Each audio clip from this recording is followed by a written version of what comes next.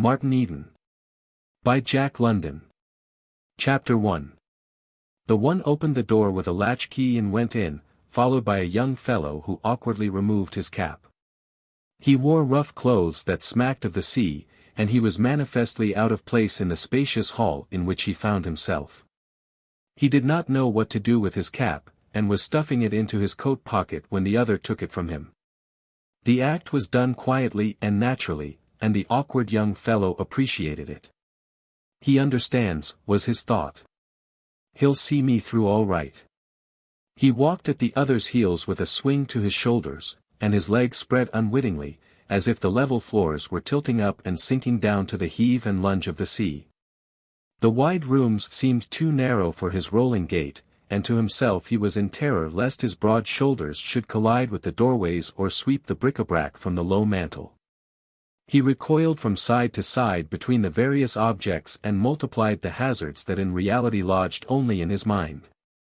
Between a grand piano and a center table piled high with books was space for half a dozen to walk abreast, yet he essayed it with trepidation. His heavy arms hung loosely at his sides.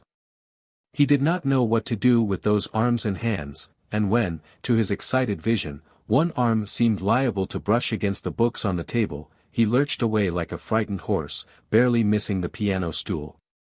He watched the easy walk of the other in front of him, and for the first time realized that his walk was different from that of other men.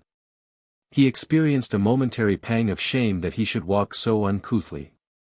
The sweat burst through the skin of his forehead in tiny beads, and he paused and mopped his bronzed face with his handkerchief. "Hold on, Arthur, my boy," he said, attempting to mask his anxiety with facetious utterance. "This is too much all at once for yours truly. Give me a chance to get my nerve. You know I didn't want to come, and I guess your family ain't hankerin' to see me neither." "That's all right," was the reassuring answer. "You mustn't be frightened at us. We're just homely people. Hello, there's a letter for me."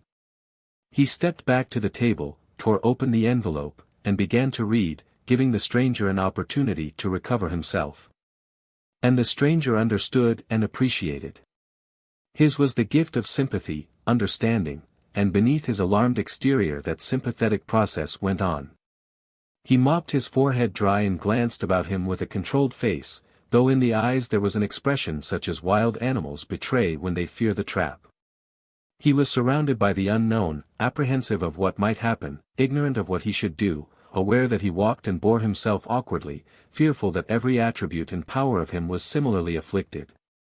He was keenly sensitive, hopelessly self-conscious, and the amused glance that the other stole privily at him over the top of the letter burned into him like a dagger thrust.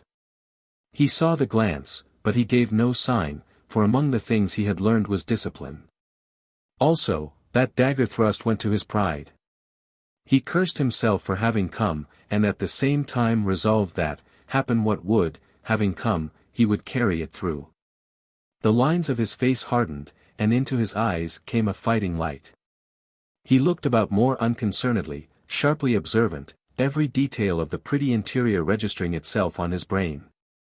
His eyes were wide apart, nothing in their field of vision escaped.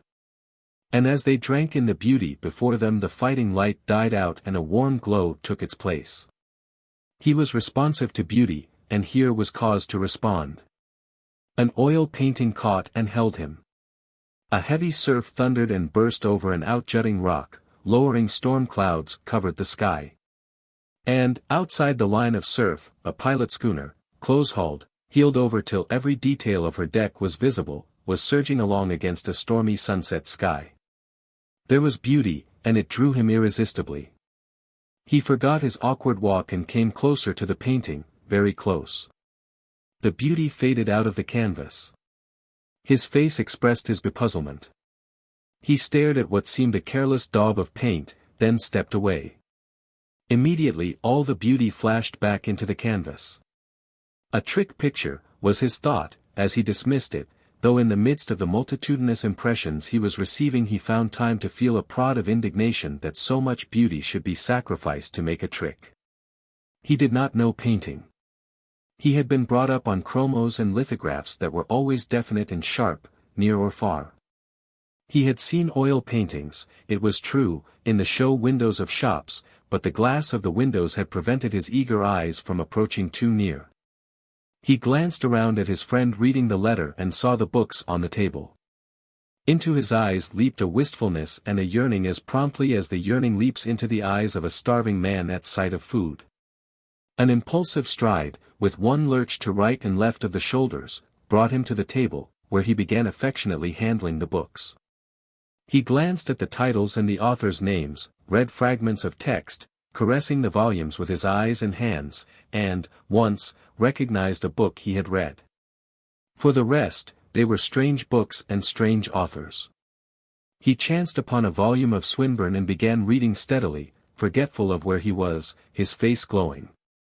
Twice he closed the book on his forefinger to look at the name of the author. Swinburne. He would remember that name. That fellow had eyes, and he had certainly seen color and flashing light. But who was Swinburne? Was he dead 100 years or so, like most of the poets? Or was he alive still, and writing? He turned to the title page. Yes, he had written other books. Well, he would go to the free library the first thing in the morning and try to get hold of some of Swinburne's stuff. He went back to the text and lost himself. He did not notice that a young woman had entered the room. The first he knew was when he heard Arthur's voice saying, "Ruth, this is Mr. Eden." The book was closed on his forefinger, and before he turned he was thrilling to the first new impression, which was not of the girl, but of her brother's words. Under that muscled body of his he was a mass of quivering sensibilities. At the slightest impact of the outside world upon his consciousness, his thoughts, sympathies, and emotions leapt and played like lambent flame. He was extraordinarily receptive and responsive, while his imagination, pitched high, was ever at work establishing relations of likeness and difference. Mr. Eden was what he had thrilled to, he who had been called Eden, or Martin Eden, or just Martin, all his life. And Mr. It was certainly going some, was his internal comment. His mind seemed to turn, on the instant, into a vast camera obscura, and he saw arrayed around his consciousness endless pictures from his life, of stokeholes and forecastles, camps and beaches, jails and boozing kens. Fever hospitals and slum streets, wherein the thread of association was the fashion in which he had been addressed in those various situations. And then he turned and saw the girl. The phantasmagoria of his brain vanished at sight of her. She was a pale, ethereal creature, with wide, spiritual blue eyes and a wealth of golden hair.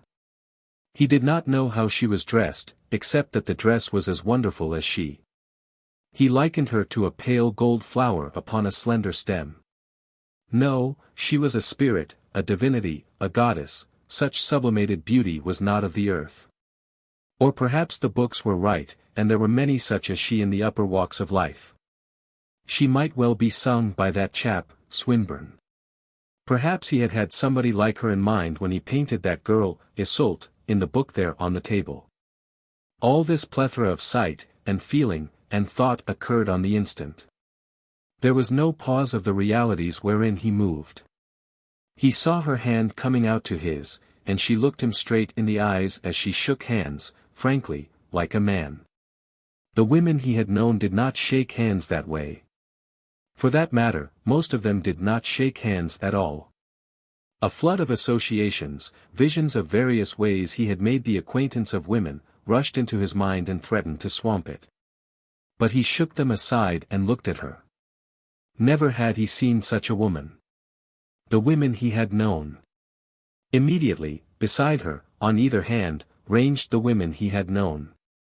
For an eternal second he stood in the midst of a portrait gallery, wherein she occupied the central place, while about her were limned many women, all to be weighed and measured by a fleeting glance, herself the unit of weight and measure.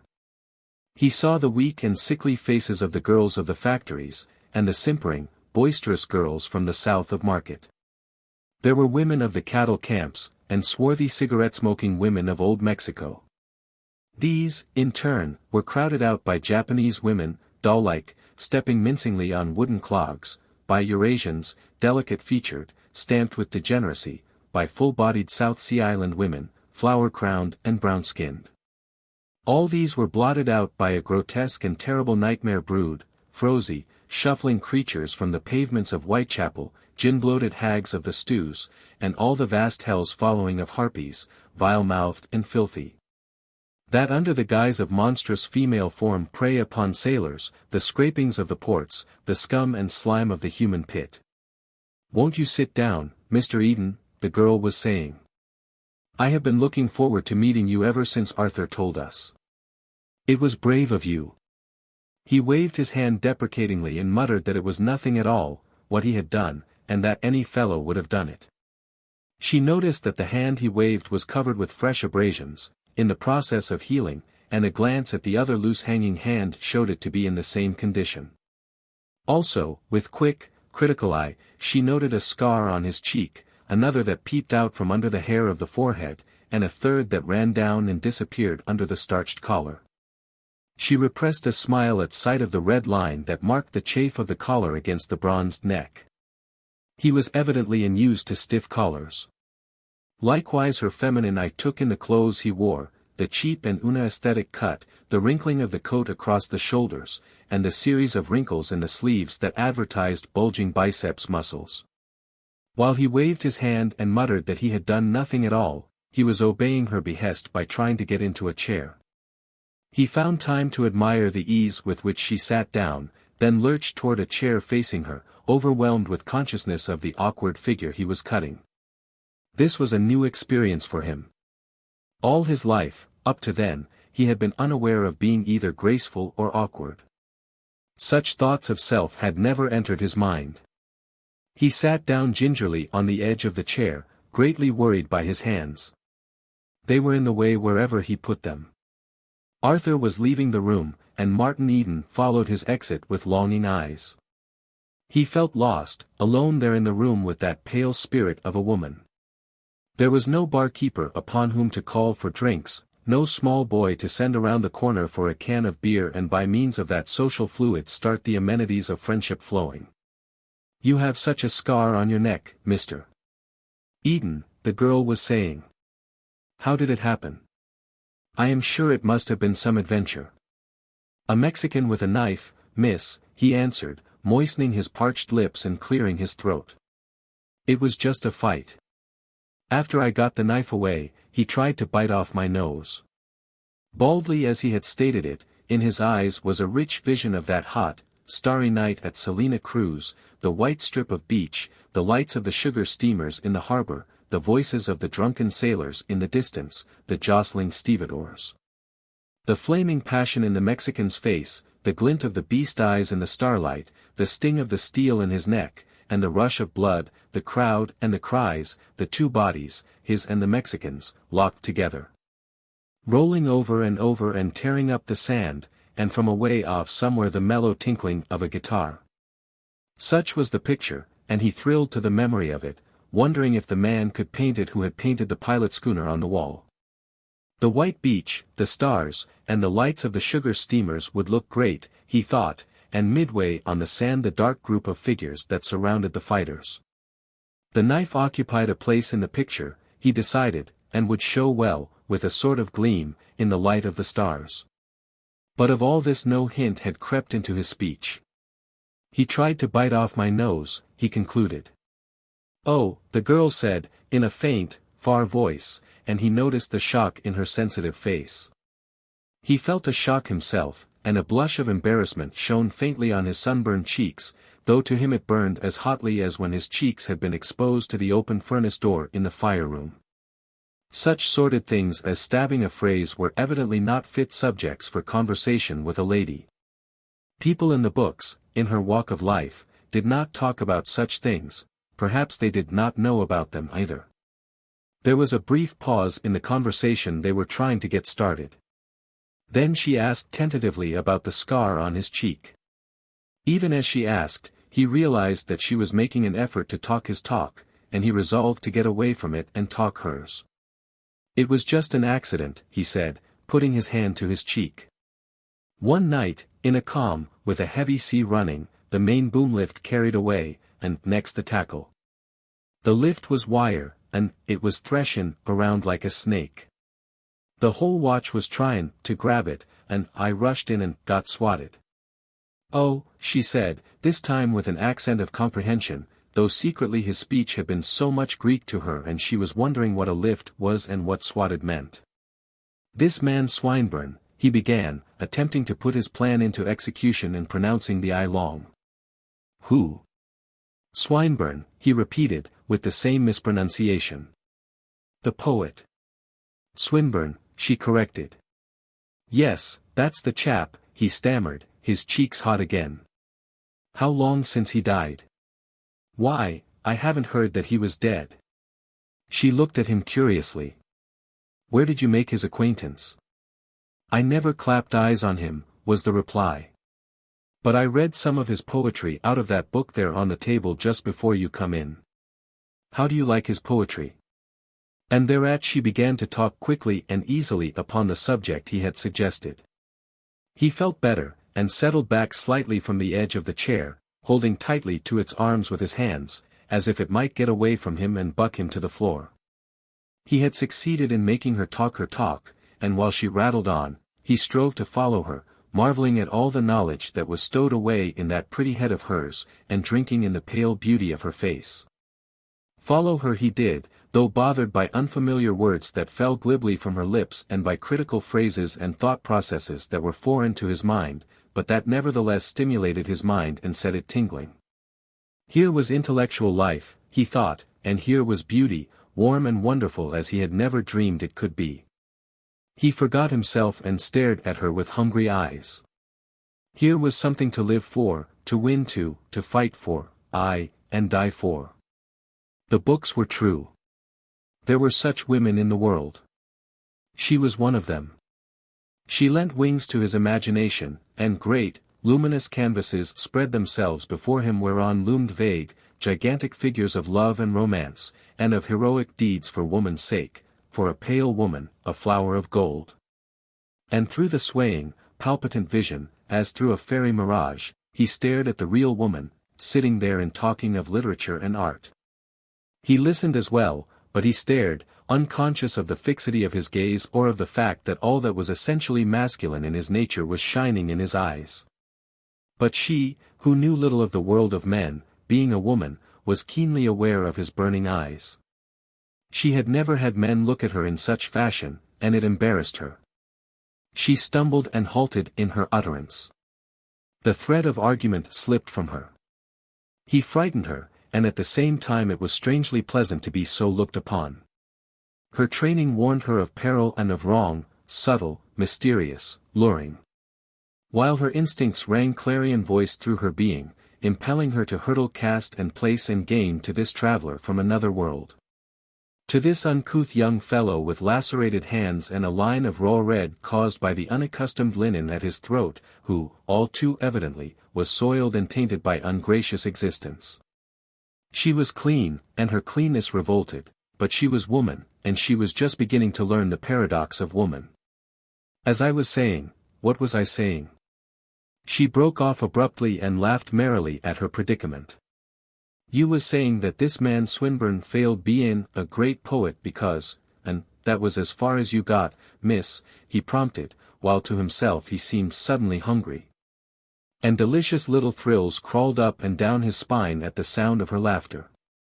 Like silver, he thought to himself, like tinkling silver bells. And on the instant, and for an instant, he was transported to a far land, where under pink cherry blossoms, he smoked a cigarette and listened to the bells of the peaked pagoda calling Strasandal devotees to worship. Yes, thank you, she said. Swinburne fails, when all is said, because he is, well, indelicate. There are many of his poems that should never be read. Every line of the really great poets is filled with beautiful truth, and calls to all that is high and noble in the human. Not a line of the great poets can be spared without impoverishing the world by that much. I thought it was great, he said hesitatingly, the little I read. I had no idea he was such a scoundrel. I guess that crops out in his other books. There are many lines that could be spared from the book you were reading, she said, her voice primly firm and dogmatic. I must, Missed M, he announced. What I read was the real goods. It was all lighted up and shining, and it shone right into me and lighted me up inside, like the sun or a searchlight. That's the way it landed on me, but I guess I ain't up much on poetry, miss. He broke off lamely. He was confused, painfully conscious of his inarticulateness. He had felt the bigness and glow of life in what he had read, but his speech was inadequate. He could not express what he felt, and to himself he likened himself to a sailor, in a strange ship, on a dark night, groping about in the unfamiliar running rigging. Well, he decided, it was up to him to get acquainted in this new world. He had never seen anything that he couldn't get the hang of when he wanted to, and it was about time for him to want to learn to talk the things that were inside of him so that she could understand. She was bulking large on his horizon. Now Longfellow, she was saying. Yes, I've read M, he broke in impulsively, spurred on to exhibit and make the most of his little store of book knowledge, desirous of showing her that he was not wholly a stupid clod. The Psalm of Life, Excelsior, and I guess that's all. She nodded her head and smiled, and he felt, somehow, that her smile was tolerant, pitifully tolerant. He was a fool to attempt to make a pretense that way. That Longfellow chap most likely had written countless books of poetry. Excuse me, miss, for buttin' in that way. I guess the real facts is that I don't know nothin' much about such things. It ain't in my class. But I'm goin' to make it in my class. It sounded like a threat. His voice was determined, his eyes were flashing, the lines of his face had grown harsh. And to her it seemed that the angle of his jaw had changed. Its pitch had become unpleasantly aggressive. At the same time a wave of intense virility seemed to surge out from him and impinge upon her. I think you could make it in your class, she finished with a laugh. You are very strong. Her gaze rested for a moment on the muscular neck, heavy-corded, almost bow-like, bronzed by the sun, spilling over with rugged health and strength. And though he sat there, blushing and humble, again she felt drawn to him. She was surprised by a wanton thought that rushed into her mind. It seemed to her that if she could lay her two hands upon that neck that all its strength and vigor would flow out to her. She was shocked by this thought. It seemed to reveal to her an undreamed depravity in her nature. Besides, strength to her was a gross and brutish thing. Her ideal of masculine beauty had always been slender gracefulness. Yet the thought still persisted. It bewildered her that she should desire to place her hands on that sunburned neck. In truth, she was far from robust, and the need of her body and mind was for strength. But she did not know it. She knew only that no man had ever affected her before as this one had, who shocked her from moment to moment with his awful grammar. Yes, I ain't no invalid, he said. When it comes down to hard pan, I can digest scrap iron. But just now I've got dyspepsia. Most of what you was sayin' I can't digest. Never trained that way, you see. I like books and poetry, and what time I've read M, but I've never thought about M the way you have. That's why I can't talk about M. I'm like a navigator adrift on a strange sea without chart or compass. Now I want to get my bearings. Meb, you can put me right. How did you learn all this you've been talkin'? By going to school, I fancy, and by studying, she answered. I went to school when I was a kid, he began to object. Yes, but I mean high school, and lectures, and the university. You've gone to the university, he demanded in frank amazement. He felt that she had become remoter from him by at least 1,000,000 miles. I'm going there now. I'm taking special courses in English. He did not know what English meant, but he made a mental note of that item of ignorance and passed on. How long would I have to study before I could go to the university, he asked. She beamed encouragement upon his desire for knowledge, and said, that depends upon how much studying you have already done. You have never attended high school? Of course not.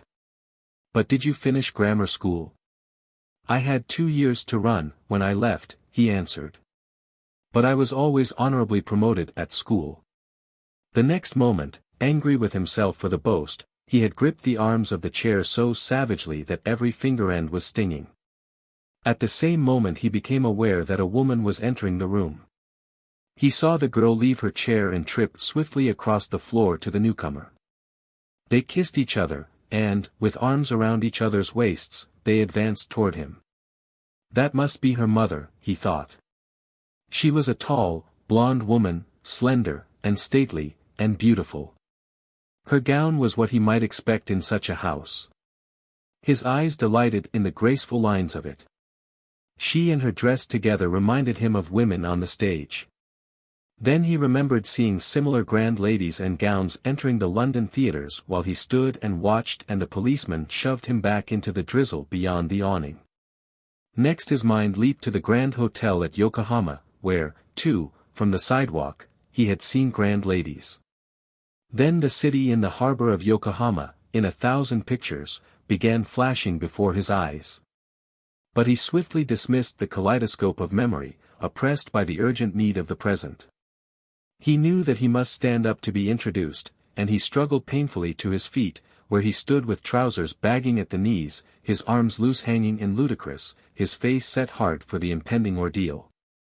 Chapter 2. The process of getting into the dining room was a nightmare to him. Between halts and stumbles, jerks and lurches, locomotion had at times seemed impossible. But at last he had made it, and was seated alongside of her. The array of knives and forks frightened him. They bristled with unknown perils, and he gazed at them, fascinated, till their dazzle became a background across which moved a succession of forecastle pictures, wherein he and his mate sat eating salt beef with sheath knives and fingers. Or scooping thick pea soup out of pannikins by means of battered iron spoons. The stench of bad beef was in his nostrils, while in his ears, to the accompaniment of creaking timbers and groaning bulkheads, echoed the loud mouth noises of the eaters. He watched them eating, and decided that they ate like pigs. Well, he would be careful here. He would make no noise. He would keep his mind upon it all the time. He glanced around the table. Opposite him was Arthur, and Arthur's brother, Norman.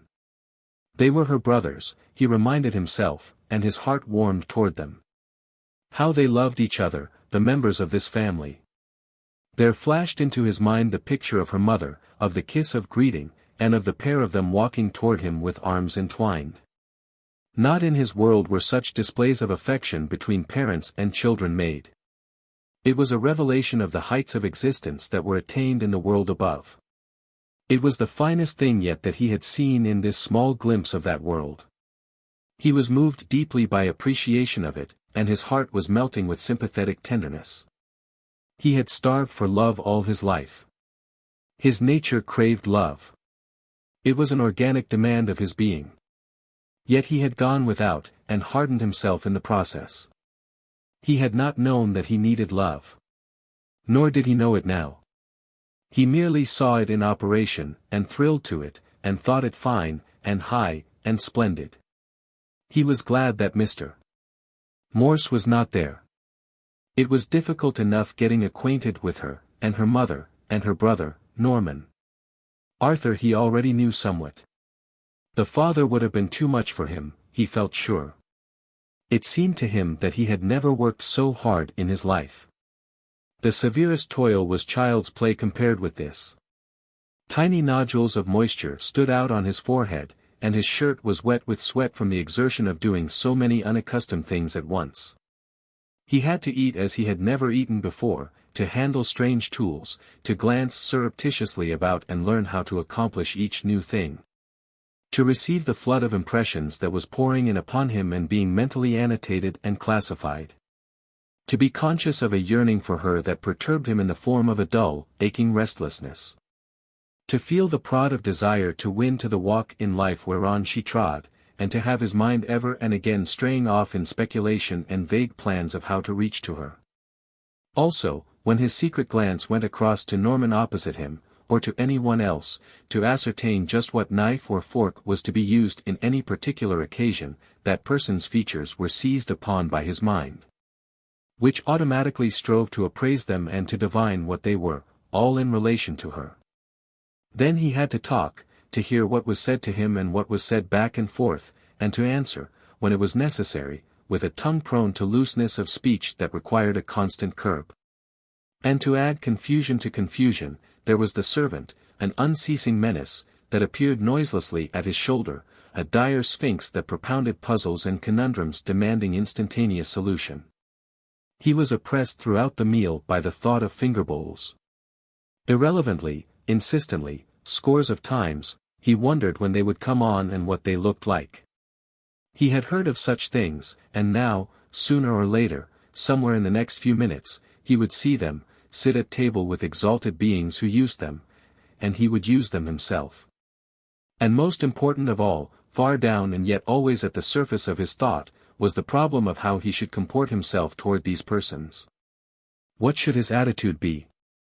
He wrestled continually and anxiously with the problem. There were cowardly suggestions that he should make believe, assume a part. And there were still more cowardly suggestions that warned him he would fail in such course, that his nature was not fitted to live up to it, and that he would make a fool of himself. It was during the first part of the dinner, struggling to decide upon his attitude, that he was very quiet. He did not know that his quietness was giving the lie to Arthur's words of the day before, when that brother of hers had announced that he was going to bring a wild man home to dinner and for them not to be alarmed. Because they would find him an interesting wild man. Martin Eden could not have found it in him, just then, to believe that her brother could be guilty of such treachery, especially when he had been the means of getting this particular brother out of an unpleasant row. So he sat at table, perturbed by his own unfitness and at the same time charmed by all that went on about him. For the first time he realized that eating was something more than a utilitarian function. He was unaware of what he ate. It was merely food. He was feasting his love of beauty at this table where eating was an aesthetic function. It was an intellectual function, too. His mind was stirred. He heard words spoken that were meaningless to him, and other words that he had seen only in books and that no man or woman he had known was of large enough mental caliber to pronounce. When he heard such words dropping carelessly from the lips of the members of this marvelous family, her family, he thrilled with delight.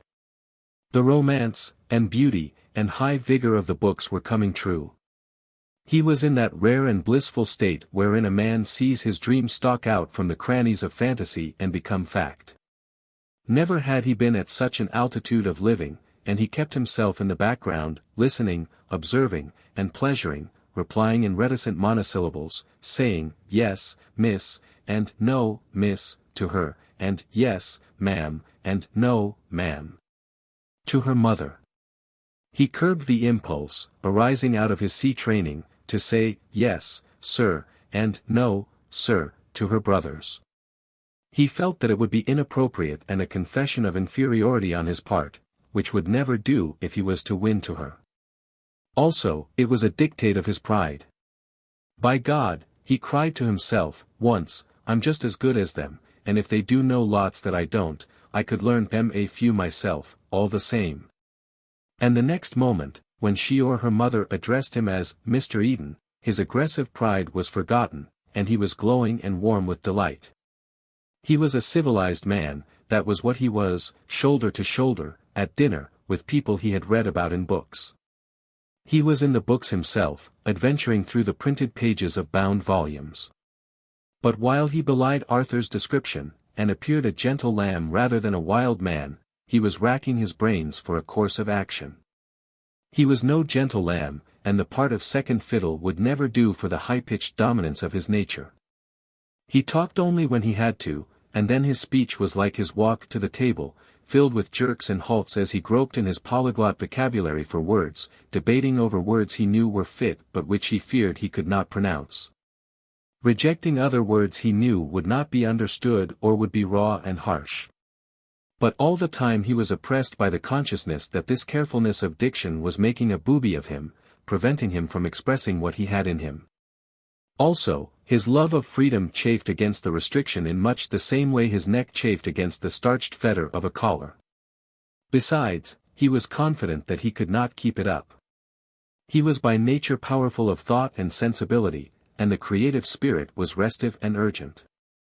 He was swiftly mastered by the concept or sensation in him that struggled in birth throes to receive expression and form, and then he forgot himself and where he was, and the old words, the tools of speech he knew, slipped out. Once, he declined something from the servant who interrupted and pestered at his shoulder, and he said, shortly and emphatically, "Pow." On the instant those at the table were keyed up and expectant, the servant was smugly pleased, and he was wallowing in mortification. But he recovered himself quickly. "It's the Kanaka for finish," he explained, "and it just come out naturally. It's spelt Pu."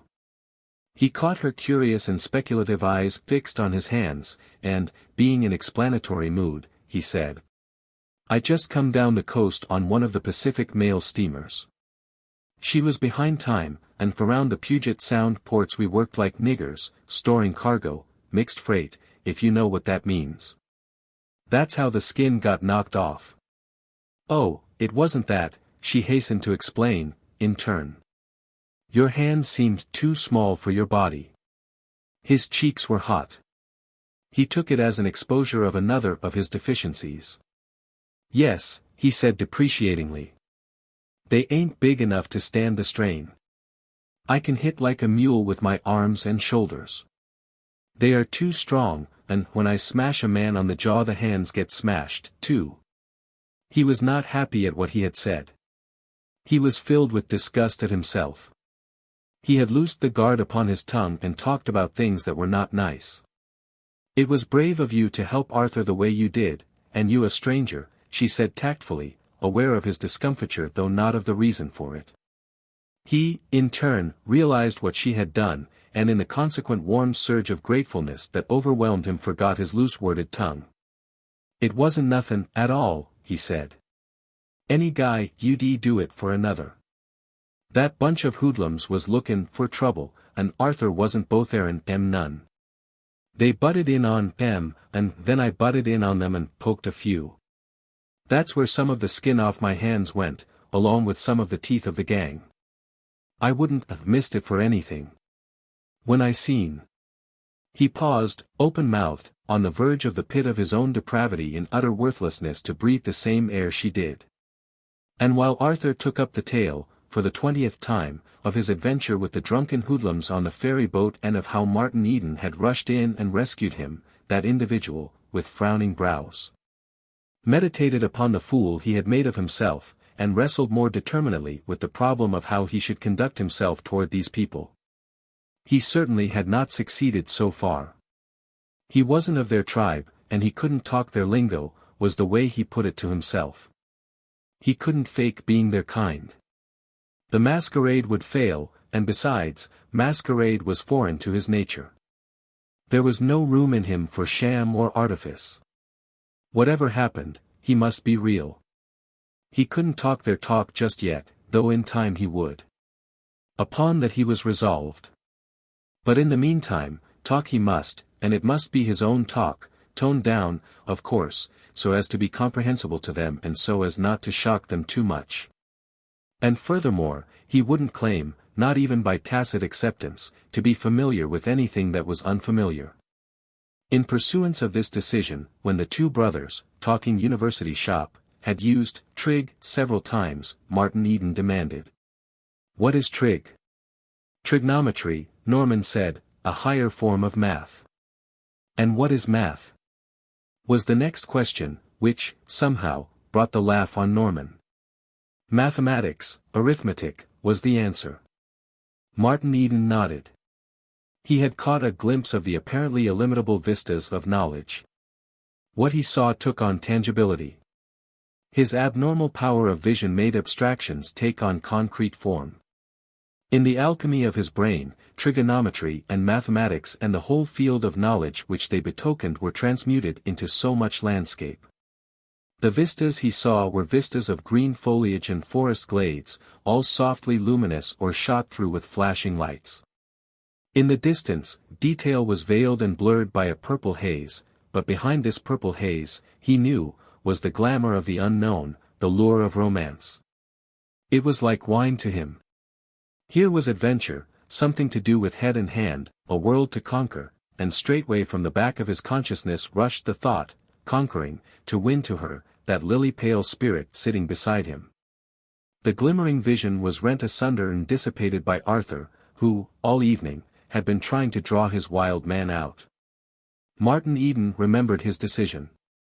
For the first time he became himself, consciously and deliberately at first, but soon lost in the joy of creating and making life as he knew it appear before his listeners' eyes.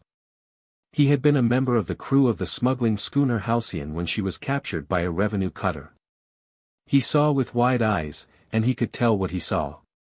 He brought the pulsing sea before them, and the men and the ships upon the sea. He communicated his power of vision, till they saw with his eyes what he had seen. He selected from the vast mass of detail with an artist's touch, drawing pictures of life that glowed and burned with light and color, injecting movement so that his listeners surged along with him on the flood of rough eloquence, enthusiasm, and power. At times he shocked them with the vividness of the narrative and his terms of speech, but beauty always followed fast upon the heels of violence, and tragedy was relieved by humor. By interpretations of the strange twists and quirks of sailors' minds. And while he talked, the girl looked at him with startled eyes. His fire warmed her. She wondered if she had been cold all her days.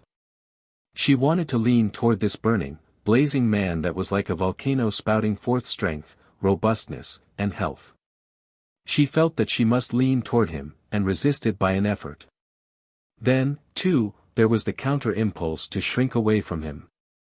She was repelled by those lacerated hands, grimed by toil so that the very dirt of life was ingrained in the flesh itself, by that red chafe of the collar and those bulging muscles. His roughness frightened her, each roughness of speech was an insult to her ear, each rough phase of his life an insult to her soul. And ever and again would come the draw of him, till she thought he must be evil to have such power over her. All that was most firmly established in her mind was rocking. His romance and adventure were battering at the conventions.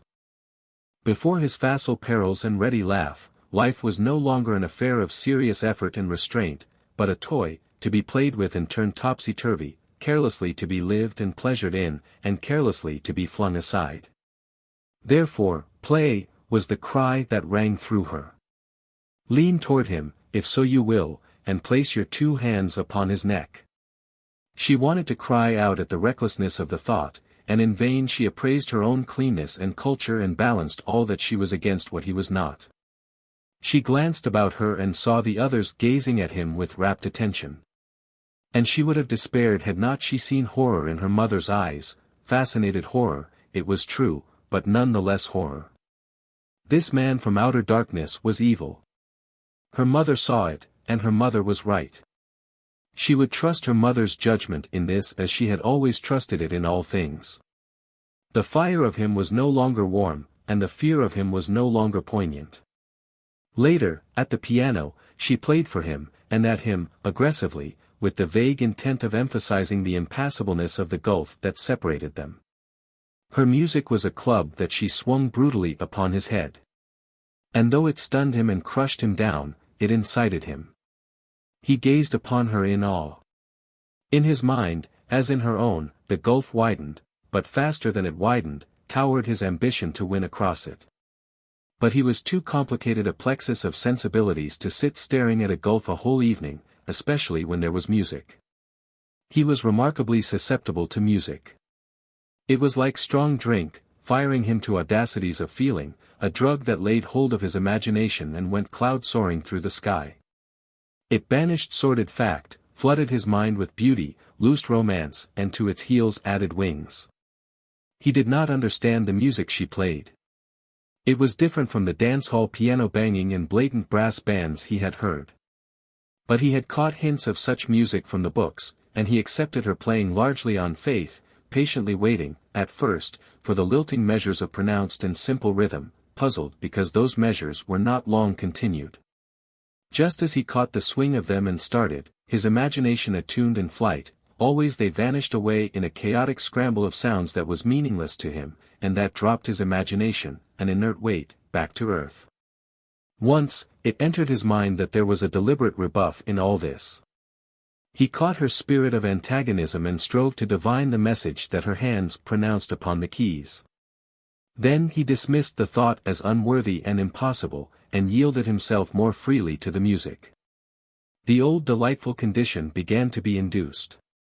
His feet were no longer clay, and his flesh became spirit. Before his eyes and behind his eyes shone a great glory, and then the scene before him vanished and he was away, rocking over the world that was to him a very dear world.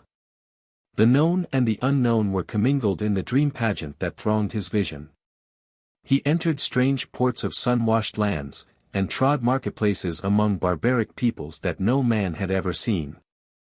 The scent of the Spice Islands was in his nostrils as he had known it on warm, breathless nights at sea, or he beat up against the southeast trades through long tropic days.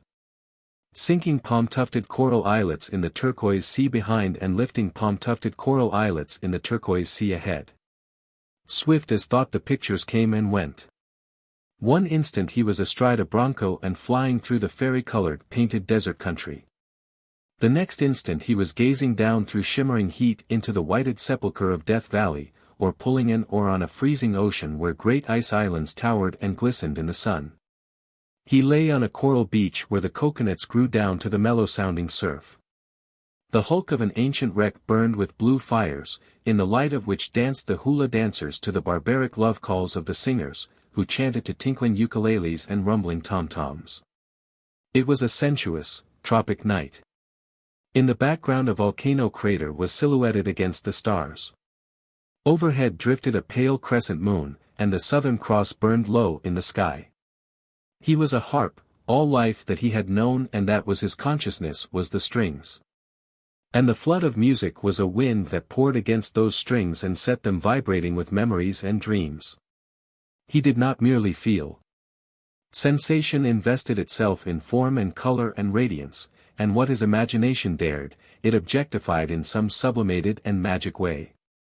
Past, present, and future mingled.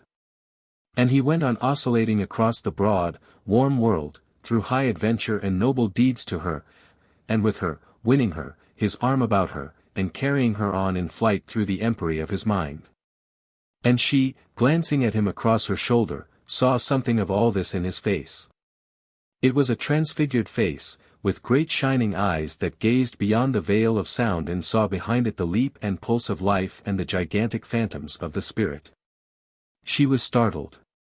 The raw, stumbling lout was gone.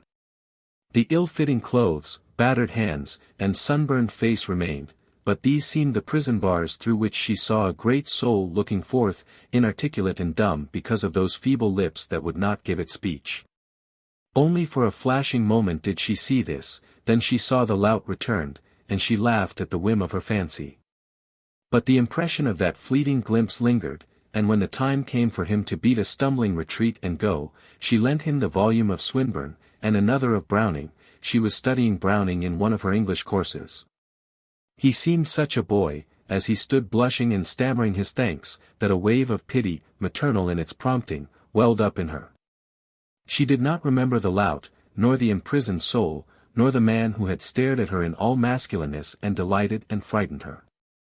She saw before her only a boy, who was shaking her hand with a hand so calloused that it felt like a nutmeg grater and rasped her skin, and who was saying jerkily, "The greatest time of my life. You see, I ain't used to things." He looked about him helplessly. "To people and houses like this. It's all new to me, and I like it. I hope you'll call again," she said, as he was saying good night to her brothers. He pulled on his cap, lurched desperately through the doorway, and was gone. "Well, what do you think of him?" Arthur demanded. "He is most interesting, a whiff of ozone," she answered. "How old is he?" 20, almost 21. "I asked him this afternoon. I didn't think he was that young." "And I am 3 years older," was the thought in her mind as she kissed her brothers good night. Chapter 3. As Martin Eden went down the steps, his hand dropped into his coat pocket. It came out with a brown rice paper and a pinch of Mexican tobacco, which were deftly rolled together into a cigarette. He drew the first whiff of smoke deep into his lungs and expelled it in a long and lingering exhalation. "By God!" he said aloud, in a voice of awe and wonder. "By God!" he repeated. And yet again he murmured, "By God!" Then his hand went to his collar, which he ripped out of the shirt and stuffed into his pocket. A cold drizzle was falling, but he bared his head to it and unbuttoned his vest, swinging along in splendid unconcern. He was only dimly aware that it was raining. He was in an ecstasy, dreaming dreams and reconstructing the scenes just past. He had met the woman at last, the woman that he had thought little about, not being given to thinking about women, but whom he had expected, in a remote way, he would sometime meet. He had sat next to her at table. He had felt her hand in his, he had looked into her eyes and caught a vision of a beautiful spirit, but no more beautiful than the eyes through which it shone, nor than the flesh that gave it expression and form. He did not think of her flesh as flesh, which was new to him, for of the women he had known that was the only way he thought. Her flesh was somehow different. He did not conceive of her body as a body, subject to the ills and frailties of bodies. Her body was more than the garb of her spirit. It was an emanation of her spirit, a pure and gracious crystallization of her divine essence. This feeling of the divine startled him. It shocked him from his dreams to sober thought. No word, no clue, no hint, of the divine had ever reached him before. He had never believed in the divine. He had always been irreligious, scoffing good-naturedly at the sky pilots and their immortality of the soul. There was no life beyond, he had contended, it was here and now, then darkness everlasting. But what he had seen in her eyes was soul, immortal soul that could never die. No man he had known, nor any woman, had given him the message of immortality. But she had. She had whispered it to him the first moment she looked at him. Her face shimmered before his eyes as he walked along, pale and serious, sweet and sensitive, smiling with pity and tenderness as only a spirit could smile, and pure as he had never dreamed purity could be. Her purity smote him like a blow. It startled him. He had known good and bad, but purity, as an attribute of existence, had never entered his mind. And now, in her, he conceived purity to be the superlative of goodness and of cleanness, the sum of which constituted eternal life. And promptly urged his ambition to grasp at eternal life. He was not fit to carry water for her, he knew that. It was a miracle of luck and a fantastic stroke that had enabled him to see her and be with her and talk with her that night. It was accidental. There was no merit in it. He did not deserve such fortune. His mood was essentially religious. He was humble and meek, filled with self-disparagement and abasement. In such frame of mind sinners come to the penitent form. He was convicted of sin. But as the meek and lowly at the penitent form catch splendid glimpses of their future lordly existence, so did he catch similar glimpses of the state he would gain by possessing her. But this possession of her was dim and nebulous and totally different from possession as he had known it. Ambition soared on mad wings, and he saw himself climbing the heights with her, sharing thoughts with her, pleasuring in beautiful and noble things with her. It was a sole possession he dreamed, refined beyond any grossness, a free comradeship of spirit that he could not put into definite thought. He did not think it. For that matter, he did not think at all. Sensation usurped reason, and he was quivering and palpitant with emotions he had never known, drifting deliciously on a sea of sensibility where feeling itself was exalted and spiritualized and carried beyond the summits of life. He staggered along like a drunken man, murmuring fervently aloud, "By God! By God!" A policeman on a street corner eyed him suspiciously, then noted his sailor roll. "Where did you get it?" the policeman demanded. Martin Eden came back to earth. His was a fluid organism, swiftly adjustable, capable of flowing into and filling all sorts of nooks and crannies. With the policeman's hail he was immediately his ordinary self, grasping the situation clearly. "It's a beaut, ain't it?" He laughed back. "I didn't know I was talkin' out loud."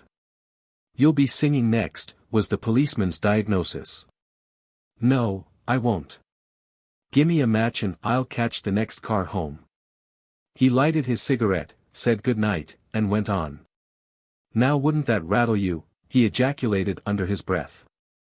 That copper thought I was drunk. He smiled to himself and meditated. I guess I was, he added, but I didn't think a woman's face'd do it. He caught a Telegraph Avenue car that was going to Berkeley. It was crowded with youths and young men who were singing songs and ever and again barking out college yells. He studied them curiously. They were university boys. They went to the same university that she did, were in her class socially, could know her, could see her every day if they wanted to. He wondered that they did not want to, that they had been out having a good time instead of being with her that evening, talking with her, sitting around her in a worshipful and adoring circle. His thoughts wandered on. He noticed one with narrow-slitted eyes and a loose-lipped mouth. That fellow was vicious, he decided. On shipboard he would be a sneak, a winner, a tattler. He, Martin Eden, was a better man than that fellow. The thought cheered him. It seemed to draw him nearer to her. He began comparing himself with the students. He grew conscious of the muscled mechanism of his body and felt confident that he was physically their master. But their heads were filled with knowledge that enabled them to talk her talk. The thought depressed him. But what was a brain for? He demanded passionately. What they had done, he could do. They had been studying about life from the books while he had been busy living life. His brain was just as full of knowledge as theirs, though it was a different kind of knowledge. How many of them could tie a lanyard knot, or take a wheel or a lookout? His life spread out before him in a series of pictures of danger and daring, hardship and toil. He remembered his failures and scrapes in the process of learning. He was that much to the good, anyway. Later on they would have to begin living life and going through the mill as he had gone. Very well. While they were busy with that, he could be learning the other side of life from the books. As the car crossed the zone of scattered dwellings that separated Oakland from Berkeley, he kept a lookout for a familiar, two-story building along the front of which ran the proud sign, Higginbotham's Cash Store. Martin Eden got off at this corner. He stared up for a moment at the sign. It carried a message to him beyond its mere wording. A personality of smallness and egotism and petty underhandedness seemed to emanate from the letters themselves. Bernard Higginbotham had married his sister, and he knew him well. He let himself in with a latchkey and climbed the stairs to the second floor. Here lived his brother-in-law. The grocery was below. There was a smell of stale vegetables in the air. As he groped his way across the hall he stumbled over a toy cart, left there by one of his numerous nephews and nieces, and brought up against a door with a resounding bang. The pincher, was his thought. Too miserly to burn 2 cents worth of gas and save his boarders' necks. He fumbled for the knob and entered a lighted room, where sat his sister and Bernard Higginbotham. She was patching a pair of his trousers, while his lean body was distributed over 2 chairs, his feet dangling in dilapidated carpet slippers over the edge of the second chair. He glanced across the top of the paper he was reading, showing a pair of dark, insincere, sharp-staring eyes. Martin Eden never looked at him without experiencing a sense of repulsion. What his sister had seen in the man was beyond him. The other affected him as so much vermin, and always aroused in him an impulse to crush him under his foot. "Some day I'll beat the face off of him," was the way he often consoled himself for enduring the man's existence. The eyes, weasel-like and cruel, were looking at him complainingly. "Well," Martin demanded. "Out with it." "I had that door painted only last week," Mr. Higginbotham half whined, half bullied, "and you know what union wages are. You should be more careful." Martin had intended to reply, but he was struck by the hopelessness of it. He gazed across the monstrous sordidness of soul to a chromo on the wall. It surprised him. He had always liked it, but it seemed that now he was seeing it for the first time. It was cheap, that was what it was, like everything else in this house. His mind went back to the house he had just left, and he saw, first, the paintings, and next, her, looking at him with melting sweetness as she shook his hand at leaving. He forgot where he was and Bernard Higginbotham's existence, till that gentleman demanded, "Seen a ghost?" Martin came back and looked at the beady eyes, sneering, truculent, cowardly, and there leaped into his vision, as on a screen, the same eyes when their owner was making a sale in the store below, subservient eyes, smug, and oily, and flattering. "Yes," Martin answered. "I seen a ghost. Good night." "Good night, Gertrude." He started to leave the room, tripping over a loose seam in the slatternly carpet. "Don't bang the door," Mr. Higginbotham cautioned him. He felt the blood crawl in his veins, but controlled himself and closed the door softly behind him. Mr. Higginbotham looked at his wife exultantly. "He's been drinkin'," he proclaimed in a hoarse whisper. "I told you he would." She nodded her head resignedly. His eyes was pretty shiny, she confessed, and he didn't have no collar, though he went away with one. But meb he didn't have more'n a couple of glasses. He couldn't stand up straight, asserted her husband. "I watched him. He couldn't walk across the floor without stumbling. You heard yourself almost fall down in the hall." "I think it was over Alice's cart," she said. "He couldn't see it in the dark." "Mr. Higginbotham's voice and wrath began to rise. All day he effaced himself in the store, reserving for the evening, with his family, the privilege of being himself. "I tell you that precious brother of yours was drunk." His voice was cold, sharp, and final, his lips stamping the enunciation of each word like the die of a machine. His wife sighed and remained silent. She was a large, stout woman, always dressed slatternly and always tired from the burdens of her flesh, her work, and her husband. "He's got it in him, I tell you, from his father," Mr. Higginbotham went on accusingly. "And he'll croak in the gutter the same way. You know that." She nodded, sighed, and went on stitching. They were agreed that Martin had come home drunk. They did not have it in their souls to know beauty, or they would have known that those shining eyes and that glowing face betokened youth's first vision of love. "Set a fine example to the children, Mr. Higginbotham snorted, suddenly, in the silence for which his wife was responsible and which he resented. Sometimes he almost wished she would oppose him more. "If he does it again, he's got to get out. Understand? I won't put up with his shenanigan, debauching innocent children with his boozing." Mr. Higginbotham liked the word, which was a new one in his vocabulary, recently gleaned from a newspaper column. "That's what it is, debauchin', there ain't no other name for it." Still his wife sighed, shook her head sorrowfully, and stitched on. Mr. Higginbotham resumed the newspaper. "Has he paid last week's board?" he shot across the top of the newspaper. She nodded, then added, "He still has some money. When is he goin' to sea again?" "When his payday's spent, I guess," she answered. "He was over to San Francisco yesterday looking for a ship. But he's got money, yet, and he's particular about the kind of ship he signs for. It's not for a deck swab like him to put on airs," Mr. Higginbotham snorted. "Particular. Him. He said something about a schooner that's gettin' ready to go off to some outlandish place to look for buried treasure, that he'd sail on her if his money held out. If he only wanted to steady down, I'd give him a job drivin' the wagon," her husband said, but with no trace of benevolence in his voice. "Tom's quit." His wife looked alarm and interrogation. "Quit tonight. Is goin' to work for Carruthers. They paid more'n I could afford.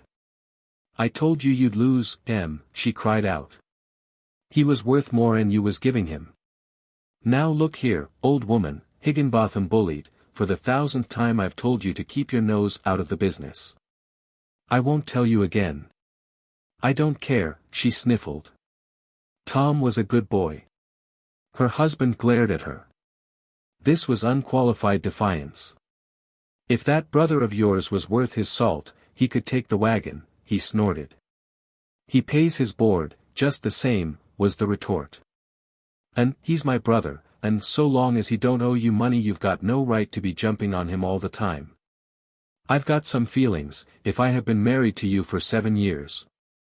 Did you tell you'd charge him for gas if he goes on reading in bed? He demanded. Mrs. Higginbotham made no reply. Her revolt faded away, her spirit wilting down into her tired flesh. Her husband was triumphant. He had her. His eyes snapped vindictively, while his ears joyed in the sniffles she emitted. He extracted great happiness from squelching her, and she squelched easily these days, though it had been different in the first years of their married life, before the brood of children and his incessant nagging had sapped her energy. Well, you tell tomorrow, that's all, he said. And I just want to tell you, before I forget it, that you'd better send for Marion tomorrow to take care of the children. With Tom quit, I'll have to be out on the wagon, and you can make up your mind to it to be down below waitin' on the counter. But tomorrow's wash day, she objected weakly.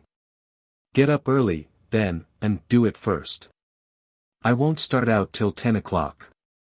He crinkled the paper viciously and resumed his reading. Chapter 4. Martin Eden, with blood still crawling from contact with his brother-in-law, felt his way along the unlighted back hall and entered his room, a tiny cubbyhole with space for a bed, a washstand, and one chair. Mr. Higginbotham was too thrifty to keep a servant when his wife could do the work. Besides, the servants' room enabled them to take in 2 boarders instead of 1. Martin placed the Swinburne and Browning on the chair, took off his coat, and sat down on the bed. A screeching of asthmatic springs greeted the weight of his body, but he did not notice them. He started to take off his shoes, but fell to staring at the white plaster wall opposite him, broken by long streaks of dirty brown where rain had leaked through the roof.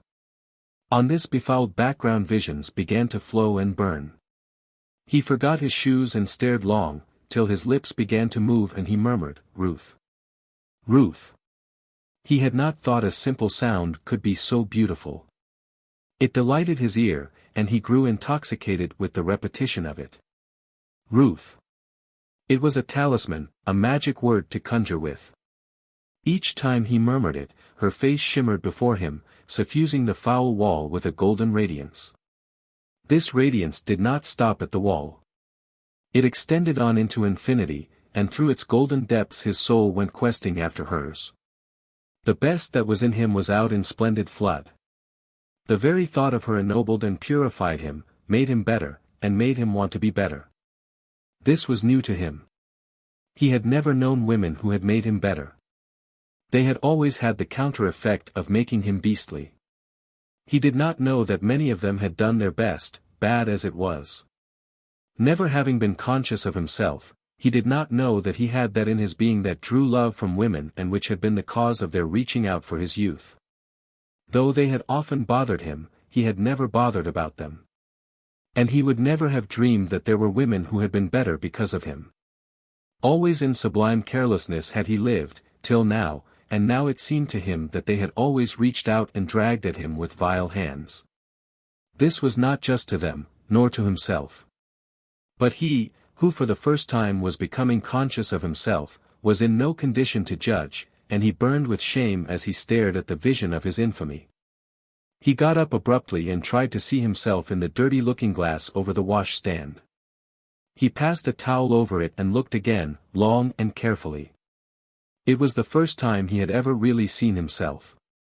His eyes were made for seeing, but up to that moment they had been filled with the ever-changing panorama of the world, at which he had been too busy gazing, ever to gaze at himself. He saw the head and face of a young fellow of 20, but, being unused to such appraisement, he did not know how to value it. Above a square-domed forehead he saw a mop of brown hair, nut-brown, with a wave to it and hints of curls that were a delight to any woman, making hands tingle to stroke it and fingers tingle to pass caresses through it. But he passed it by as without merit, in her eyes, and dwelt long and thoughtfully on the high, square forehead, striving to penetrate it and learn the quality of its content. What kind of a brain lay behind there? Was his insistent interrogation. What was it capable of? How far would it take him? Would it take him to her? He wondered if there was soul in those steel-gray eyes that were often quite blue of color and that were strong with the briny airs of the sun-washed deep. He wondered, also, how his eyes looked to her. He tried to imagine himself gazing into those eyes of his, but failed in the jugglery. He could successfully put himself inside other men's minds, but they had to be men whose ways of life he knew. He did not know her way of life. She was wonder and mystery, and how could he guess one thought of hers? Well, they were honest eyes, he concluded, and in them was neither smallness nor meanness. The brown sunburn of his face surprised him. He had not dreamed he was so black. He rolled up his shirt sleeve and compared the white underside of the arm with his face. Yes, he was a white man, after all. But the arms were sunburned, too. He twisted his arm, rolled the biceps over with his other hand, and gazed underneath where he was least touched by the sun. It was very white. He laughed at his bronzed face in the glass at the thought that it was once as white as the underside of his arm. Nor did he dream that in the world there were few pale spirits of women who could boast fairer or smoother skins than he, fairer than where he had escaped the ravages of the sun. His might have been a cherub's mouth, had not the full, sensuous lips a trick, under stress, of drawing firmly across the teeth. At times, so tightly did they draw, the mouth became stern and harsh, even ascetic. They were the lips of a fighter and of a lover. They could taste the sweetness of life with relish, and they could put the sweetness aside and command life. The chin and jaw, strong and just hinting of square aggressiveness, helped the lips to command life. Strength balanced sensuousness and had upon it a tonic effect, compelling him to love beauty that was healthy in making him vibrate to sensations that were wholesome. And between the lips were teeth that had never known nor needed the dentist's care. They were white and strong and regular, he decided, as he looked at them. But as he looked, he began to be troubled. Somewhere, stored away in the recesses of his mind and vaguely remembered, was the impression that there were people who washed their teeth every day. They were the people from up above, people in her class. She must wash her teeth every day, too. What would she think if she learned that he had never washed his teeth in all the days of his life? He resolved to get a toothbrush and form the habit. He would begin at once, tomorrow. It was not by mere achievement that he could hope to win to her. He must make a personal reform in all things, even to toothwashing and neck gear, though a starched collar affected him as a renunciation of freedom. He held up his hand, rubbing the ball of the thumb over the calloused palm and gazing at the dirt that was ingrained in the flesh itself and which no brush could scrub away. How different was her palm! He thrilled deliciously at the remembrance. Like a rose petal, he thought, cool and soft as a snowflake. He had never thought that a mere woman's hand could be so sweetly soft. He caught himself imagining the wonder of a caress from such a hand, and flushed guiltily. It was too gross a thought for her. In ways it seemed to impugn her high spirituality. She was a pale, slender spirit, exalted far beyond the flesh, but nevertheless the softness of her palm persisted in his thoughts. He was used to the harsh callousness of factory girls and working women. Well, he knew why their hands were rough, but this hand of hers. It was soft because she had never used it to work with. The gulf yawned between her and him at the awesome thought of a person who did not have to work for a living.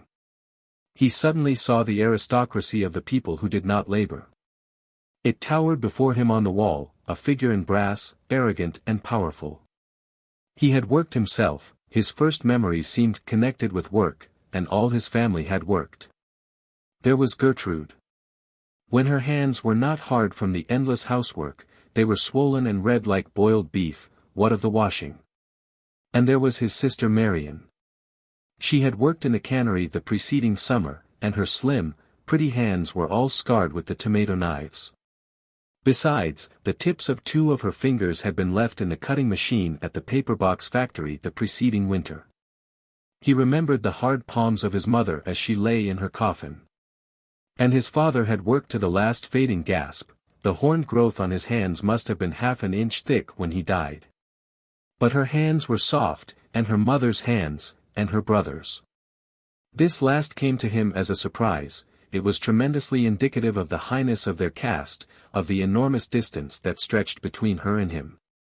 He sat back on the bed with a bitter laugh, and finished taking off his shoes. He was a fool. He had been made drunken by a woman's face and by a woman's soft, white hands. And then, suddenly, before his eyes, on the foul plaster wall appeared a vision. He stood in front of a gloomy tenement house. It was night time, in the East End of London, and before him stood Margie, a little factory girl of 15. He had seen her home after the bean feast. She lived in that gloomy tenement, a place not fit for swine. His hand was going out to hers as he said good night. She had put her lips up to be kissed, but he wasn't going to kiss her. Somehow he was afraid of her. And then her hand closed on his and pressed feverishly.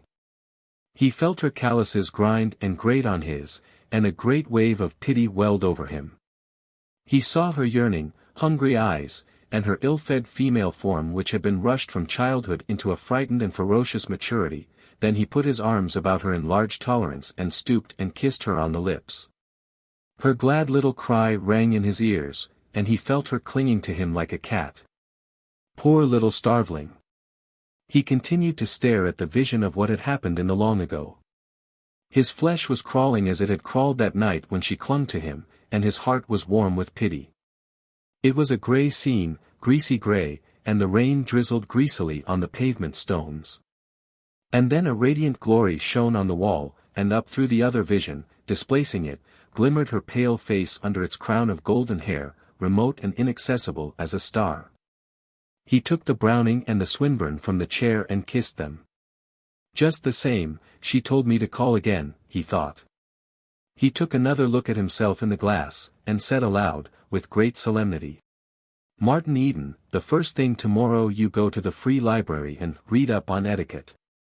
Understand? He turned off the gas, and the springs shrieked under his body. But you've got to quit cussin', Martin, old boy, you've got to quit cussin', he said aloud. Then he dozed off to sleep and to dream dreams that for madness and audacity rivaled those of poppy-eaters.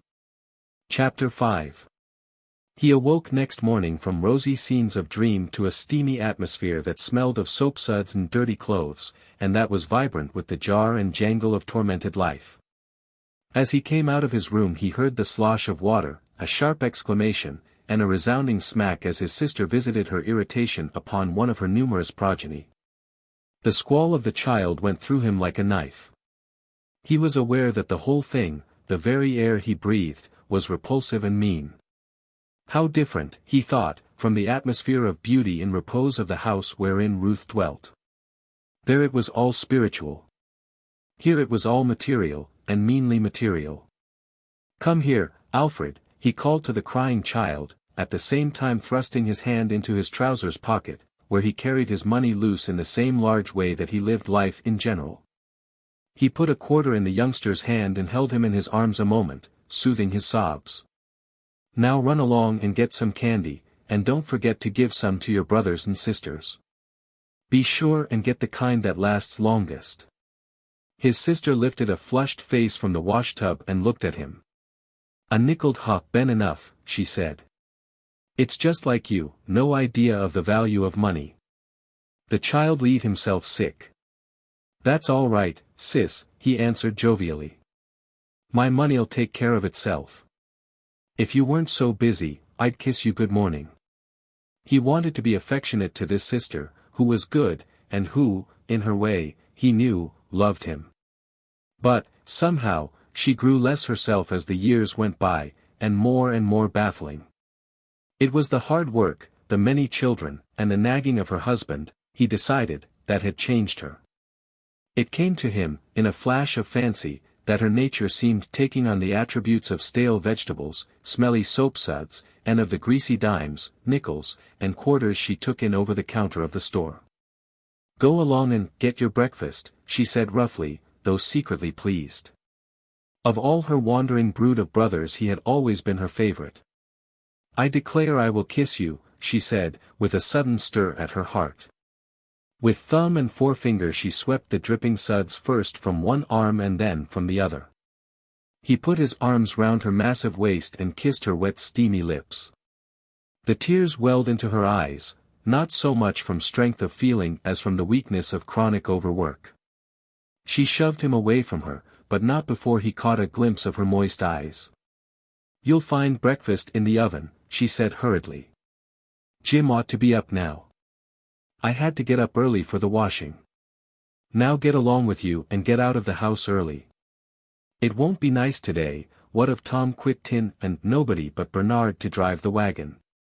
Martin went into the kitchen with a sinking heart, the image of her red face and slatternly form eating its way like acid into his brain. She might love him if she only had some time, he concluded. But she was worked to death. Bernard Higginbotham was a brute to work her so hard. But he could not help but feel, on the other hand, that there had not been anything beautiful in that kiss. It was true, it was an unusual kiss. For years she had kissed him only when he returned from voyages or departed on voyages. But this kiss had tasted of soapsuds, and the lips, he had noticed, were flabby. There had been no quick, vigorous lip pressure such as should accompany any kiss. Hers was the kiss of a tired woman who had been tired so long that she had forgotten how to kiss. He remembered her as a girl, before her marriage, when she would dance with the best, all night, after a hard day's work at the laundry, and think nothing of leaving the dance to go to another day's hard work. And then he thought of Ruth and the cool sweetness that must reside in her lips as it resided in all about her. Her kiss would be like her handshake or the way she looked at one, firm and frank.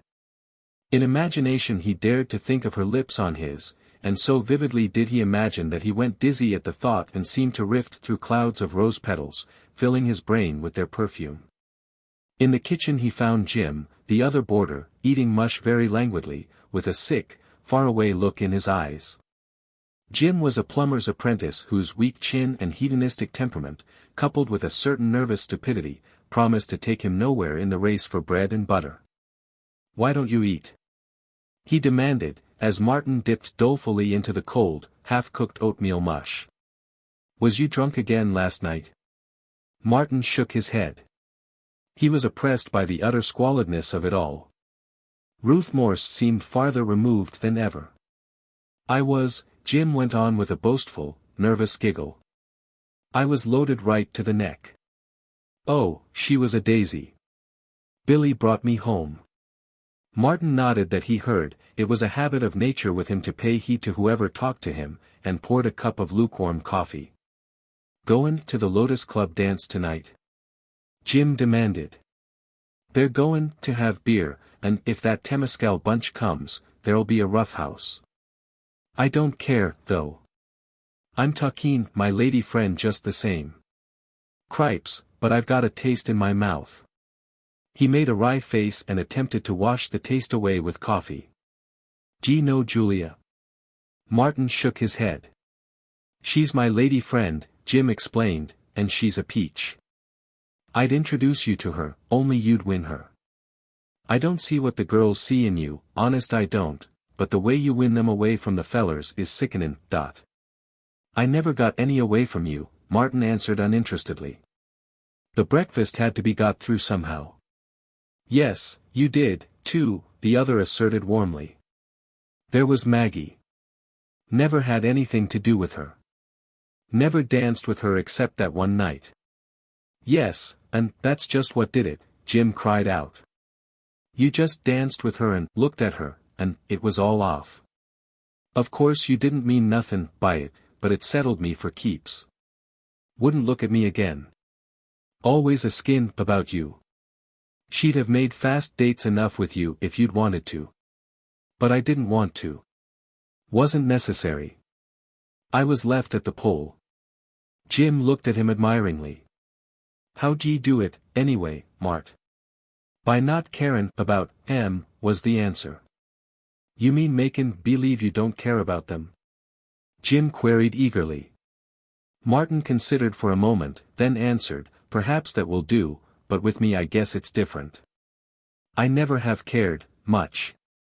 If you can put it on, it's all right, most likely." "You should, been up at Riley's barn last night," Jim announced inconsequently. A lot of the fellers put on the gloves. There was a peach from West Oakland. They called the rat. Slick as silk. No one could touch We was all wishin' you was there. Where was you anyway? Down in Oakland, Martin replied. To the show. Martin shoved his plate away and got up. Comin' to the dance tonight? The other called after him. No, I think not, he answered. He went downstairs and out into the street, breathing great breaths of air. He had been suffocating in that atmosphere, while the apprentices' chatter had driven him frantic. There had been times when it was all he could do to refrain from reaching over and mopping Jim's face in the mush plate. The more he had chattered, the more remote had Ruth seemed to him. How could he, herding with such cattle, ever become worthy of her? He was appalled at the problem confronting him, weighted down by the incubus of his working-class station. Everything reached out to hold him down, his sister, his sister's house and family, Jim the apprentice, everybody he knew, every tie of life. Existence did not taste good in his mouth. Up to then he had accepted existence, as he had lived it with all about him, as a good thing. He had never questioned it, except when he read books, but then, they were only books, fairy stories of a fairer and impossible world. But now he had seen that world, possible and real, with a flower of a woman called Ruth in the midmost center of it, and thenceforth he must know bitter tastes, and longings sharp as pain, and hopelessness that tantalized because it fed on hope. He had debated between the Berkeley Free Library and the Oakland Free Library, and decided upon the latter because Ruth lived in Oakland. Who could tell, a library was a most likely place for her, and he might see her there. He did not know the way of libraries, and he wandered through endless rows of fiction, till the delicate-featured French-looking girl who seemed in charge, told him that the reference department was upstairs.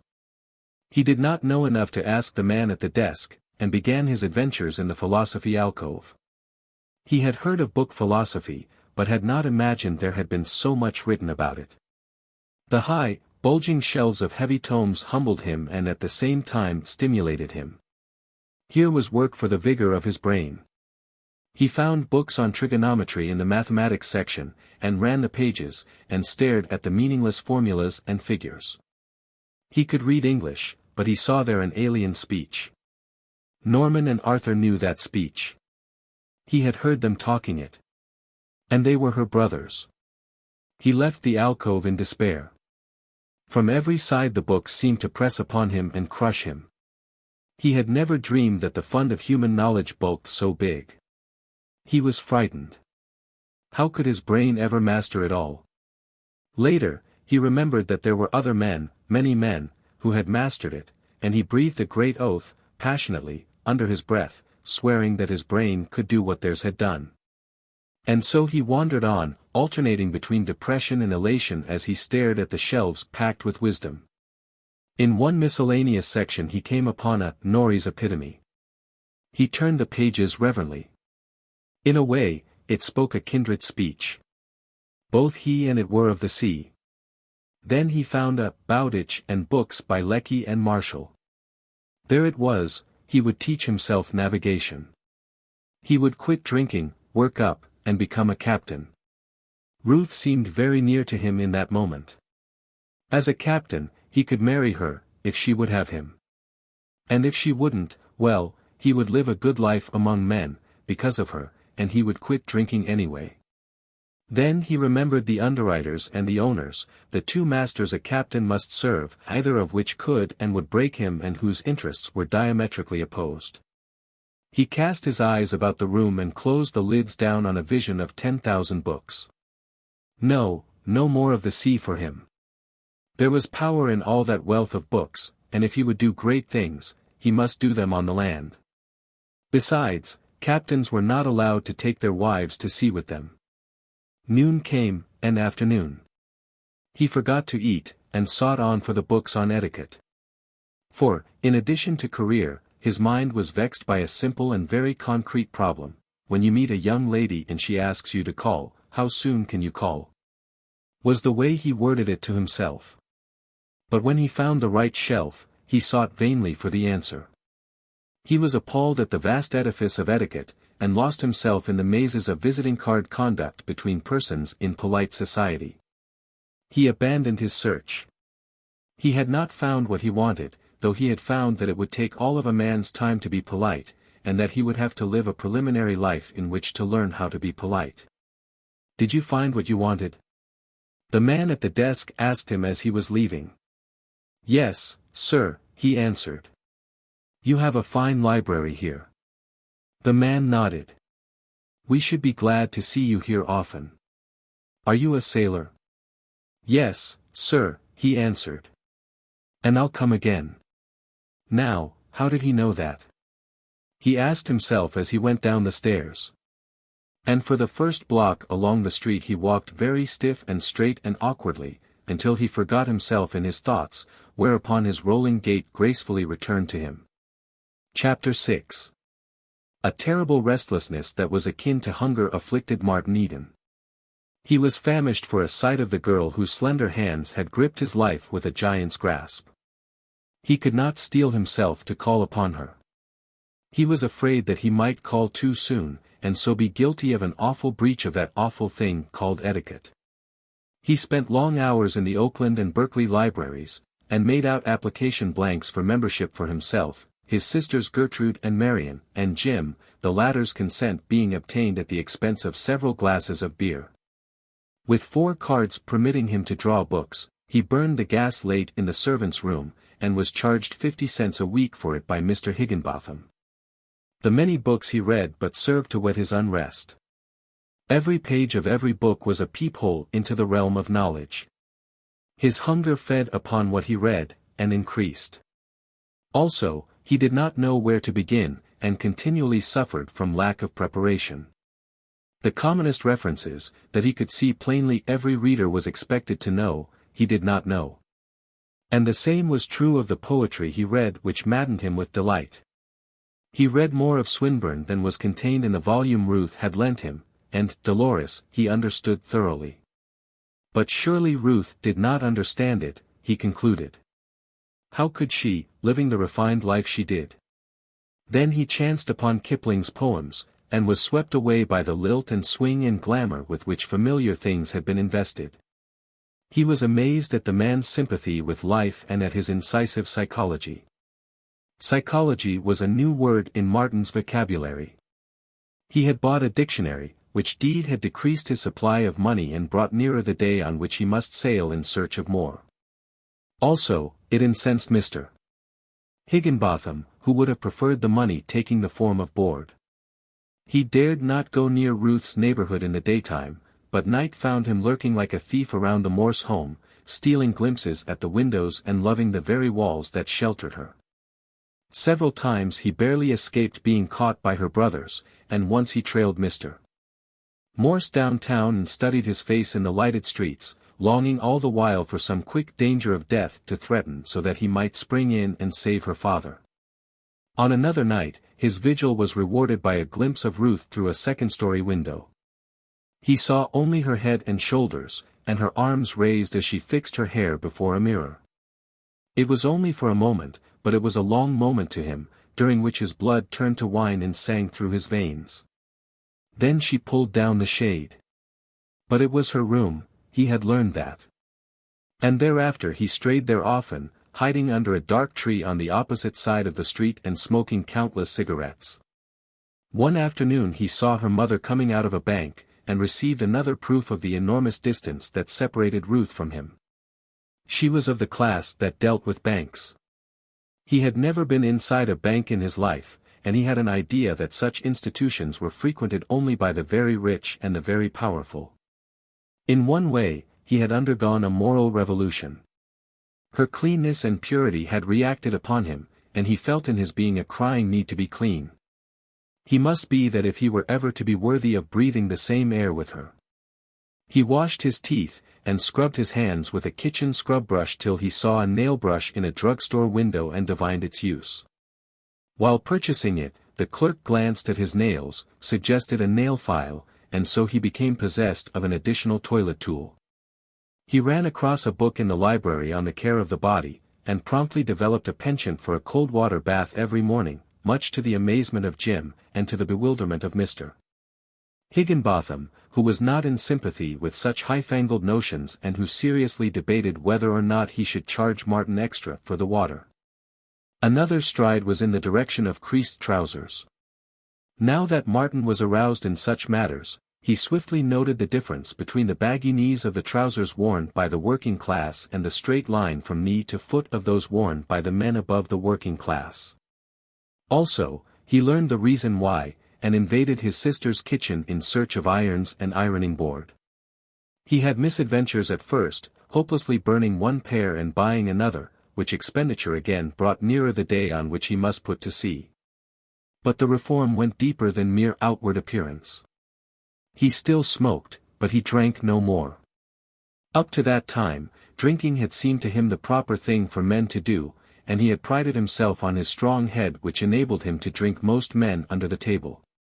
Whenever he encountered a chance shipmate, and there were many in San Francisco, he treated them and was treated in turn, as of old, but he ordered for himself root beer or ginger ale and good-naturedly endured their chaffing. And as they waxed maudlin he studied them, watching the beast rise and master them and thanking God that he was no longer as they. They had their limitations to forget, and when they were drunk, their dim, stupid spirits were even as gods, and each ruled in his heaven of intoxicated desire. With Martin the need for strong drink had vanished. He was drunken in new and more profound ways, with Ruth, who had fired him with love and with a glimpse of higher and eternal life, with books, that had set a myriad maggots of desire gnawing in his brain. And with the sense of personal cleanliness he was achieving, that gave him even more superb health than what he had enjoyed and that made his whole body sing with physical well-being. One night he went to the theater, on the blind chance that he might see her there, and from the second balcony he did see her. He saw her come down the aisle, with Arthur and a strange young man with a football mop of hair and eyeglasses, the sight of whom spurred him to instant apprehension and jealousy. He saw her take her seat in the orchestra circle, and little else than her did he see that night, a pair of slender white shoulders and a mass of pale gold hair, dim with distance. But there were others who saw, and now and again, glancing at those about him, he noted two young girls who looked back from the row in front, a dozen seats along, and who smiled at him with bold eyes. He had always been easygoing. It was not in his nature to give rebuff. In the old days he would have smiled back, and gone further and encouraged smiling. But now it was different. He did smile back, then looked away, and looked no more deliberately. But several times, forgetting the existence of the two girls, his eyes caught their smiles. He could not rethumb himself in a day, nor could he violate the intrinsic kindliness of his nature. So, at such moments, he smiled at the girls in warm human friendliness. It was nothing new to him. He knew they were reaching out their woman's hands to him. But it was different now. Far down there in the orchestra circle was the one woman in all the world, so different, so terrifically different, from these two girls of his class, that he could feel for them only pity and sorrow. He had it in his heart to wish that they could possess, in some small measure, her goodness and glory. And not for the world could he hurt them because of their outreaching. He was not flattered by it. He even felt a slight shame at his lowliness that permitted it. He knew, did he belong in Ruth's class, that there would be no overtures from these girls. And with each glance of theirs he felt the fingers of his own class clutching at him to hold him down. He left his seat before the curtain went down on the last act, intent on seeing her as she passed out. There were always numbers of men who stood on the sidewalk outside, and he could pull his cap down over his eyes and screen himself behind someone's shoulder so that she should not see him. He emerged from the theater with the first of the crowd. But scarcely had he taken his position on the edge of the sidewalk when the two girls appeared. They were looking for him, he knew, and for the moment he could have cursed that in him which drew women. Their casual edging across the sidewalk to the curb, as they drew near, apprised him of discovery. They slowed down, and were in the thick of the crowd as they came up with him. One of them brushed against him and apparently for the first time noticed him. She was a slender, dark girl, with black, defiant eyes. But they smiled at him, and he smiled back. "Hello," he said. It was automatic. He had said it so often before under similar circumstances of first meetings. Besides, he could do no less. There was that large tolerance and sympathy in his nature that would permit him to do no less. The black-eyed girl smiled gratification and greeting, and showed signs of stopping, while her companion, arm linked in arm, giggled and likewise showed signs of halting. He thought quickly. It would never do for her to come out and see him talking there with them. Quite naturally, as a matter of course, he swung in alongside the dark-eyed one and walked with her. There was no awkwardness on his part, no numb tongue. He was at home here, and he held his own royally in the badinage, bristling with slang and sharpness, that was always the preliminary to getting acquainted in these swift-moving affairs. At the corner where the main stream of people flowed onward, he started to edge out into the cross-street. But the girl with the black eyes caught his arm, following him and dragging her companion after her, as she cried. "Hold on, Bill. What's your rush? You're not goin' to shake us so sudden as all that." He halted with a laugh, and turned, facing them. Across their shoulders he could see the moving throng passing under the street lamps. Where he stood it was not so light, and, unseen, he would be able to see her as she passed by.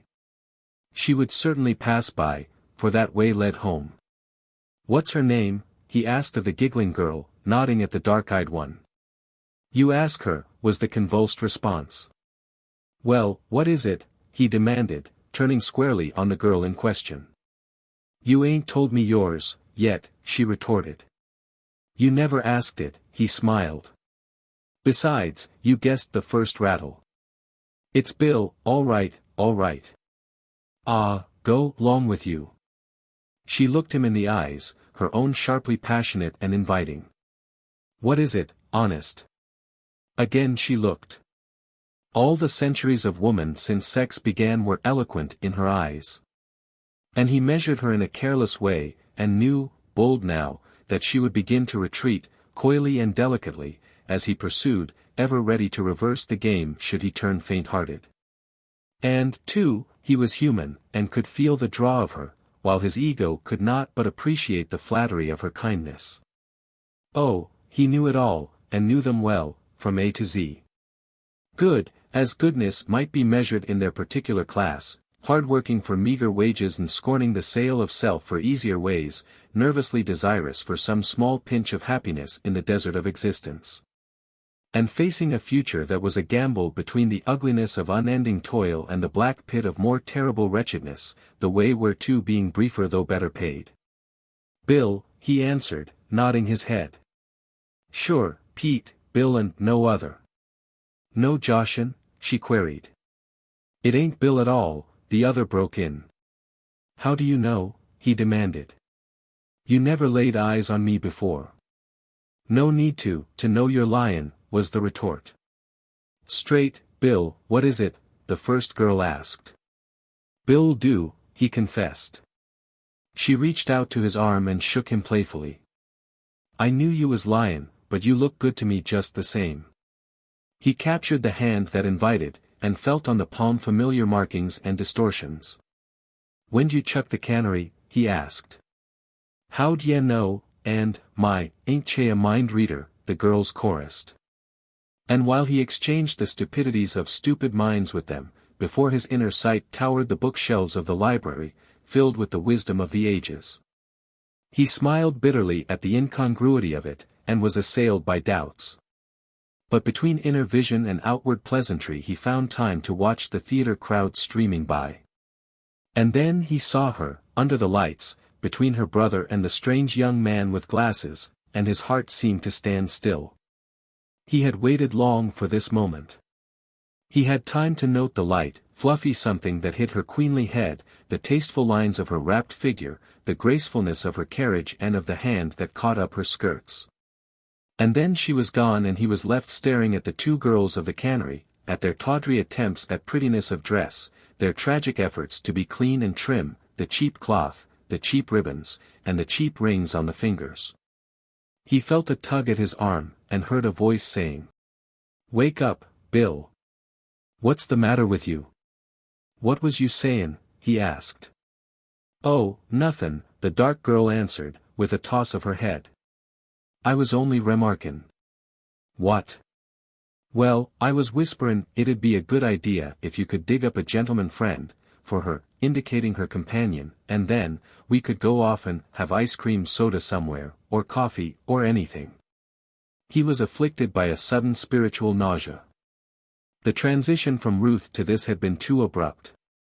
Ranged side by side with the bold, defiant eyes of the girl before him, he saw Ruth's clear, luminous eyes, like a saint's, gazing at him out of unplumbed depths of purity. And, somehow, he felt within him a stir of power. He was better than this. Life meant more to him than it meant to these two girls whose thoughts did not go beyond ice cream and a gentleman friend. He remembered that he had led always a secret life in his thoughts. These thoughts he had tried to share, but never had he found a woman capable of understanding, nor a man. He had tried, at times, but had only puzzled his listeners. And as his thoughts had been beyond them, so, he argued now, he must be beyond them. He felt power move in him, and clenched his fists. If life meant more to him, then it was for him to demand more from life, but he could not demand it from such companionship as this. Those bold black eyes had nothing to offer. He knew the thoughts behind them, of ice cream and of something else. But those saints' eyes alongside, they offered all he knew and more than he could guess. They offered books and painting, beauty and repose, and all the fine elegance of higher existence. Behind those black eyes he knew every thought process. It was like clockwork. He could watch every will go around. Their bid was low pleasure, narrow as the grave, that palled, and the grave was at the end of it. But the bid of the saint's eyes was mystery, and wonder unthinkable, and eternal life. He had caught glimpses of the soul in them, and glimpses of his own soul, too. "There's only one thing wrong with the program," he said aloud.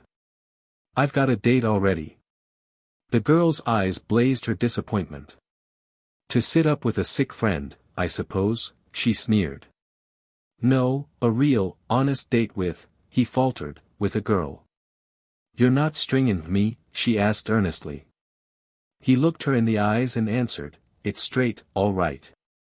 But why can't we meet some other time? You ain't told me your name yet. And where'd ye live?" "Lizzie," she replied, softening toward him, her hand pressing his arm, while her body leaned against his. "Lizzie Connolly. And I live at 5th and Market." He talked on a few minutes before saying good night.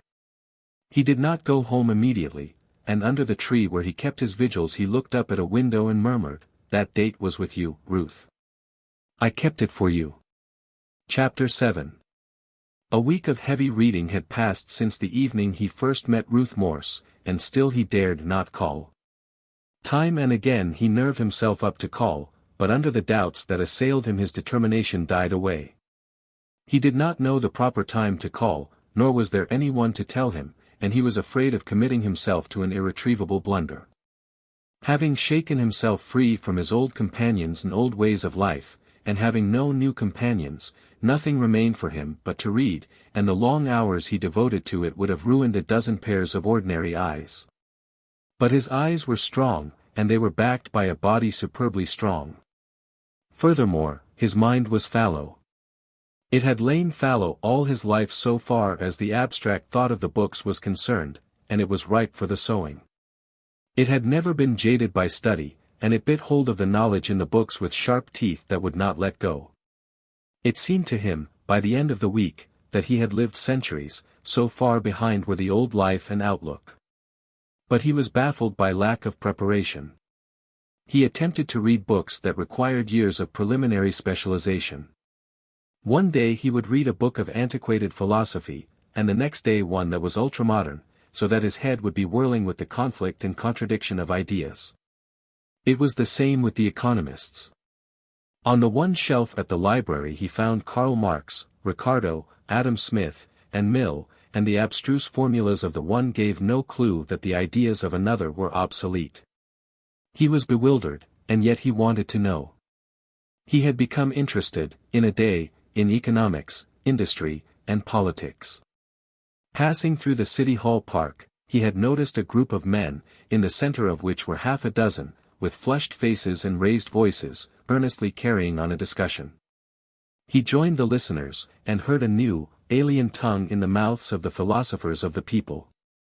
One was a tramp, another was a labor agitator, a third was a law school student, and the remainder was composed of wordy workingmen.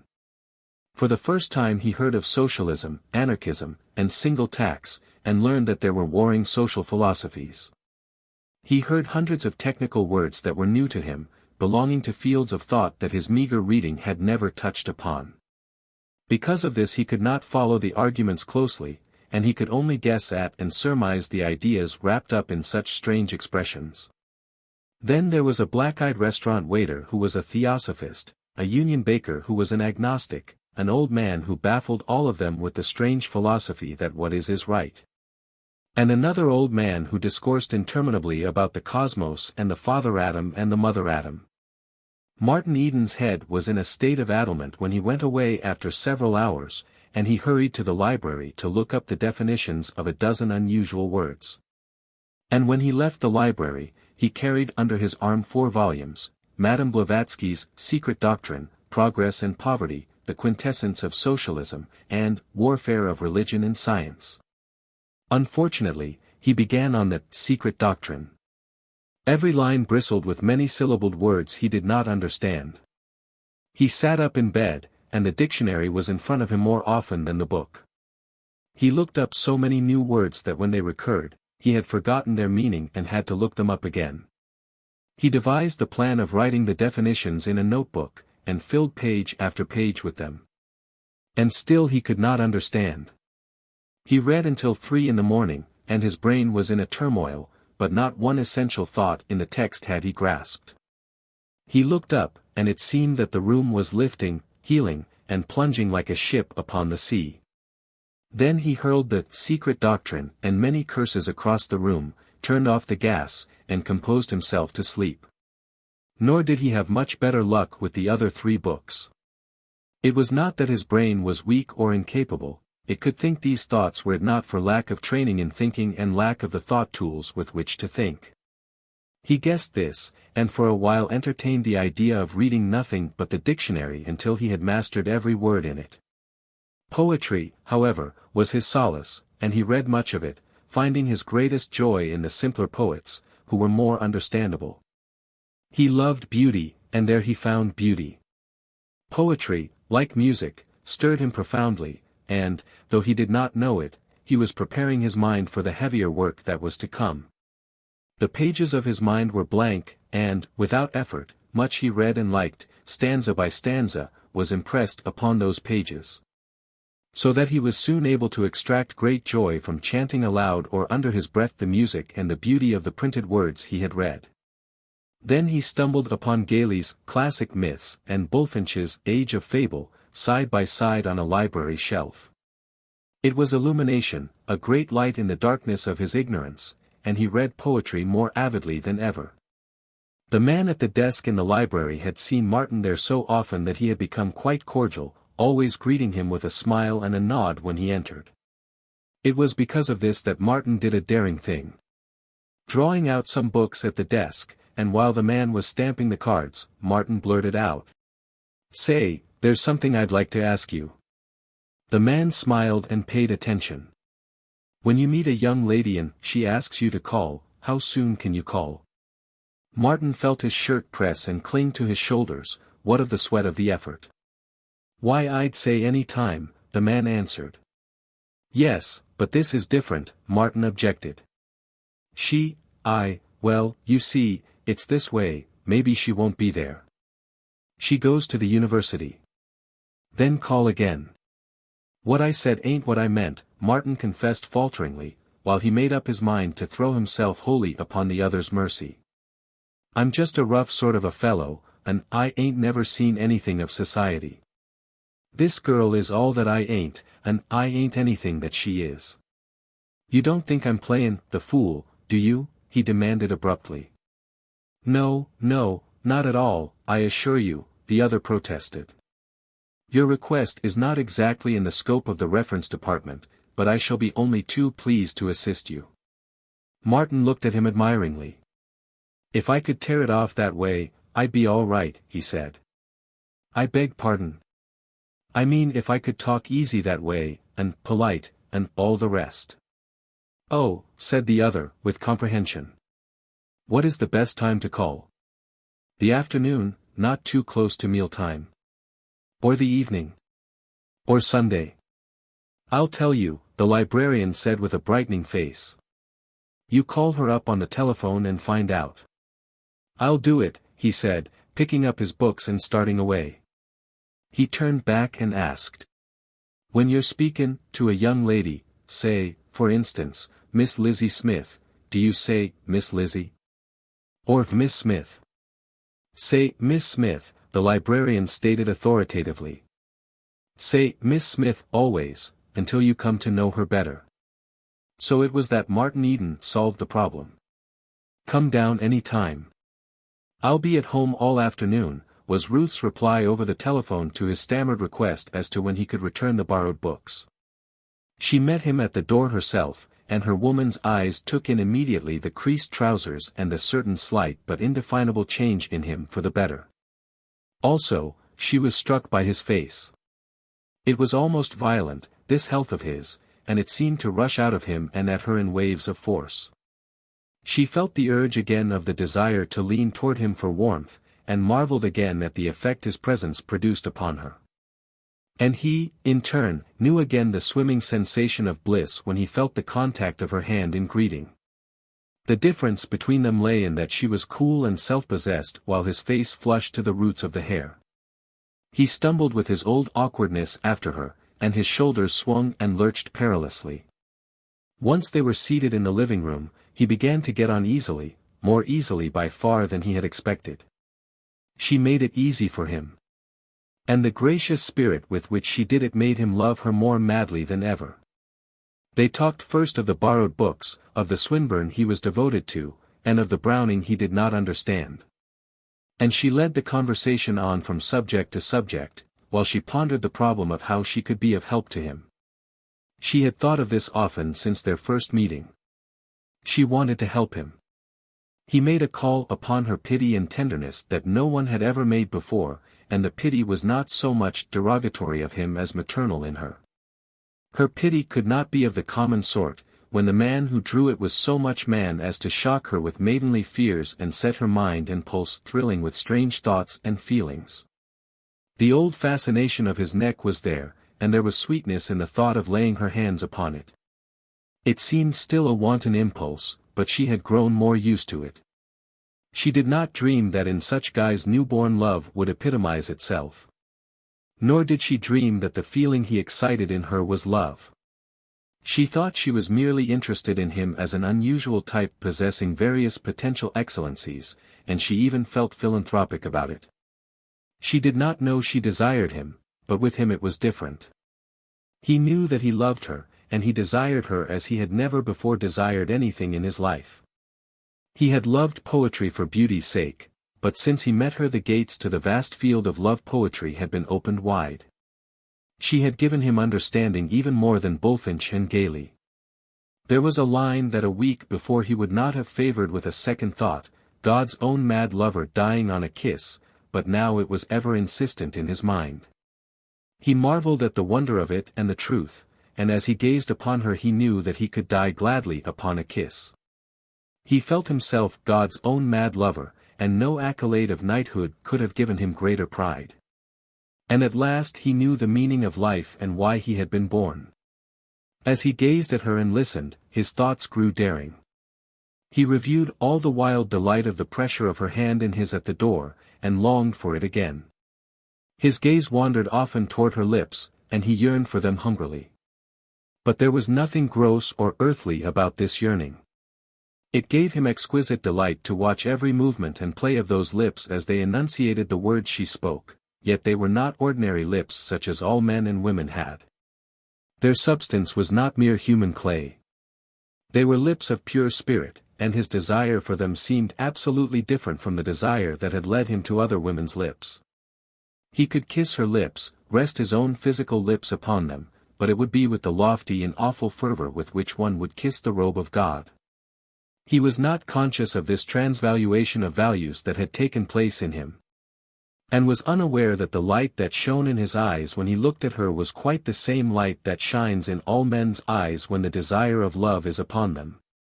He did not dream how ardent and masculine his gaze was, nor that the warm flame of it was affecting the alchemy of her spirit. Her penetrative virginity exalted and disguised his own emotions, elevating his thoughts to a star-cool chastity, and he would have been startled to learn that there was that shining out of his eyes, like warm waves, that flowed through her and kindled a kindred warmth. She was subtly perturbed by it, and more than once, though she knew not why, it disrupted her train of thought with its delicious intrusion and compelled her to grope for the remainder of ideas partly uttered. Speech was always easy with her, and these interruptions would have puzzled her had she not decided that it was because he was a remarkable type. She was very sensitive to impressions, and it was not strange, after all, that this aura of a traveler from another world should so affect her. The problem in the background of her consciousness was how to help him, and she turned the conversation in that direction, but it was Martin who came to the point first. "I wonder if I can get some advice from you," he began, and received an acquiescence of willingness that made his heart bound. "You remember the other time I was here I said I couldn't talk about books and things because I didn't know how? Well, I've been doin' a lot of thinkin' ever since. I've been to the library a whole lot, but most of the books I've tackled have been over my head. Meb, I'd better begin at the beginning. I ain't never had no advantages. I've worked pretty hard ever since I was a kid, and since I've been to the library, lookin' with new eyes at books, and lookin' at new books, too, I've just about concluded that I ain't been reading the right kind. You know the books you find in cattle camps and FOCSLS ain't the same you've got in this house, for instance. Well, that's the sort of readin' matter I've been accustomed to.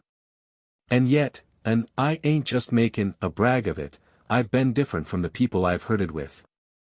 Not that I'm any better than the sailors and cowpunchers I traveled with, I was cowpunchin' for a short time, you know, but I always liked books, read everything I could lay hands on, and, well, I guess I think differently from most of 'em.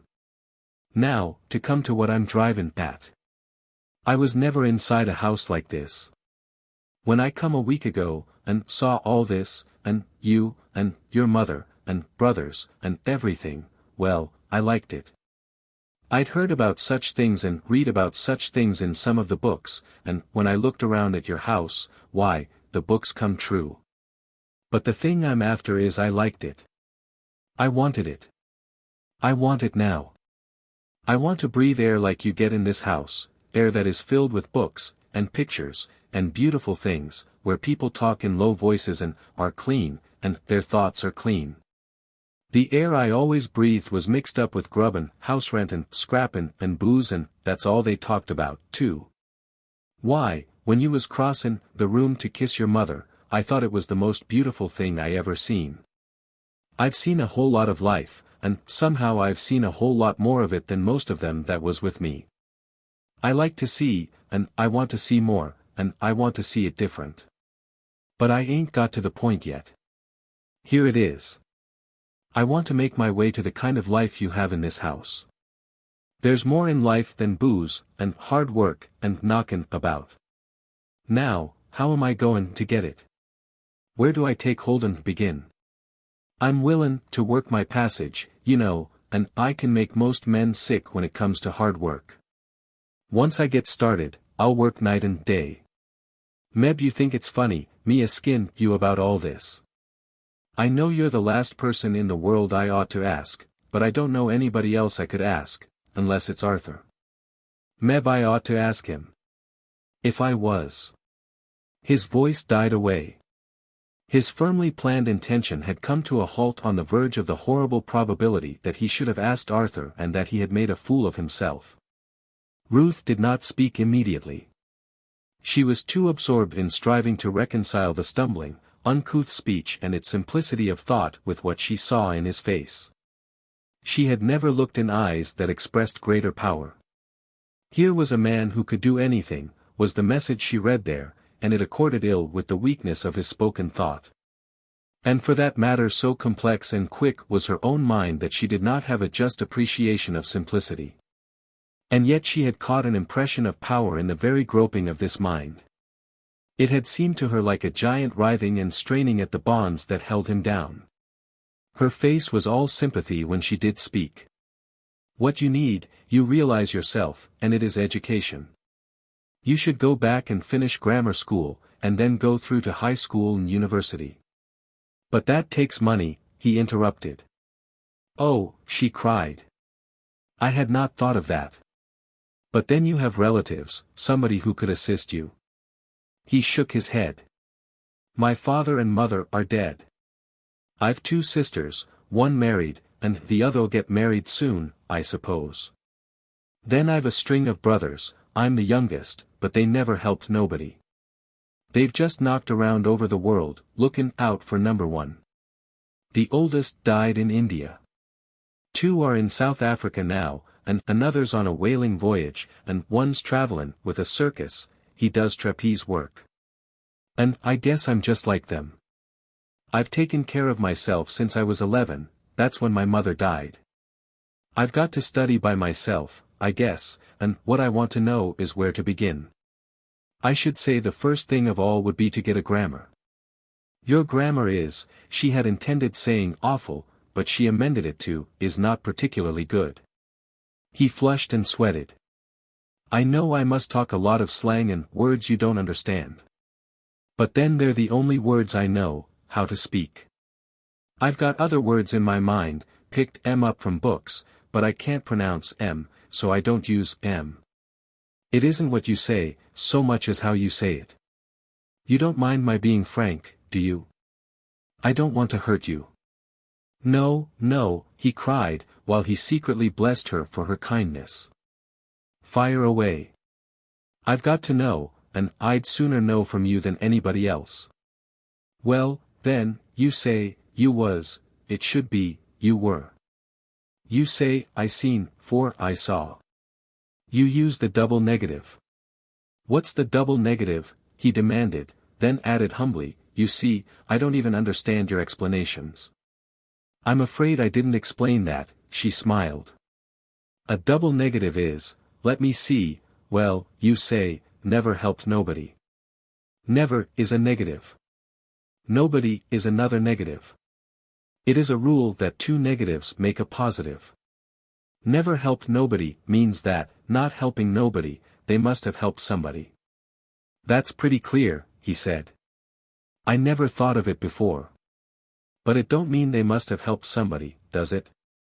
Seems to me that, never helped nobody, just naturally fails to say whether or not they helped somebody. I never thought of it before, and I'll never say it again. She was pleased and surprised with the quickness and surety of his mind. As soon as he had got the clue, he not only understood but corrected her error. You'll find it all in the grammar, she went on. There's something else I noticed in your speech. You say, don't when you shouldn't. Don't is a contraction and stands for 2 words. Do you know them? He thought a moment, then answered, do not. She nodded her head, and said, and you use, don't when you mean, does not. He was puzzled over this, and did not get it so quickly. Give me an illustration, he asked.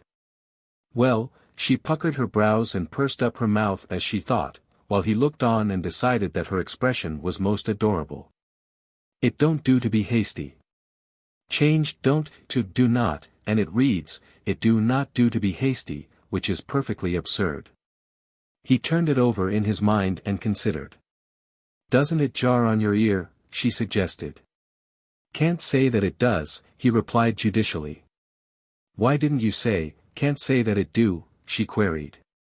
That sounds wrong, he said slowly. As for the other, I can't make up my mind.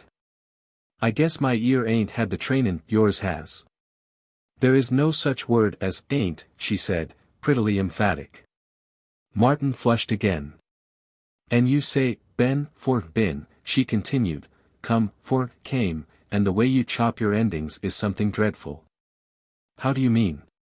He leaned forward, feeling that he ought to get down on his knees before so marvelous a mind.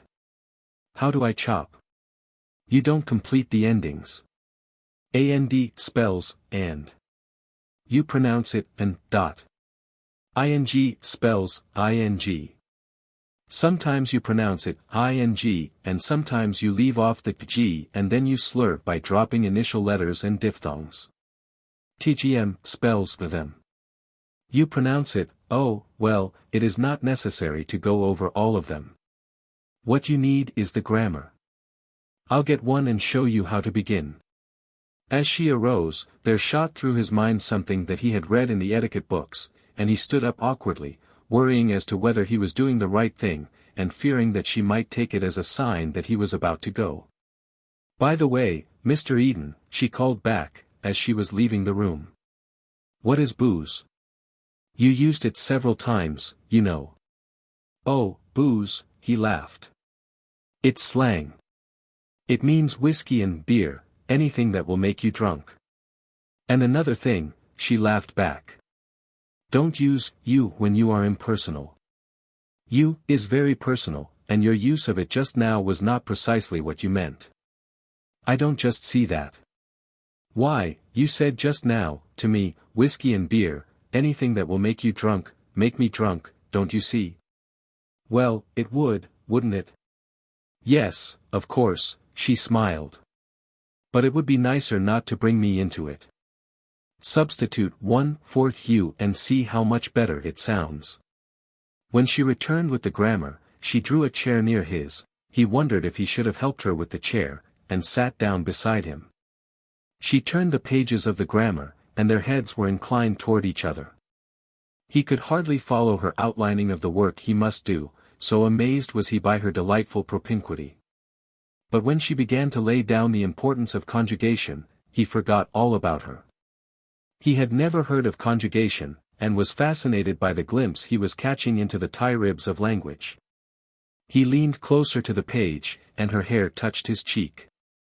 He had fainted but once in his life, and he thought he was going to faint again. He could scarcely breathe, and his heart was pounding the blood up into his throat and suffocating him. Never had she seemed so accessible as now. For the moment the great gulf that separated them was bridged. But there was no diminution in the loftiness of his feeling for her. She had not descended to him. It was he who had been caught up into the clouds and carried to her. His reverence for her, in that moment, was of the same order as religious awe and fervor. It seemed to him that he had intruded upon the Holy of Holies, and slowly and carefully he moved his head aside from the contact which thrilled him like an electric shock and of which she had not been aware. Chapter 8. Several weeks went by, during which Martin Eden studied his grammar, reviewed the books on etiquette, and read voraciously the books that caught his fancy. Of his own class he saw nothing. The girls of the Lotus Club wondered what had become of him and worried Jim with questions, and some of the fellows who put on the glove at Riley's were glad that Martin came no more. He made another discovery of treasure trove in the library. As the grammar had shown him the tie-ribs of language, so that book showed him the tie-ribs of poetry, and he began to learn meter and construction and form, beneath the beauty he loved finding the why and wherefore of that beauty. Another modern book he found treated poetry as a representative art, treated it exhaustively, with copious illustrations from the best in literature. Never had he read fiction with so keen zest as he studied these books. And his fresh mind, untaxed for 20 years and impelled by maturity of desire, gripped hold of what he read with a virility unusual to the student mind. When he looked back now from his vantage ground, the old world he had known, the world of land and sea and ships, of sailor-men and harpy women, seemed a very small world, and yet it blended in with this new world and expanded. His mind made for unity, and he was surprised when at first he began to see points of contact between the two worlds.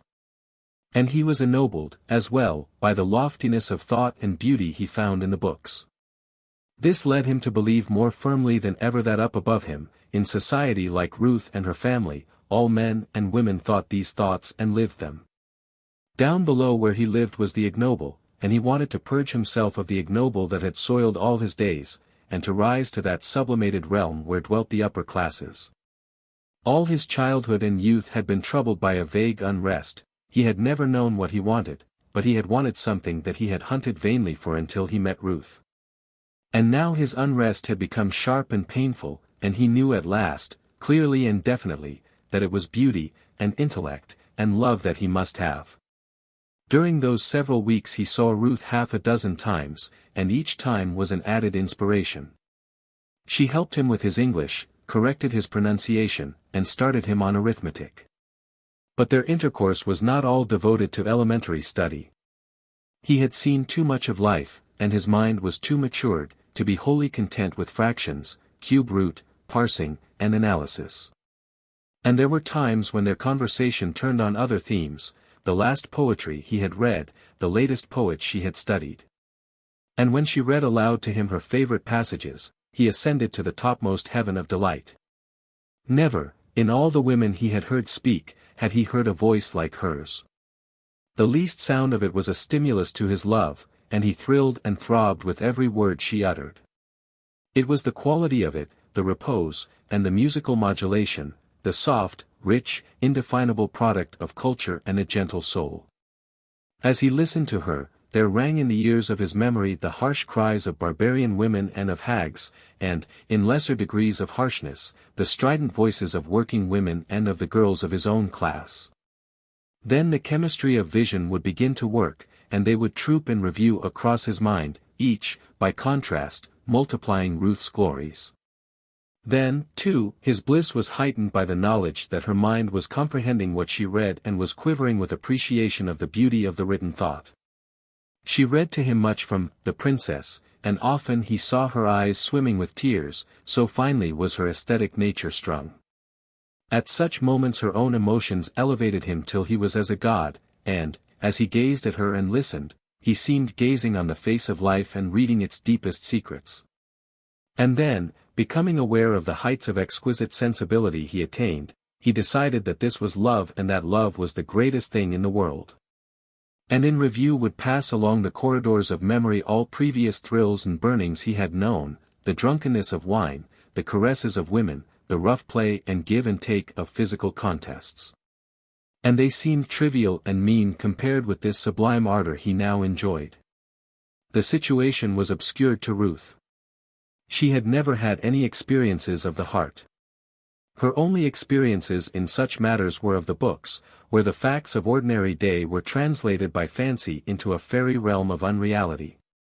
And she little knew that this rough sailor was creeping into her heart and storing their pent forces that would some day burst forth and surge through her in waves of fire.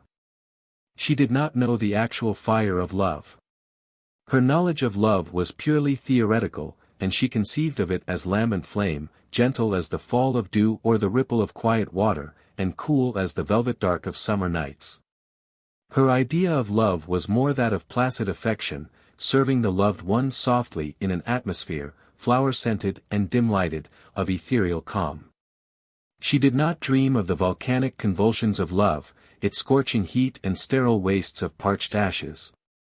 She knew neither her own potencies, nor the potencies of the world, and the deeps of life were to her seas of illusion.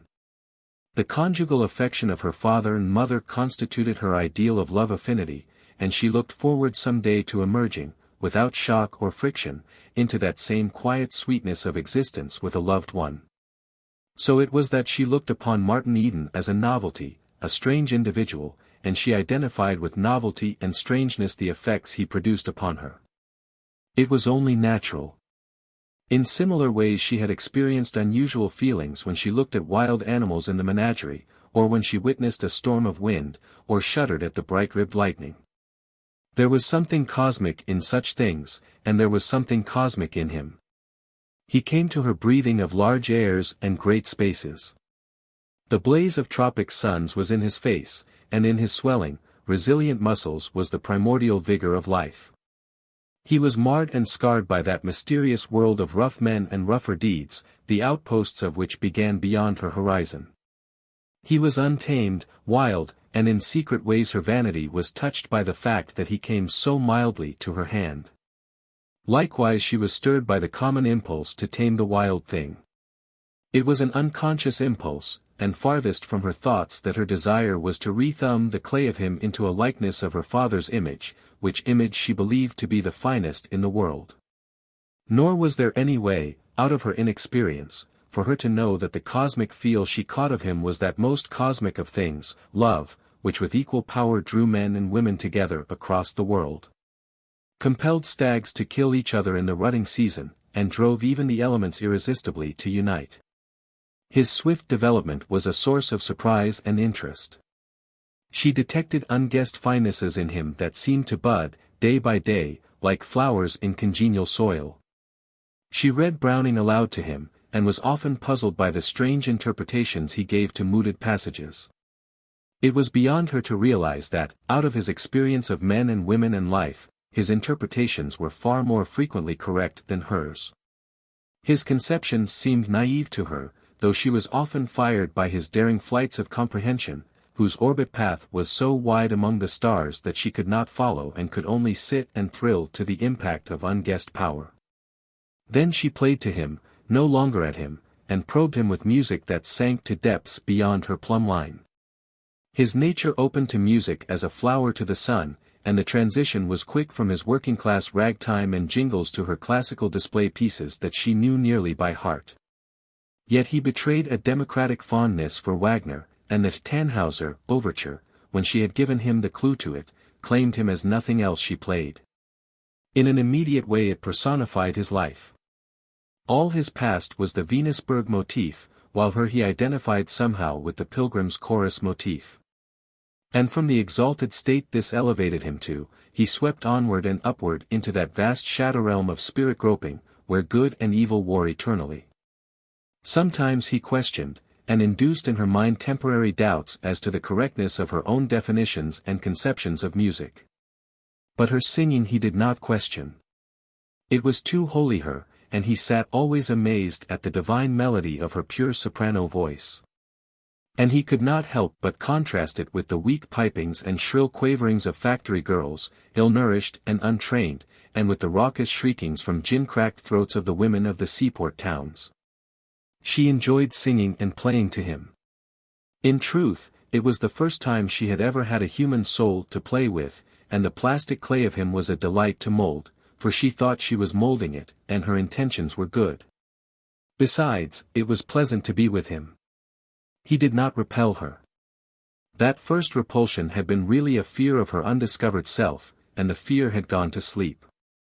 Though she did not know it, she had a feeling in him of proprietary right. Also, he had a tonic effect upon her. She was studying hard at the university, and it seemed to strengthen her to emerge from the dusty books and have the fresh sea breeze of his personality blow upon her. Strength. Strength was what she needed, and he gave it to her in generous measure. To come into the same room with him, or to meet him at the door, was to take heart of life. And when he had gone, she would return to her books with a keener zest and fresh store of energy. She knew her Browning, but it had never sunk into her that it was an awkward thing to play with souls. As her interest in Martin increased, the remodeling of his life became a passion with her. "There is Mr. Butler," she said one afternoon, when grammar and arithmetic and poetry had been put aside. He had comparatively no advantages at first.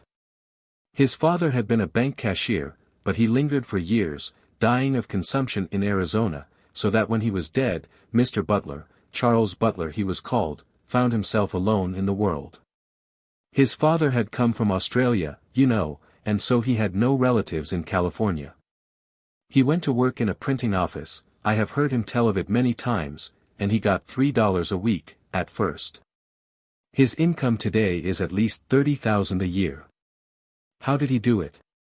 He was honest, and faithful, and industrious, and economical. He denied himself the enjoyments that most boys indulge in. He made it a point to save so much every week, no matter what he had to do without in order to save it. Of course, he was soon earning more than $3 a week, and as his wages increased he saved more and more. He worked in the daytime, and at night he went to night school. He had his eyes fixed always on the future. Later on he went to night high school. When he was only 17, he was earning excellent wages at setting type, but he was ambitious. He wanted a career, not a livelihood, and he was content to make immediate sacrifices for his ultimate gain. He decided upon the law, and he entered father's office as an office boy, think of that, and got only $4 a week. But he had learned how to be economical, and out of that $4 he went on saving money. She paused for breath, and to note how Martin was receiving it. His face was lighted up with interest in the youthful struggles of Mr. Butler. But there was a frown upon his face as well. "I'd say they was pretty hard lines for a young fellow," he remarked. $4 a week. How could he live on it? You can bet he didn't have any frills. "Why, I pay $5 a week for board now, and there's nothin' XXIII about it, you can lay to that." He must have lived like a dog. The food he ate. He cooked for himself, she interrupted, on a little kerosene stove.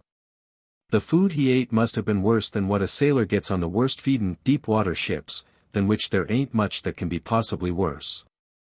But think of him now, she cried enthusiastically. Think of what his income affords him. His early denials are paid for 1,000-fold. Martin looked at her sharply. "There's one thing I'll bet you," he said, "and it is that Mr. Butler is nothin' gay-hearted now in his fat days. He fed himself like that for years and years, on a boy's stomach, and I bet his stomach's none too good now for it." Her eyes dropped before his searching gaze. "I'll bet he's got dyspepsia right now," Martin challenged. "Yes, he has," she confessed, "but—" "And I bet," Martin dashed on, "that he's solemn and serious as an old owl, and doesn't care a rap for a good time, for all his 30,000 a year. And I'll bet he's not particularly joyful at seein' others have a good time. Ain't I right?" She nodded her head in agreement, and hastened to explain. "But he is not that type of man. By nature he is sober and serious. He always was that." "You can bet he was," Martin proclaimed. $3 a week, and $4 a week, and a young boy cookin' for himself on an oil burner and layin' up money, workin' all day and studyin' all night, just workin' and never playin', never havin' a good time. And never learnin' how to have a good time. Of course his 30,000 came along too late." His sympathetic imagination was flashing upon his inner sight all the thousands of details of the boy's existence and of his narrow spiritual development into a $30,000 a year man. With the swiftness and wide-reaching of multitudinous thought, Charles Butler's whole life was telescoped upon his vision. "Do you know," he added, "I feel sorry for Mr. Butler.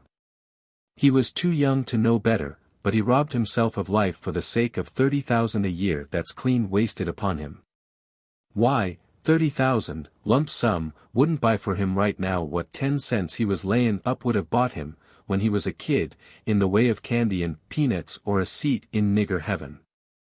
It was just such uniqueness of points of view that startled Ruth.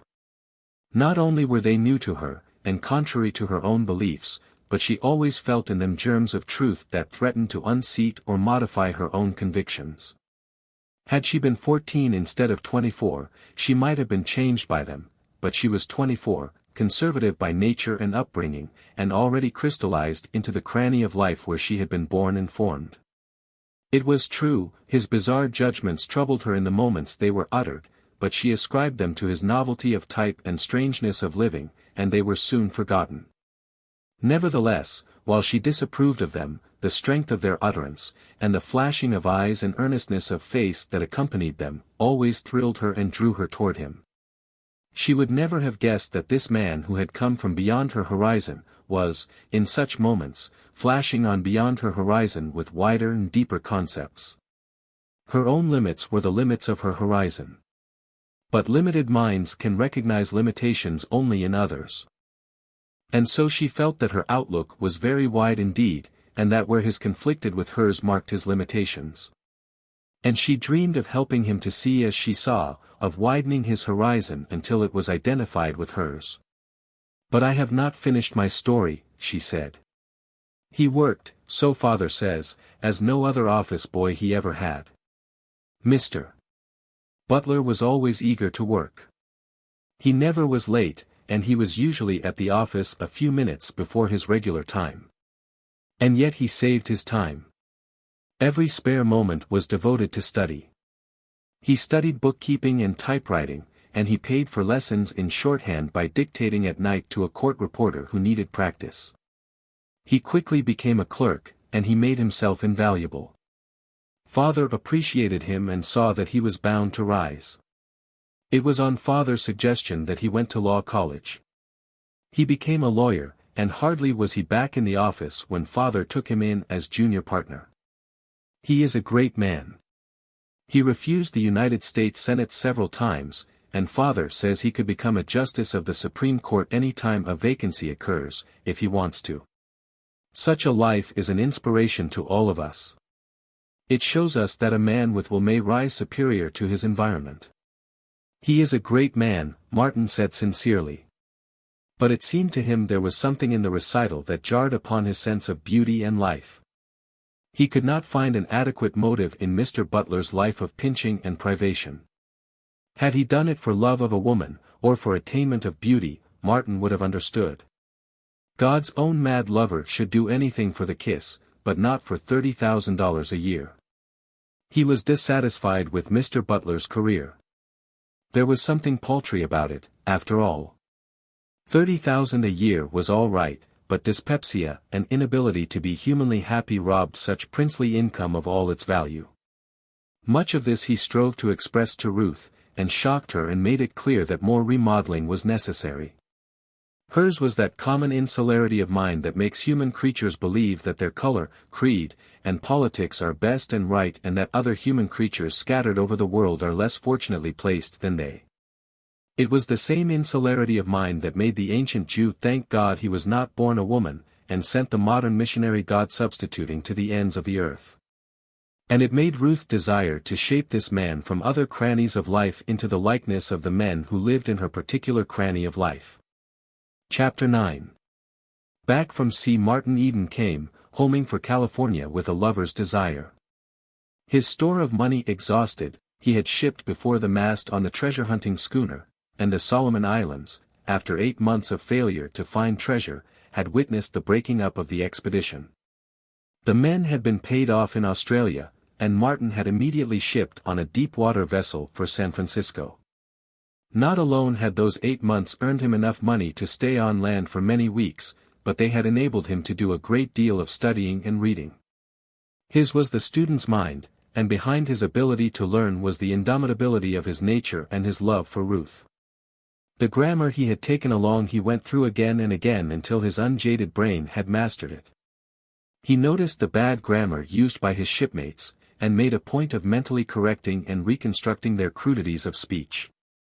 To his great joy he discovered that his ear was becoming sensitive and that he was developing grammatical nerves.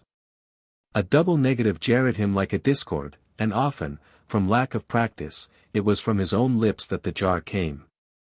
His tongue refused to learn new tricks in a day.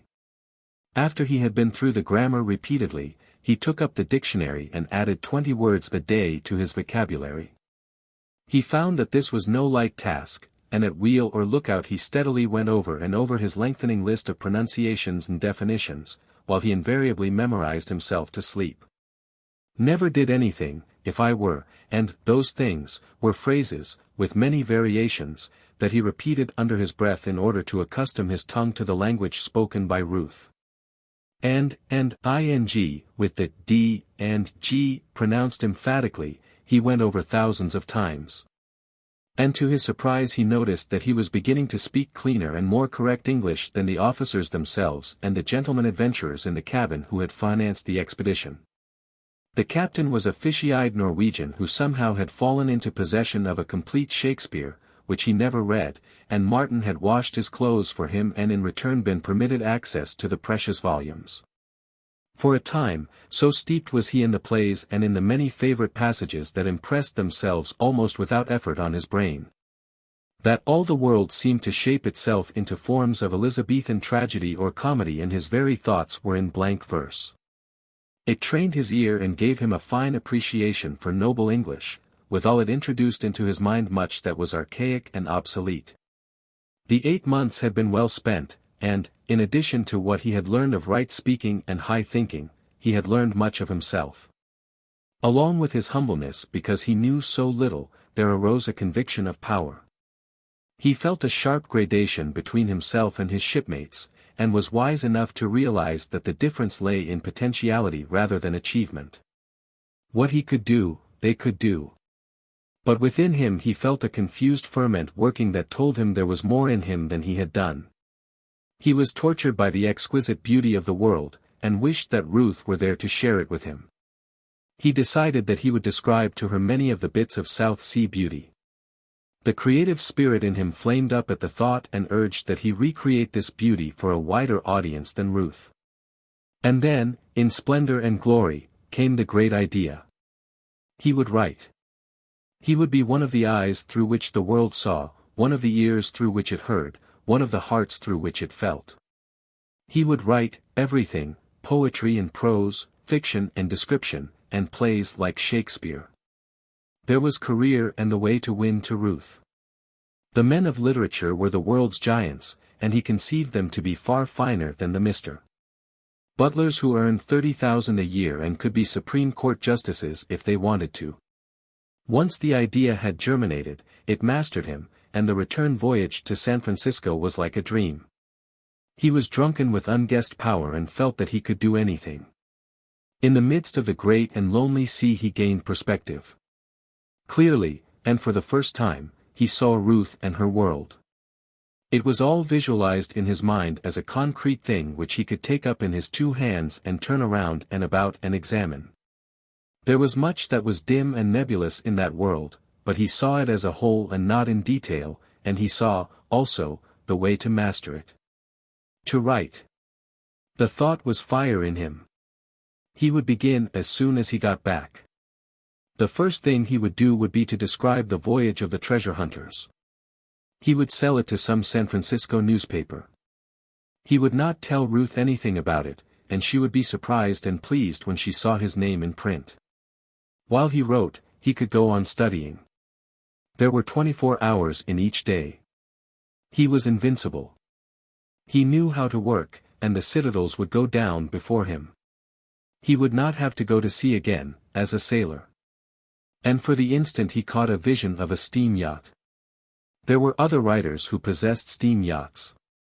Of course, he cautioned himself, it would be slow succeeding at first, and for a time he would be content to earn enough money by his writing to enable him to go on studying. And then, after some time, a very indeterminate time, when he had learned and prepared himself, he would write the great things and his name would be on all men's lips. But greater than that, infinitely greater and greatest of all, he would have proved himself worthy of Ruth. Fame was all very well, but it was for Ruth that his splendid dream arose. He was not a fame-monger, but merely one of God's mad lovers.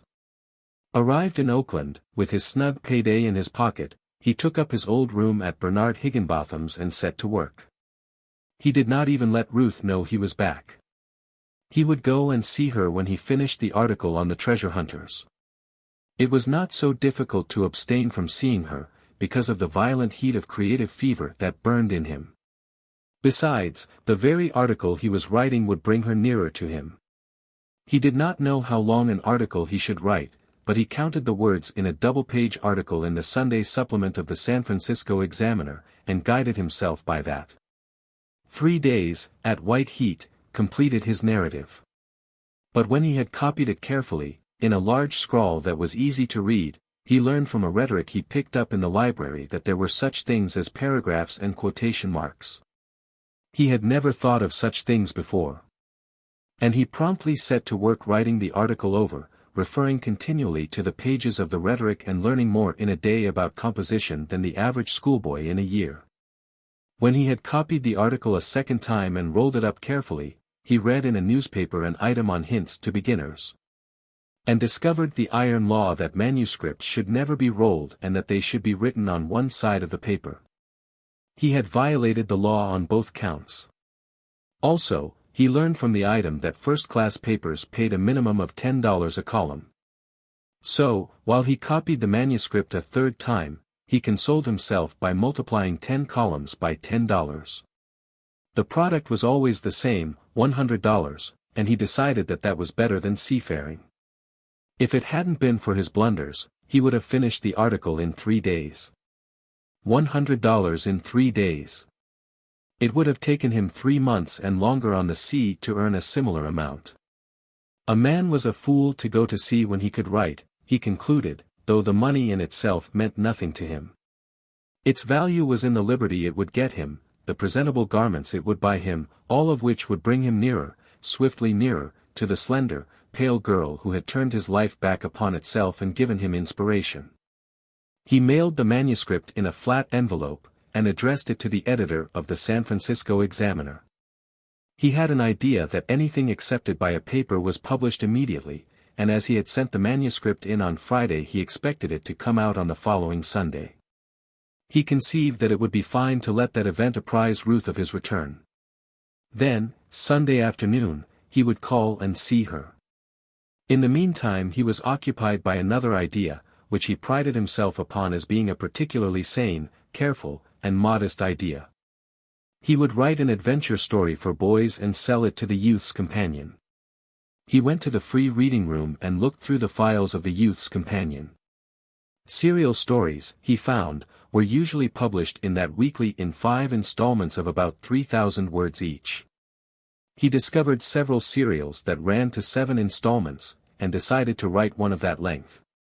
He had been on a whaling voyage in the Arctic, once, a voyage that was to have been for 3 years and which had terminated in shipwreck at the end of 6 months. While his imagination was fanciful, even fantastic at times, he had a basic love of reality that compelled him to write about the things he knew.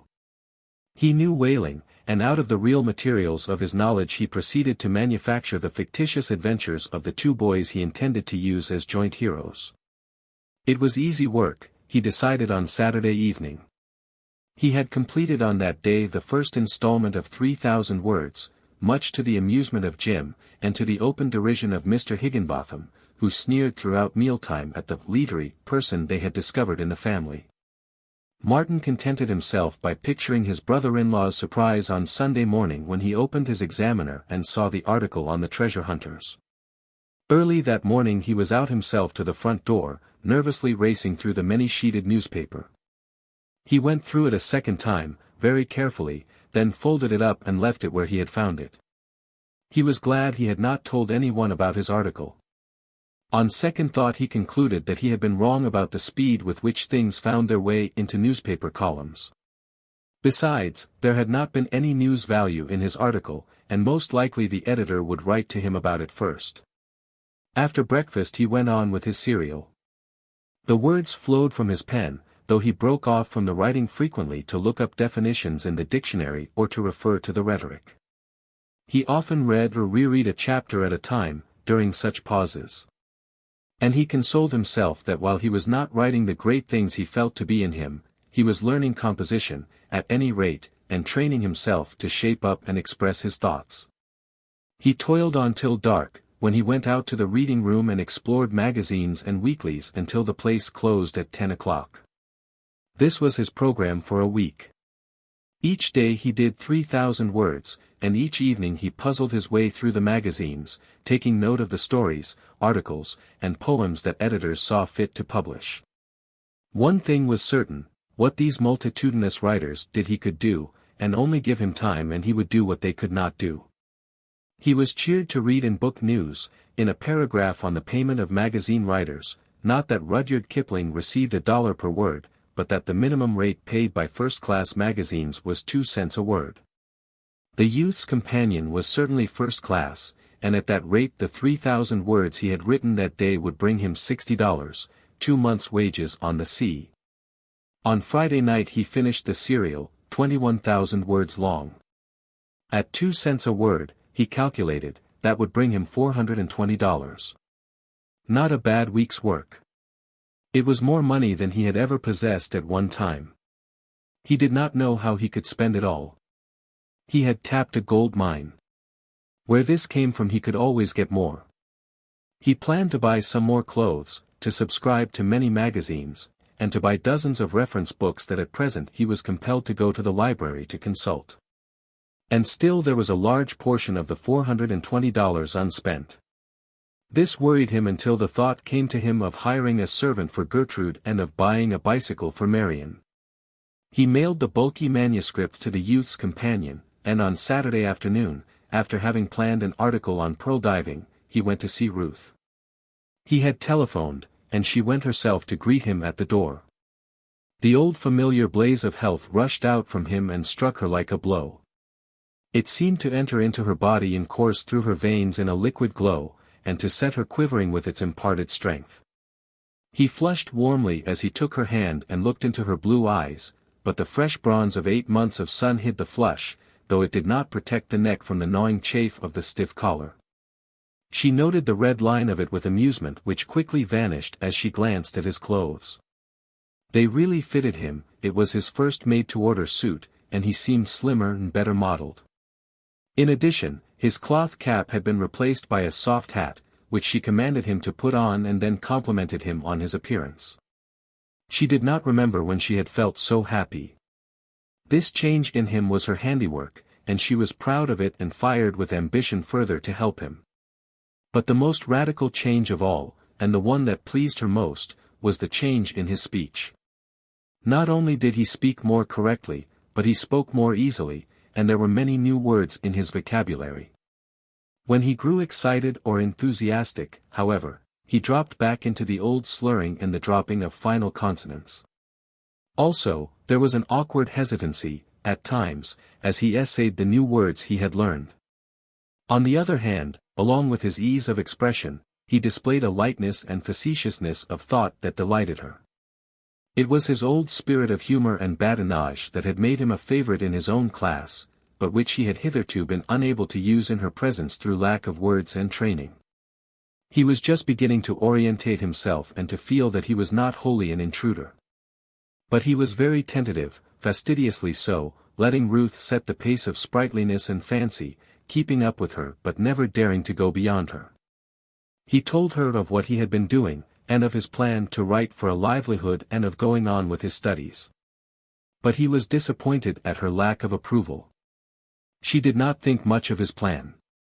"You see," she said frankly, "writing must be a trade, like anything else. Not that I know anything about it, of course. I only bring common judgment to bear. You couldn't hope to be a blacksmith without spending 3 years at learning the trade, or is it 5 years? Now writers are so much better paid than blacksmiths that there must be ever so many more men who would like to write, who try to write. But then, may not I be peculiarly constituted to write?" He queried, secretly exulting at the language he had used, his swift imagination throwing the whole scene and atmosphere upon a vast screen along with 1,000 other scenes from his life, scenes that were rough and raw, gross and bestial. The whole composite vision was achieved with the speed of light, producing no pause in the conversation, nor interrupting his calm train of thought. On the screen of his imagination he saw himself and this sweet and beautiful girl, facing each other and conversing in good English, in a room of books and paintings and tone and culture. And all illuminated by a bright light of steadfast brilliance. While ranged about and fading away to the remote edges of the screen were antithetical scenes, each scene a picture, and he the onlooker, free to look at will upon what he wished. He saw these other scenes through drifting vapors and swirls of sullen fog dissolving before shafts of red and garish light. He saw cowboys at the bar, drinking fierce whiskey, the air filled with obscenity and ribald language, and he saw himself with them drinking and cursing with the wildest, or sitting at table with them, under smoking kerosene lamps. While the chips clicked and clattered and the cards were dealt around. He saw himself, stripped to the waist, with naked fists, fighting his great fight with Liverpool Red in the forecastle of the Susquehanna. And he saw the bloody deck of the John Rogers, that grey morning of attempted mutiny, the mate kicking in death throes on the main hatch, the revolver in the old man's hand spitting fire and smoke, the men with passion-wrenched faces. Of brutes screaming vile blasphemies and falling about him, and then he returned to the central scene, calm and clean in the steadfast light, where Ruth sat and talked with him amid books and paintings. And he saw the grand piano upon which she would later play to him, and he heard the echoes of his own selected and correct words, but then, may I not be peculiarly constituted to write? But no matter how peculiarly constituted a man may be for blacksmithing, she was laughing, I never heard of one becoming a blacksmith without first serving his apprenticeship. What would you advise? He asked. And don't forget that I feel in me this capacity to write. I can't explain it, I just know that it is in me. You must get a thorough education, was the answer, whether or not you ultimately become a writer. This education is indispensable for whatever career you select, and it must not be slipshod or sketchy. You should go to high school. Yes, he began, but she interrupted with an afterthought. Of course, you could go on with your writing, too. I would have to, he said grimly. Why? She looked at him, prettily puzzled, for she did not quite like the persistence with which he clung to his notion. Because, without writing there wouldn't be any high school. I must live and buy books and clothes, you know. I'd forgotten that, she laughed. Why weren't you born with an income? I'd rather have good health and imagination, he answered. I can make good on the income, but the other things have to be made good for, he almost said, you, then amended his sentence to, have to be made good for one. Don't say, make good, she cried, sweetly petulant. It's slang, and it's horrid. He flushed, and stammered, that's right, and I only wish you'd correct me every time. I'd like to, she said haltingly. You have so much in you that is good that I want to see you perfect. He was clay in her hands immediately, as passionately desirous of being molded by her as she was desirous of shaping him into the image of her ideal of man. And when she pointed out the opportuneness of the time, that the entrance examinations to high school began on the following Monday, he promptly volunteered that he would take them. Then she played and sang to him, while he gazed with hungry yearning at her, drinking in her loveliness and marveling that there should not be 100 suitors listening there and longing for her as he listened and longed. Chapter 10. He stopped to dinner that evening, and, much to Ruth's satisfaction, made a favorable impression on her father. They talked about the sea as a career, a subject which Martin had at his finger ends, and Mr. Morse remarked afterward that he seemed a very clear-headed young man. In his avoidance of slang and his search after right words, Martin was compelled to talk slowly, which enabled him to find the best thoughts that were in him. He was more at ease than that first night at dinner, nearly a year before, and his shyness and modesty even commended him to Mrs. Morse, who was pleased at his manifest improvement. He is the first man that ever drew passing notice from Ruth, she told her husband. She has been so singularly backward where men are concerned that I have been worried greatly. Mr. Morse looked at his wife curiously. You mean to use this young sailor to wake her up, he questioned. I mean that she is not to die an old maid if I can help it, was the answer. If this young Eden can arouse her interest in mankind in general, it will be a good thing. A very good thing, he commented. But suppose, and we must suppose, sometimes, my dear, suppose he arouses her interest too particularly in him. Impossible, Mrs. Morse laughed. She is 3 years older than he, and, besides, it is impossible. Nothing will ever come of it. Trust that to me. And so Martin's role was arranged for him, while he, led on by Arthur and Norman, was meditating an extravagance. They were going out for a ride into the hills Sunday morning on their wheels, which did not interest Martin until he learned that Ruth, too, rode a wheel and was going along. He did not ride, nor own a wheel, but if Ruth rode, it was up to him to begin, was his decision, and when he said good night, he stopped in at a cyclery on his way home and spent $40 for a wheel. It was more than a month's hard-earned wages, and it reduced his stock of money amazingly. But when he added the $100 he was to receive from the examiner to the $420 that was the least the youth's companion could pay him, he felt that he had reduced the perplexity the unwanted amount of money had caused him. Nor did he mind, in the course of learning to ride the wheel home, the fact that he ruined his suit of clothes. He caught the tailor by telephone that night from Mr. Higginbotham's store and ordered another suit. Then he carried the wheel up the narrow stairway that clung like a fire escape to the rear wall of the building, and when he had moved his bed out from the wall, found there was just space enough in the small room for himself and the wheel. Sunday he had intended to devote to studying for the high school examination, but the pearl diving article lured him away, and he spent the day in the white-hot fever of recreating the beauty and romance that burned in him. The fact that the Examiner of that morning had failed to publish his treasure-hunting article did not dash his spirits. He was at too great a height for that, and having been deaf to a twice-repeated summons, he went without the heavy Sunday dinner with which Mr. Higginbotham invariably graced his table. To Mr. Higginbotham such a dinner was advertisement of his worldly achievement and prosperity. And he honored it by delivering platitudinous sermonettes upon American institutions and the opportunity said institutions gave to any hard-working man to rise, the rise, in his case, which he pointed out unfailingly, being from a grocer's clerk to the ownership of Higginbotham's cash store. Martin Eden looked with a sigh at his unfinished pearl diving on Monday morning, and took the car down to Oakland to the high school.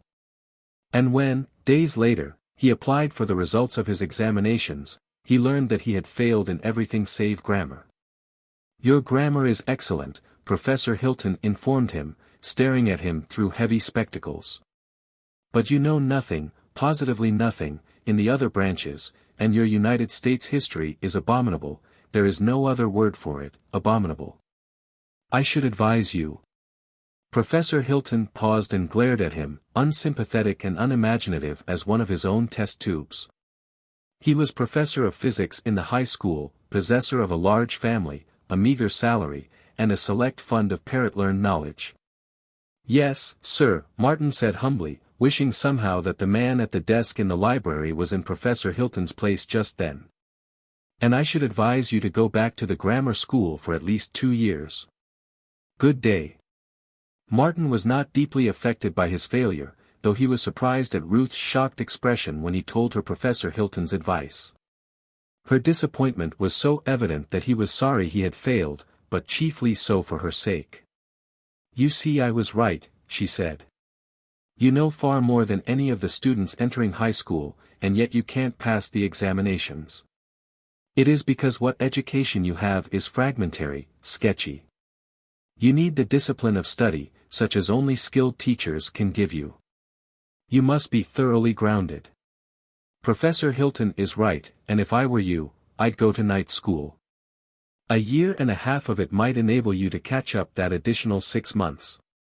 Besides, that would leave you your days in which to write, or, if you could not make your living by your pen, you would have your days in which to work in some position. But if my days are taken up with work and my nights with school, when am I going to see you?" was Martin's first thought, though he refrained from uttering it. Instead, he said, "It seems so babyish for me to be going to night school. But I wouldn't mind that if I thought it would pay. But I don't think it will pay. I can do the work quicker than they can teach me. It would be a loss of time," he thought of her in his desire to have her, "and I can't afford the time. I haven't the time to spare, in fact. There is so much that is necessary." She looked at him gently, and he was a brute to oppose her. "Physics and chemistry, you can't do them without laboratory study. And you'll find algebra and geometry almost hopeless without instruction. You need the skilled teachers, the specialists in the art of imparting knowledge." He was silent for a minute, casting about for the least vainglorious way in which to express himself. "Please don't think I'm bragging," he began. "I don't intend it that way at all. But I have a feeling that I am what I may call a natural student. I can study by myself. I take to it kindly, like a duck to water. You see yourself what I did with grammar. And I've learned much of other things, you would never dream how much. And I'm only getting started. Wait till I get," he hesitated and assured himself of the pronunciation before he said, "momentum. I'm getting my first real feel of things now. I'm beginning to size up the situation." "Please don't say, size up," she interrupted. "To get a line on things," he hastily amended. "That doesn't mean anything in correct English," she objected. He floundered for a fresh start. "What I'm driving at is that I'm beginning to get the lay of the land." Out of pity she forbore, and he went on. Knowledge seems to me like a chart room. Whenever I go into the library, I am impressed that way. The part played by teachers is to teach the student the contents of the chart room in a systematic way. The teachers are guides to the chart room, that's all. It's not something that they have in their own heads. They don't make it up, don't create it. It's all in the chart room and they know their way about in it, and it's their business to show the place to strangers who might else get lost. Now I don't get lost easily. I have the bump of location. I usually know where I'm at. What's wrong now? Don't say where I'm at. That's right, he said gratefully, where I am. But where am I at? I mean, where am I? Oh, yes, in the chart room. Well, some people. Persons, she corrected. Some persons need guides, most persons do. But I think I can get along without them. I've spent a lot of time in the chart room now, and I'm on the edge of knowing my way about, what charts I want to refer to, what coasts I want to explore. And from the way I line it up, I'll explore a whole lot more quickly by myself. The speed of a fleet, you know, is the speed of the slowest ship, and the speed of the teachers is affected the same way. They can't go any faster than the ruck of their scholars, and I can set a faster pace for myself than they set for a whole schoolroom. He travels the fastest who travels alone, she quoted at him. But I'd travel faster with you just the same, was what he wanted to blurt out, as he caught a vision of a world without end of sunlit spaces and starry voids through which he drifted with her, his arm around her. Her pale gold hair blowing about his face. In the same instant he was aware of the pitiful inadequacy of speech. God! If he could so frame words that she could see what he then saw. And he felt the stir in him, like a throe of yearning pain, of the desire to paint these visions that flashed unsummoned on the mirror of his mind. Ah, that was it. He caught at the hem of the secret. It was the very thing that the great writers and master poets did. That was why they were giants. They knew how to express what they thought, and felt, and saw. Dogs asleep in the sun often whined and barked, but they were unable to tell what they saw that made them whine and bark. He had often wondered what it was. And that was all he was, a dog asleep in the sun. He saw noble and beautiful visions, but he could only whine and bark at Ruth. But he would cease sleeping in the sun. He would stand up, with open eyes, and he would struggle and toil and learn until, with eyes unblind and tongue untied, he could share with her his visioned wealth. Other men had discovered the trick of expression, of making words obedient servitors, and of making combinations of words mean more than the sum of their separate meanings. He was stirred profoundly by the passing glimpse at the secret, and he was again caught up in the vision of sunlit spaces and starry voids, until it came to him that it was very quiet. And he saw Ruth regarding him with an amused expression and a smile in her eyes. I have had a great visioning, he said, and at the sound of his words in his own ears his heart gave a leap. Where had those words come from? They had adequately expressed the pause his vision had put in the conversation. It was a miracle. Never had he so loftily framed a lofty thought. But never had he attempted to frame lofty thoughts in words. That was it. That explained it. He had never tried. But Swinburne had, and Tennyson, and Kipling, and all the other poets. His mind flashed on to his pearl diving. He had never dared the big things, the spirit of the beauty that was a fire in him. That article would be a different thing when he was done with it. He was appalled by the vastness of the beauty that rightfully belonged in it, and again his mind flashed and dared, and he demanded of himself why he could not chant that beauty in noble verse as the great poets did. And there was all the mysterious delight and spiritual wonder of his love for Ruth. Why could he not chant that, too, as the poets did? They had sung of love. So would he. By God! And in his frightened ears he heard his exclamation echoing. Carried away, he had breathed it aloud. The blood surged into his face, wave upon wave, mastering the bronze of it till the blush of shame flaunted itself from collar rim to the roots of his hair. I beg your pardon, he stammered. I was thinking. It sounded as if you were praying, she said bravely, but she felt herself inside to be withering and shrinking. It was the first time she had heard an oath from the lips of a man she knew, and she was shocked, not merely as a matter of principle and training, but shocked in spirit by this rough blast of life in the garden of her sheltered maidenhood. But she forgave, and with surprise at the ease of her forgiveness. Somehow it was not so difficult to forgive him anything. He had not had a chance to be as other men, and he was trying so hard, and succeeding, too. It never entered her head that there could be any other reason for her being kindly disposed toward him. She was tenderly disposed toward him, but she did not know it. She had no way of knowing it. The placid poise of 24 years without a single love affair did not fit her with a keen perception of her own feelings, and she who had never warmed to actual love was unaware that she was warming now. Chapter 11. Martin went back to his pearl-diving article, which would have been finished sooner if it had not been broken in upon so frequently by his attempts to write poetry. His poems were love poems, inspired by Ruth, but they were never completed. Not in a day could he learn to chant in noble verse. Rhyme and meter and structure were serious enough in themselves, but there was, over and beyond them, an intangible and evasive something that he caught in all great poetry, but which he could not catch and imprison in his own. It was the elusive spirit of poetry itself that he sensed and sought after but could not capture. It seemed a glow to him, a warm and trailing vapor, ever beyond his reaching. Though sometimes he was rewarded by catching at shreds of it and weaving them into phrases that echoed in his brain with haunting notes or drifted across his vision in misty wafture of unseen beauty. It was baffling. He ached with desire to express and could but gibber prosaically as everybody gibbered. He read his fragments aloud. The meter marched along on perfect feet, and the rhyme pounded a longer and equally faultless rhythm, but the glow and high exaltation that he felt within were lacking.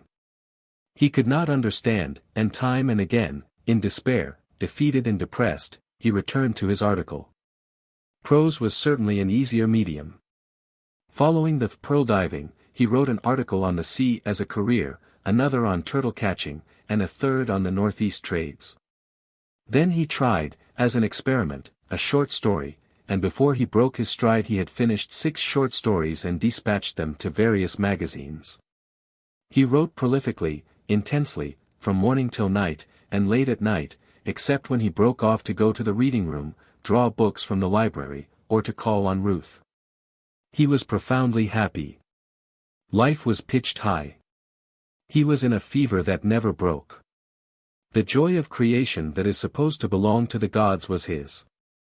All the life about him, the odors of stale vegetables and soapsuds, the slatternly form of his sister, and the jeering face of Mr.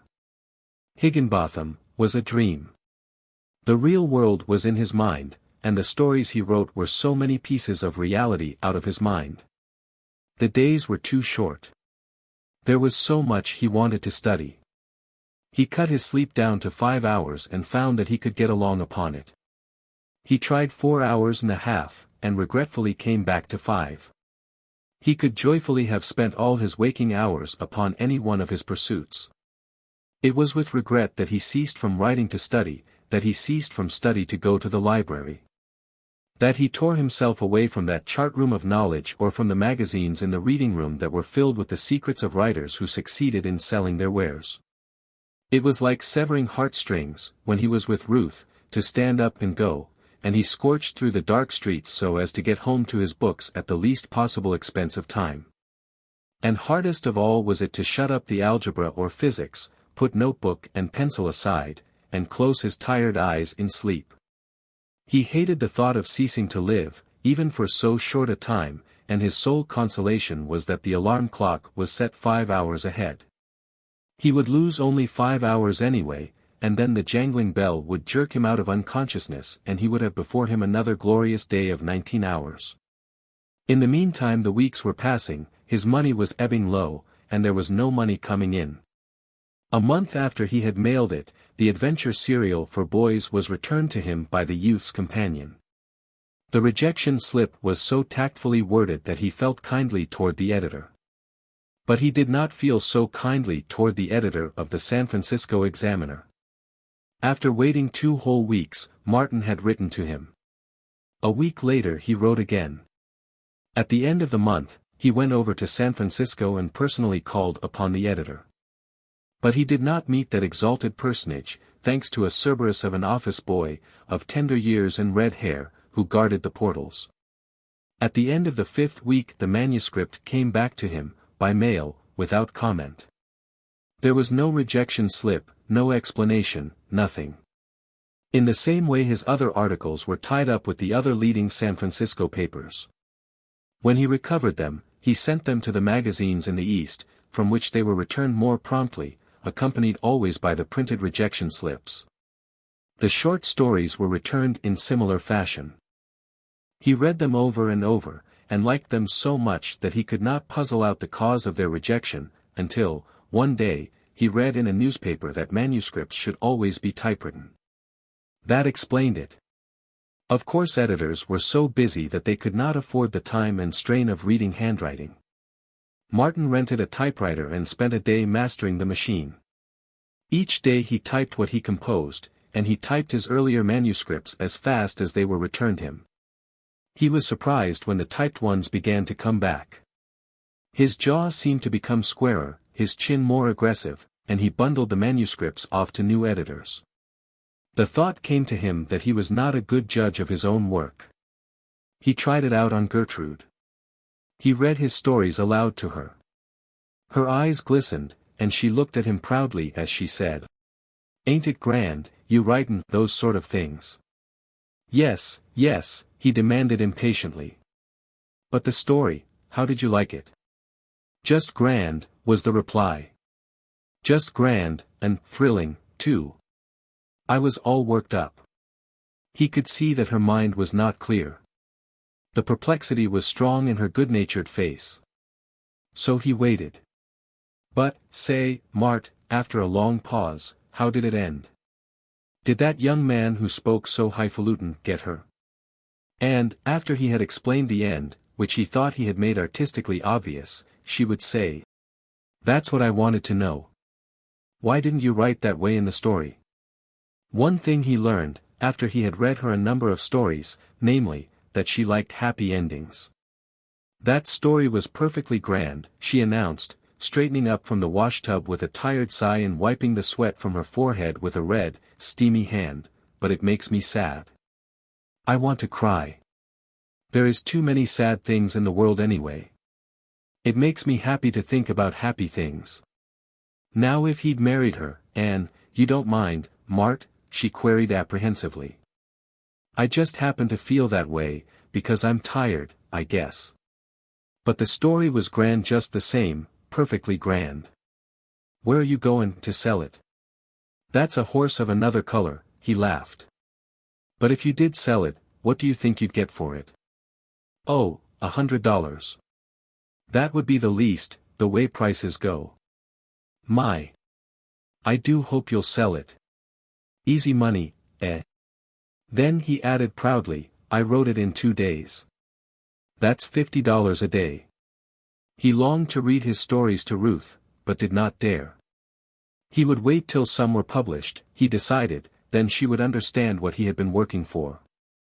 In the meantime he toiled on. Never had the spirit of adventure lured him more strongly than on this amazing exploration of the realm of mind. He bought the textbooks on physics and chemistry, and, along with his algebra, worked out problems and demonstrations. He took the laboratory proofs on faith, and his intense power of vision enabled him to see the reactions of chemicals more understandingly than the average student saw them in the laboratory. Martin wandered on through the heavy pages, overwhelmed by the clues he was getting to the nature of things. He had accepted the world as the world, but now he was comprehending the organization of it, the play and interplay of force and matter. Spontaneous explanations of old matters were continually arising in his mind. Levers and purchases fascinated him, and his mind roved backward to handspikes and blocks and tackles at sea.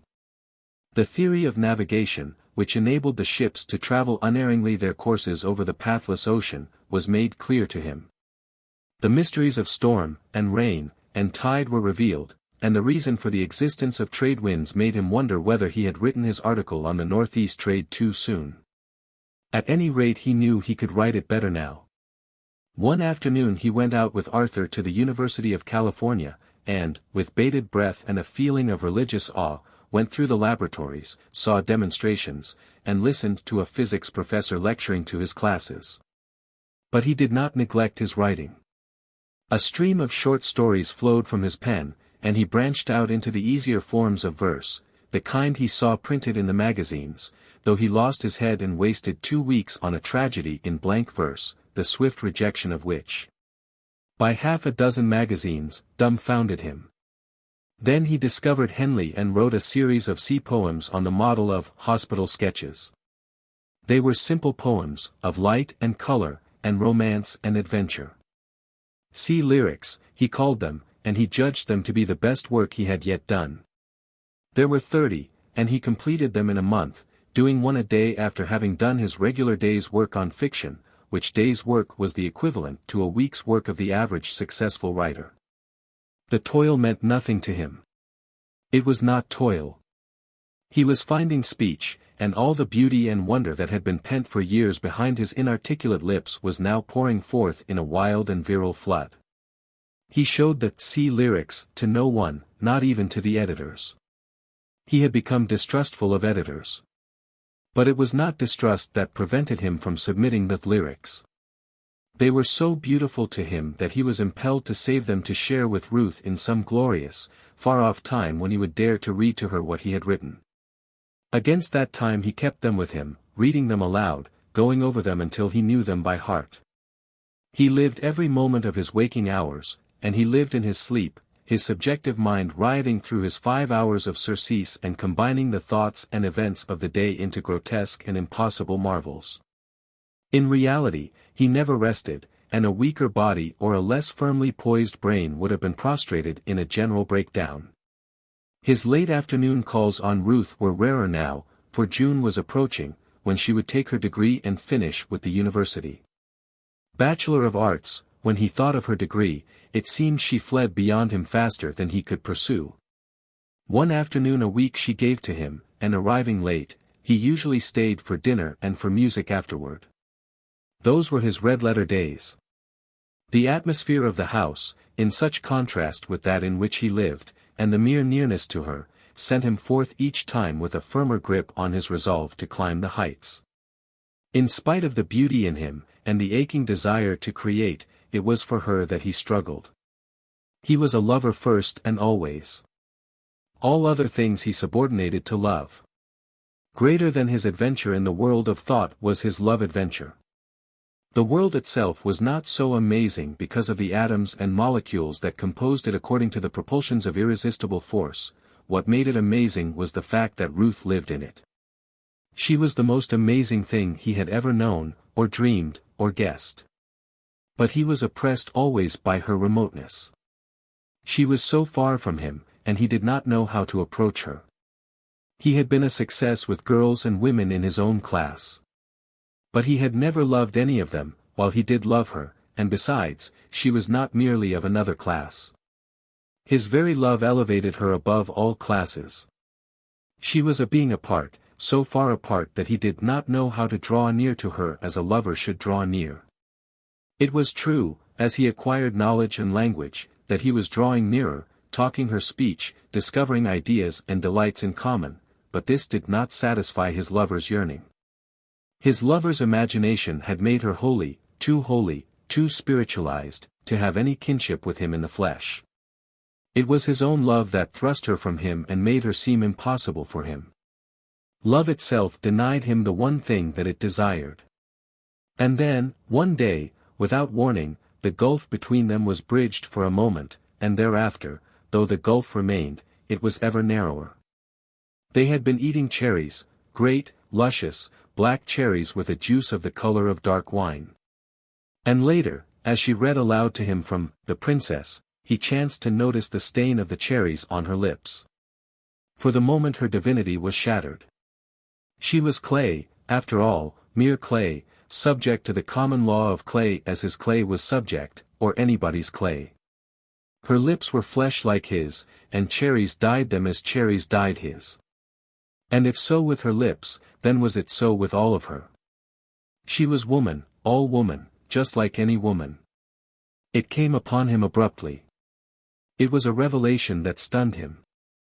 It was as if he had seen the sun fall out of the sky, or had seen worshipped purity polluted.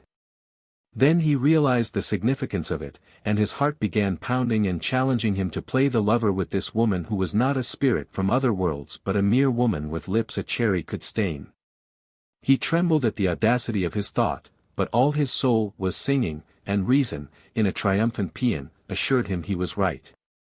Something of this change in him must have reached her, for she paused from her reading, looked up at him, and smiled. His eyes dropped from her blue eyes to her lips, and the sight of the stain maddened him. His arms all but flashed out to her and around her, in the way of his old careless life.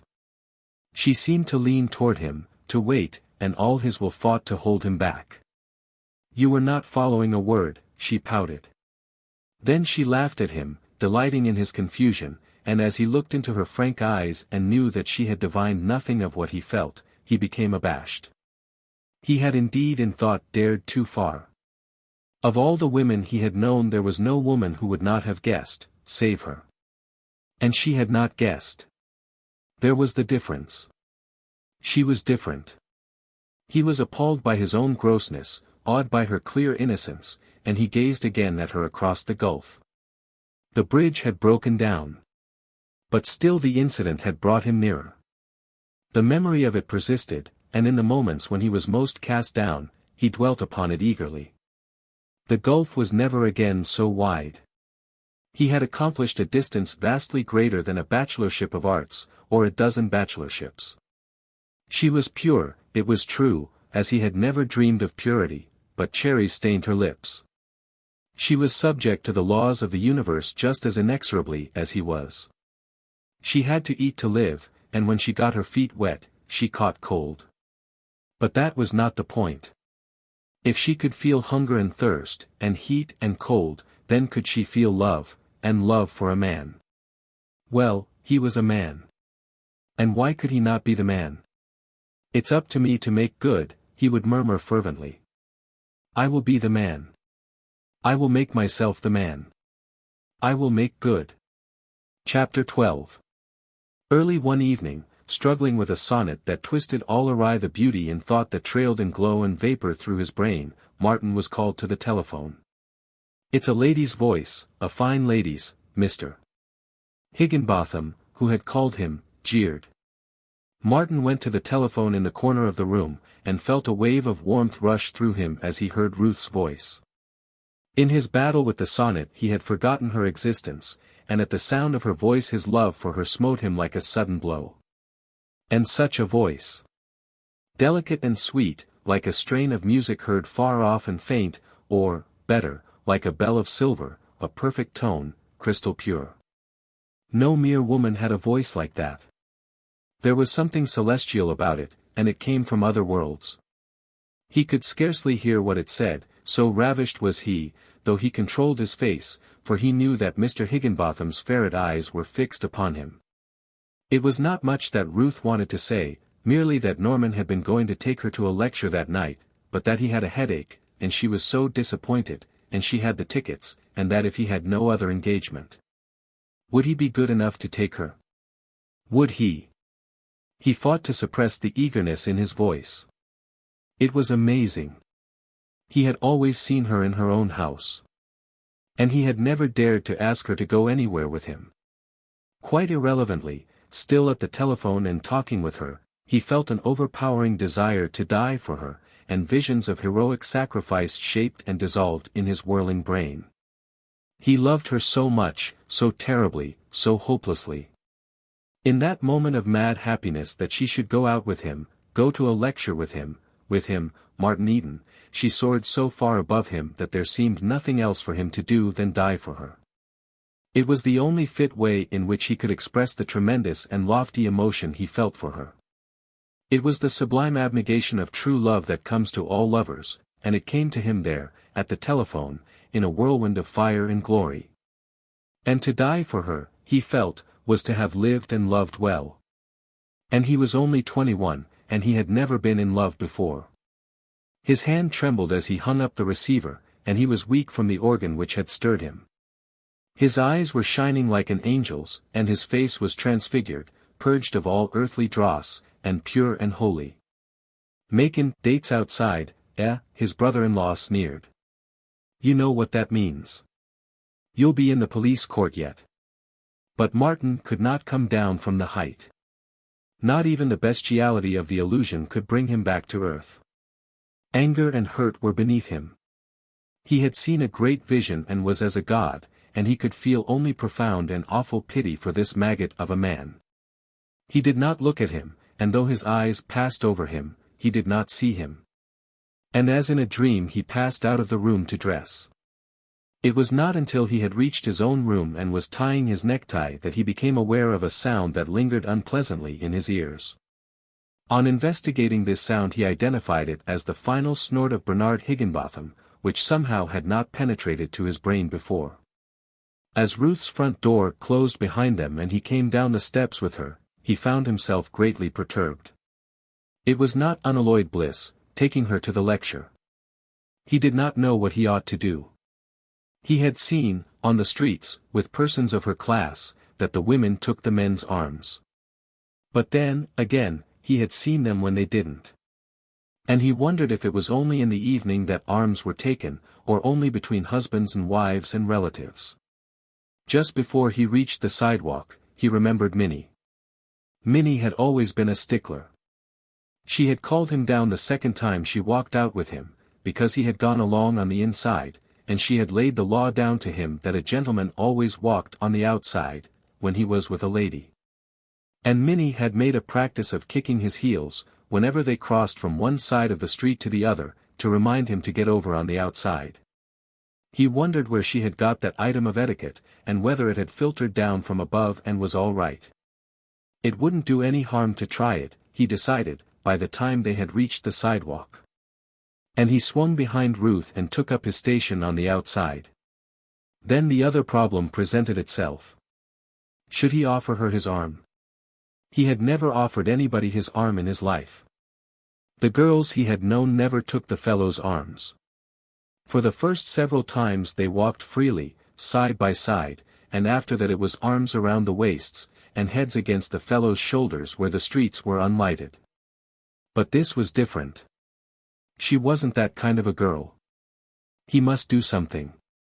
He crooked the arm next to her, crooked it very slightly and with secret tentativeness, not invitingly, but just casually, as though he was accustomed to walk that way. And then the wonderful thing happened. He felt her hand upon his arm. Delicious thrills ran through him at the contact, and for a few sweet moments it seemed that he had left the solid earth and was flying with her through the air. But he was soon back again, perturbed by a new complication. They were crossing the street. This would put him on the inside. He should be on the outside. Should he therefore drop her arm and change over? And if he did so, would he have to repeat the maneuver the next time? And the next? There was something wrong about it, and he resolved not to caper about and play the fool.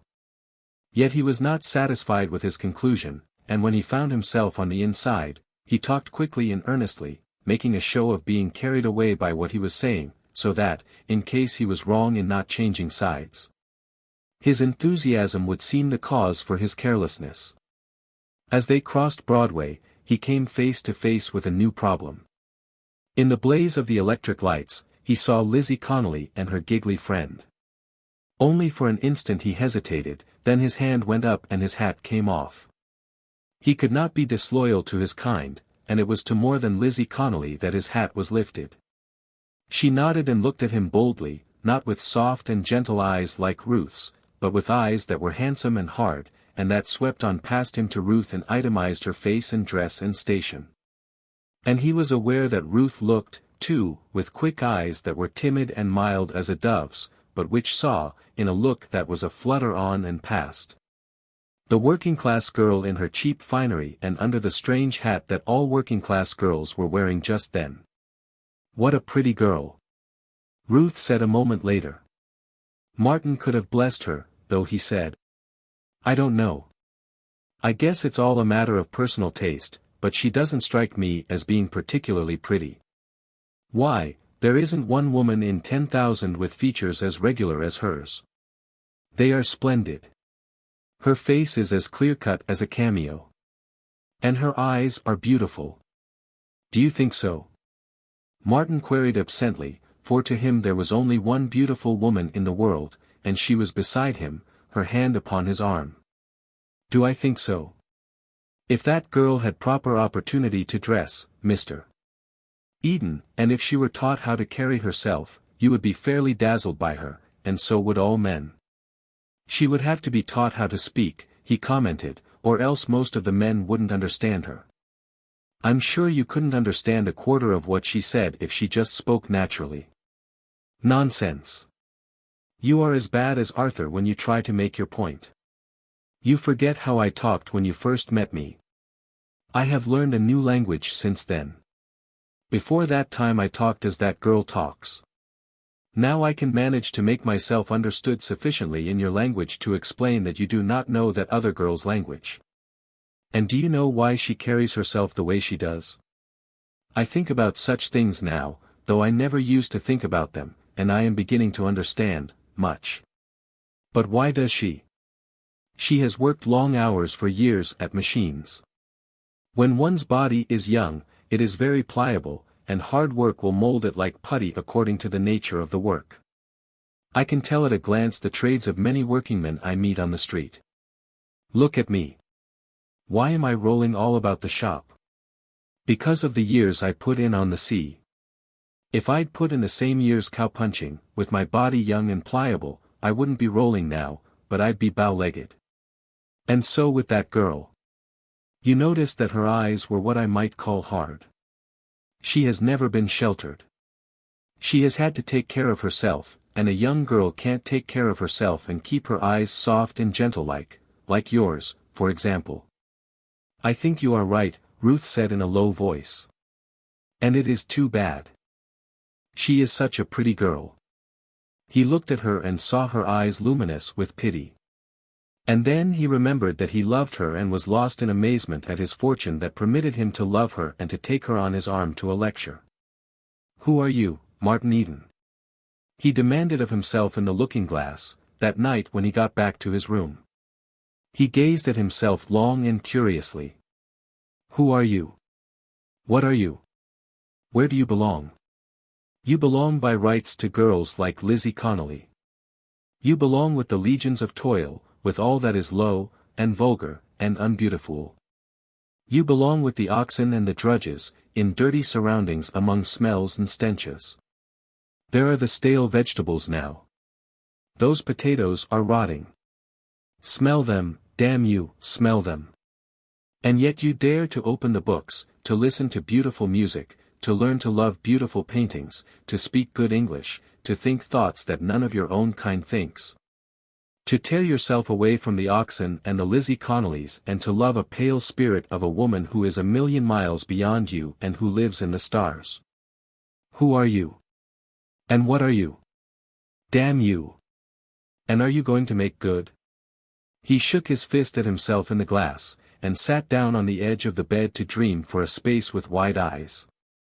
Then he got out notebook and algebra and lost himself in quadratic equations, while the hours slipped by, and the stars dimmed, and the grey of dawn flooded against his window. Chapter 13. It was the knot of wordy socialists and working-class philosophers that held forth in the City Hall Park on warm afternoons that was responsible for the great discovery. Once or twice in the month, while riding through the park on his way to the library, Martin dismounted from his wheel and listened to the arguments, and each time he tore himself away reluctantly. The tone of discussion was much lower than at Mr. Morse's table. The men were not grave and dignified. They lost their tempers easily and called one another names, while oaths and obscene allusions were frequent on their lips. Once or twice he had seen them come to blows. And yet, he knew not why, there seemed something vital about the stuff of these men's thoughts. Their logomachy was far more stimulating to his intellect than the reserved and quiet dogmatism of Mr. Morse. These men, who slaughtered English, gesticulated like lunatics, and fought one another's ideas with primitive anger, seemed somehow to be more alive than Mr. Morse and his crony, Mr. Butler. Martin had heard Herbert Spencer quoted several times in the park, but one afternoon a disciple of Spencer's appeared, a seedy tramp with a dirty coat buttoned tightly at the throat to conceal the absence of a shirt. Battle royal was waged, amid the smoking of many cigarettes and the expectoration of much tobacco juice, wherein the tramp successfully held his own, even when a socialist workman sneered, "There is no God but the unknowable. And Herbert Spencer is his prophet." Martin was puzzled as to what the discussion was about, but when he rode on to the library he carried with him a newborn interest in Herbert Spencer, and because of the frequency with which the tramp had mentioned First Principles, Martin drew out that volume. So the great discovery began. Once before he had tried Spencer, and choosing the Principles of Psychology, to begin with, he had failed as abjectly as he had failed with Madame Blavatsky. There had been no understanding the book, and he had returned it unread. But this night, after algebra and physics, and an attempt at a sonnet, he got into bed and opened First Principles. Morning found him still reading. It was impossible for him to sleep. Nor did he write that day. He lay on the bed till his body grew tired, when he tried the hard floor, reading on his back, the book held in the air above him, or changing from side to side. He slept that night, and did his writing next morning, and then the book tempted him and he fell, reading all afternoon, oblivious to everything and oblivious to the fact that that was the afternoon Ruth gave to him. His first consciousness of the immediate world about him was when Bernard Higginbotham jerked open the door and demanded to know if he thought they were running a restaurant. Martin Eden had been mastered by curiosity all his days. He wanted to know, and it was this desire that had sent him adventuring over the world. But he was now learning from Spencer that he never had known, and that he never could have known had he continued his sailing and wandering forever. He had merely skimmed over the surface of things, observing detached phenomena, accumulating fragments of facts, making superficial little generalizations, and all and everything quite unrelated in a capricious and disorderly world of whim and chance. The mechanism of the flight of birds he had watched and reasoned about with understanding, but it had never entered his head to try to explain the process whereby birds, as organic flying mechanisms, had been developed. He had never dreamed there was such a process. That birds should have come to be, was unguessed. They always had been. They just happened. And as it was with birds, so had it been with everything. His ignorant and unprepared attempts at philosophy had been fruitless. The medieval metaphysics of Kant had given him the key to nothing, and had served the sole purpose of making him doubt his own intellectual powers. In similar manner his attempt to study evolution had been confined to a hopelessly technical volume by Romanes. He had understood nothing, and the only idea he had gathered was that evolution was a dry-as-dust theory, of a lot of little men possessed of huge and unintelligible vocabularies. And now he learned that evolution was no mere theory but an accepted process of development, that scientists no longer disagreed about it, their only differences being over the method of evolution. And here was the man Spencer, organizing all knowledge for him, reducing everything to unity, elaborating ultimate realities, and presenting to his startled gaze a universe so concrete of realization that it was like the model of a ship such as sailors make and put into glass bottles. There was no caprice, no chance. All was law. It was in obedience to law that the bird flew, and it was in obedience to the same law that fermenting slime had writhed and squirmed and put out legs and wings and become a bird. Martin had ascended from pitch to pitch of intellectual living, and here he was at a higher pitch than ever. All the hidden things were laying their secrets bare. He was drunken with comprehension. At night, asleep, he lived with the gods in colossal nightmare, and awake, in the day, he went around like a somnambulist, with absent stare, gazing upon the world he had just discovered. At table he failed to hear the conversation about petty and ignoble things, his eager mind seeking out and following cause and effect in everything before him. In the meat on the platter he saw the shining sun and traced its energy back through all its transformations to its source 100 million miles away, or traced its energy ahead to the moving muscles in his arms that enabled him to cut the meat. And to the brain wherewith he willed the muscles to move to cut the meat, until, with inward gaze, he saw the same sun shining in his brain. He was entranced by illumination, and did not hear the "bughouse" whispered by Jim, nor see the anxiety on his sister's face, nor notice the rotary motion of Bernard Higginbotham's finger, whereby he imparted the suggestion of wheels revolving in his brother-in-law's head. What, in a way, most profoundly impressed Martin, was the correlation of knowledge, of all knowledge. He had been curious to know things, and whatever he acquired he had filed away in separate memory compartments in his brain. Thus, on the subject of sailing he had an immense store. On the subject of woman he had a fairly large store. But these two subjects had been unrelated. Between the two memory compartments there had been no connection. That, in the fabric of knowledge, there should be any connection whatever between a woman with hysterics and a schooner carrying a weather helm or heaving to in a gale, would have struck him as ridiculous and impossible. But Herbert Spencer had shown him not only that it was not ridiculous, but that it was impossible for there to be no connection. All things were related to all other things from the farthermost star in the wastes of space to the myriads of atoms in the grain of sand under one's foot. This new concept was a perpetual amazement to Martin, and he found himself engaged continually in tracing the relationship between all things under the sun and on the other side of the sun. He drew up lists of the most incongruous things and was unhappy until he succeeded in establishing kinship between them all, kinship between love, poetry, earthquake, fire, rattlesnakes, rainbows, precious gems, monstrosities, sunsets. The roaring of lions, illuminating gas, cannibalism, beauty, murder, lovers, fulcrums, and tobacco. Thus, he unified the universe and held it up and looked at it, or wandered through its byways and alleys and jungles, not as a terrified traveler in the thick of mysteries seeking an unknown goal, but observing and charting and becoming familiar with all there was to know. And the more he knew, the more passionately he admired the universe, and life, and his own life in the midst of it all. "You fool," he cried at his image in the looking-glass. "You wanted to write, and you tried to write, and you had nothing in you to write about. What did you have in you? Some childish notions, a few half-baked sentiments, a lot of undigested beauty, a great black mass of ignorance, a heart filled to bursting with love, and an ambition as big as your love and as futile as your ignorance. And you wanted to write. Why, you're just on the edge of beginning to get something in you to write about. You wanted to create beauty, but how could you when you knew nothing about the nature of beauty? You wanted to write about life when you knew nothing of the essential characteristics of life. You wanted to write about the world and the scheme of existence when the world was a Chinese puzzle to you, and all that you could have written would have been about what you did not know of the scheme of existence. But cheer up, Martin, my boy. You'll write yet. You know a little, a very little, and you're on the right road now to know more. Some day, if you're lucky, you may come pretty close to knowing all that may be known. Then you will write."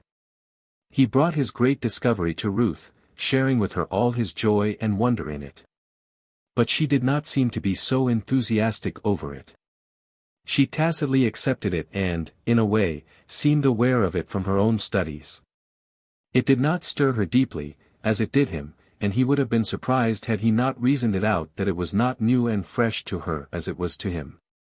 Arthur and Norman, he found, believed in evolution and had read Spencer, though it did not seem to have made any vital impression upon them, while the young fellow with the glasses and the mop of hair, Will only sneered disagreeably at Spencer and repeated the epigram, "There is no God but the unknowable, and Herbert Spencer is his prophet." But Martin forgave him the sneer, for he had begun to discover that Olney was not in love with Ruth. Later, he was dumbfounded to learn from various little happenings not only that Olney did not care for Ruth, but that he had a positive dislike for her. Martin could not understand this. It was a bit of phenomena that he could not correlate with all the rest of the phenomena in the universe. But nevertheless he felt sorry for the young fellow because of the great lack in his nature that prevented him from a proper appreciation of Ruth's fineness and beauty. They rode out into the hills several Sundays on their wheels, and Martin had ample opportunity to observe the armed truce that existed between Ruth and Olney. The latter chummed with Norman, throwing Arthur and Martin into company with Ruth, for which Martin was duly grateful. Those Sundays were great days for Martin, greatest because he was with Ruth, and great, also, because they were putting him more on a par with the young men of her class. In spite of their long years of disciplined education, he was finding himself their intellectual equal, and the hours spent with them in conversation was so much practice for him in the use of the grammar he had studied so hard. He had abandoned the etiquette books, falling back upon observation to show him the right things to do. Except when carried away by his enthusiasm, he was always on guard, keenly watchful of their actions and learning their little courtesies and refinements of conduct. The fact that Spencer was very little read was for some time a source of surprise to Martin. "Herbert Spencer," said the man at the desk in the library, "oh, yes, a great mind." But the man did not seem to know anything of the content of that great mind. One evening, at dinner, when Mr. Butler was there, Martin turned the conversation upon Spencer. Mr. Morse bitterly arraigned the English philosopher's agnosticism, but confessed that he had not read First Principles, while Mr. Butler stated that he had no patience with Spencer, had never read a line of him, and had managed to get along quite well without him. Doubts arose in Martin's mind, and had he been less strongly individual he would have accepted the general opinion and given Herbert Spencer up. As it was, he found Spencer's explanation of things convincing. And, as he phrased it to himself, to give up Spencer would be equivalent to a navigator throwing the compass and chronometer overboard. So Martin went on into a thorough study of evolution, mastering more and more the subject himself, and being convinced by the corroborative testimony of 1,000 independent writers. The more he studied, the more vistas he caught of fields of knowledge yet unexplored, and the regret that days were only 24 hours long became a chronic complaint with him. One day, because the days were so short, he decided to give up algebra and geometry. Trigonometry he had not even attempted. Then he cut chemistry from his study list, retaining only physics.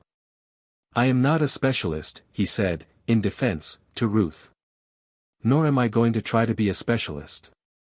There are too many special fields for any one man, in a whole lifetime, to master a tithe of them. I must pursue general knowledge. When I need the work of specialists, I shall refer to their books."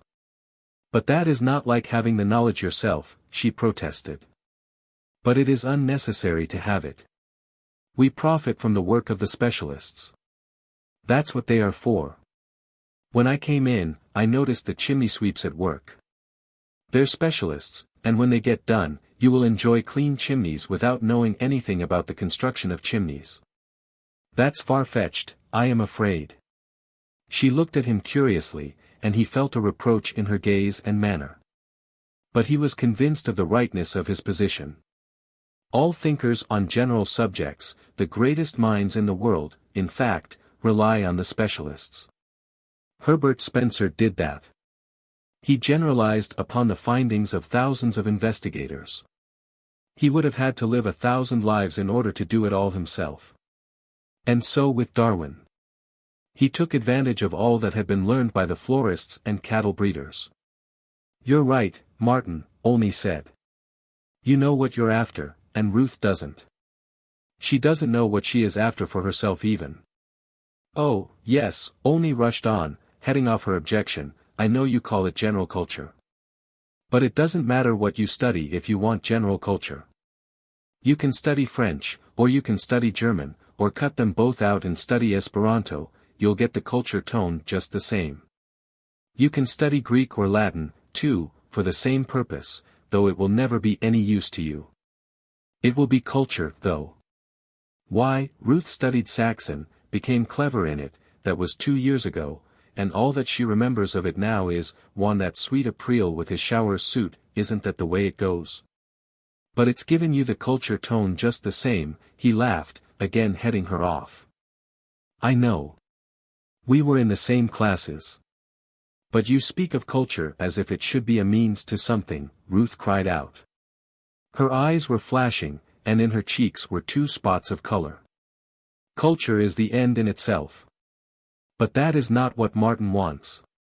How do you know? What do you want, Martin? Olney demanded, turning squarely upon him. Martin felt very uncomfortable, and looked entreaty at Ruth. Yes, what do you want? Ruth asked. That will settle it. Yes, of course, I want culture, Martin faltered. I love beauty, and culture will give me a finer and keener appreciation of beauty. She nodded her head and looked triumph. Rot, and you know it, was Olney's comment. Martin's after career, not culture. It just happens that culture, in his case, is incidental to career. If he wanted to be a chemist, culture would be unnecessary. Martin wants to write, but he's afraid to say so because it will put you in the wrong. And why does Martin want to write, he went on. Because he isn't rolling in wealth. Why do you fill your head with Saxon and general culture? Because you don't have to make your way in the world. Your father sees to that. He buys your clothes for you, and all the rest. What rotten good is our education, yours and mine and Arthur's and Norman's? We're soaked in general culture, and if our daddies went broke today, we'd be falling down tomorrow on teachers' examinations. The best job you could get, Ruth, would be a country school or music teacher in a girls' boarding school. And pray what would you do? She asked. Not a blessed thing. I could earn $1.50 a day, common labor, and I might get in as instructor in Hanley's cramming joint, I say might, mind you, and I might be chucked out at the end of the week for sheer inability. Martin followed the discussion closely, and while he was convinced that Olney was right, he resented the rather cavalier treatment he accorded Ruth. A new conception of love formed in his mind as he listened. Reason had nothing to do with love. It mattered not whether the woman he loved reasoned correctly or incorrectly. Love was above reason. If it just happened that she did not fully appreciate his necessity for a career, that did not make her a bit less lovable. She was all lovable, and what she thought had nothing to do with her lovableness. What's that? He replied to a question from Olney that broke in upon his train of thought. I was saying that I hoped you wouldn't be fool enough to tackle Latin. But Latin is more than culture, Ruth broke in. It is equipment. Well, are you going to tackle it? Olney persisted. Martin was sore beset. He could see that Ruth was hanging eagerly upon his answer. I am afraid I won't have time, he said finally. I'd like to, but I won't have time. You see, Martin's not seeking culture, Olney exulted. He's trying to get somewhere, to do something. Oh, but it's mental training. It's mind discipline. It's what makes disciplined minds. Ruth looked expectantly at Martin, as if waiting for him to change his judgment. You know, the football players have to train before the big game. And that is what Latin does for the thinker. It trains. Rot and bosh. That's what they told us when we were kids. But there is one thing they didn't tell us then. They let us find it out for ourselves afterwards. Olney paused for effect, then added, and what they didn't tell us was that every gentleman should have studied Latin, but that no gentleman should know Latin. Now that's unfair, Ruth cried. I knew you were turning the conversation just in order to get off something. It's clever all right, was the retort, but it's fair, too. The only men who know their Latin are the apothecaries, the lawyers, and the Latin professors. And if Martin wants to be one of them, I miss my guess. But what's all that got to do with Herbert Spencer anyway? Martin's just discovered Spencer, and he's wild over him. Why? Because Spencer is taking him somewhere. Spencer couldn't take me anywhere, nor you. We haven't got anywhere to go. You'll get married someday, and I'll have nothing to do but keep track of the lawyers and business agents who will take care of the money my father's going to leave me. Olney got up to go, but turned at the door and delivered a parting shot. You leave Martin alone, Ruth. He knows what's best for himself. Look at what he's done already. He makes me sick sometimes, sick and ashamed of myself. He knows more now about the world, and life, and man's place, and all the rest, than Arthur, or Norman, or I, or you, too, for that matter, and in spite of all our Latin, and French, and Saxon, and culture. But Ruth is my teacher, Martin answered chivalrously. She is responsible for what little I have learned. Rats. Olney looked at Ruth, and his expression was malicious. I suppose you'll be telling me next that you read Spencer on her recommendation, only you didn't. And she doesn't know anything more about Darwin and evolution than I do about King Solomon's mines. What's that jawbreaker definition about something or other, of Spencer's, that you sprang on us the other day, that indefinite, incoherent homogeneity thing? Spring it on her, and see if she understands a word of it. That isn't culture, you see. Well, tra-la, and if you tackle Latin, Martin, I won't have any respect for you. And all the while, interested in the discussion, Martin had been aware of an irk in it as well. It was about studies and lessons, dealing with the rudiments of knowledge, and the schoolboyish tone of it conflicted with the big things that were stirring in him, with the grip upon life that was even then crooking his fingers like eagle's talons.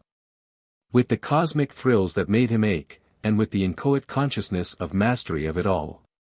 He likened himself to a poet, wrecked on the shores of a strange land, filled with power of beauty, stumbling and stammering and vainly trying to sing in the rough, barbaric tongue of his brethren in the new land. And so with him.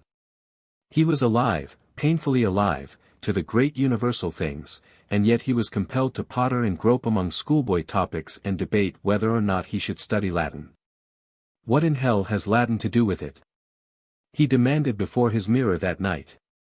I wish dead people would stay dead. Why should I and the beauty in me be ruled by the dead? Beauty is alive and everlasting. Languages come and go. They are the dust of the dead. And his next thought was that he had been phrasing his ideas very well, and he went to bed wondering why he could not talk in similar fashion when he was with Ruth. He was only a schoolboy, with a schoolboy's tongue, when he was in her presence. Give me time, he said aloud. Only give me time. Time. Time. Time. Was his unending plaint. Chapter 14. It was not because of Olney, but in spite of Ruth, and his love for Ruth, that he finally decided not to take up Latin. His money meant time. There was so much that was more important than Latin, so many studies that clamored with imperious voices. And he must write. He must earn money. He had had no acceptances. 20 of manuscripts were traveling the endless round of the magazines. How did the others do it? He spent long hours in the free reading room, going over what others had written, studying their work eagerly and critically, comparing it with his own, and wondering about the secret trick they had discovered which enabled them to sell their work. He was amazed at the immense amount of printed stuff that was dead. No light, no life, no color, was shot through it. There was no breath of life in it, and yet it sold, at 2 cents a word, $20 a thousand, the newspaper clipping had said so. He was puzzled by countless short stories, written lightly and cleverly he confessed, but without vitality or reality. Life was so strange and wonderful, filled with an immensity of problems, of dreams, and of heroic toils, and yet these stories dealt only with the commonplaces of life. He felt the stress and strain of life, its fevers and sweats and wild insurgences. Surely this was the stuff to write about. He wanted to glorify the leaders of forlorn hopes, the mad lovers, the giants that fought under stress and strain, amid terror and tragedy, making life crackle with the strength of their endeavor. And yet the magazine short stories seemed intent on glorifying the Mr. Butlers, the sordid dollar chasers, and the commonplace little love affairs of commonplace little men and women. Was it because the editors of the magazines were commonplace? He demanded. Or were they afraid of life, these writers and editors and readers? But his chief trouble was that he did not know any editors or writers. And not merely did he not know any writers, but he did not know anybody who had ever attempted to write. There was nobody to tell him, to hint to him, to give him the least word of advice. He began to doubt that editors were real men. They seemed cogs in a machine. That was what it was, a machine. He poured his soul into stories, articles, and poems, and entrusted them to the machine. He folded them just so, put the proper stamps inside the long envelope along with the manuscript, sealed the envelope, put more stamps outside, and dropped it into the mailbox. It traveled across the continent, and after a certain lapse of time the postman returned him the manuscript in another long envelope, on the outside of which were the stamps he had enclosed. There was no human editor at the other end, but a mere cunning arrangement of cogs that changed the manuscript from one envelope to another and stuck on the stamps. It was like the slot machines wherein one dropped pennies, and, with a metallic whirl of machinery had delivered to him a stick of chewing gum or a tablet of chocolate. It depended upon which slot one dropped the penny in, whether he got chocolate or gum. And so with the editorial machine. One slot brought checks and the other brought rejection slips. So far he had found only the latter slot. It was the rejection slips that completed the horrible machine-likeness of the process. These slips were printed in stereotyped forms and he had received hundreds of them, as many as a dozen or more on each of his earlier manuscripts. If he had received one line, one personal line, along with one rejection of all his rejections, he would have been cheered. But not one editor had given that proof of existence. And he could conclude only that there were no warm human men at the other end, only mere cogs, well oiled and running beautifully in the machine. He was a good fighter, whole-souled and stubborn, and he would have been content to continue feeding the machine for years, but he was bleeding to death, and not years but weeks would determine the fight.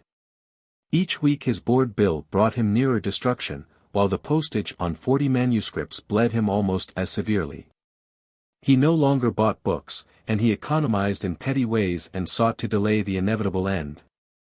Though he did not know how to economize, and brought the end nearer by a week when he gave his sister Marion $5 for a dress. He struggled in the dark, without advice, without encouragement, and in the teeth of discouragement. Even Gertrude was beginning to look askance. At first she had tolerated with sisterly fondness what she conceived to be his foolishness, but now, out of sisterly solicitude, she grew anxious. To her it seemed that his foolishness was becoming a madness. Martin knew this and suffered more keenly from it than from the open and nagging contempt of Bernard Higginbotham. Martin had faith in himself, but he was alone in this faith. Not even Ruth had faith. She had wanted him to devote himself to study, and, though she had not openly disapproved of his writing, she had never approved. He had never offered to show her his work. A fastidious delicacy had prevented him. Besides, she had been studying heavily at the university, and he felt averse to robbing her of her time. But when she had taken her degree, she asked him herself to let her see something of what he had been doing. Martin was elated and diffident. Here was a judge. She was a Bachelor of Arts. She had studied literature under skilled instructors. Perhaps the editors were capable judges, too. But she would be different from them. She would not hand him a stereotyped rejection slip, nor would she inform him that lack of preference for his work did not necessarily imply lack of merit in his work. She would talk, a warm human being, in her quick, bright way, and, most important of all, she would catch glimpses of the real Martin Eden. In his work she would discern what his heart and soul were like, and she would come to understand something, a little something, of the stuff of his dreams and the strength of his power. Martin gathered together a number of carbon copies of his short stories, hesitated a moment, then added his sea lyrics. They mounted their wheels on a late June afternoon and rode for the hills. It was the second time he had been out with her alone, and as they rode along through the balmy warmth, just chilled by sea breeze to refreshing coolness, he was profoundly impressed by the fact that it was a very beautiful and well-ordered world and that it was good to be alive and to love. They left their wheels by the roadside and climbed to the brown top of an open knoll where the sunburnt grass breathed a harvest breath of dry sweetness and content. Its work is done, Martin said, as they seated themselves, she upon his coat, and he sprawling close to the warm earth. He sniffed the sweetness of the tawny grass, which entered his brain and set his thoughts whirling on from the particular to the universal. It has achieved its reason for existence, he went on, patting the dry grass affectionately.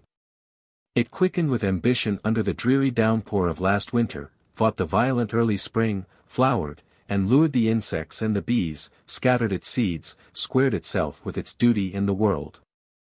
Anne. Why do you always look at things with such dreadfully practical eyes? She interrupted. Because I've been studying evolution, I guess. It's only recently that I got my eyesight, if the truth were told. But it seems to me you lose sight of beauty by being so practical, that you destroy beauty like the boys who catch butterflies and rub the down off their beautiful wings. He shook his head. Beauty has significance, but I never knew its significance before. I just accepted beauty as something meaningless, as something that was just beautiful without rhyme or reason. I did not know anything about beauty. But now I know, or, rather, am just beginning to know. This grass is more beautiful to me now that I know why it is grass, and all the hidden chemistry of sun and rain and earth that makes it become grass. Why, there is romance in the life history of any grass, yes, and adventure, too. The very thought of it stirs me. When I think of the play of force and matter, and all the tremendous struggle of it, I feel as if I could write an epic on the grass. How well you talk, she said absently, and he noted that she was looking at him in a searching way. He was all confusion and embarrassment on the instant, the blood flushing red on his neck and brow. I hope I am learning to talk, he stammered. There seems to be so much in me I want to say. But it is all so big. I can't find ways to say what is really in me. Sometimes it seems to me that all the world, all life, everything, had taken up residence inside of me and was clamoring for me to be the spokesman. I feel, oh, I can't describe it, I feel the bigness of it, but when I speak, I babble like a little child. It is a great task to transmute feeling and sensation into speech, written or spoken, that will, in turn, in him who reads or listens, transmute itself back into the selfsame feeling and sensation. It is a lordly task. See, I bury my face in the grass, and the breath I draw in through my nostrils sets me quivering with 1,000 thoughts and fancies. It is a breath of the universe I have breathed. I know song and laughter, and success and pain, and struggle and death, and I see visions that arise in my brain somehow out of the scent of the grass, and I would like to tell them to you, to the world. But how can I? My tongue is tied.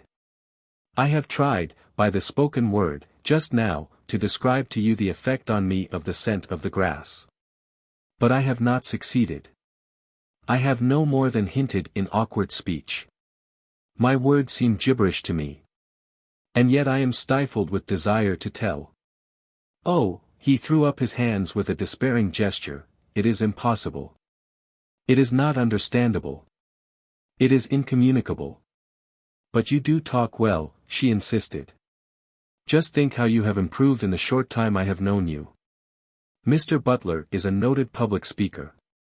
He is always asked by the state committee to go out on stump during campaign. Yet you talked just as well as he the other night at dinner. Only he was more controlled. You get too excited, but you will get over that with practice. Why, you would make a good public speaker. You can go far, if you want to. You are masterly. You can lead men, I am sure, and there is no reason why you should not succeed at anything you set your hand to, just as you have succeeded with grammar. You would make a good lawyer. You should shine in politics. There is nothing to prevent you from making as great a success as Mr. Butler has made. And minus the dyspepsia, she added with a smile. They talked on. She, in her gently persistent way, returning always to the need of thorough grounding in education and to the advantages of Latin as part of the foundation for any career. She drew her ideal of the successful man, and it was largely in her father's image, with a few unmistakable lines and touches of color from the image of Mr. Butler. He listened eagerly, with receptive ears, lying on his back and looking up and joying in each movement of her lips as she talked. But his brain was not receptive. There was nothing alluring in the pictures she drew, and he was aware of a dull pain of disappointment and of a sharper ache of love for her. In all she said there was no mention of his writing, and the manuscripts he had brought to read lay neglected on the ground. At last, in a pause, he glanced at the sun, measured its height above the horizon, and suggested his manuscripts by picking them up. "I had forgotten," she said quickly. "And I am so anxious to hear." He read to her a story, one that he flattered himself was among his very best. He called it, "The Wine of Life," and the wine of it, that had stolen into his brain when he wrote it, stole into his brain now as he read it. There was a certain magic in the original conception, and he had adorned it with more magic of phrase and touch. All the old fire and passion with which he had written it were reborn in him, and he was swayed and swept away so that he was blind and deaf to the faults of it. But it was not so with Ruth. Her trained ear detected the weaknesses and exaggerations, the overemphasis of the tyro, and she was instantly aware each time the sentence rhythm tripped and faltered. She scarcely noted the rhythm otherwise, except when it became too pompous, at which moments she was disagreeably impressed with its amateurishness. That was her final judgment on the story as a whole, amateurish, though she did not tell him so. Instead, when he had done, she pointed out the minor flaws and said that she liked the story. But he was disappointed. Her criticism was just. He acknowledged that, but he had a feeling that he was not sharing his work with her for the purpose of schoolroom correction. The details did not matter. They could take care of themselves. He could mend them, he could learn to mend them. Out of life he had captured something big and attempted to imprison it in the story. It was the big thing out of life he had read to her, not sentence structure and semicolons. He wanted her to feel with him this big thing that was his, that he had seen with his own eyes, grappled with his own brain, and placed there on the page with his own hands in printed words. Well, he had failed, was his secret decision. Perhaps the editors were right. He had felt the big thing, but he had failed to transmute it. He concealed his disappointment, and joined so easily with her in her criticism that she did not realize that deep down in him was running a strong undercurrent of disagreement. "This next thing I've called The Pot," he said, unfolding the manuscript. "It has been refused by 4 or 5 magazines now, but still I think it is good. In fact, I don't know what to think of it, except that I've caught something there. Maybe it won't affect you as it does me. It's a short thing, only 2,000 words. How dreadful," she cried, when he had finished. "It is horrible, unutterably horrible." He noted her pale face, her eyes wide and tense, and her clenched hands, with secret satisfaction. He had succeeded. He had communicated the stuff of fancy and feeling from out of his brain. It had struck home. No matter whether she liked it or not, it had gripped her and mastered her, made her sit there and listen and forget details. "It is life," he said, "and life is not always beautiful. And yet, perhaps because I am strangely made, I find something beautiful there. It seems to me that the beauty is tenfold enhanced because it is there. But why couldn't the poor woman," she broke in disconnectedly. Then she left the revolt of her thought unexpressed to cry out, "Oh! It is degrading. It is not nice. It is nasty." For the moment it seemed to him that his heart stood still. Nasty. He had never dreamed it. He had not meant it. The whole sketch stood before him in letters of fire, and in such blaze of illumination he sought vainly for nastiness. Then his heart began to beat again. He was not guilty. "Why didn't you select a nice subject?" she was saying. "We know there are nasty things in the world, but that is no reason." She talked on in her indignant strain, but he was not following her. He was smiling to himself as he looked up into her virginal face, so innocent, so penetratingly innocent, that its purity seemed always to enter into him, driving out of him all dross and bathing him in some ethereal effulgence that was as cool and soft and velvety as starshine. We know there are nasty things in the world. He cuddled to him the notion of her knowing, and chuckled over it as a love joke. The next moment, in a flashing vision of multitudinous detail, he cited the whole sea of life's nastiness that he had known and voyaged over and through, and he forgave her for not understanding the story. It was through no fault of hers that she could not understand. He thanked God that she had been born and sheltered to such innocence. But he knew life, its foulness as well as its fairness, its greatness in spite of the slime that infested it, and by God he was going to have his say on it to the world. Saints in heaven, how could they be anything but fair and pure? No praise to them. But saints in slime, ah, that was the everlasting wonder. That was what made life worth while. To see moral grandeur rising out of cesspools of iniquity. To rise himself and first glimpse beauty, faint and far, through mud-dripping eyes. To see out of weakness, and frailty, and viciousness, and all abysmal brutishness, arising strength, and truth, and high spiritual endowment. He caught a stray sequence of sentences she was uttering. The tone of it all is low. And there is so much that is high. Take, in memoriam. He was impelled to suggest Locksley Hall, and would have done so, had not his vision gripped him again and left him staring at her, the female of his kind, who, out of the primordial ferment, creeping and crawling up the vast ladder of life for 1,000,000 centuries, had emerged on the topmost rung, having become one Ruth, pure, and fair, and divine, and with power to make him know love, and to aspire toward purity. And to desire to taste divinity, him, Martin Eden, who, too, had come up in some amazing fashion from out of the ruck and the mire and the countless mistakes and abortions of unending creation. There was the romance, and the wonder, and the glory. There was the stuff to write, if he could only find speech. Saints in heaven, they were only saints and could not help themselves. But he was a man. You have strength, he could hear her saying, but it is untutored strength. Like a bull in a china shop, he suggested, and won a smile. And you must develop discrimination. You must consult taste, and fineness, and tone. I dare too much, he muttered. She smiled approbation, and settled herself to listen to another story. I don't know what you'll make of this, he said apologetically. It's a funny thing. I'm afraid I got beyond my depth in it, but my intentions were good.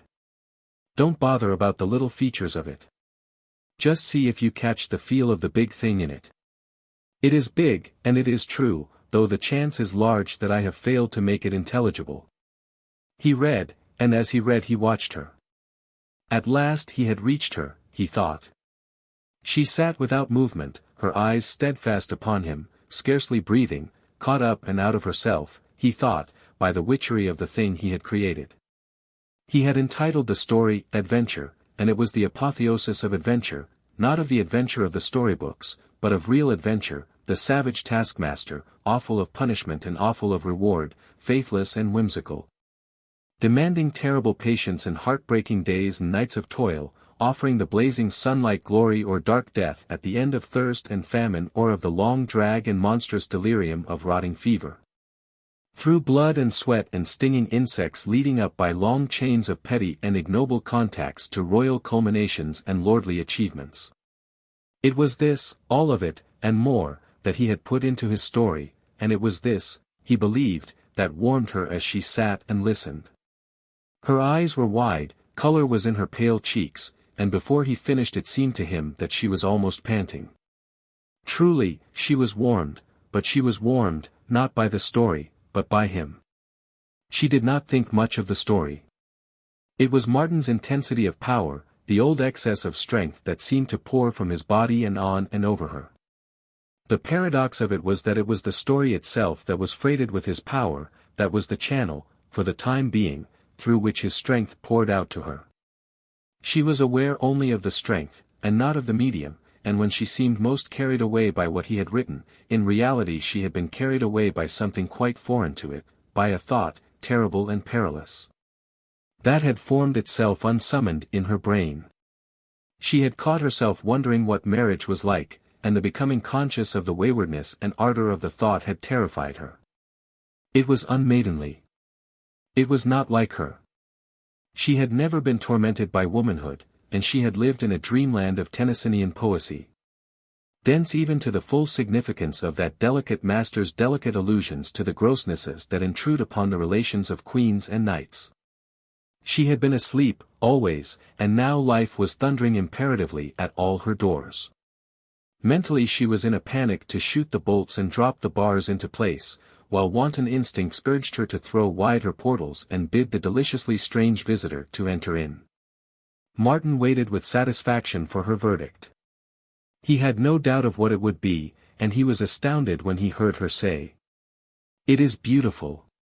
It is beautiful," she repeated, with emphasis, after a pause. Of course it was beautiful. But there was something more than mere beauty in it, something more stingingly splendid which had made beauty its handmaiden. He sprawled silently on the ground, watching the grisly form of a great doubt rising before him. He had failed. He was inarticulate. He had seen one of the greatest things in the world, and he had not expressed it. "What did you think of the—" he hesitated, abashed at his first attempt to use a strange word. "Of the motif?" he asked. "It was confused," she answered. "That is my only criticism in the large way. I followed the story, but there seemed so much else. It is too wordy. You clogged the action by introducing so much extraneous material. That was the major motif," he hurriedly explained, "the big underrunning motif, the cosmic and universal thing. I tried to make it keep time with the story itself, which was only superficial after all. I was on the right scent, but I guess I did it badly. I did not succeed in suggesting what I was driving at. But I'll learn in time." She did not follow him. She was a bachelor of arts, but he had gone beyond her limitations. This she did not comprehend, attributing her incomprehension to his incoherence. "You were too voluble," she said. "But it was beautiful, in places." He heard her voice as from far off, for he was debating whether he would read her the sea lyrics. He lay in dull despair, while she watched him searchingly, pondering again upon unsummoned and wayward thoughts of marriage. "You want to be famous?" she asked abruptly. "Yes, a little bit," he confessed. "That is part of the adventure. It is not the being famous, but the process of becoming so, that counts. And after all, to be famous would be, for me, only a means to something else. I want to be famous very much, for that matter, and for that reason." "For your sake," he wanted to add, and might have added had she proved enthusiastic over what he had read to her. But she was too busy in her mind, carving out a career for him that would at least be possible, to ask what the ultimate something was which he had hinted at. There was no career for him in literature. Of that she was convinced. He had proved it today, with his amateurish and sophomoric productions. He could talk well, but he was incapable of expressing himself in a literary way. She compared Tennyson, and Browning, and her favorite prose masters with him, and to his hopeless discredit. Yet she did not tell him her whole mind. Her strange interest in him led her to temporize. His desire to write was, after all, a little weakness which he would grow out of in time. Then he would devote himself to the more serious affairs of life. And he would succeed, too. She knew that. He was so strong that he could not fail, if only he would drop writing. "I wish you would show me all you write, Mr. Eden," she said. He flushed with pleasure. She was interested, that much was sure. And at least she had not given him a rejection slip. She had called certain portions of his work beautiful, and that was the first encouragement he had ever received from any one. "I will," he said passionately. "And I promise you, Miss Morse, that I will make good. I have come far, I know that, and I have far to go, and I will cover it if I have to do it on my hands and knees." He held up a bunch of manuscript. "Here are the sea lyrics.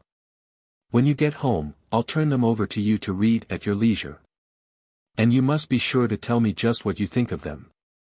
What I need, you know, above all things, is criticism. And do, please, be frank with me. I will be perfectly frank, she promised, with an uneasy conviction that she had not been frank with him and with a doubt if she could be quite frank with him the next time. Chapter 15. The first battle, fought and finished, Martin said to the looking-glass 10 days later. But there will be a second battle, and a third battle, and battles to the end of time, unless. He had not finished the sentence, but looked about the mean little room and let his eyes dwell sadly upon a heap of returned manuscripts. Still in their long envelopes, which lay in a corner on the floor. He had no stamps with which to continue them on their travels, and for a week they had been piling up. More of them would come in on the morrow, and on the next day, and the next, till they were all in. And he would be unable to start them out again. He was a month's rent behind on the typewriter, which he could not pay, having barely enough for the week's board which was due and for the employment office fees. He sat down and regarded the table thoughtfully. There were ink stains upon it, and he suddenly discovered that he was fond of it. "Dear old table," he said, "I've spent some happy hours with you, and you've been a pretty good friend when all is said and done. You never turned me down, never passed me out a reward of unmerit rejection slip, never complained about working overtime." He dropped his arms upon the table and buried his face in them. His throat was aching, and he wanted to cry. It reminded him of his first fight, when he was 6 years old, when he punched away with the tears running down his cheeks while the other boy, 2 years his elder, had beaten and pounded him into exhaustion. He saw the ring of boys, howling like barbarians as he went down at last, writhing in the throes of nausea, the blood streaming from his nose and the tears from his bruised eyes. "Poor little shaver," he murmured. "And you're just as badly licked now. You're beaten to a pulp. You're down and out." But the vision of that first fight still lingered under his eyelids, and as he watched he saw it dissolve and reshape into the series of fights which had followed. 6 months later Cheeseface, that was the boy, had whipped him again. But he had blacked Cheeseface by that time. That was going some. He saw them all, fight after fight, himself always whipped and Cheeseface exulting over him. But he had never run away. He felt strengthened by the memory of that. He had always stayed and taken his medicine. Cheeseface had been a little fiend at fighting, and had never once shown mercy to him. But he had stayed. He had stayed with it. Next, he saw a narrow alley, between ramshackle frame buildings. The end of the alley was blocked by a one-story brick building, out of which issued the rhythmic thunder of the presses, running off the first edition of the Inquirer.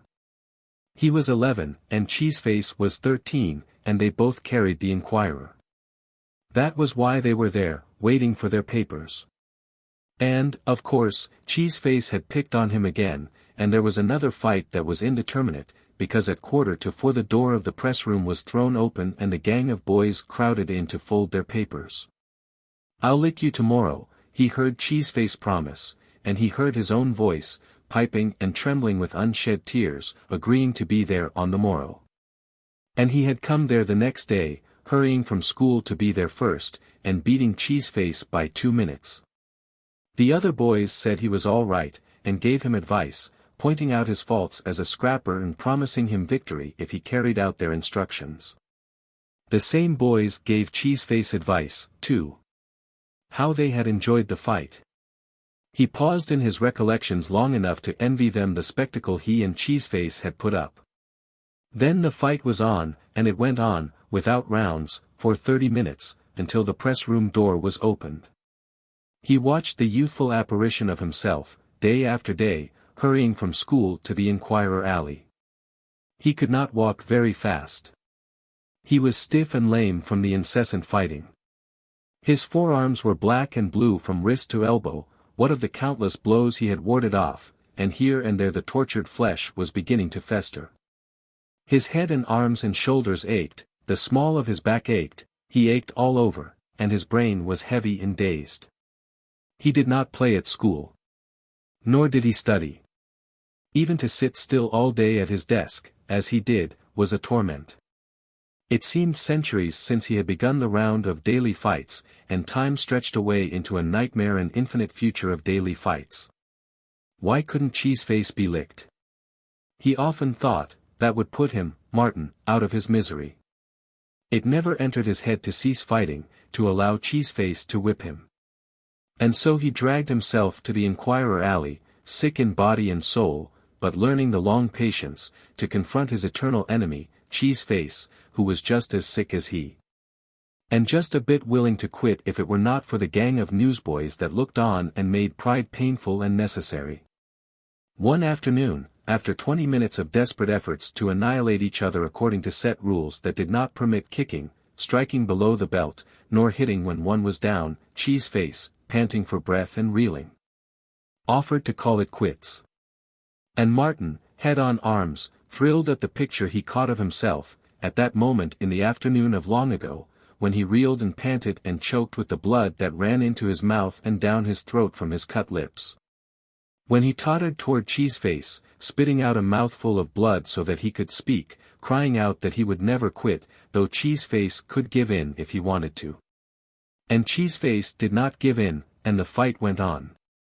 The next day and the next, days without end, witnessed the afternoon fight.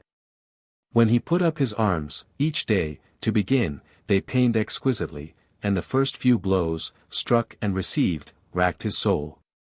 After that things grew numb, and he fought on blindly, seeing as in a dream, dancing and wavering, the large features and burning, animal-like eyes of Cheeseface. He concentrated upon that face, all else about him was a whirling void. There was nothing else in the world but that face, and he would never know rest, blessed rest, until he had beaten that face into a pulp with his bleeding knuckles. Or until the bleeding knuckles that somehow belonged to that face had beaten him into a pulp. And then, one way or the other, he would have rest. But to quit, for him, Martin, to quit, that was impossible. Came the day when he dragged himself into the Inquirer Alley, and there was no Cheeseface. Nor did Cheeseface come. The boys congratulated him, and told him that he had licked Cheeseface. But Martin was not satisfied. He had not licked Cheeseface, nor had Cheeseface licked him. The problem had not been solved. It was not until afterward that they learned that Cheeseface's father had died suddenly that very day. Martin skipped on through the years to the night in the nigger heaven at the auditorium. He was 17 and just back from sea. A row started.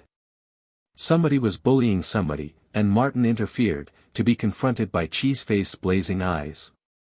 "I'll fix you after the show," his ancient enemy hissed. Martin nodded. The nigger heaven bouncer was making his way toward the disturbance. "I'll meet you outside, after the last act," Martin whispered, the while his face showed undivided interest in the buck-and-wing dancing on the stage. The bouncer glared and went away. "Got a gang?" he asked Cheeseface, at the end of the act. "Sure. Then I got to get one," Martin announced. Between the acts he mustered his following: 3 fellows he knew from the nail works, a railroad fireman, and half a dozen of the Boo gang, along with as many more from the dread XVIII Market gang. When the theater let out, the 2 gangs strung along inconspicuously on opposite sides of the street. When they came to a quiet corner, they united and held a council of war. 8th Street Bridge is the place, said a red-headed fellow belonging to Cheeseface's gang. "You kin fight in the middle, under the electric light, and whichever way the bulls come in we kin sneak the other way." "That's agreeable to me," Martin said, after consulting with the leaders of his own gang. The 8th Street Bridge, crossing an arm of San Antonio estuary, was the length of 3 city blocks. In the middle of the bridge, and at each end, were electric lights. No policeman could pass those end lights unseen. It was the safe place for the battle that revived itself under Martin's eyelids. He saw the 2 gangs, aggressive and sullen, rigidly keeping apart from each other and backing their respective champions, and he saw himself and Cheeseface stripping. A short distance away lookouts were set, their task being to watch the lighted ends of the bridge. A member of the Boo gang held Martin's coat and shirt and cap, ready to race with them into safety in case the police interfered. Martin watched himself go into the center, facing Cheeseface, and he heard himself say, as he held up his hand warningly. They ain't no handshakin' in this. Understand? They ain't nothin' but scrap. No throwin' up the sponge. This is a grudge fight and it's to a finish. Understand? Somebody's goin' to get licked. Cheeseface wanted to demur, Martin could see that, but Cheeseface's old perilous pride was touched before the two gangs. Ah, come on, he replied. What's the good of Che win the rag about it? I'm with Che to the finish. Then they fell upon each other, like young bulls, in all the glory of youth, with naked fists, with hatred, with desire to hurt, to maim, to destroy. All the painful, 1,000 years' gains of man in his upward climb through creation were lost. Only the electric light remained, a milestone on the path of the great human adventure. Martin and Cheeseface were two savages, of the Stone Age, of the squatting place and the tree refuge. They sank lower and lower into the muddy abyss, back into the dregs of the raw beginnings of life, striving blindly and chemically, as atoms strive, as the stardust of the heavens strives, colliding, recoiling. And colliding again and eternally again. God! We are animals. Brute beasts.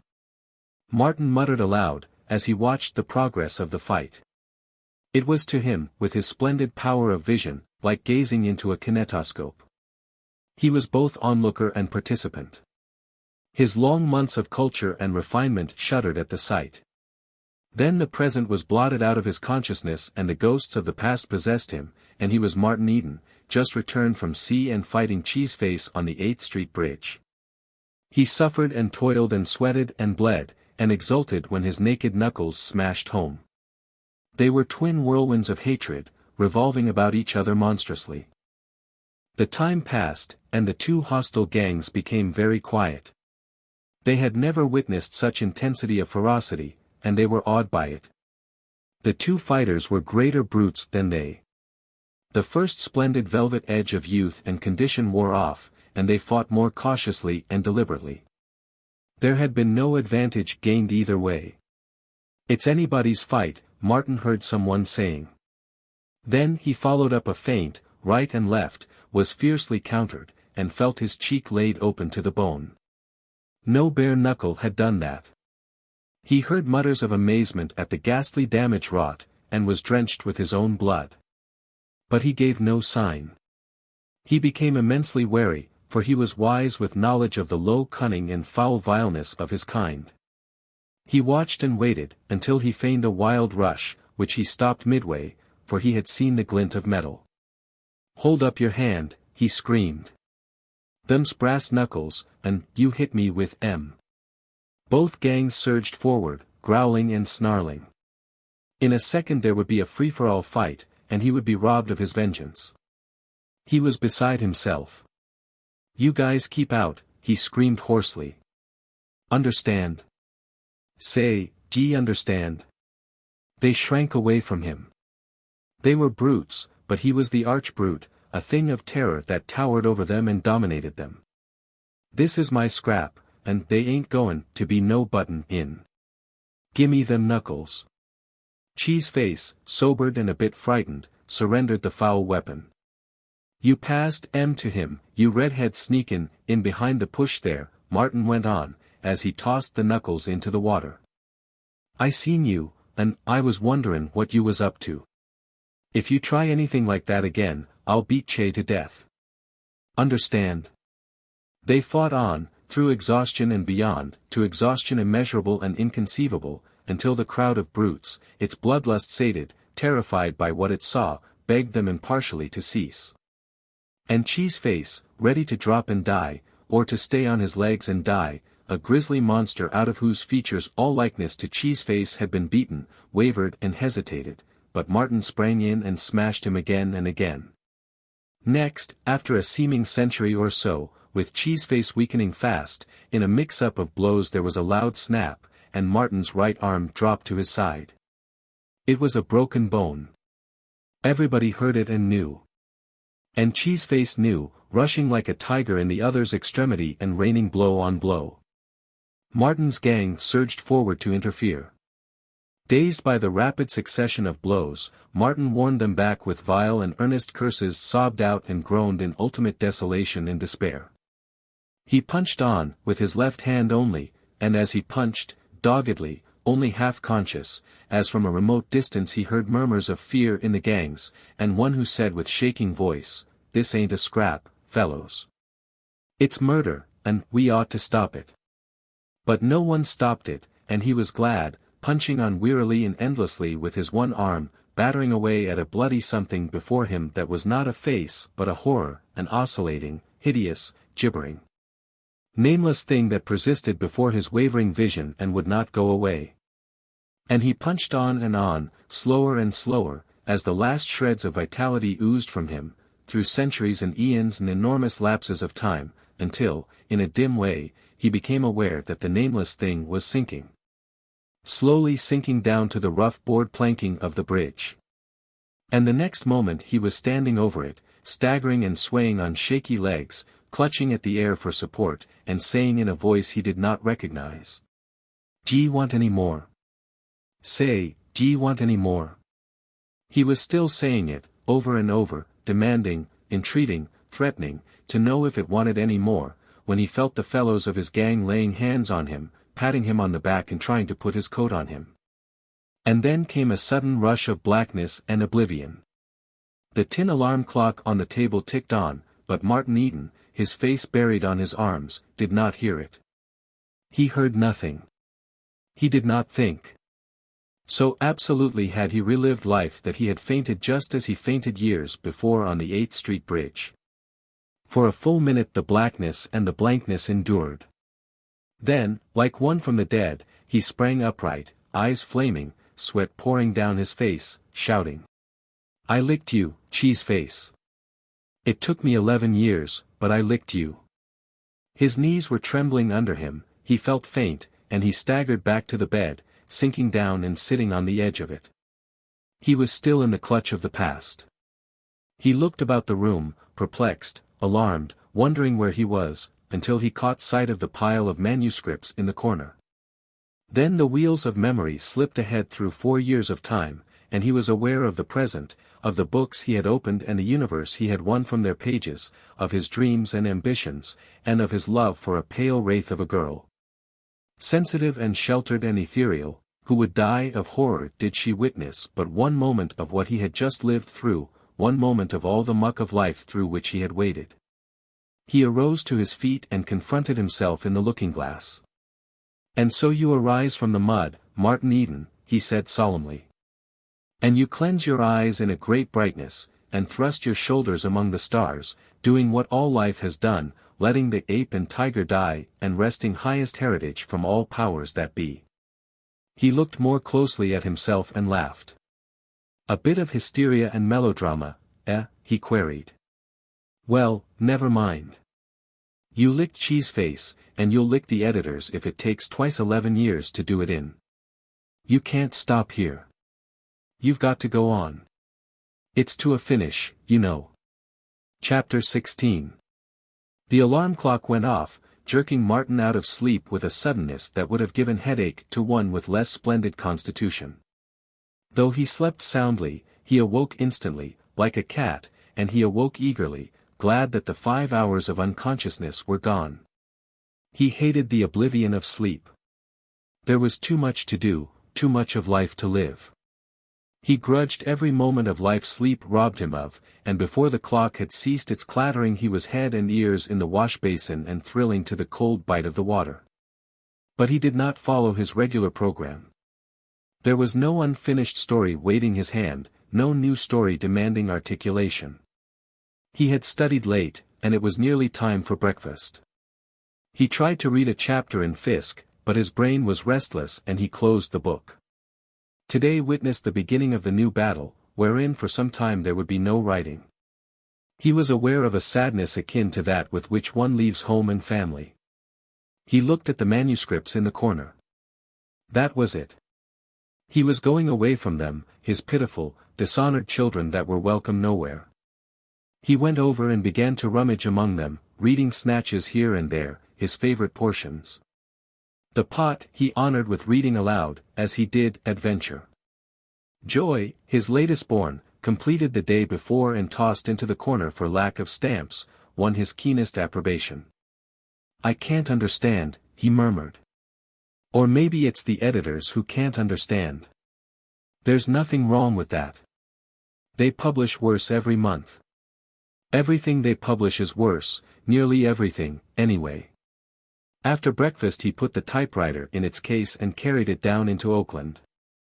"I owe a month on it," he told the clerk in the store. "But you tell the manager I'm going to work and that I'll be in a month or so and straighten up." He crossed on the ferry to San Francisco and made his way to an employment office.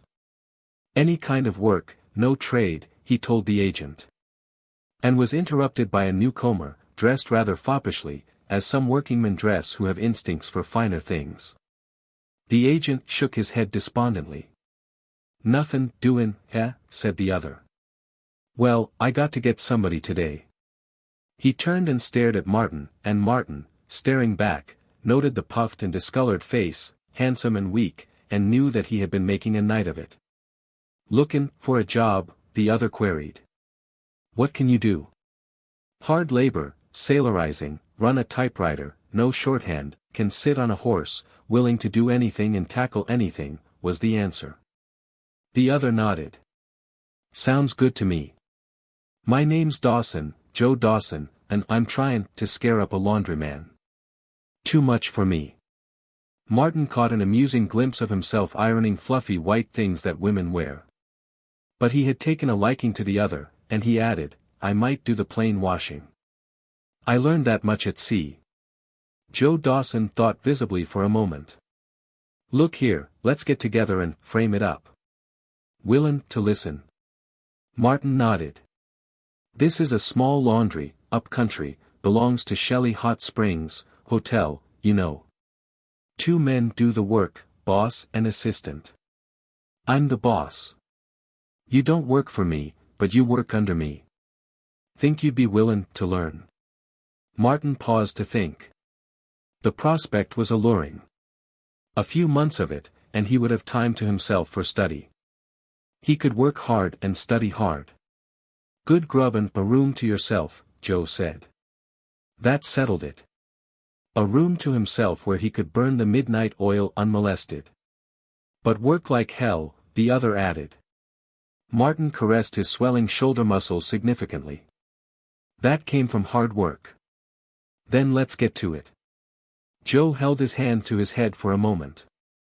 "Gee, but it's a stem winder. Can hardly see.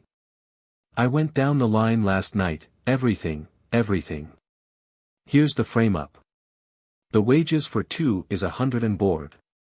I've been drawin' down 60, the second man 40. But he knew the biz. You're green. If I break you in, I'll be doing plenty of your work at first. Suppose you begin at 30, and work up to the 40. I'll play fair. Just as soon as you can do your share you get the 40. I'll go you," Martin announced, stretching out his hand, which the other shook. "Any advance, for railroad ticket and extras?"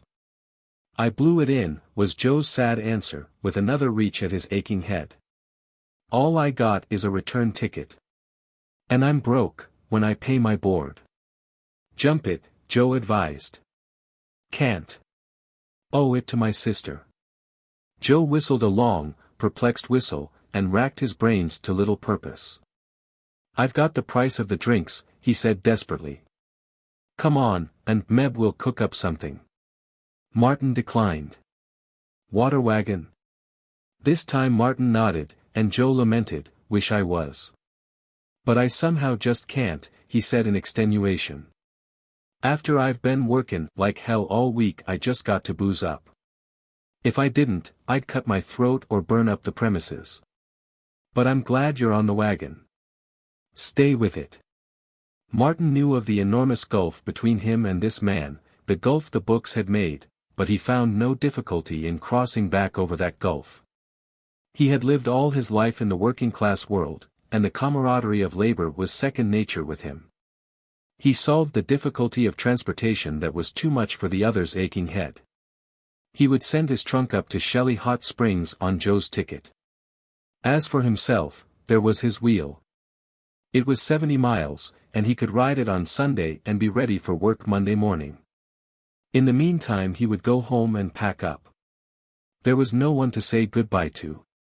Ruth and her whole family were spending the long summer in the Sierras, at Lake Tahoe. He arrived at Shelley Hot Springs, tired and dusty, on Sunday night. Joe greeted him exuberantly. With a wet towel bound about his aching brow, he had been at work all day. "Part of last week's washin' mounted up, me bein' away to get you," he explained. "Your box arrived all right. It's in your room. But it's a hell of a thing to call a trunk." "And what's in it?" "Gold bricks." Joe sat on the bed while Martin unpacked. The box was a packing case for breakfast food, and Mr. Higginbotham had charged him $50 for it. 2 rope handles, nailed on by Martin, had technically transformed it into a trunk eligible for the baggage car.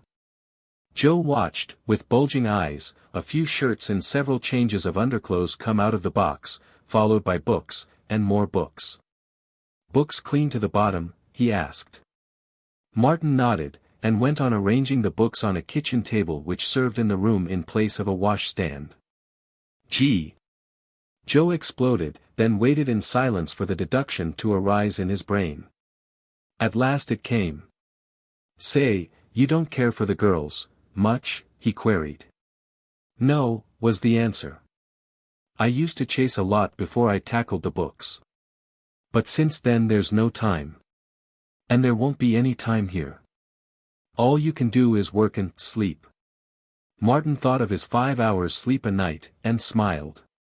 The room was situated over the laundry and was in the same building with the engine that pumped water, made electricity, and ran the laundry machinery. The engineer, who occupied the adjoining room, dropped in to meet the new hand and helped Martin rig up an electric bulb, on an extension wire, so that it traveled along a stretched cord from over the table to the bed. The next morning, at 6:15, Martin was routed out for a 6:45 breakfast. There happened to be a bathtub for the servants in the laundry building, and he electrified Joe by taking a cold bath. "Gee, but you're a hummer," Joe announced, as they sat down to breakfast in a corner of the hotel kitchen.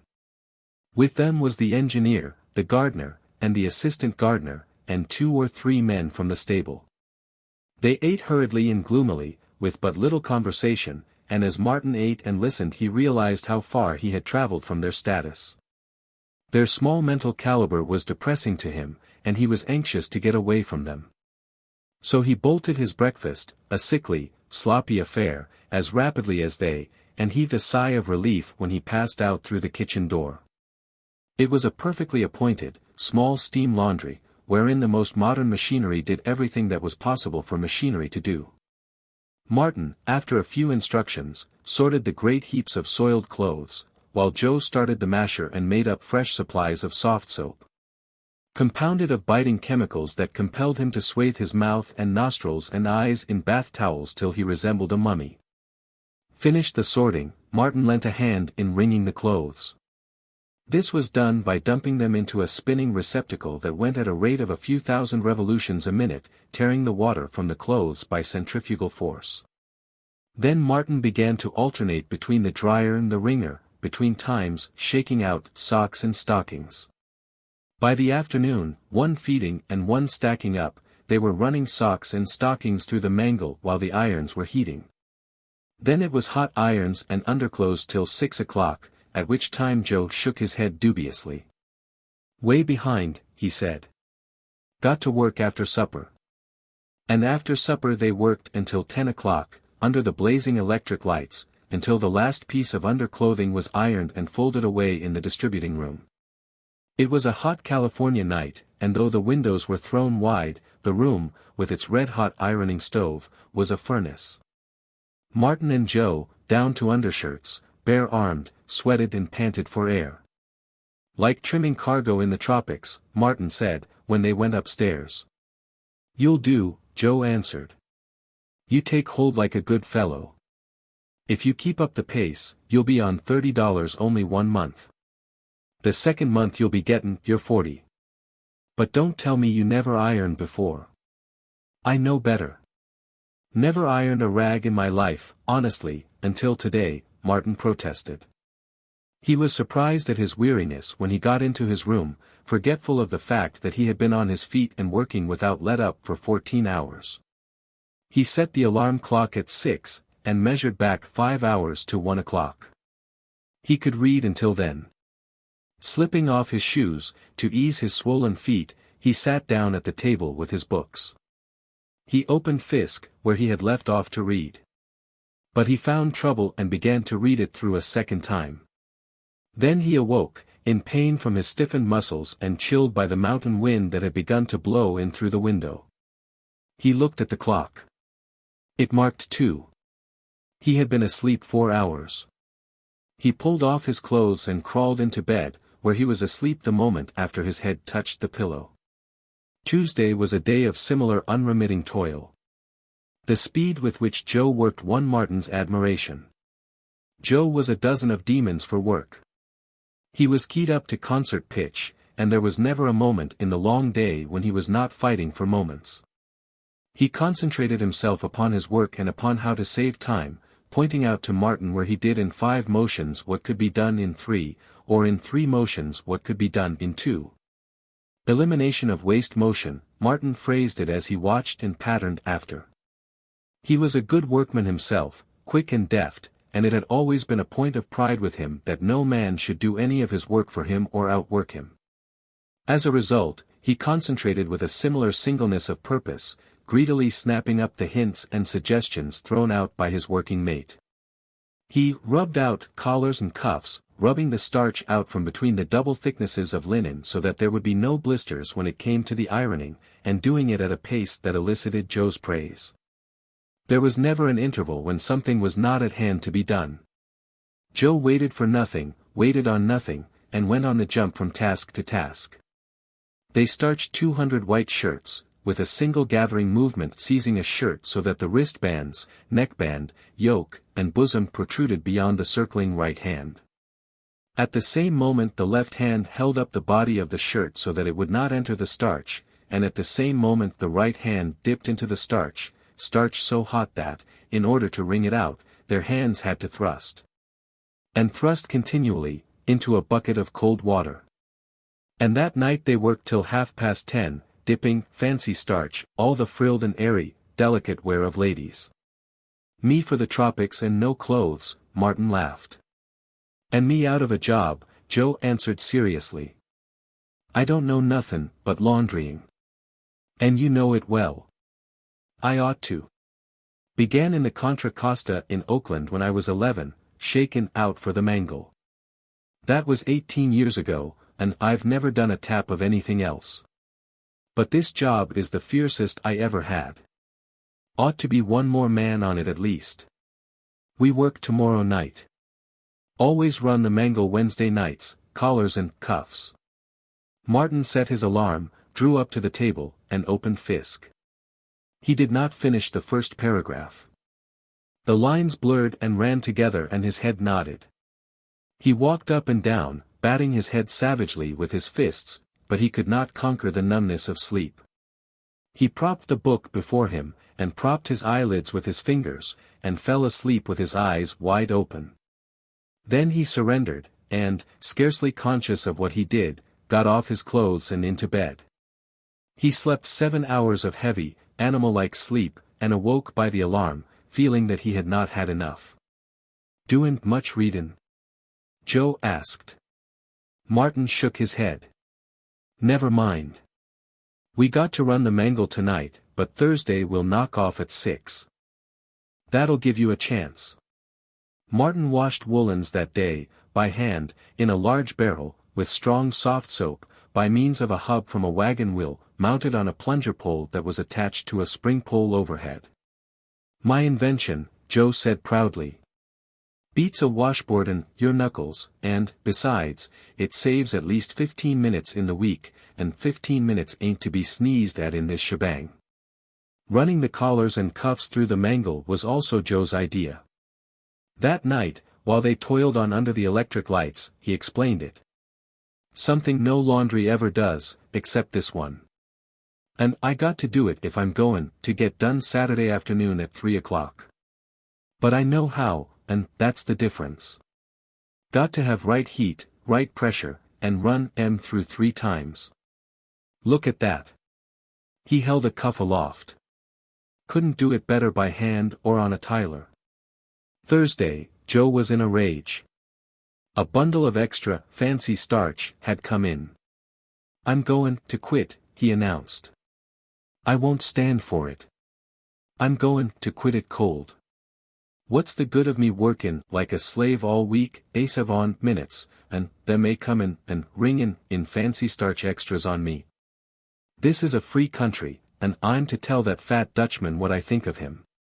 And I won't tell him in French. Plain United States is good enough for me. Him ringin' in fancy starch extras. We got to work tonight, he said the next moment, reversing his judgment and surrendering to fate. And Martin did no reading that night. He had seen no daily paper all week, and, strangely to him, felt no desire to see one. He was not interested in the news. He was too tired and jaded to be interested in anything, though he planned to leave Saturday afternoon, if they finished at 3, and ride on his will to Oakland. It was 70 miles, and the same distance back on Sunday afternoon would leave him anything but rested for the second week's work. It would have been easier to go on the train, but the round trip was $2.50, and he was intent on saving money. Chapter 17. Martin learned to do many things. In the course of the first week, in one afternoon, he and Joe accounted for the 200 white shirts. Joe ran the tiler, a machine wherein a hot iron was hooked on a steel string which furnished the pressure. By this means he ironed the yoke, wristbands, and neckband, setting the latter at right angles to the shirt, and put the glossy finish on the bosom. As fast as he finished them, he flung the shirts on a rack between him and Martin, who caught them up and backed them. This task consisted of ironing all the unstarched portions of the shirts. It was exhausting work, carried on, hour after hour, at top speed. Out on the broad verandas of the hotel, men and women, in cool white, sipped iced drinks and kept their circulation down. But in the laundry the air was sizzling. The huge stove roared red-hot and white-hot, while the irons, moving over the damp cloth, sent up clouds of steam. The heat of these irons was different from that used by housewives. An iron that stood the ordinary test of a wet finger was too cold for Joe and Martin, and such test was useless. They went wholly by holding the irons close to their cheeks, gauging the heat by some secret mental process that Martin admired but could not understand. When the fresh irons proved too hot, they hooked them on iron rods and dipped them into cold water. This again required a precise and subtle judgment. A fraction of a second too long in the water and the fine and silken edge of the proper heat was lost, and Martin found time to marvel at the accuracy he developed, an automatic accuracy, founded upon criteria that were machine-like and unerring. But there was little time in which to marvel. All Martin's consciousness was concentrated in the work. Ceaselessly active, head in hand, an intelligent machine, all that constituted him a man was devoted to furnishing that intelligence. There was no room in his brain for the universe and its mighty problems. All the broad and spacious corridors of his mind were closed and hermetically sealed. The echoing chamber of his soul was a narrow room, a conning tower, whence were directed his arm and shoulder muscles, his 10 nimble fingers, and the swift-moving iron along its steaming path in broad, sweeping strokes. Just so many strokes and no more, just so far with each stroke and not a fraction of an inch farther, rushing along interminable sleeves, sides, backs, and tails, and tossing the finished shirts, without rumpling, upon the receiving frame. And even as his hurrying soul tossed, it was reaching for another shirt. This went on, hour after hour, while outside all the world swooned under the overhead California sun. But there was no swooning in that superheated room. The cool guests on the verandas needed clean linen. The sweat poured from Martin. He drank enormous quantities of water, but so great was the heat of the day and of his exertions, that the water sluiced through the interstices of his flesh and out at all his pores. Always, at sea, except at rare intervals, the work he performed had given him ample opportunity to commune with himself. The master of the ship had been lord of Martin's time, but here the manager of the hotel was lord of Martin's thoughts as well. He had no thoughts save for the nerve-wracking, body-destroying toil. Outside of that it was impossible to think. He did not know that he loved Ruth. She did not even exist, for his driven soul had no time to remember her. It was only when he crawled to bed at night, or to breakfast in the morning, that she asserted herself to him in fleeting memories. "This is hell, ain't it?" Joe remarked once. Martin nodded, but felt a rasp of irritation. The statement had been obvious and unnecessary. They did not talk while they worked. Conversation threw them out of their stride, as it did this time, compelling Martin to miss a stroke of his iron and to make 2 extra motions before he caught his stride again. On Friday morning the washer ran. Twice a week they had to put through hotel linen, the sheets, pillow slips, spreads, tablecloths, and napkins. This finished, they buckled down to fancy starch. It was slow work, fastidious and delicate, and Martin did not learn it so readily. Besides, he could not take chances. Mistakes were disastrous. "See that," Joe said, holding up a filmy corset cover that he could have crumpled from view in one hand. "Scorch that and it's $20 out of your wages." So Martin did not scorch that, and eased down on his muscular tension, though nervous tension rose higher than ever. And he listened sympathetically to the other's blasphemies as he toiled and suffered over the beautiful things that women wear when they do not have to do their own laundrying. Fancy starch was Martin's nightmare, and it was Joe's, too. It was fancy starch that robbed them of their hard-won minutes. They toiled at it all day. At 7 in the evening they broke off to run the hotel linen through the mangle.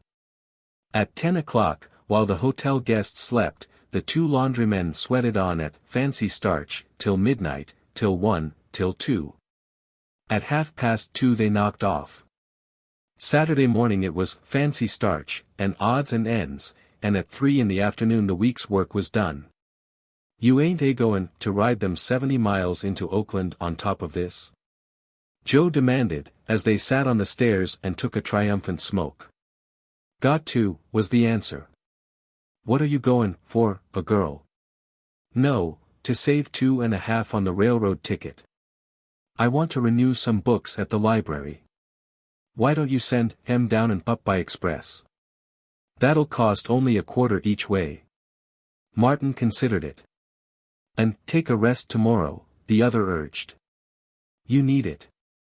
"I know I do. I'm plumb tuckered out." He looked it.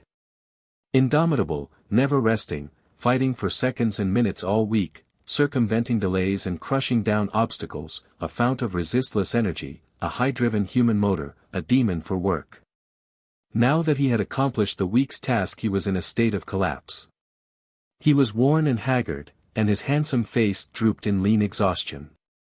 He pulled his cigarette spiritlessly, and his voice was peculiarly dead and monotonous. All the snap and fire had gone out of him. His triumph seemed a sorry one. "And next week we got to do it all over again," he said sadly. "And what's the good of it all, hey? Sometimes I wish I was a hobo. They don't work, and they get their livin'. Gee! I wish I had a glass of beer. But I can't get up the gumption to go down to the village and get it. You'll stay over, and send your books down by express, or else you're a damn fool." "But what can I do here all day Sunday?" Martin asked. "Rest. You don't know how tired you are. Why, I'm that tired Sunday I can't even read the papers. I was sick once, typhoid. In the hospital 2 months and a half. Didn't do a tap of work all that time. It was beautiful. It was beautiful," he repeated dreamily, a minute later. Martin took a bath, after which he found that the head laundryman had disappeared. Most likely he had gone for a glass of beer, Martin decided, but the half-mile walk down to the village to find out seemed a long journey to him. He lay on his bed with his shoes off, trying to make up his mind. He did not reach out for a book. He was too tired to feel sleepy, and he lay, scarcely thinking, in a semi-stupor of weariness, until it was time for supper. Joe did not appear for that function, and when Martin heard the gardener remark that most likely he was ripping the slats off the bar, Martin understood. He went to bed immediately afterward, and in the morning decided that he was greatly rested. Joe being still absent, Martin procured a Sunday paper and lay down in a shady nook under the trees. The morning passed, he knew not how. He did not sleep, nobody disturbed him, and he did not finish the paper. He came back to it in the afternoon, after dinner, and fell asleep over it. So passed Sunday, and Monday morning he was hard at work, sorting clothes, while Joe, a towel bound tightly around his head, with groans and blasphemies, was running the washer and mixing soft soap. "I simply can't help it," he explained. "I got to drink when Saturday night comes around." Another week passed, a great battle that continued under the electric lights each night and that culminated on Saturday afternoon at 3 o'clock, when Joe tasted his moment of wilted triumph and then drifted down to the village to forget. Martin's Sunday was the same as before. He slept in the shade of the trees, toiled aimlessly through the newspaper, and spent long hours lying on his back, doing nothing, thinking nothing. He was too dazed to think, though he was aware that he did not like himself. He was self-repelled, as though he had undergone some degradation or was intrinsically foul. All that was godlike in him was blotted out. The spur of ambition was blunted. He had no vitality with which to feel the prod of it. He was dead. His soul seemed dead. He was a beast, a work beast. He saw no beauty in the sunshine sifting down through the green leaves, nor did the azure vault of the sky whisper as of old and hint of cosmic vastness and secrets trembling to disclosure. Life was intolerably dull and stupid, and its taste was bad in his mouth. A black screen was drawn across his mirror of inner vision, and fancy lay in a darkened sick room where entered no ray of light. He envied Joe, down in the village, rampant, tearing the slats off the bar, his brain gnawing with maggots, exulting in maudlin ways over maudlin things. Fantastically and gloriously drunk and forgetful of Monday morning and the week of deadening toil to come. A third week went by, and Martin loathed himself, and loathed life. He was oppressed by a sense of failure. There was reason for the editors refusing his stuff. He could see that clearly now, and laugh at himself and the dreams he had dreamed. Ruth returned his "Sea Lyrics" by mail. He read her letter apathetically. She did her best to say how much she liked them and that they were beautiful. But she could not lie, and she could not disguise the truth from herself. She knew they were failures, and he read her disapproval in every perfunctory and unenthusiastic line of her letter. And she was right. He was firmly convinced of it as he read the poems over. Beauty and wonder had departed from him, and as he read the poems he caught himself puzzling as to what he had had in mind when he wrote them. His audacities of phrase struck him as grotesque, his felicities of expression were monstrosities, and everything was absurd, unreal, and impossible. He would have burned the "Sea Lyrics" on the spot, had his will been strong enough to set them aflame. There was the engine room, but the exertion of carrying them to the furnace was not worth while. All his exertion was used in washing other persons' clothes. He did not have any left for private affairs. He resolved that when Sunday came he would pull himself together and answer Ruth's letter. But Saturday afternoon, after work was finished and he had taken a bath, the desire to forget overpowered him. "I guess I'll go down and see how Joe's getting on," was the way he put it to himself, and in the same moment he knew that he lied. But he did not have the energy to consider the lie. If he had had the energy, he would have refused to consider the lie, because he wanted to forget. He started for the village slowly and casually, increasing his pace in spite of himself as he neared the saloon. "I thought you was on the water wagon," was Joe's greeting. Martin did not deign to offer excuses, but called for whiskey, filling his own glass brimming before he passed the bottle.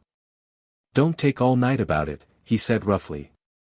The other was dawdling with the bottle, and Martin refused to wait for him, tossing the glass off in a gulp and refilling it. "Now, I can wait for you," he said grimly, "but hurry up." Joe hurried, and they drank together. "The work did it, eh?" Joe queried. Martin refused to discuss the matter.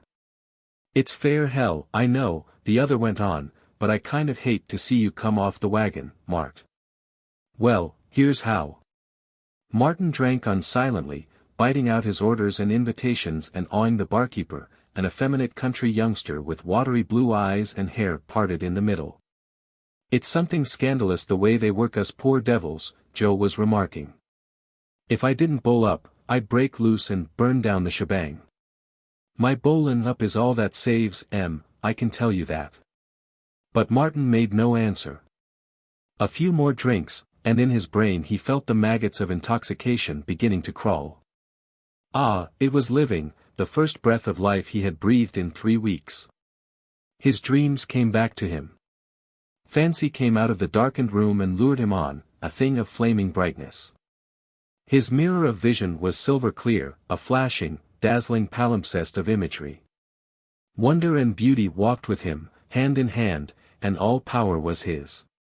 He tried to tell it to Joe, but Joe had visions of his own, infallible schemes whereby he would escape the slavery of laundry work and become himself the owner of a great steam laundry. "I tell ya, Mart, they won't be no kids workin' in my laundry, not on your life. And they won't be no workin' a livin' soul after 6 p.m. You hear me talk? There'll be machinery enough and hands enough to do it all in decent workin' hours, and Mart, s help me, I'll make ya superintendent of the shebang, the whole of it, all of it.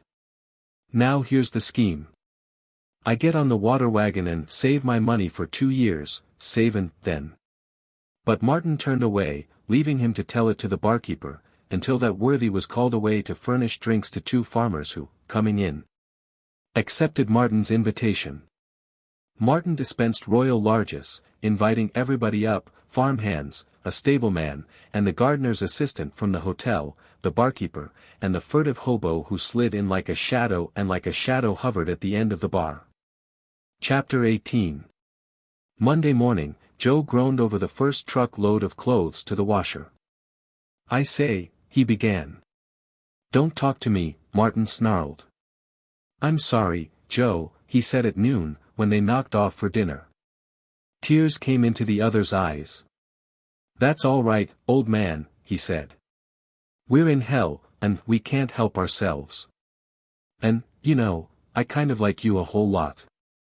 That's what made it hurt. I catoned to you from the first." Martin shook his hand. "Let's quit," Joe suggested. "Let's chuck it, and go hoboin'. I ain't never tried it, but it must be dead easy. And nothin' to do. Just think of it, nothin' to do. I was sick once, typhoid, in the hospital, and it was beautiful. I wish I'd get sick again." The week dragged on. The hotel was full, and extra fancy starch poured in upon them. They performed prodigies of valor. They fought late each night under the electric lights, bolted their meals, and even got in a half-hour's work before breakfast. Martin no longer took his cold baths. Every moment was drive, drive, drive, and Joe was the masterful shepherd of moments, herding them carefully, never losing one, counting them over like a miser counting gold, working on in a frenzy, toil-mad, a feverish machine. Aided ably by that other machine that thought of itself as once having been one Martin Eden, a man. But it was only at rare moments that Martin was able to think. The house of thought was closed, its windows boarded up, and he was its shadowy caretaker. He was a shadow. Joe was right. They were both shadows, and this was the unending limbo of toil. Or was it a dream? Sometimes, in the steaming, sizzling heat, as he swung the heavy irons back and forth over the white garments, it came to him that it was a dream. In a short while, or maybe after 1,000 years or so, he would awake, in his little room with the ink-stained table, and take up his writing where he had left off the day before. Or maybe that was a dream, too, and the awakening would be the changing of the watches, when he would drop down out of his bunk in the lurching forecastle and go up on deck, under the tropic stars. And take the wheel and feel the cool tradewind blowing through his flesh. Came Saturday and its hollow victory at 3 o'clock. "Guess I'll go down and get a glass of beer," Joe said, in the queer, monotonous tones that marked his weekend collapse. Martin seemed suddenly to wake up. He opened the kit bag and oiled his wheel, putting graphite on the chain and adjusting the bearings. Joe was halfway down to the saloon when Martin passed by, bending low over the handlebars, his legs driving the 96 gear with rhythmic strength, his face set for 70 miles of road and grade and dust. He slept in Oakland that night, and on Sunday covered the 70 miles back. And on Monday morning, weary, he began the new week's work, but he had kept sober. A 5th week passed, and a 6th, during which he lived and toiled as a machine, with just a spark of something more in him, just a glimmering bit of soul, that compelled him, at each weekend, to scorch off the 140 miles. But this was not rest. It was super-machine-like, and it helped to crush out the glimmering bit of soul that was all that was left him from former life. At the end of the 7th week, without intending it, too weak to resist, he drifted down to the village with Joe and drowned life and found life until Monday morning. Again, at the weekends, he ground out the 140 miles, obliterating the numbness of too great exertion by the numbness of still greater exertion. At the end of 3 months he went down a 3rd time to the village with Joe. He forgot, and lived again, and, living, he saw, in clear illumination, the beast he was making of himself, not by the drink, but by the work. The drink was an effect, not a cause. It followed inevitably upon the work, as the night follows upon the day. Not by becoming a toil beast could he win to the heights, was the message the whiskey whispered to him, and he nodded approbation. The whiskey was wise. It told secrets on itself. He called for paper and pencil, and for drinks all around, and while they drank his very good health, he clung to the bar and scribbled. "A telegram, Joe," he said. "Read it."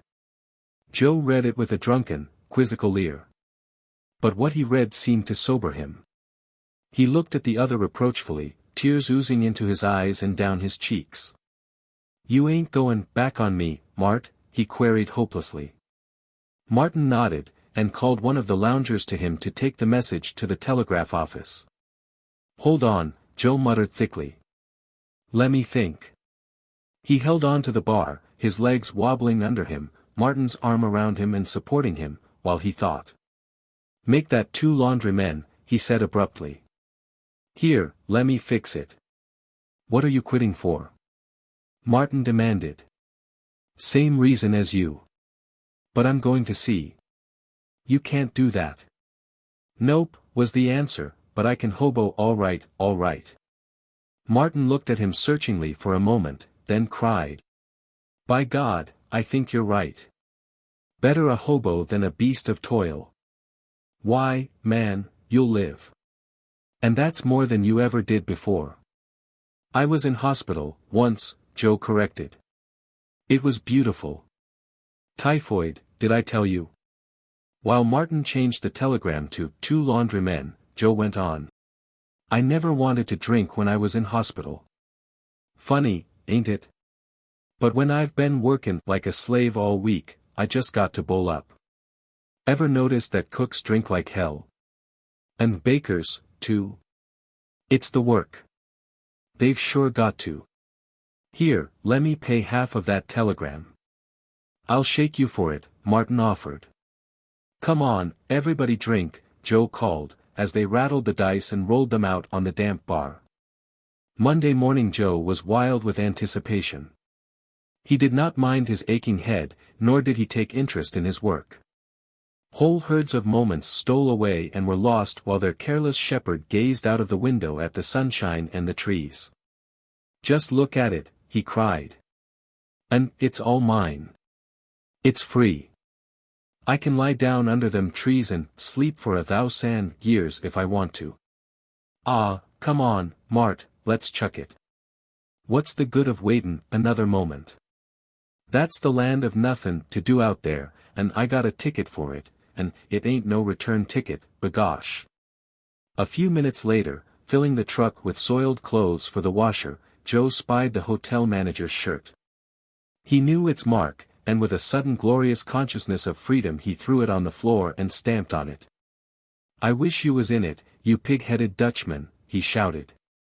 "In it, and right there where I've got you. Take that. And that.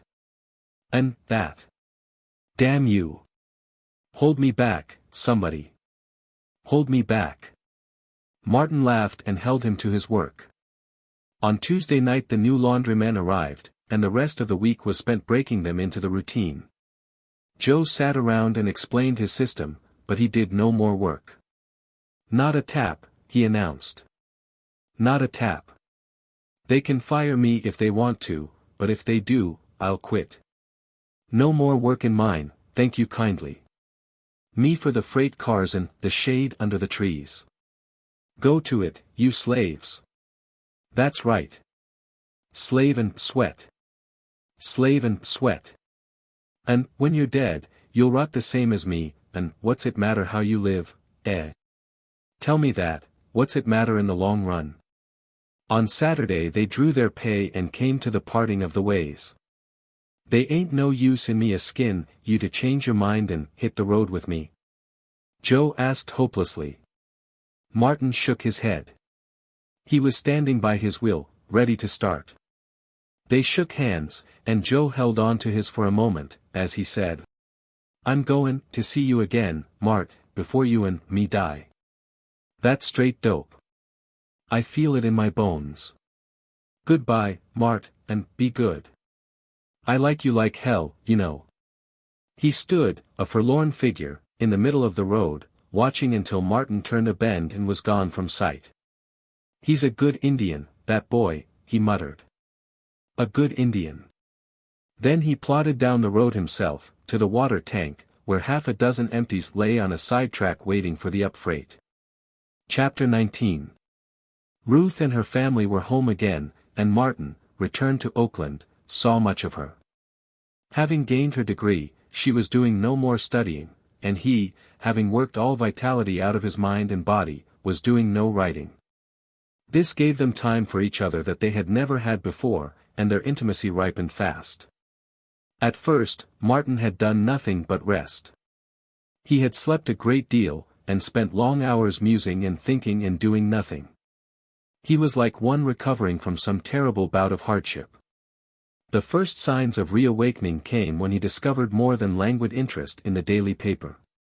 Then he began to read again, light novels, and poetry, and after several days more he was head over heels in his long-neglected Fisk. His splendid body and health made new vitality, and he possessed all the resiliency and rebound of youth. Ruth showed her disappointment plainly when he announced that he was going to sea for another voyage as soon as he was well rested. "Why do you want to do that?" she asked. "Money," was the answer. "I'll have to lay in a supply for my next attack on the editors. Money is the sinews of war, in my case, money in patience. But if all you wanted was money, why didn't you stay in the laundry?" "Because the laundry was making a beast of me. Too much work of that sort drives to drink." She stared at him with horror in her eyes. "Do you mean?" she quavered. It would have been easy for him to get out of it, but his natural impulse was for frankness, and he remembered his old resolve to be frank, no matter what happened. "Yes," he answered. "Just that. Several times." She shivered and drew away from him. "No man that I have ever known did that, ever did that." "Then they never worked in the laundry at Shelley Hot Springs," he laughed bitterly. "Toil is a good thing. It is necessary for human health, so all the preachers say, and heaven knows I've never been afraid of it. But there is such a thing as too much of a good thing, and the laundry up there is one of them. And that's why I'm going to see one more voyage. It will be my last, I think, for when I come back, I shall break into the magazines. I am certain of it." She was silent, unsympathetic, and he watched her moodily, realizing how impossible it was for her to understand what he had been through. "Some day I shall write it up, The Degradation of Toil or The Psychology of Drink in the Working Class, or something like that for a title." Never, since the first meeting, had they seemed so far apart as that day. His confession, told in frankness, with the spirit of revolt behind, had repelled her. But she was more shocked by the repulsion itself than by the cause of it. It pointed out to her how near she had drawn to him, and once accepted, it paved the way for greater intimacy. Pity, too, was aroused, and innocent, idealistic thoughts of reform. She would save this raw young man who had come so far. She would save him from the curse of his early environment, and she would save him from himself in spite of himself. And all this affected her as a very noble state of consciousness. Nor did she dream that behind it and underlying it were the jealousy and desire of love. They rode on their wheels much in the delightful fall weather, and out in the hills they read poetry aloud, now one and now the other, noble, uplifting poetry that turned one's thoughts to higher things. Renunciation, sacrifice, patience, industry, and high endeavor were the principles she thus indirectly preached, such abstractions being objectified in her mind by her father, and Mr. Butler, and by Andrew Carnegie, who from a poor immigrant boy had arisen to be the book-giver of the world. All of which was appreciated and enjoyed by Martin. He followed her mental processes more clearly now, and her soul was no longer the sealed wonder it had been. He was on terms of intellectual equality with her. But the points of disagreement did not affect his love. His love was more ardent than ever, for he loved her for what she was, and even her physical frailty was an added charm in his eyes. He read of sickly Elizabeth Barrett, who for years had not placed her feet upon the ground, until that day of flame when she eloped with Browning and stood upright, upon the earth, under the open sky. And what Browning had done for her, Martin decided he could do for Ruth. But first, she must love him. The rest would be easy. He would give her strength and health. And he caught glimpses of their life, in the years to come, wherein, against a background of work and comfort and general well-being, he saw himself and Ruth reading and discussing poetry. She propped amid a multitude of cushions on the ground while she read aloud to him. This was the key to the life they would live. And always he saw that particular picture. Sometimes it was she who leaned against him while he read, one arm about her, her head upon his shoulder. Sometimes they pored together over the printed pages of beauty. Then, too, she loved nature, and with generous imagination he changed the scene of their reading. Sometimes they read enclosed in valleys with precipitous walls, or in high mountain meadows, and, again, down by the grey sand dunes with a wreath of billows at their feet, or afar on some volcanic tropic isle where waterfalls descended and became mist, reaching the sea in vapor veils that swayed and shivered to every vagrant wisp of wind. But always, in the foreground, lords of beauty and eternally reading and sharing, lay he and Ruth, and always in the background that was beyond the background of nature, dim and hazy, were work and success and money earned that made them free of the world and all its treasures. "I should recommend my little girl to be careful," her mother warned her one day. "I know what you mean. But it is impossible. He is not." Ruth was blushing, but it was the blush of maidenhood called upon for the first time to discuss the sacred things of life with a mother held equally sacred. "You're kind." Her mother finished the sentence for her. Ruth nodded. "I did not want to say it, but he is not. He is rough, brutal, strong, too strong. He has not." She hesitated and could not go on. It was a new experience, talking over such matters with her mother. And again her mother completed her thought for her. "He has not lived a clean life, is what you wanted to say." Again Ruth nodded, and again a blush mantled her face. "It is just that," she said. "It has not been his fault, but he has played much with pitch. Yes, with pitch. And he frightens me. Sometimes I am positively in terror of him, when he talks in that free and easy way of the things he has done, as if they did not matter. They do matter, don't they?" They sat with their arms twined around each other, and in the pause her mother patted her hand and waited for her to go on. "But I am interested in him dreadfully," she continued. "In a way he is my protégé. Then, too, he is my first boy-friend, but not exactly friend, rather protégé and friend combined. Sometimes, too, when he frightens me, it seems that he is a bulldog I have taken for a plaything, like some of the fret girls, and he is tugging hard, and showing his teeth, and threatening to break loose." Again her mother waited. "He interests me, I suppose, like the bulldog. And there is much good in him, too, but there is much in him that I would not like in the other way. You see, I have been thinking. He swears, he smokes, he drinks, he has fought with his fists, he has told me so, and he likes it, he says so. He is all that a man should not be, a man I would want for my," her voice sank very low, "husband. Then he is too strong. My prince must be tall, and slender, and dark, a graceful, bewitching prince. No, there is no danger of my falling in love with Martin Eden. It would be the worst fate that could befall me. But it is not that I spoke about," her mother equivocated. "Have you thought about him? He is so ineligible in every way, you know, and suppose he should come to love you?" "But he does, already," she cried.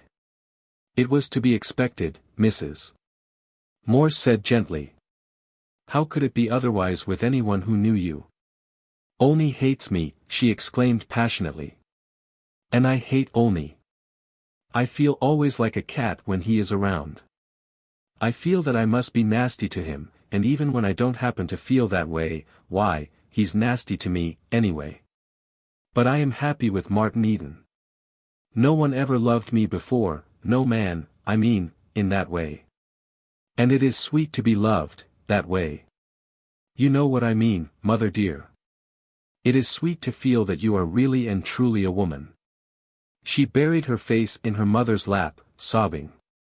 "You think I am dreadful, I know, but I am honest, and I tell you just how I feel." Mrs. Morse was strangely sad and happy. Her child daughter, who was a Bachelor of Arts, was gone, but in her place was a woman daughter. The experiment had succeeded. The strange void in Ruth's nature had been filled, and filled without danger or penalty. This rough sailor fellow had been the instrument, and, though Ruth did not love him, he had made her conscious of her womanhood. "His hand trembles," Ruth was confessing, her face, for shame's sake, still buried. "It is most amusing and ridiculous, but I feel sorry for him, too. And when his hands are too trembly, and his eyes too shiny, why, I lecture him about his life and the wrong way he is going about it to mend it. But he worships me, I know. His eyes and his hands do not lie.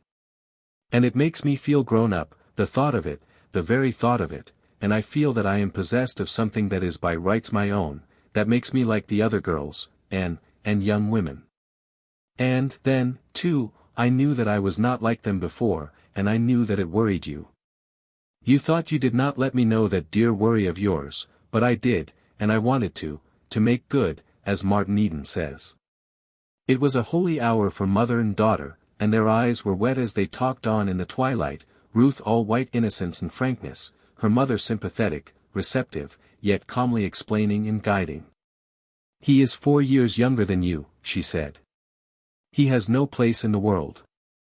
He has neither position nor salary. He is impractical.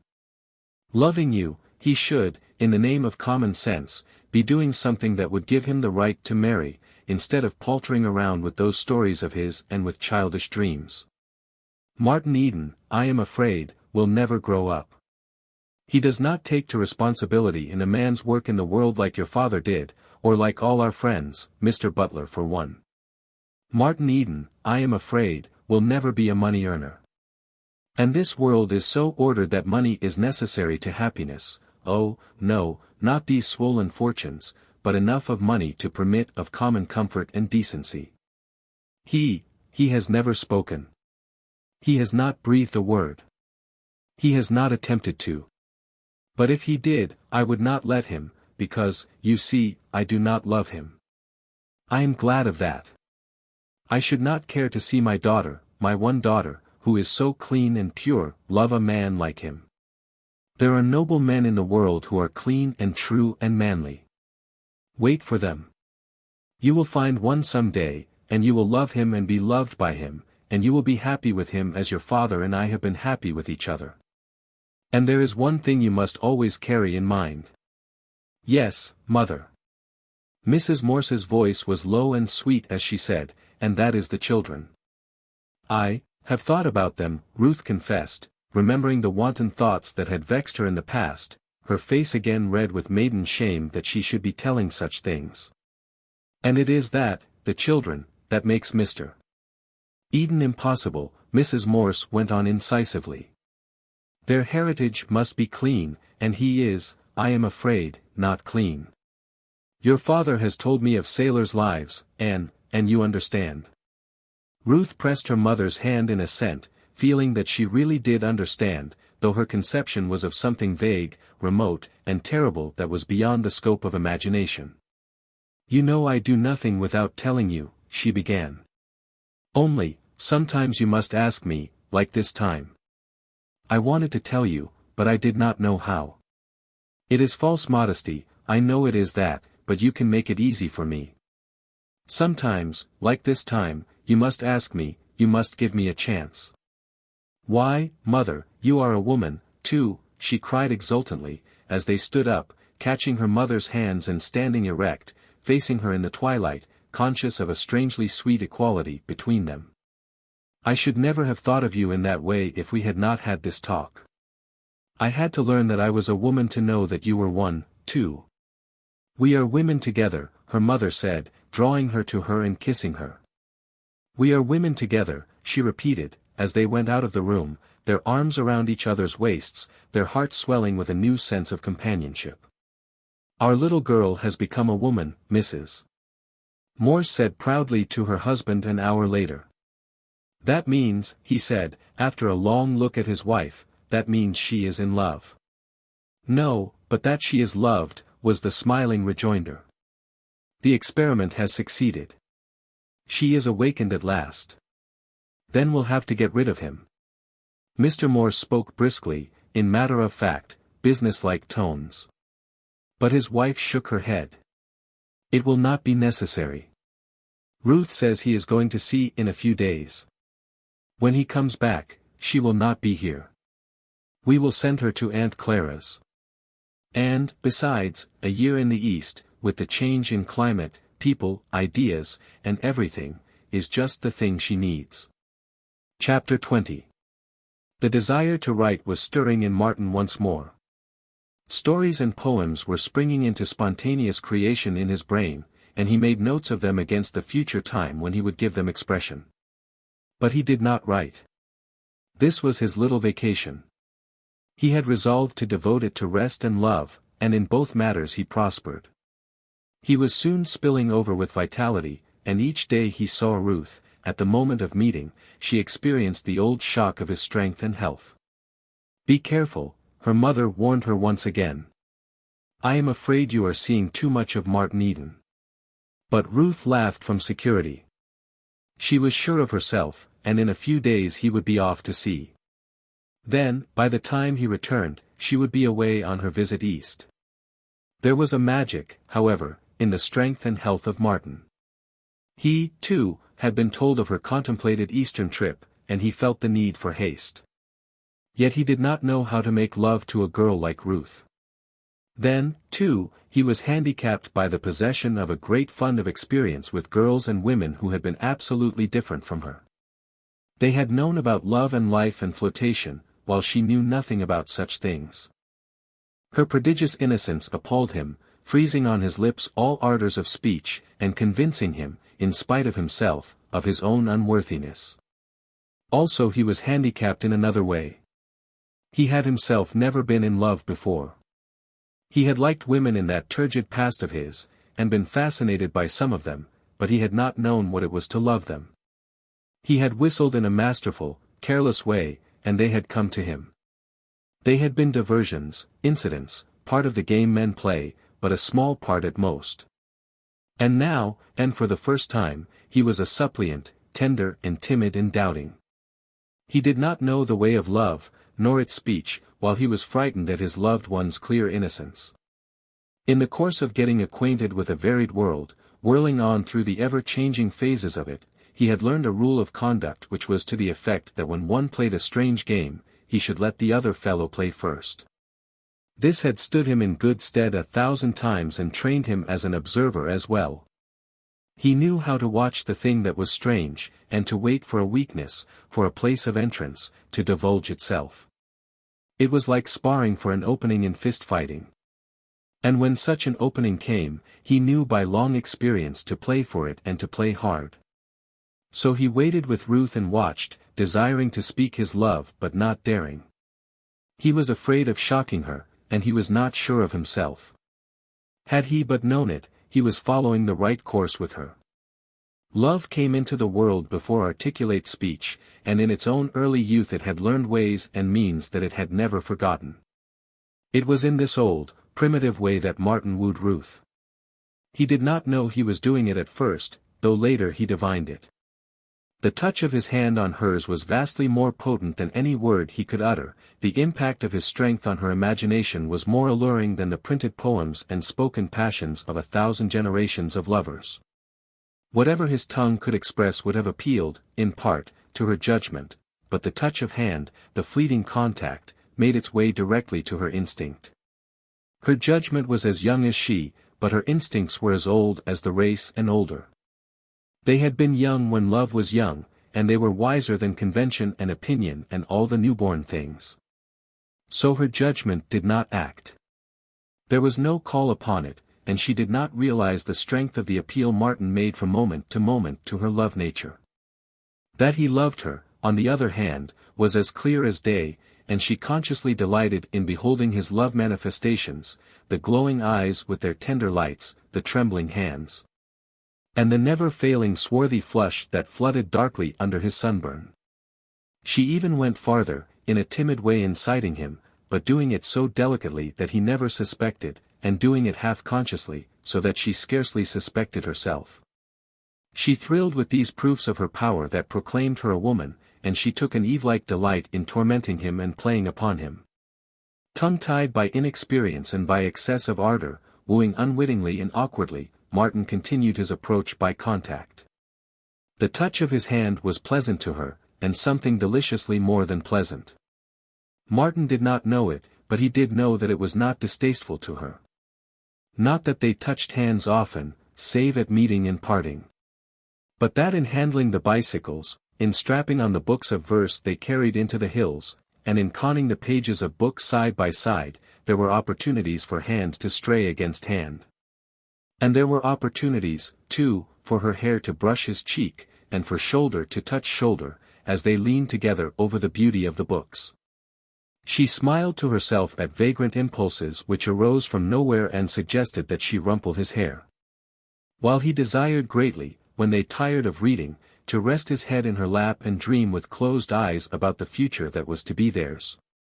On Sunday picnics at Shellmound Park and Schuetzen Park, in the past, he had rested his head on many laps, and, usually, he had slept soundly and selfishly while the girls shaded his face from the sun and looked down and loved him and wondered at his lordly carelessness of their love.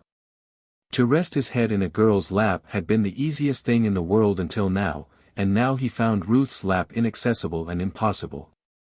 Yet it was right here, in his reticence, that the strength of his wooing lay. It was because of this reticence that he never alarmed her. Herself fastidious and timid, she never awakened to the perilous trend of their intercourse. Subtly and unaware she grew toward him and closer to him, while he, sensing the growing closeness, longed to dare but was afraid. Once he dared, one afternoon, when he found her in the darkened living room with a blinding headache. "Nothing can do it any good," she had answered his inquiries. "And besides, I don't take headache powders. Dr. Hall won't permit me." "I can cure it, I think, and without drugs," was Martin's answer.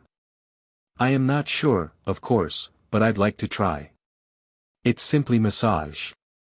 I learned the trick first from the Japanese. They are a race of masseurs, you know." Then I learned it all over again with variations from the Hawaiians. They call it lomi lomi. It can accomplish most of the things drugs accomplish and a few things that drugs can't. Scarcely had his hands touched her head when she sighed deeply. That is so good, she said. She spoke once again, half an hour later, when she asked, "Aren't you tired?" The question was perfunctory, and she knew what the answer would be. Then she lost herself in drowsy contemplation of the soothing balm of his strength. Life poured from the ends of his fingers, driving the pain before it, or so it seemed to her, until with the easement of pain, she fell asleep and he stole away. She called him up by telephone that evening to thank him. "I slept until dinner," she said. "You cured me completely, Mr. Eden, and I don't know how to thank you." He was warm, and bungling of speech, and very happy, as he replied to her, and there was dancing in his mind, throughout the telephone conversation, the memory of Browning and of sickly Elizabeth Barrett. What had been done could be done again, and he, Martin Eden, could do it and would do it for Ruth Morse. He went back to his room and to the volume of Spencer's Sociology, lying open on the bed. But he could not read. Love tormented him and overrode his will, so that, despite all determination, he found himself at the little ink-stained table. The sonnet he composed that night was the first of a love cycle of 50 sonnets which was completed within 2 months. He had the love sonnets from the Portuguese in mind as he wrote, and he wrote under the best conditions for great work, at a climacteric of living, in the throes of his own sweet love madness. The many hours he was not with Ruth he devoted to the love cycle, to reading at home, or to the public reading rooms, where he got more closely in touch with the magazines of the day and the nature of their policy and content.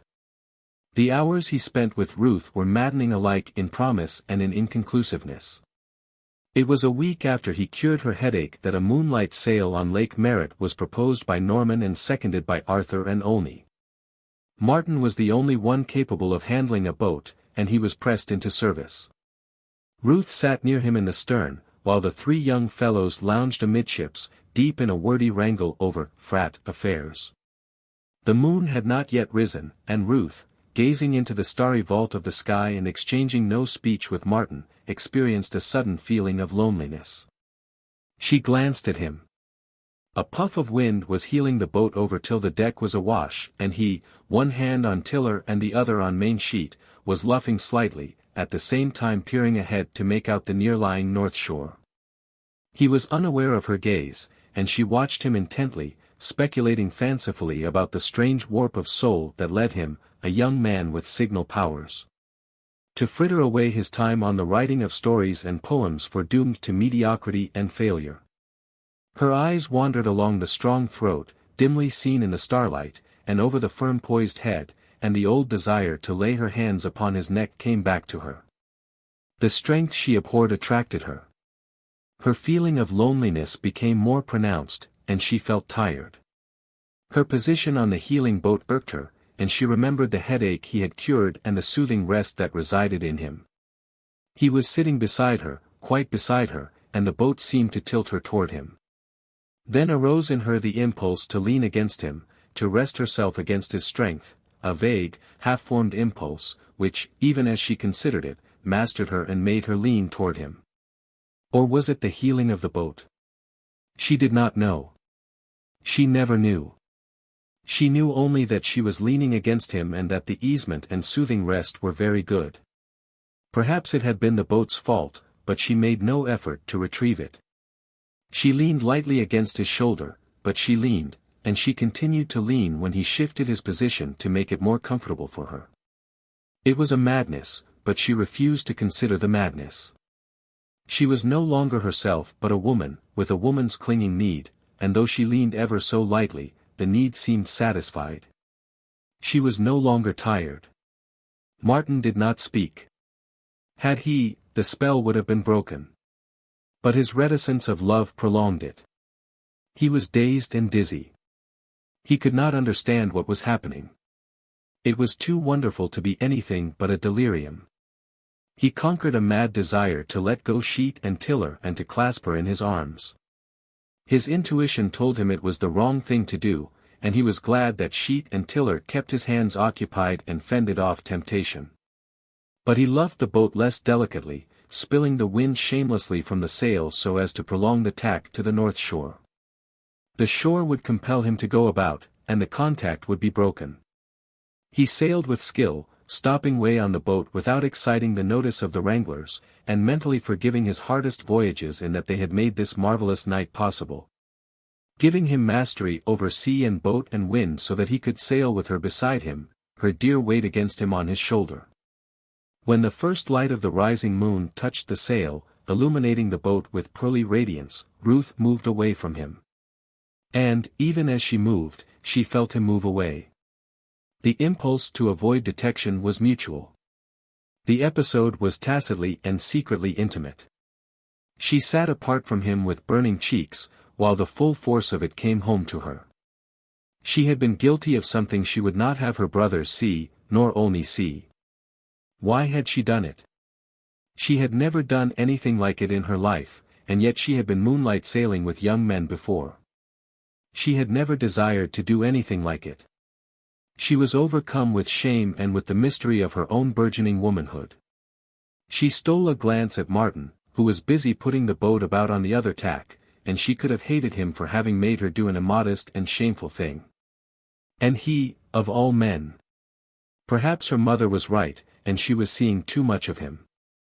It would never happen again, she resolved, and she would see less of him in the future.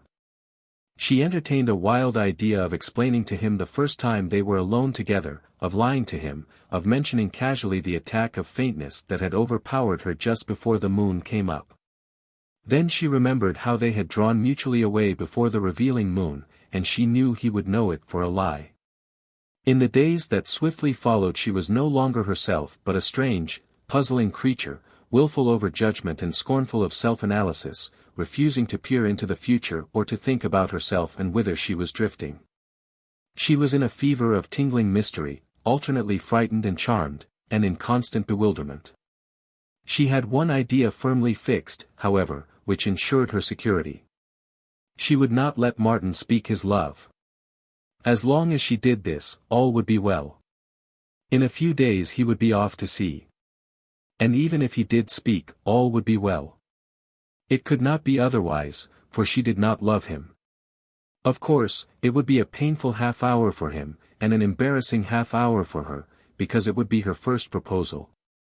She thrilled deliciously at the thought. She was really a woman, with a man ripe to ask for her in marriage. It was a lure to all that was fundamental in her sex. The fabric of her life, of all that constituted her, quivered and grew tremulous. The thought fluttered in her mind like a flame-attracted moth. She went so far as to imagine Martin proposing, herself putting the words into his mouth, and she rehearsed her refusal, tempering it with kindness and exhorting him to true and noble manhood. And especially he must stop smoking cigarettes.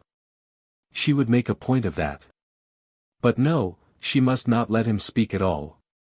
She could stop him, and she had told her mother that she would. All flushed and burning, she regretfully dismissed the conjured situation. Her first proposal would have to be deferred to a more propitious time and a more eligible suitor. Chapter 21. Came a beautiful fall day, warm and languid, palpitant with the hush of the changing season, a California Indian summer day, with hazy sun and wandering wisps of breeze that did not stir the slumber of the air. Filmy purple mists, that were not vapors but fabrics woven of color, hid in the recesses of the hills. San Francisco lay like a blur of smoke upon her heights. The intervening bay was a dull sheen of molten metal, whereon sailing craft lay motionless or drifted with the lazy tide. Far Tamalpais, barely seen in the silver haze, bulked hugely by the Golden Gate, the latter a pale gold pathway under the westering sun. Beyond, the Pacific, dim and vast, was raising on its skyline tumbled cloud masses that swept landward, giving warning of the first blustering breath of winter. The erasure of summer was at hand.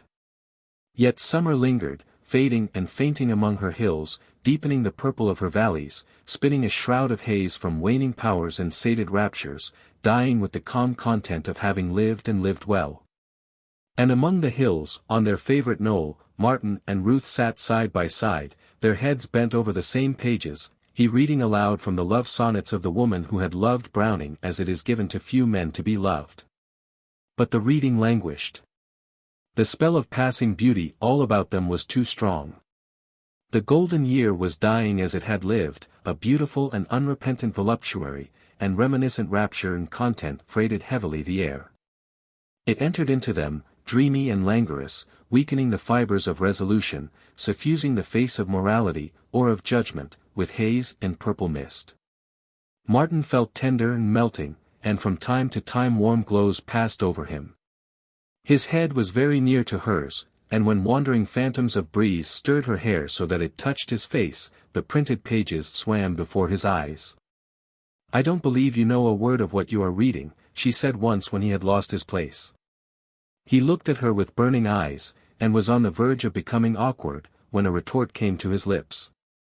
"I don't believe you know either. What was the last sonnet about?" "I don't know," she laughed frankly. "I've already forgotten. Don't let us read any more.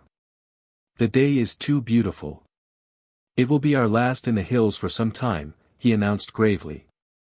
"There's a storm gathering out there on the sea rim." The book slipped from his hands to the ground, and they sat idly and silently, gazing out over the dreamy bay with eyes that dreamed and did not see.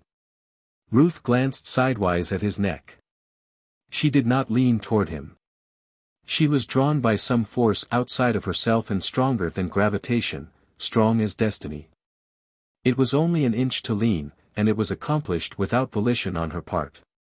Her shoulder touched his as lightly as a butterfly touches a flower, and just as lightly was the counterpressure. She felt his shoulder press hers, and a tremor run through him. Then was the time for her to draw back. But she had become an automaton. Her actions had passed beyond the control of her will, she never thought of control or will in the delicious madness that was upon her. His arm began to steal behind her and around her. She waited its slow progress in a torment of delight. She waited, she knew not for what, panting, with dry, burning lips, a leaping pulse, and a fever of expectancy in all her blood. The girdling arm lifted higher and drew her toward him, drew her slowly and caressingly. She could wait no longer. With a tired sigh, and with an impulsive movement all her own, unpremeditated, spasmodic, she rested her head upon his breast. His head bent over swiftly, and, as his lips approached, hers flew to meet them. This must be love, she thought, in the one rational moment that was vouchsafed her. If it was not love, it was too shameful. It could be nothing else than love. She loved the man whose arms were around her and whose lips were pressed to hers. She pressed more tightly to him, with a snuggling movement of her body. And a moment later, tearing herself half out of his embrace, suddenly and exultantly she reached up and placed both hands upon Martin Eden's sunburned neck. So exquisite was the pang of love and desire fulfilled that she uttered a low moan, relaxed her hands, and lay half swooning in his arms. Not a word had been spoken, and not a word was spoken for a long time. Twice he bent and kissed her, and each time her lips met his shyly and her body made its happy, nestling movement. She clung to him, unable to release herself, and he sat, half supporting her in his arms, as he gazed with unseeing eyes at the blur of the great city across the bay. For once there were no visions in his brain. Only colors and lights and glows pulsed there, warm as the day and warm as his love. He bent over her. She was speaking. "When did you love me?" she whispered. "From the first, the very first, the first moment I laid eye on you. I was mad for love of you then, and in all the time that has passed since then I have only grown the madder. I am maddest, now, dear. I am almost a lunatic, my head is so turned with joy. I am glad I am a woman, Martin, dear," she said, after a long sigh. He crushed her in his arms again, and then asked. "And you? When did you first know?" "Oh, I knew it all the time, almost, from the first. And I have been as blind as a bat," he cried, a ring of vexation in his voice. I never dreamed it until just how, when I kissed you. I didn't mean that. She drew herself partly away and looked at him. I meant I knew you loved almost from the first. And you? He demanded. It came to me suddenly. She was speaking very slowly, her eyes warm and fluttery and melting, a soft flush on her cheeks that did not go away. I never knew until just now when you put your arms around me. And I never expected to marry you, Martin, not until just now. How did you make me love you? I don't know, he laughed, unless just by loving you, for I loved you hard enough to melt the heart of a stone, much less the heart of the living, breathing woman you are. This is so different from what I thought love would be, she announced irrelevantly. What did you think it would be like? I didn't think it would be like this. She was looking into his eyes at the moment, but her own dropped as she continued, you see, I didn't know what this was like. He offered to draw her toward him again, but it was no more than a tentative muscular movement of the girdling arm, for he feared that he might be greedy. Then he felt her body yielding, and once again she was close in his arms and lips were pressed on lips. What will my people say? She queried, with sudden apprehension, in one of the pauses. I don't know. We can find out very easily any time we are so minded. But if Mama objects? I am sure I am afraid to tell her. Let me tell her, he volunteered valiantly. I think your mother does not like me, but I can win her around. A fellow who can win you can win anything. And if we don't? Yes. Why, we'll have each other. But there's no danger not winning your mother to our marriage. She loves you too well. I should not like to break her heart, Ruth said pensively. He felt like assuring her that mothers' hearts were not so easily broken, but instead he said, and love is the greatest thing in the world. Do you know, Martin, you sometimes frighten me. I am frightened now, when I think of you and of what you have been. You must be very, very good to me. Remember, after all, that I am only a child. I never loved before. Nor I. We are both children together. And we are fortunate above most, for we have found our first love in each other. But that is impossible, she cried, withdrawing herself from his arms with a swift, passionate movement. Impossible for you. You have been a sailor, and sailors, I have heard, are. Her voice faltered and died away. Are addicted to having a wife in every port, he suggested. Is that what you mean? Yes, she answered in a low voice. But that is not love. He spoke authoritatively. I have been in many ports, but I never knew a passing touch of love until I saw you that first night. Do you know, when I said good night and went away, I was almost arrested. Arrested? Yes. The policeman thought I was drunk, and I was, too, with love for you. But you said we were children, and I said it was impossible, for you, and we have strayed away from the point. I said that I never loved anybody but you, he replied. You are my first, my very first. And yet you have been a sailor, she objected. But that doesn't prevent me from loving you the first. And there have been women, other women, oh. And to Martin Eden's supreme surprise, she burst into a storm of tears that took more kisses than one and many caresses to drive away. And all the while there was running through his head Kipling's line, and the Colonel's Lady and Judy O'Grady are sisters under their skins. It was true, he decided, though the novels he had read had led him to believe otherwise. His idea, for which the novels were responsible, had been that only formal proposals obtained in the upper classes. It was all right enough, down whence he had come, for youths and maidens to win each other by contact. But for the exalted personages up above on the heights to make love in similar fashion had seemed unthinkable. Yet the novels were wrong. Here was a proof of it. The same pressures and caresses, unaccompanied by speech, that were efficacious with the girls of the working class, were equally efficacious with the girls above the working class.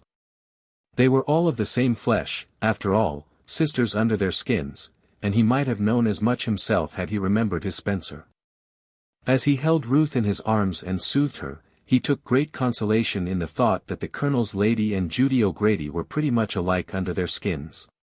It brought Ruth closer to him, made her possible. Her dear flesh was as anybody's flesh, as his flesh. There was no bar to their marriage. Class difference was the only difference, and class was extrinsic. It could be shaken off. A slave, he had read, had risen to the Roman purple. That being so, then he could rise to Ruth. Under her purity, and saintliness, and culture, and ethereal beauty of soul, she was, in things fundamentally human, just like Lizzie Connolly and all Lizzie Connollys. All that was possible of them was possible of her. She could love, and hate, maybe have hysterics, and she could certainly be jealous, as she was jealous now, uttering her last sobs in his arms. Besides, I am older than you, she remarked suddenly, opening her eyes and looking up at him, 3 years older. Hush, you are only a child, and I am 40 years older than you, in experience, was his answer. In truth, they were children together, so far as love was concerned, and they were as naive and immature in the expression of their love as a pair of children. And this despite the fact that she was crammed with a university education and that his head was full of scientific philosophy and the hard facts of life. They sat on through the passing glory of the day, talking as lovers are prone to talk, marveling at the wonder of love and at destiny that had flung them so strangely together. And dogmatically believing that they loved to a degree never attained by lovers before. And they returned insistently, again and again, to a rehearsal of their first impressions of each other and to hopeless attempts to analyze just precisely what they felt for each other and how much there was of it. The cloud masses on the western horizon received the descending sun, and the circle of the sky turned to rose, while the zenith glowed with the same warm color. The rosy light was all about them, flooding over them, as she sang, "Goodbye, sweet day." She sang softly, leaning in the cradle of his arm, her hands in his, their hearts in each other's hands. Chapter 22. Mrs. Morse did not require a mother's intuition to read the advertisement in Ruth's face when she returned home. The flush that would not leave the cheeks told the simple story, and more eloquently did the eyes, large and bright, reflecting an unmistakable inward glory. "What has happened?" Mrs. Morse asked, having bided her time till Ruth had gone to bed. "You know?" Ruth queried, with trembling lips. For reply, her mother's arm went around her, and a hand was softly caressing her hair. "He did not speak," she blurted out. "I did not intend that it should happen, and I would never have let him speak, only he didn't speak." "But if he did not speak, then nothing could have happened, could it?" "But it did, just the same." "In the name of goodness, child, what are you babbling about?" Mrs. Morse was bewildered. "I don't think I know what happened, after all." "What did happen?" Ruth looked at her mother in surprise. "I thought you knew." "Why, we're engaged, Martin and I." Mrs. Morse laughed with incredulous vexation. "No, he didn't speak," Ruth explained. "He just loved me, that was all. I was as surprised as you are. He didn't say a word. He just put his arm around me. And I was not myself. And he kissed me, and I kissed him. I couldn't help it. I just had to. And then I knew I loved him." She paused, waiting with expectancy the benediction of her mother's kiss, but Mrs. Morse was coldly silent. "It is a dreadful accident, I know," Ruth recommenced with a sinking voice. "And I don't know how you will ever forgive me. But I couldn't help it. I did not dream that I loved him until that moment. And you must tell father for me. Would it not be better not to tell your father? Let me see Martin Eden, and talk with him, and explain. He will understand and release you." "No. No." Ruth cried, starting up. "I do not want to be released. I love him, and love is very sweet. I am going to marry him, of course, if you will let me. We have other plans for you, Ruth, dear, your father and I. Oh, no, no, no man picked out for you, or anything like that. Our plans go no farther than your marrying some man in your own station in life, a good and honorable gentleman, whom you will select yourself, when you love him.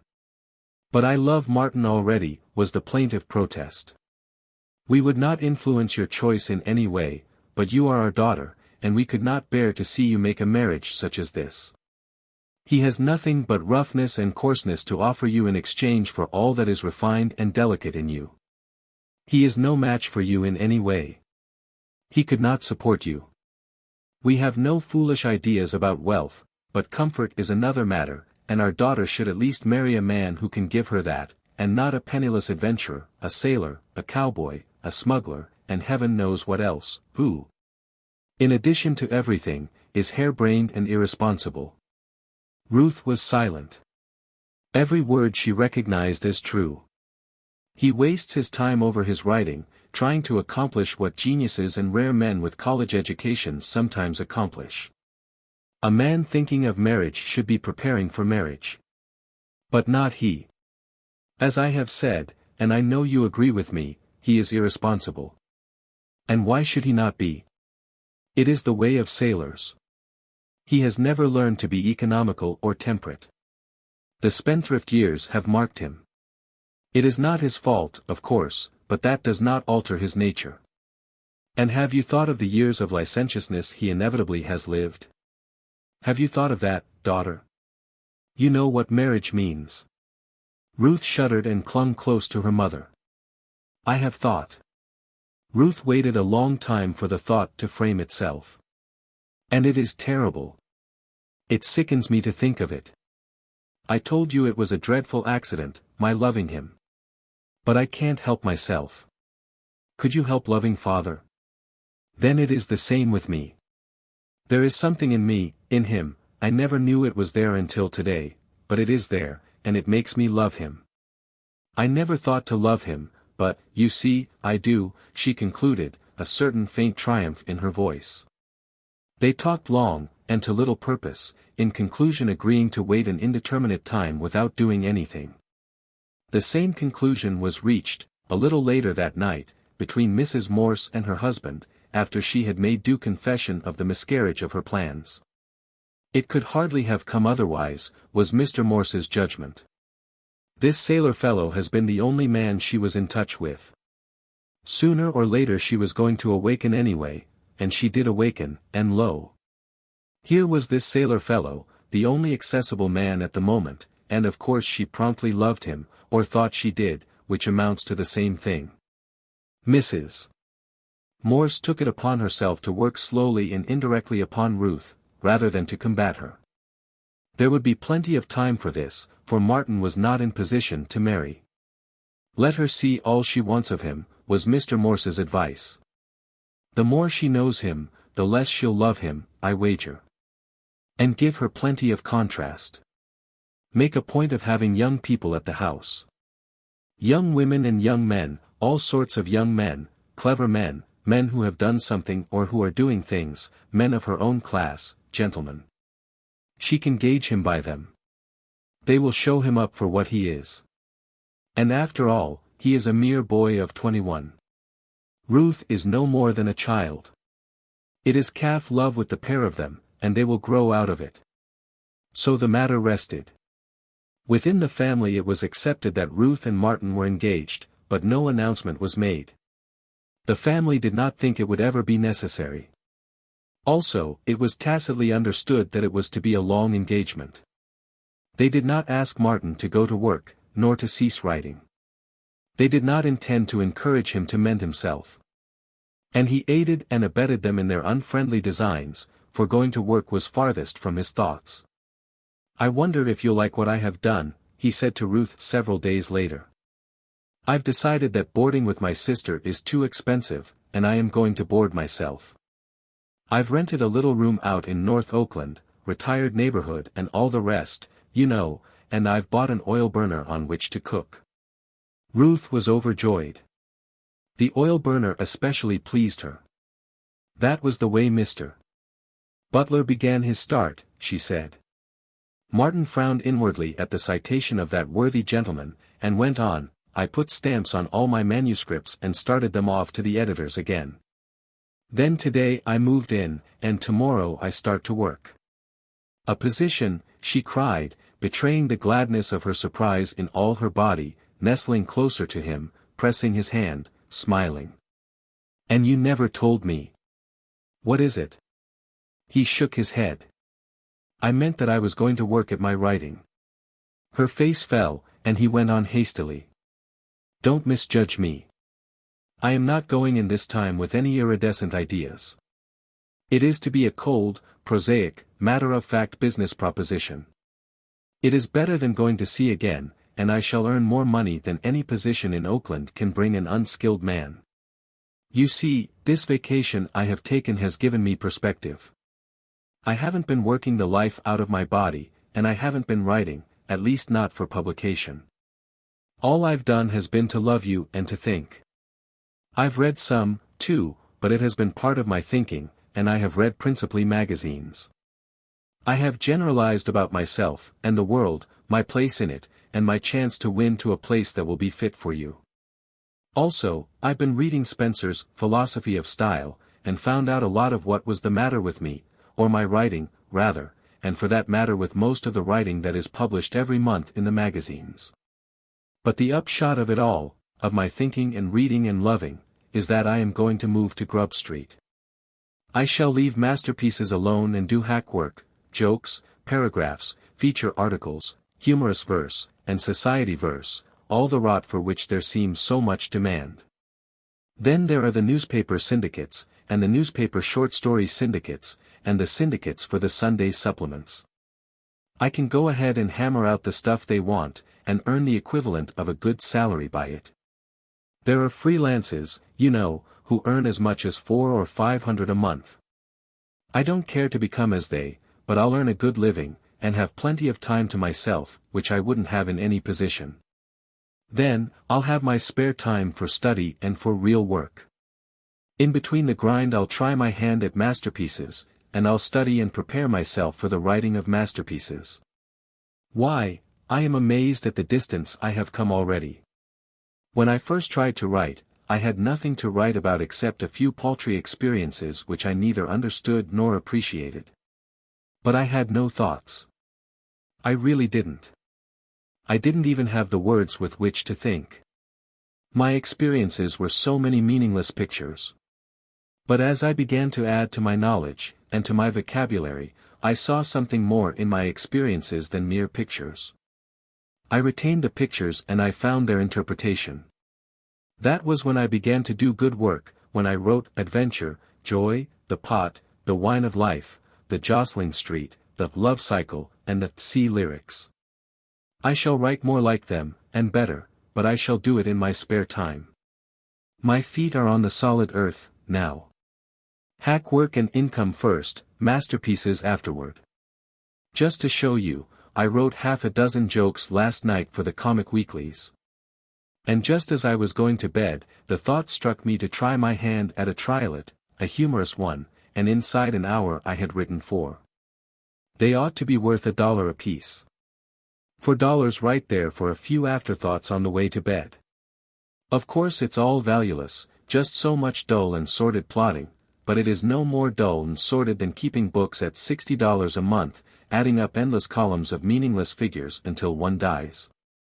And furthermore, the hack work keeps me in touch with things literary and gives me time to try bigger things. But what good are these bigger things, these masterpieces? Ruth demanded. You can't sell them. Oh, yes, I can, he began. But she interrupted. All those you named, and which you say yourself are good, you have not sold any of them. We can't get married on masterpieces that won't sell. Then we'll get married on triolets that will sell, he asserted stoutly, putting his arm around her and drawing a very unresponsive sweetheart toward him. Listen to this, he went on in attempted gaiety. It's not art, but it's $1. He came in. When I was out. To borrow some tin. Was why he came in. And he went without. So I was in. And he was out. The merry lilt with which he had invested the jingle was at variance with the dejection that came into his face as he finished. He had drawn no smile from Ruth.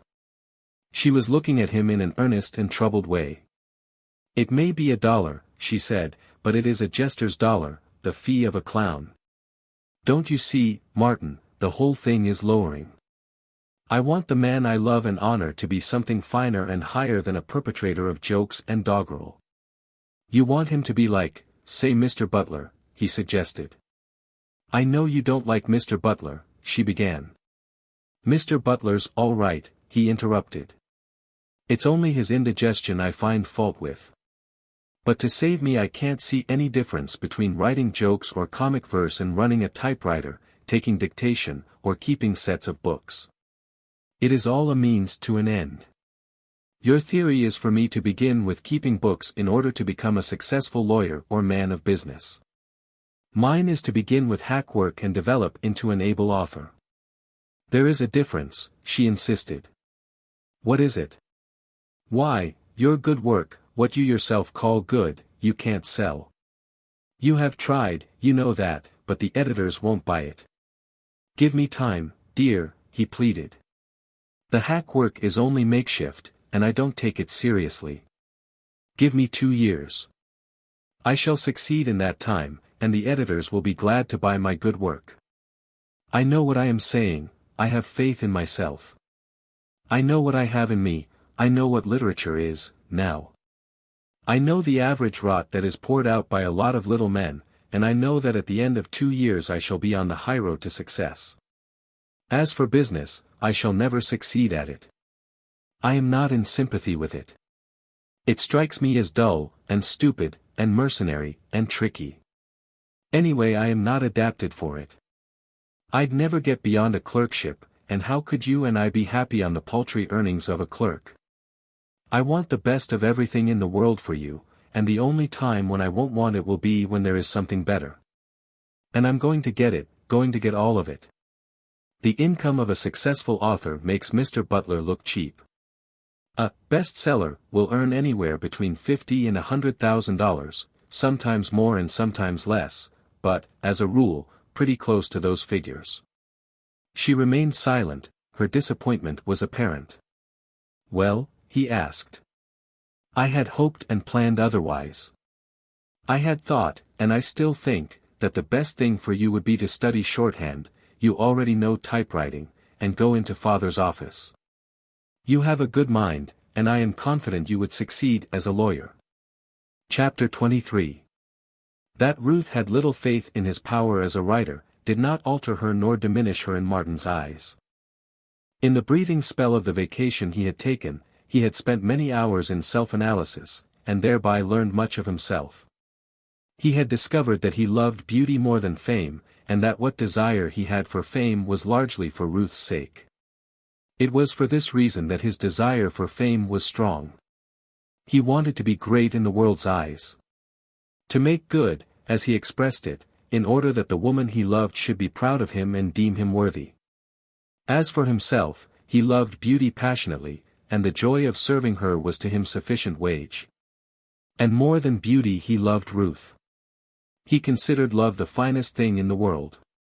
It was love that had worked the revolution in him, changing him from an uncouth sailor to a student and an artist.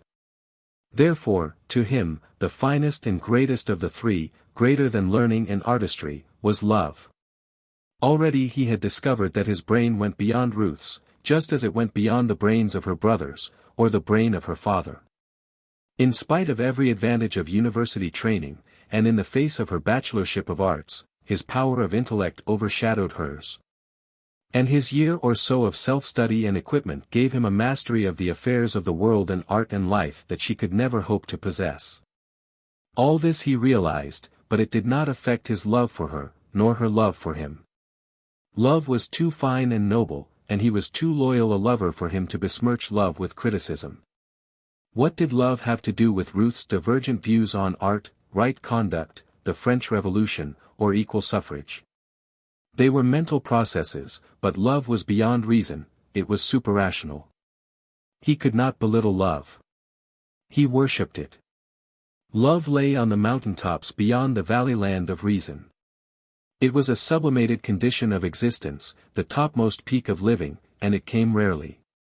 Thanks to the school of scientific philosophers he favored, he knew the biological significance of love.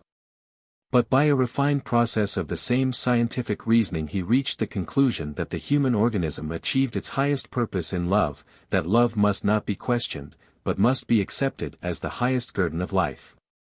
Thus, he considered the lover blessed over all creatures, and it was a delight to him to think of God's own mad lover, rising above the things of earth, above wealth and judgment, public opinion and applause. Rising above life itself and dying on a kiss. Much of this Martin had already reasoned out, and some of it he reasoned out later. In the meantime he worked, taking no recreation except when he went to see Ruth, and living like a Spartan.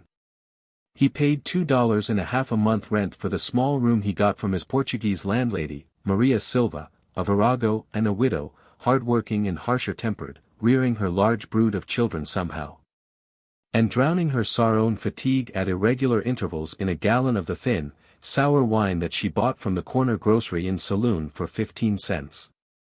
From detesting her and her foul tongue at first, Martin grew to admire her as he observed the brave fight she made. There were but 4 rooms in the little house, 3, when Martin's was subtracted. One of these, the parlor, gay with an ingrained carpet and dolorous with a funeral card and a death picture of one of her numerous departed babes, was kept strictly for company. The blinds were always down, and her barefooted tribe was never permitted to enter the sacred precinct save on state occasions. She cooked, and all ate, in the kitchen, where she likewise washed, starched, and ironed clothes on all days of the week except Sunday, for her income came largely from taking and washing from her more prosperous neighbors. Remained the bedroom, small as the one occupied by Martin, into which she and her 7 little ones crowded and slept. It was an everlasting miracle to Martin how it was accomplished, and from her side of the thin partition he heard nightly every detail of the going to bed, the squalls and squabbles, the soft chattering, and the sleepy, twittering noises as of birds. Another source of income to Maria were her cows, 2 of them, which she milked night and morning and which gained a surreptitious livelihood from vacant lots and the grass that grew on either side the public sidewalks. Attended always by 1 or more of her ragged boys, whose watchful guardianship consisted chiefly in keeping their eyes out for the pound men. In his own small room Martin lived, slept, studied, wrote, and kept house. Before the one window, looking out on the tiny front porch, was the kitchen table that served as desk, library, and typewriting stand. The bed, against the rear wall, occupied 2/3 of the total space of the room. The table was flanked on one side by a gaudy bureau, manufactured for profit and not for service, the thin veneer of which was shed day by day. This bureau stood in the corner, and in the opposite corner, on the table's other flank, was the kitchen, the oil stove on a dry goods box, inside of which were dishes and cooking utensils, a shelf on the wall for provisions, and a bucket of water on the floor. Martin had to carry his water from the kitchen sink, there being no tap in his room. On days when there was much steam to his cooking, the harvest of veneer from the bureau was unusually generous. Over the bed, hoisted by a tackle to the ceiling, was his bicycle. At first he had tried to keep it in the basement, but the tribe of Silva, loosening the bearings and puncturing the tires, had driven him out. Next he attempted the tiny front porch, until a howling southeaster drenched the wheel a night long. Then he had retreated with it to his room and slung it aloft. A small closet contained his clothes and the books he had accumulated and for which there was no room on the table or under the table. Hand in hand with reading, he had developed the habit of making notes.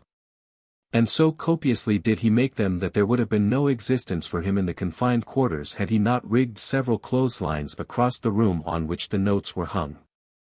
Even so, he was crowded until navigating the room was a difficult task. He could not open the door without first closing the closet door, and vice versa. It was impossible for him anywhere to traverse the room in a straight line.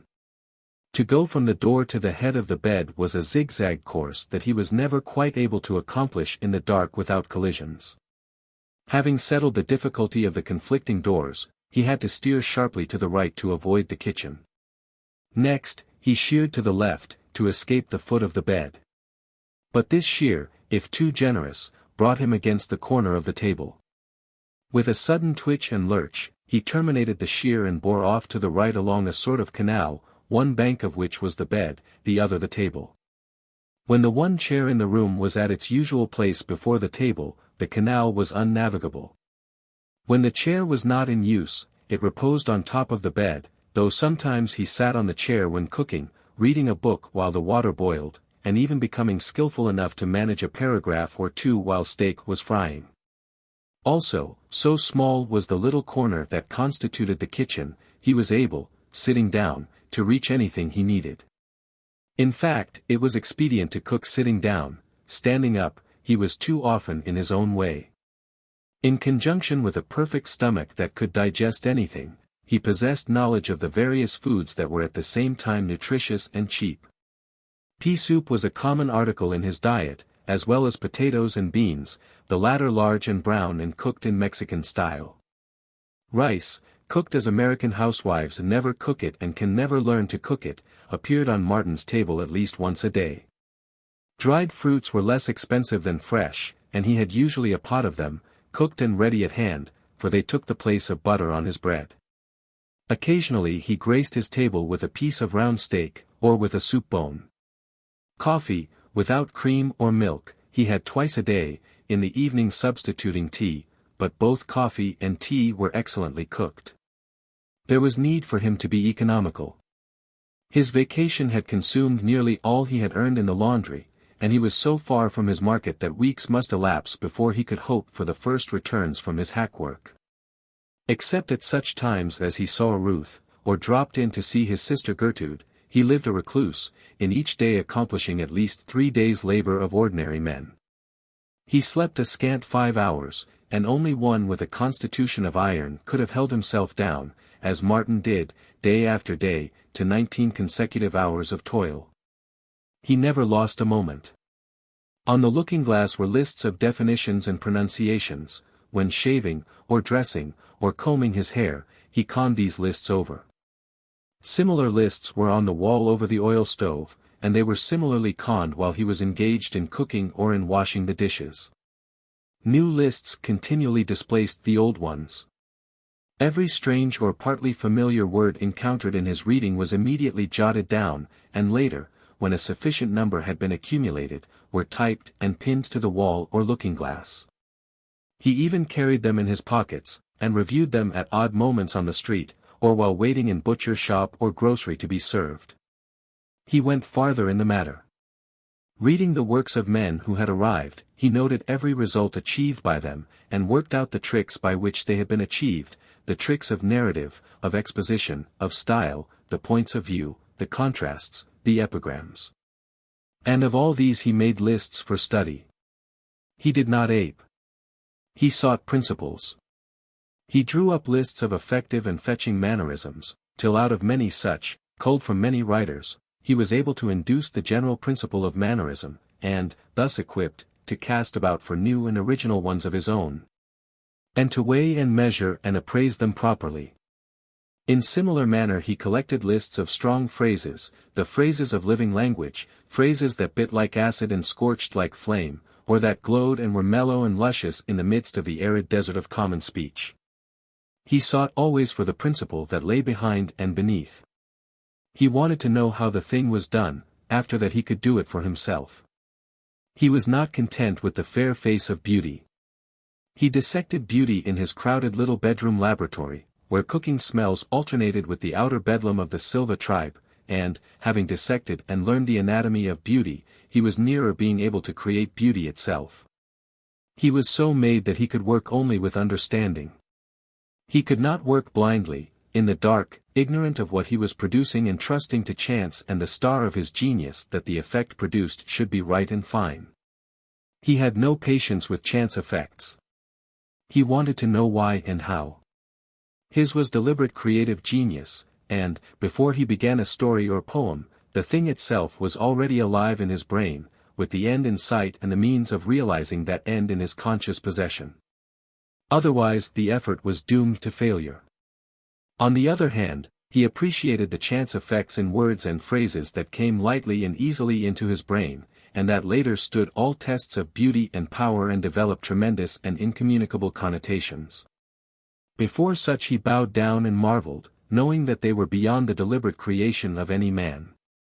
And no matter how much he dissected beauty in search of the principles that underlie beauty and make beauty possible, he was aware, always, of the innermost mystery of beauty to which he did not penetrate and to which no man had ever penetrated.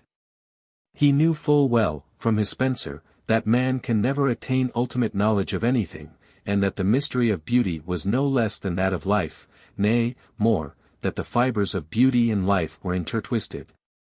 And that he himself was but a bit of the same non-understandable fabric, twisted of sunshine and stardust and wonder. In fact, it was when filled with these thoughts that he wrote his essay entitled Stardust, in which he had his fling, not at the principles of criticism, but at the principal critics. It was brilliant, deep, philosophical, and deliciously touched with laughter. Also it was promptly rejected by the magazines as often as it was submitted. But having cleared his mind of it, he went serenely on his way. It was a habit he developed, of incubating and maturing his thought upon a subject, and of then rushing into the typewriter with it. That it did not see print was a matter of small moment with him. The writing of it was the culminating act of a long mental process, the drawing together of scattered threads of thought and the final generalizing upon all the data with which his mind was burdened. To write such an article was the conscious effort by which he freed his mind and made it ready for fresh material and problems. It was in a way akin to that common habit of men and women troubled by real or fancied grievances, who periodically and volubly break their long-suffering silence and have their say, till the last word is said. Chapter 24. The weeks passed. Martin ran out of money, and publishers' checks were far away as ever.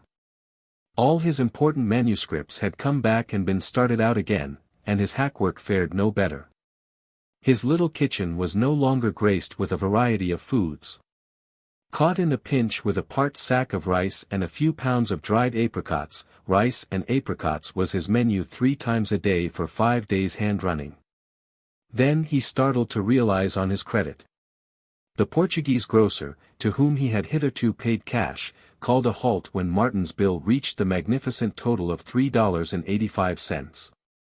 For you see, said the grocer, you know catcha de work, I lost a demon. And Martin could reply nothing. There was no way of explaining. It was not true business principle to allow credit to a strong-bodied young fellow of the working class who was too lazy to work. You catcha de job, I let you have more de grub, the grocer assured Martin. No job, no grub. Theta de business. And then, to show that it was purely business foresight and not prejudice, hava de drink on de house, good friends just the same.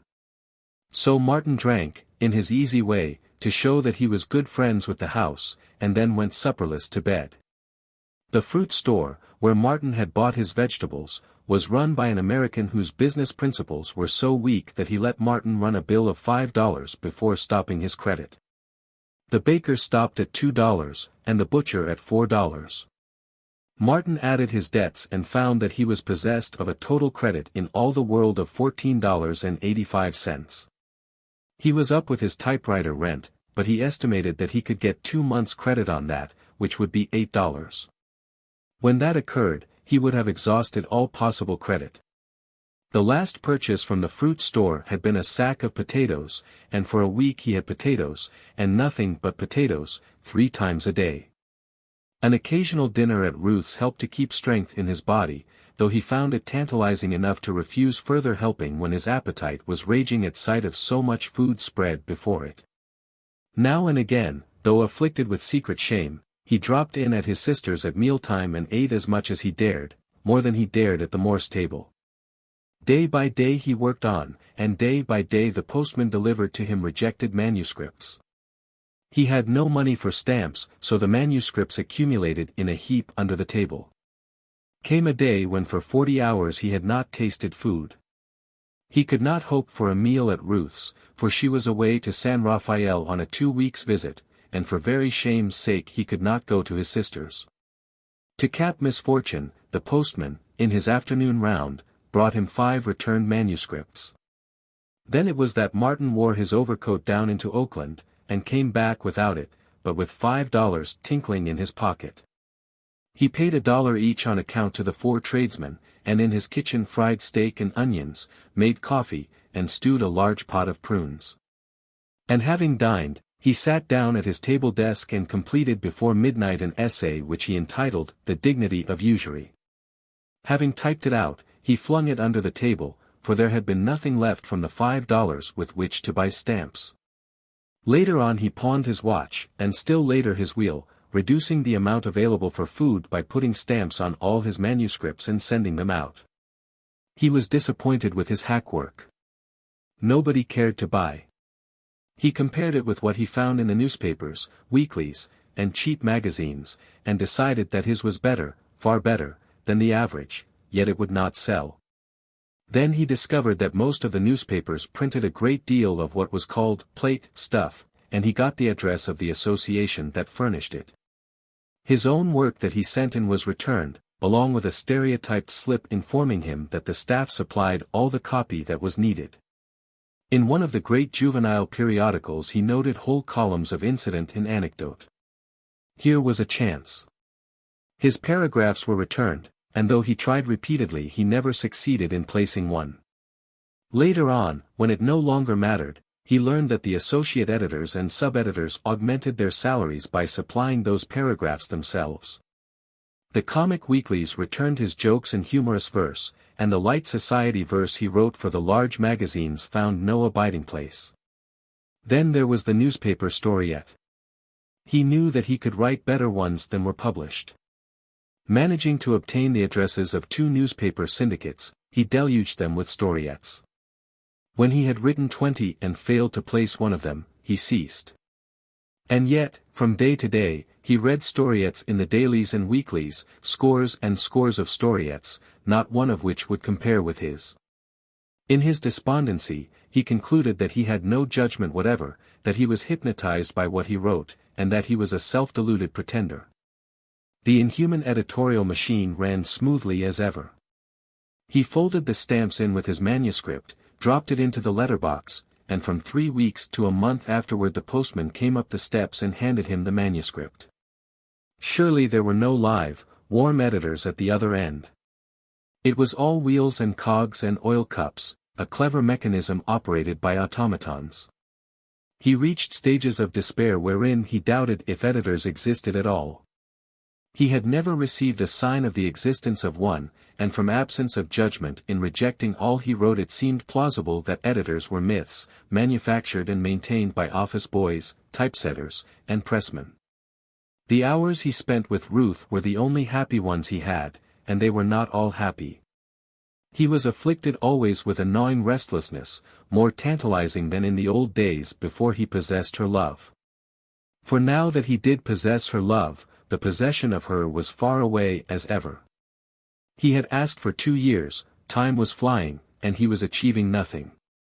Again, he was always conscious of the fact that she did not approve what he was doing. She did not say so directly. Yet indirectly she let him understand it as clearly and definitely as she could have spoken it. It was not resentment with her, but disapproval. Though less sweet-natured women might have resented where she was no more than disappointed. Her disappointment lay in that this man she had taken to mold, refused to be molded. To a certain extent she had found his clay plastic, then it had developed stubbornness, declining to be shaped in the image of her father or of Mr. Butler. What was great and strong in him, she missed, or, worse yet, misunderstood. This man, whose clay was so plastic that he could live in any number of pigeonholes of human existence, she thought willful and most obstinate because she could not shape him to live in her pigeonhole, which was the only one she knew. She could not follow the flights of his mind, and when his brain got beyond her, she deemed him erratic. Nobody else's brain ever got beyond her. She could always follow her father and mother, her brothers and Olney. Wherefore, when she could not follow Martin, she believed the fault lay with him.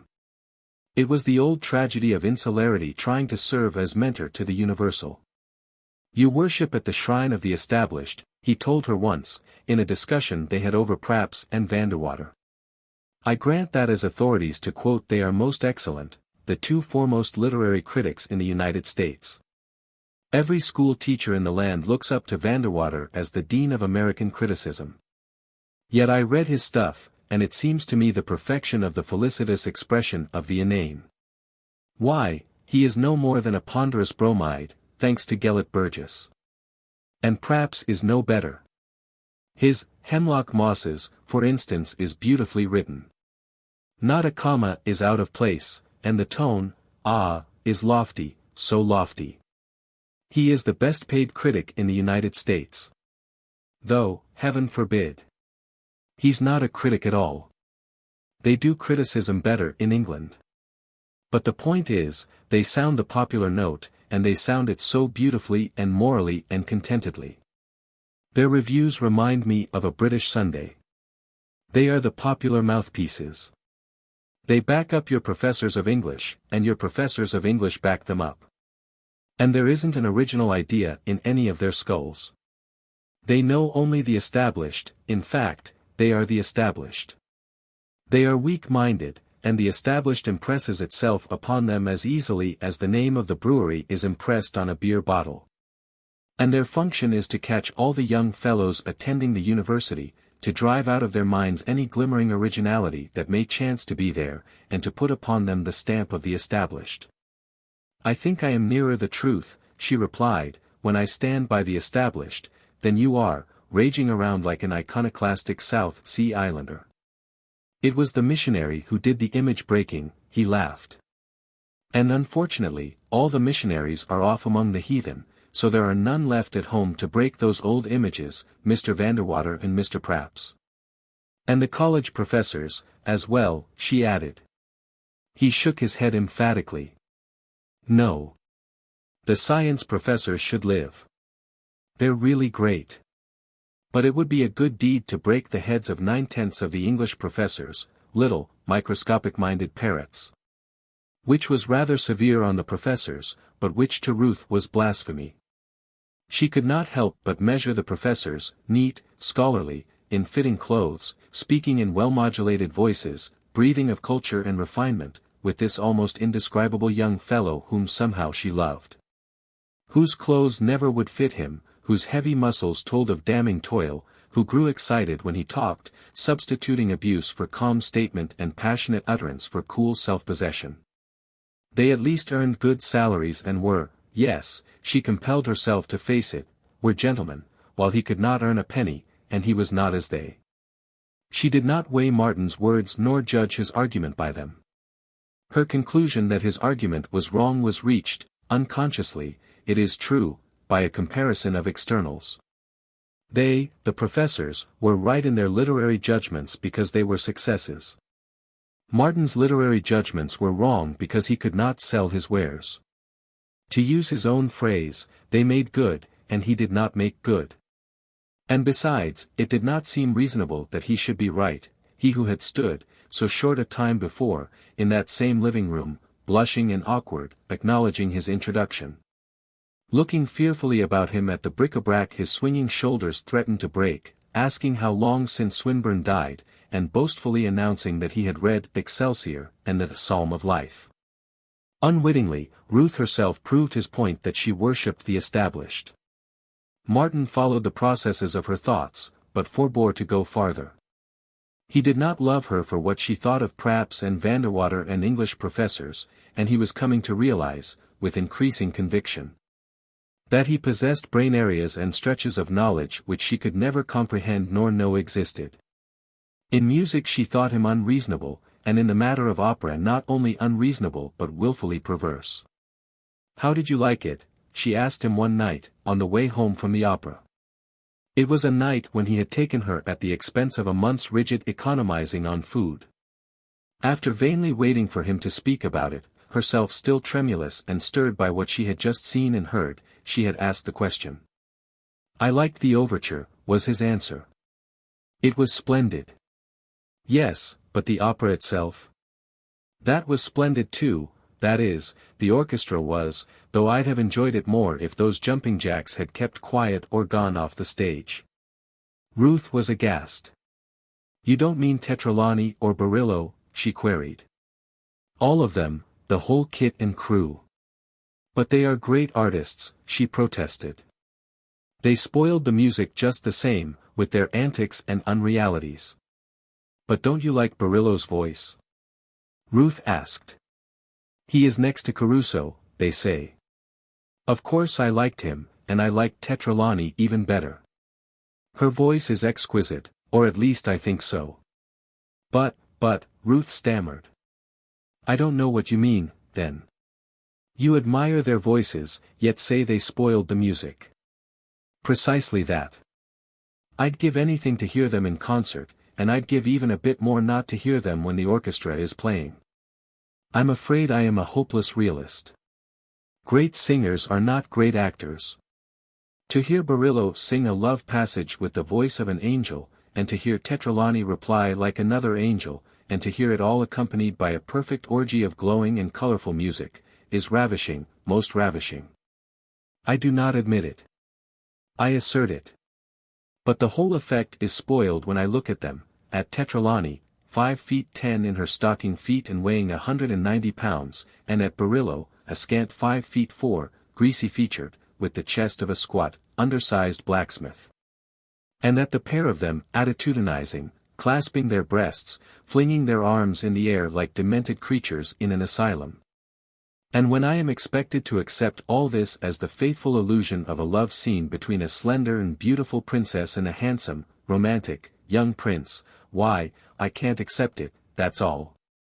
It's rot, it's absurd, it's unreal. That's what's the matter with it.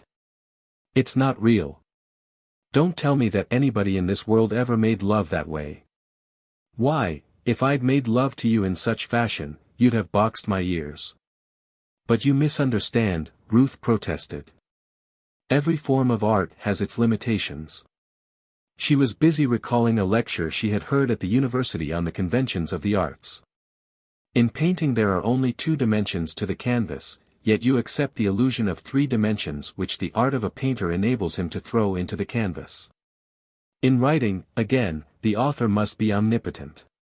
You accept as perfectly legitimate the author's account of the secret thoughts of the heroine, and yet all the time you know that the heroine was alone when thinking these thoughts.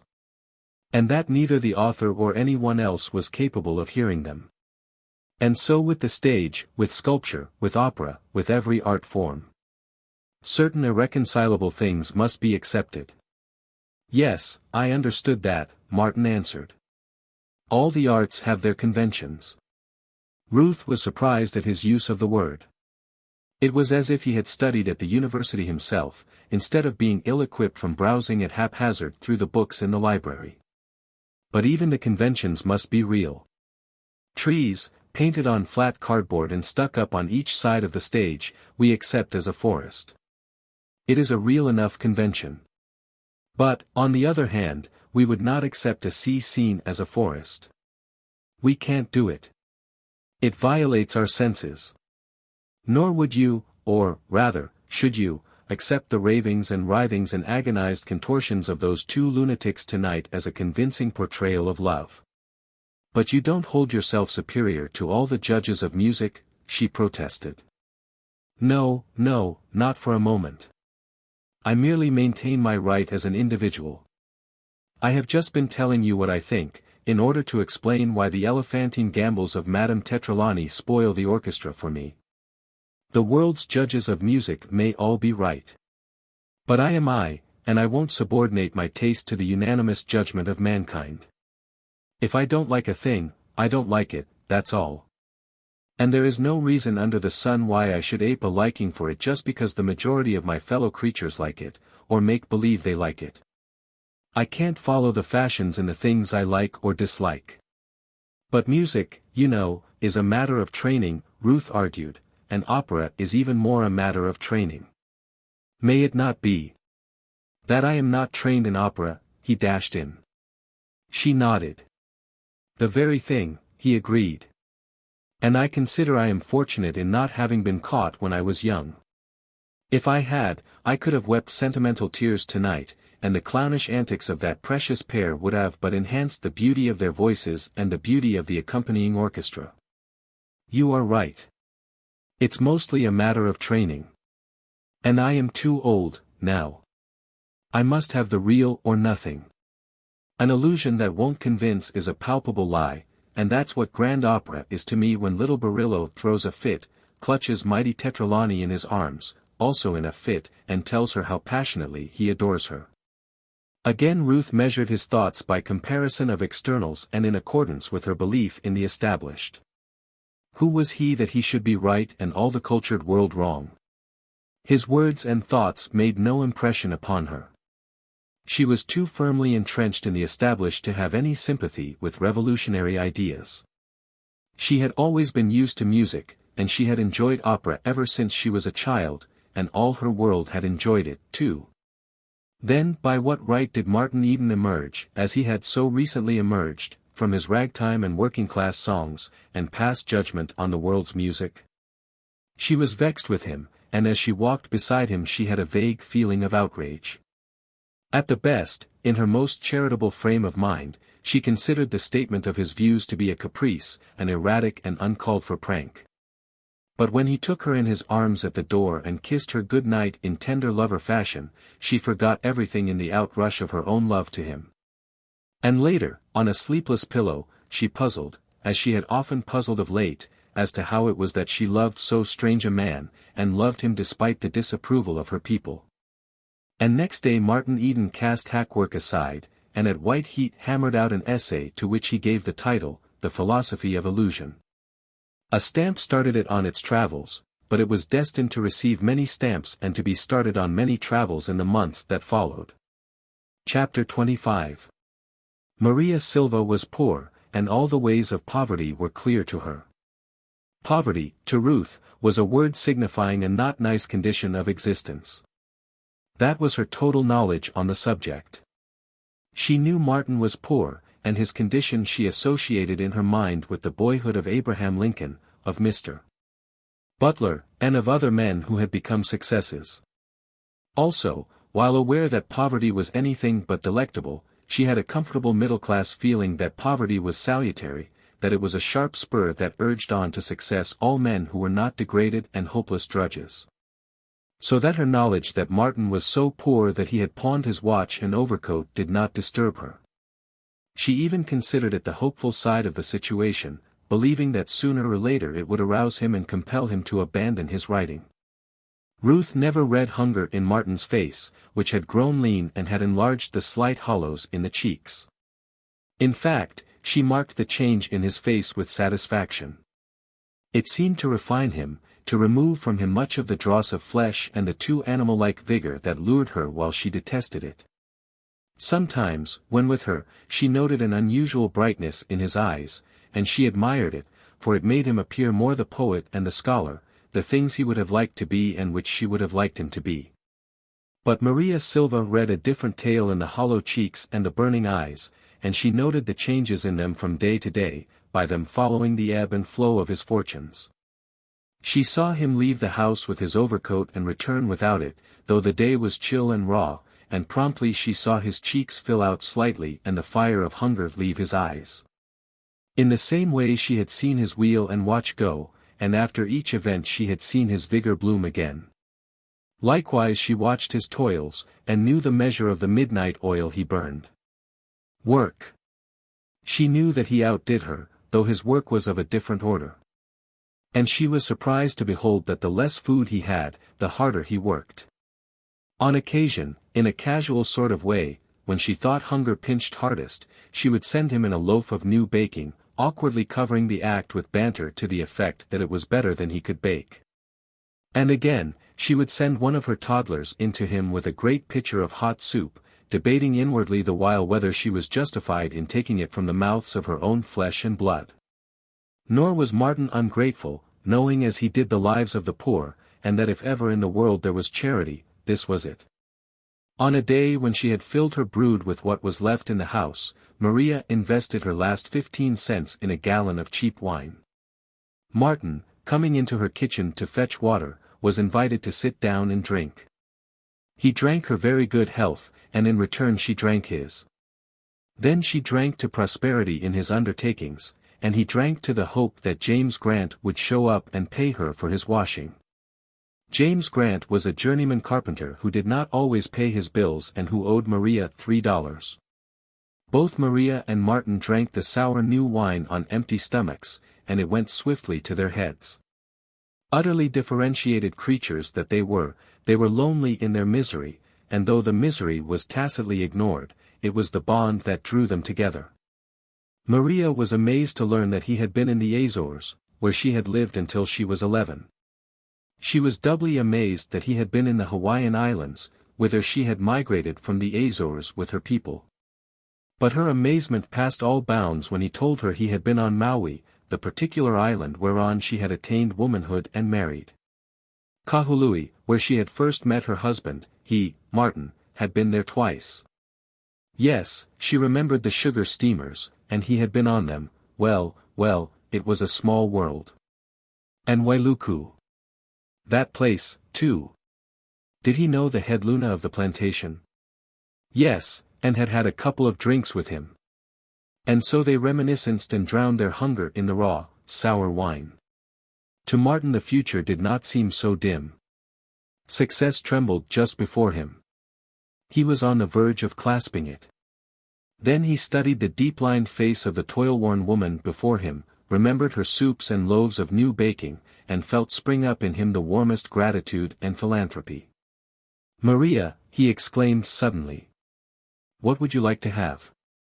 She looked at him, bepuzzled. "What would you like to have now, right now, if you could get it?" "Shoe à la de rune for de child's, 7 pairs de shoe." "You shall have them," he announced, while she nodded her head gravely. "But I mean a big wish, something big that you want." Her eyes sparkled good-naturedly. He was choosing to make fun with her, Maria, with whom few made fun these days. "Think hard," he cautioned, just as she was opening her mouth to speak. "Alla right," she answered. "I think a da hard. I lick a da house, dis house, all mine, no paya de rent, $7 a month." "You shall have it," he granted, "and in a short time. Now wish the great wish. Make believe I am God, and I say to you anything you want you can have. Then you wish that thing, and I listen." Maria considered solemnly for a space. "You know, Fraid?" she asked warningly. No, he laughed, "I'm not afraid." "Go ahead." "Most vera big," she warned again. "All right. Fire away." "Well, den," she drew a big breath like a child, as she voiced to the uttermost all she cared to demand of life. "I licka da have one milka ranch, good milka ranch. Plenty cow, plenty land, plenty grass. I licka da have near San Luan, my sister Leva dear. I sella da milk in Oakland. I maka da plenty mon. Joe and Nick no runna da cow. Dey go a to school. Bimby maka da good engineer, worka da railroad. Yes, I licka da milka ranch." She paused and regarded Martin with twinkling eyes. "You shall have it," he answered promptly. She nodded her head and touched her lips courteously to the wineglass and to the giver of the gift she knew would never be given. His heart was right, and in her own heart she appreciated his intention as much as if the gift had gone with it. "No, Maria," he went on, "Nick and Joe won't have to peddle milk, and all the kids can go to school and wear shoes the whole year round. It will be a first-class milk ranch, everything complete. There will be a house to live in and a stable for the horses, and cow barns, of course.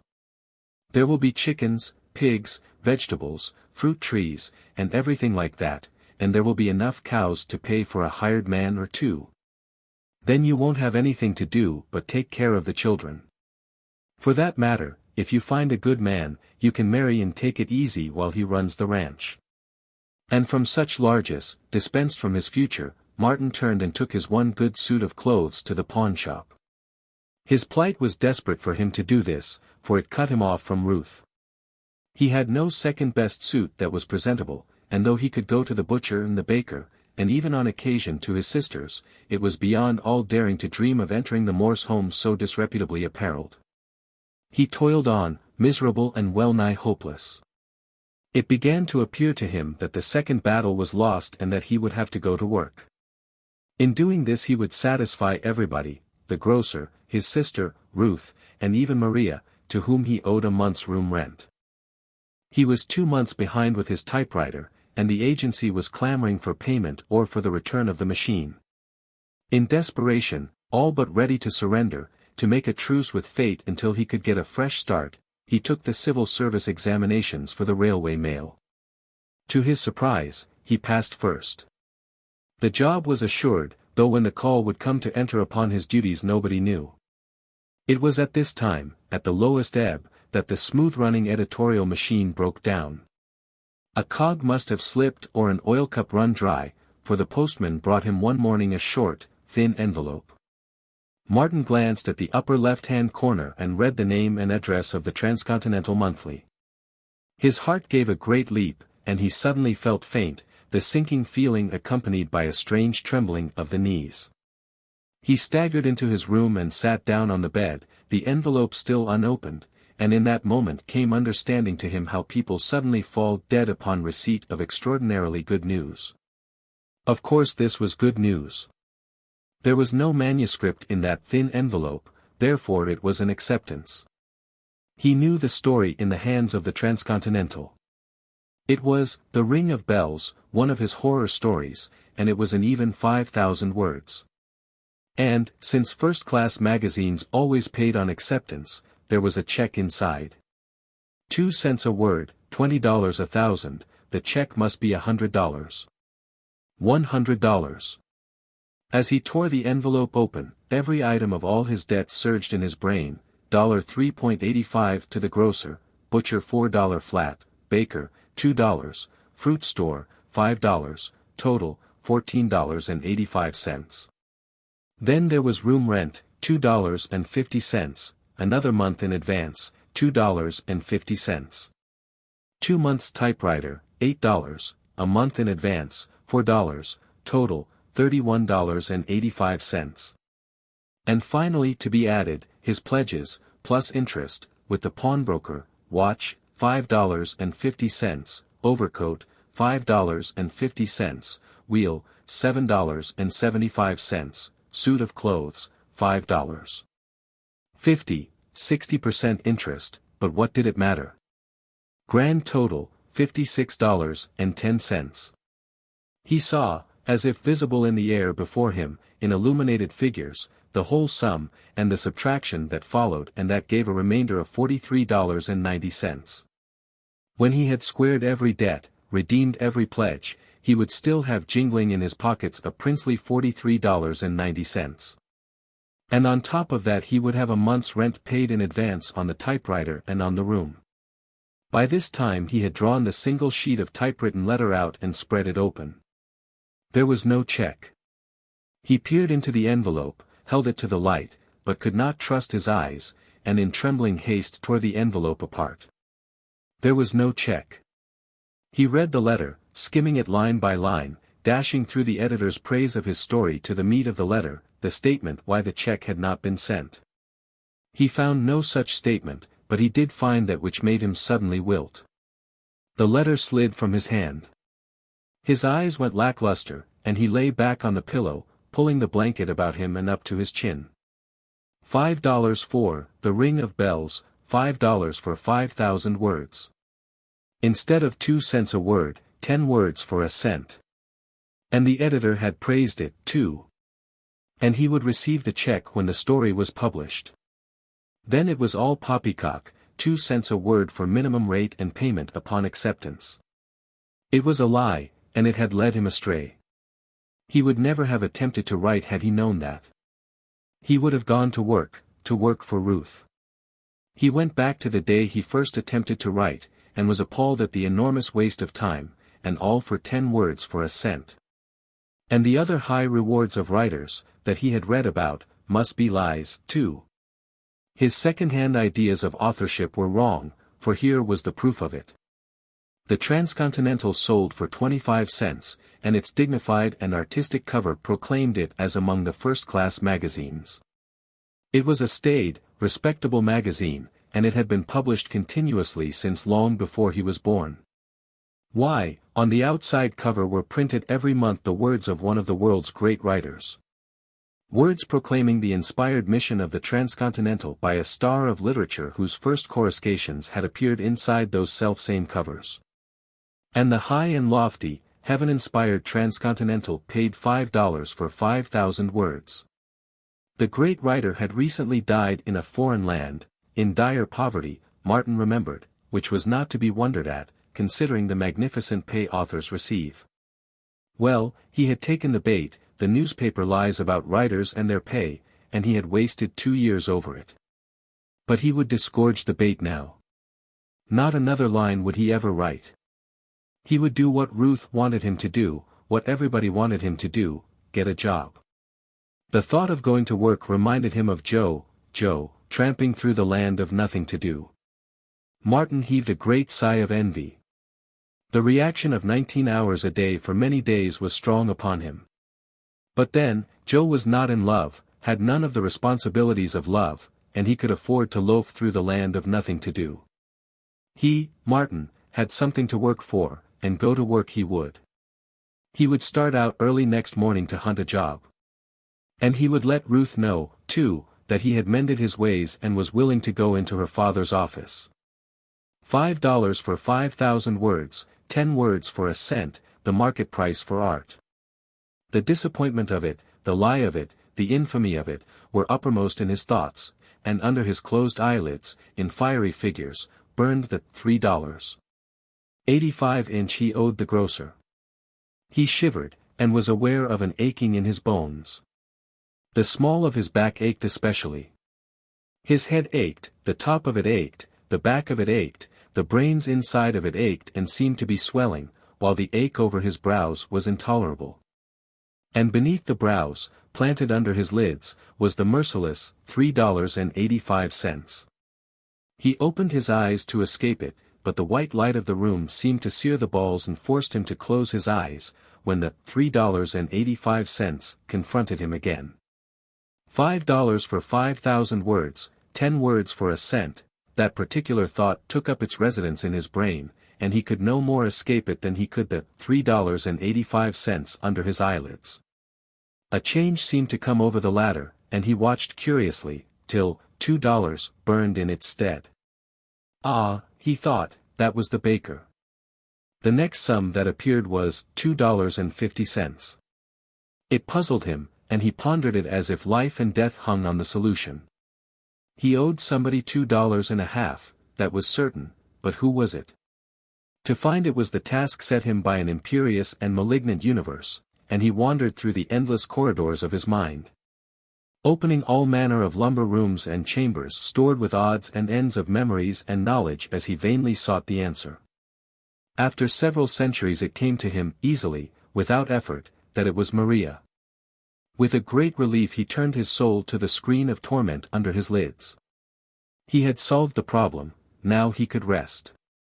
But no, the $2.50 faded away, and in its place burned $8. Who was that? He must go the dreary round of his mind again and find out. How long he was gone on this quest he did not know, but after what seemed an enormous lapse of time, he was called back to himself by a knock at the door, and by Maria's asking if he was sick. He replied in a muffled voice he did not recognize, saying that he was merely taking a nap. He was surprised when he noted the darkness of night in the room. He had received the letter at 2 in the afternoon, and he realized that he was sick. Then the $8 began to smolder under his lids again, and he returned himself to servitude. But he grew cunning. There was no need for him to wander through his mind. He had been a fool. He pulled a lever and made his mind revolve about him, a monstrous wheel of fortune, a merry-go-round of memory, a revolving sphere of wisdom. Faster and faster it revolved, until its vortex sucked him in and he was flung whirling through black chaos. Quite naturally he found himself at a mangle, feeding starched cuffs. But as he fed he noticed figures printed in the cuffs. It was a new way of marking linen, he thought, until, looking closer, he saw $3.85 on one of the cuffs. Then it came to him that it was the grocer's bill, and that these were his bills flying around on the drum of the mangle. A crafty idea came to him. He would throw the bills on the floor and so escape paying them. No sooner thought than done, and he crumpled the cuffs spitefully as he flung them upon an unusually dirty floor. Ever the heap grew, and though each bill was duplicated 1,000 times, he found only one for $2.50, which was what he owed Maria. That meant that Maria would not press for payment, and he resolved generously that it would be the only one he would pay, so he began searching through the cast-out heap for hers. He sought it desperately, for ages, and was still searching when the manager of the hotel entered, the fat Dutchman. His face blazed with wrath, and he shouted in stentorian tones that echoed down the universe, "I shall deduct the cost of those cuffs from your wages." The pile of cuffs grew into a mountain, and Martin knew that he was doomed to toil for 1,000 years to pay for them. Well, there was nothing left to do but kill the manager and burn down the laundry. But the big Dutchman frustrated him, seizing him by the nape of the neck and dancing him up and down. He danced him over the ironing tables, the stove, and the mangles, and out into the washroom and over the wringer and washer. Martin was danced until his teeth rattled and his head ached, and he marveled that the Dutchman was so strong. And then he found himself before the mangle, this time receiving the cuffs an editor of a magazine was feeding from the other side. Each cuff was a check, and Martin went over them anxiously, in a fever of expectation, but they were all blanks. He stood there and received the blanks for 1,000,000 years or so, never letting one go by for fear it might be filled out. At last he found it. With trembling fingers he held it to the light. It was for $5. "Ha! Ha!" laughed the editor across the mangle. "Well, then, I shall kill you," Martin said. He went out into the washroom to get the axe, and found Joe starching manuscripts. He tried to make him desist, then swung the axe for him. But the weapon remained poised in mid-air, for Martin found himself back in the ironing room in the midst of a snowstorm. No, it was not snow that was falling, but checks of large denomination, the smallest not less than $1,000. He began to collect them and sort them out, in packages of 100, tying each package securely with twine. He looked up from his task and saw Joe standing before him juggling flat irons, starched shirts, and manuscripts. Now and again he reached out and added a bundle of checks to the flying miscellany that soared through the roof and out of sight in a tremendous circle. Martin struck at him, but he seized the axe and added it to the flying circle. Then he plucked Martin and added him. Martin went up through the roof, clutching at manuscripts, so that by the time he came down he had a large armful. But no sooner down than up again, and a second and a third time and countless times he flew around the circle. From far off he could hear a childish treble singing, "Waltz me around again, Willie, around, around, around." He recovered the axe in the midst of the Milky Way of checks, starched shirts, and manuscripts, and prepared, when he came down, to kill Joe. But he did not come down. Instead, at 2 in the morning, Maria, having heard his groans through the thin partition, came into his room, to put hot flat irons against his body and damp cloths upon his aching eyes. Chapter 26. Martin Eden did not go out to hunt for a job in the morning. It was late afternoon before he came out of his delirium and gazed with aching eyes about the room. Mary, one of the tribe of Silva, 8 years old, keeping watch, raised a screech at sight of his returning consciousness. Maria hurried into the room from the kitchen. She put her work-calloused hand upon his hot forehead and felt his pulse. "You licka da eat?" she asked. He shook his head. Eating was farthest from his desire, and he wondered that he should ever have been hungry in his life. "I'm sick, Maria," he said weakly. "What is it? Do you know?" "Grip," she answered. 2 or 3 days you alla da right. Better you no eat now. Bimeby plenty can eat, tomorrow can eat maybe. Martin was not used to sickness, and when Maria and her little girl left him, he essayed to get up and dress. By a supreme exertion of will, with rearing brain and eyes that ached so that he could not keep them open, he managed to get out of bed, only to be left stranded by his senses upon the table.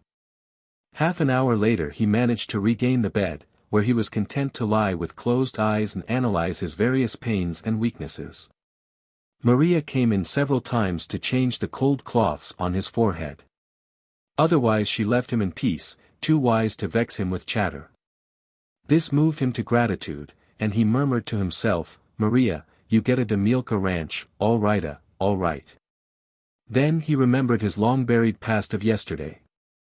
It seemed a lifetime since he had received that letter from the Transcontinental, a lifetime since it was all over and done with and a new page turned. He had shot his bolt, and shot it hard, and now he was down on his back. If he hadn't starved himself, he wouldn't have been caught by La Grippe. He had been run down, and he had not had the strength to throw off the germ of disease which had invaded his system. This was what resulted. "What does it profit a man to write a whole library and lose his own life?" he demanded aloud. "This is no place for me. No more literature in mine. Me for the counting-house and ledger, the monthly salary, and the little home with Ruth." 2 days later, having eaten an egg and 2 slices of toast and drunk a cup of tea, he asked for his mail, but found his eyes still hurt too much to permit him to read. "You read for me, Maria," he said. "Never mind the big, long letters. Throw them under the table. Read me the small letters." "No can," was the answer. "Teresa, she go to school, she can." So Teresa Silva, aged 9, opened his letters and read them to him. He listened absently to a long dun from the typewriter people, his mind busy with ways and means of finding a job. Suddenly he was shocked back to himself. "We offer you $40 for all serial rights in your story," Teresa slowly spelled out, "provided you allow us to make the alterations suggested." "What magazine is that?" Martin shouted. "Here, give it to me." He could see to read, now, and he was unaware of the pain of the action. It was the White Mouse that was offering him $40, and the story was The Whirlpool, another of his early horror stories. He read the letter through again and again. The editor told him plainly that he had not handled the idea properly, but that it was the idea they were buying because it was original. If they could cut the story down 1/3, they would take it and send him $40 on receipt of his answer. He called for pen and ink, and told the editor he could cut the story down 3/3 if he wanted to, and to send the $40 right along. The letter dispatched to the letterbox by Teresa, Martin lay back and thought. It wasn't a lie, after all. The White Mouse paid on acceptance. There were 3,000 words in The Whirlpool. Cut down 1/3, there would be 2,000. At $40 that would be 2 cents a word. Pay on acceptance and 2 cents a word, the newspapers had told the truth. And he had thought the White Mouse a third-rater. It was evident that he did not know the magazines. He had deemed the Transcontinental a first-rater, and it paid a cent for 10 words. He had classed the White Mouse as of no account, and it paid 20 times as much as the Transcontinental and also had paid on acceptance. Well, there was one thing certain, when he got well, he would not go out looking for a job. There were more stories in his head as good as The Whirlpool, and at $40 apiece he could earn far more than in any job or position. Just when he thought the battle lost, it was won. He had proved for his career. The way was clear. Beginning with the White Mouse he would add magazine after magazine to his growing list of patrons. Hack work could be put aside. For that matter, it had been wasted time, for it had not brought him $1. He would devote himself to work, good work, and he would pour out the best that was in him. He wished Ruth was there to share in his joy, and when he went over the letters left lying on his bed, he found one from her. It was sweetly reproachful, wondering what had kept him away for so dreadful a length of time. He reread the letter adoringly, dwelling over her handwriting, loving each stroke of her pen, and in the end kissing her signature. And when he answered, he told her recklessly that he had not been to see her because his best clothes were in pawn. He told her that he had been sick, but was once more nearly well, and that inside 10 days or 2 weeks, as soon as a letter could travel to New York City and return, he would redeem his clothes and be with her. But Ruth did not care to wait 10 days or 2 weeks. Besides, her lover was sick. The next afternoon, accompanied by Arthur, she arrived in the Morse carriage, to the unqualified delight of the Silva tribe and of all the urchins on the street, and to the consternation of Maria. She boxed the ears of the Silvas who crowded about the visitors on the tiny front porch, and in more than usual atrocious English tried to apologize for her appearance. Sleeves rolled up from soap-flecked arms and a wet gunny sack around her waist told of the task at which she had been caught. So flustered was she by 2 such grand young people asking for her lodger, that she forgot to invite them to sit down in the little parlor. To enter Martin's room, they passed through the kitchen, warm and moist and steamy from the big washing in progress. Maria, in her excitement, jammed the bedroom and bedroom closet doors together, and for 5 minutes, through the partly open door, clouds of steam, smelling of soapsuds and dirt, poured into the sick chamber. Ruth succeeded in veering right and right again, and in running the narrow passage between table and bed to Martin's side. But Arthur veered too wide and fetched up with clatter and bang of pots and pans in the corner where Martin did his cooking. Arthur did not linger long. Ruth occupied the only chair, and having done his duty, he went outside and stood by the gate, the center of 7 marveling Silvas, who watched him as they would have watched a curiosity in a sideshow. All about the carriage were gathered the children from a dozen blocks, waiting and eager for some tragic and terrible denouement. Carriages were seen on their street only for weddings and funerals.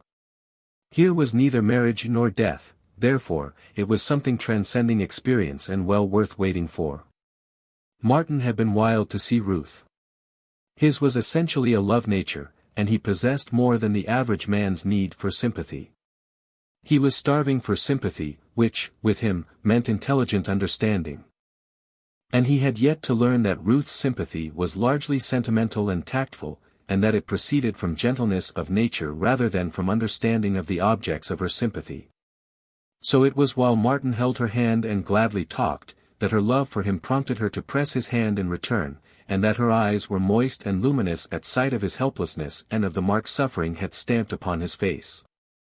But while he told her of his 2 acceptances, of his despair when he received the one from the Transcontinental, and of the corresponding delight with which he received the one from the White Mouse, she did not follow him. She heard the words he uttered and understood their literal import, but she was not with him in his despair and his delight.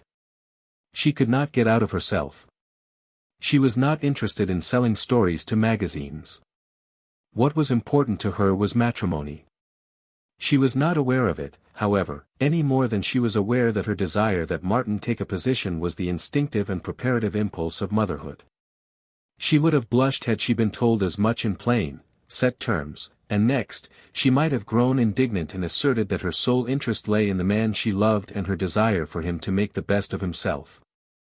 So, while Martin poured out his heart to her, elated with the first success his chosen work in the world had received, she paid heed to his bare words only, gazing now and again about the room, shocked by what she saw. For the first time Ruth gazed upon the sordid face of poverty. Starving lovers had always seemed romantic to her, but she had had no idea how starving lovers lived. She had never dreamed it could be like this. Ever her gaze shifted from the room to him and back again. The steamy smell of dirty clothes, which had entered with her from the kitchen, was sickening. Martin must be soaked with it, Ruth concluded, if that awful woman washed frequently. Such was the contagiousness of degradation. When she looked at Martin, she seemed to see the smirch left upon him by his surroundings. She had never seen him unshaven, and the 3 days' growth of beard on his face was repulsive to her.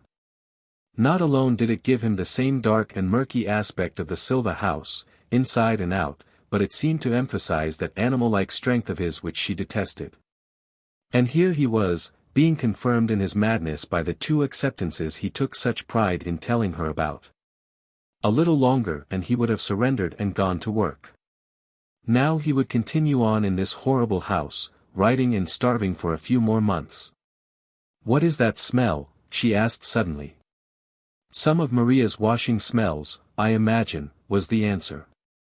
"I am growing quite accustomed to them." "No, no. Not that. It is something else. A stale, sickish smell." Martin sampled the air before replying. "I can't smell anything else, except stale tobacco smoke," he announced. "That's it. It is terrible. Why do you smoke so much, Martin?"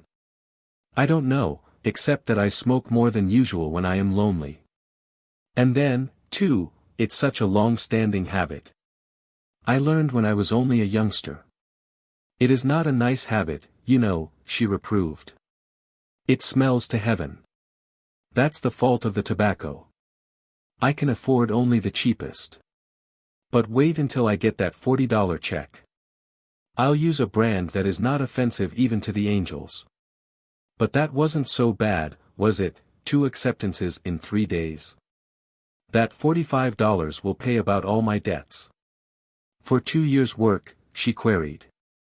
"No, for less than a week's work. Please pass me that book over on the far corner of the table, the account book with the gray cover." He opened it and began turning over the pages rapidly. "Yes, I was right. 4 days for The Ring of Bells, 2 days for The Whirlpool.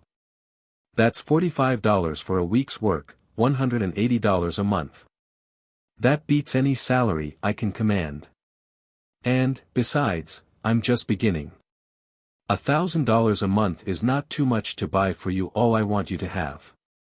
A salary of $500 a month would be too small. That $45 is just a starter. Wait till I get my stride. Then watch my smoke." Ruth misunderstood his slang, and reverted to cigarettes. "You smoke more than enough as it is, and the brand of tobacco will make no difference. It is the smoking itself that is not nice, no matter what the brand may be. You are a chimney, a living volcano, a perambulating smokestack, and you are a perfect disgrace, Martin dear, you know you are." She leaned toward him, entreaty in her eyes, and as he looked at her delicate face and into her pure, limpid eyes, as of old he was struck with his own unworthiness. "I wish you wouldn't smoke any more," she whispered. "Please, for my sake." "All right, I won't," he cried. "I'll do anything you ask, dear love, anything, you know that." A great temptation assailed her. In an insistent way she had caught glimpses of the large, easygoing side of his nature, and she felt sure, if she asked him to cease attempting to write, that he would grant her wish. In the swift instant that elapsed, the words trembled on her lips. But she did not utter them. She was not quite brave enough, she did not quite dare. Instead, she leaned toward him to meet him, and in his arms murmured. "You know, it is really not for my sake, Martin, but for your own. I am sure smoking hurts you, and besides, it is not good to be a slave to anything, to a drug least of all." "I shall always be your slave," he smiled. "In which case, I shall begin issuing my commands." She looked at him mischievously, though deep down she was already regretting that she had not preferred her largest request. "I live but to obey, your Majesty." "Well, then, my first commandment is, thou shalt not omit to shave every day. Look how you have scratched my cheek." And so it ended in caresses and love-laughter. But she had made one point, and she could not expect to make more than one at a time. She felt a woman's pride in that she had made him stop smoking. Another time she would persuade him to take a position, for had he not said he would do anything she asked? She left his side to explore the room, examining the clotheslines of notes overhead, learning the mystery of the tackle used for suspending his wheel under the ceiling. And being saddened by the heap of manuscripts under the table which represented to her just so much wasted time. The oil stove won her admiration, but on investigating the food shelf she found them empty. "Why, you haven't anything to eat, you poor dear," she said with tender compassion. "You must be starving." "I store my food in Maria's safe and in her pantry," he lied. It keeps better there. No danger of my starving. Look at that. She had come back to his side, and she saw him double his arm at the elbow, the biceps crawling under his shirt sleeve and swelling into a knot of muscle, heavy and hard. The sight repelled her. Sentimentally, she disliked it. But her pulse, her blood, every fiber of her, loved it and yearned for it, and, in the old, inexplicable way, she leaned toward him, not away from him. And in the moment that followed, when he crushed her in his arms, the brain of her, concerned with the superficial aspects of life, was in revolt, while the heart of her, the woman of her, concerned with life itself, exulted triumphantly. It was in moments like this that she felt to the uttermost the greatness of her love for Martin, for it was almost a swoon of delight to her to feel his strong arms about her, holding her tightly, hurting her with the grip of their fervor. At such moments she found justification for her treason to her standards, for her violation of her own high ideals, and, most of all, for her tacit disobedience to her mother and father. They did not want her to marry this man. It shocked them that she should love him. It shocked her, too, sometimes, when she was apart from him, a cool and reasoning creature. With him, she loved him, in truth, at times a vexed and worried love. But love it was, a love that was stronger than she. This law grip is nothing, he was saying. It hurts a bit, and gives one a nasty headache, but it doesn't compare with breakbone fever. Have you had that, too? She queried absently, intent on the heaven-sent justification she was finding in his arms. And so, with absent queries, she led him on, till suddenly his words startled her. He had had the fever in a secret colony of 30 lepers on one of the Hawaiian Islands. But why did you go there, she demanded. Such royal carelessness of body seemed criminal. Because I didn't know, he answered. I never dreamed of lepers. When I deserted the schooner and landed on the beach, I headed inland for some place of hiding. For 3 days I lived off guavas, ohia apples, and bananas, all of which grew wild in the jungle. On the 4th day I found the trail, a mere foot trail. It led inland, and it led up. It was the way I wanted to go, and it showed signs of recent travel. At one place it ran along the crest of a ridge that was no more than a knife edge. The trail wasn't 3 feet wide on the crest, and on either side the ridge fell away in precipices hundreds of feet deep. One man, with plenty of ammunition, could have held it against 100,000. It was the only way into the hiding place. 3 hours after I found the trail I was there, in a little mountain valley, a pocket in the midst of lava peaks. The whole place was terraced for taro patches, fruit trees grew there, and there were 8 or 10 grass huts. But as soon as I saw the inhabitants I knew what I'd struck. One sight of them was enough. What did you do? Ruth demanded breathlessly, listening, like any Desdemona, appalled and fascinated. Nothing for me to do. Their leader was a kind old fellow, pretty far gone, but he ruled like a king. He had discovered the little valley and founded the settlement, all of which was against the law. But he had guns, plenty of ammunition, and those Kanakas, trained to the shooting of wild cattle and wild pig, were dead shots. No, there wasn't any running away from Martin Eden. He stayed, for 3 months. But how did you escape? I'd have been there yet, if it hadn't been for a girl there, a half Chinese, quarter white and quarter Hawaiian. She was a beauty, poor thing, and well educated. Her mother, in Honolulu, was worth $1 million or so. Well, this girl got me away at last. Her mother financed the settlement, you see, so the girl wasn't afraid of being punished for letting me go. But she made me swear, first, never to reveal the hiding place, and I never have. This is the first time I have even mentioned it. The girl had just the first signs of leprosy. The fingers of her right hand were slightly twisted, and there was a small spot on her arm. That was all. I guess she is dead, now. But weren't you frightened? And weren't you glad to get away without catching that dreadful disease?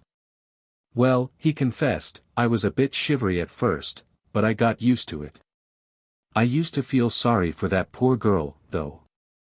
That made me forget to be afraid. She was such a beauty, in spirit as well as in appearance, and she was only slightly touched, yet she was doomed to lie there, living the life of a primitive savage and rotting slowly away. Leprosy is far more terrible than you can imagine it.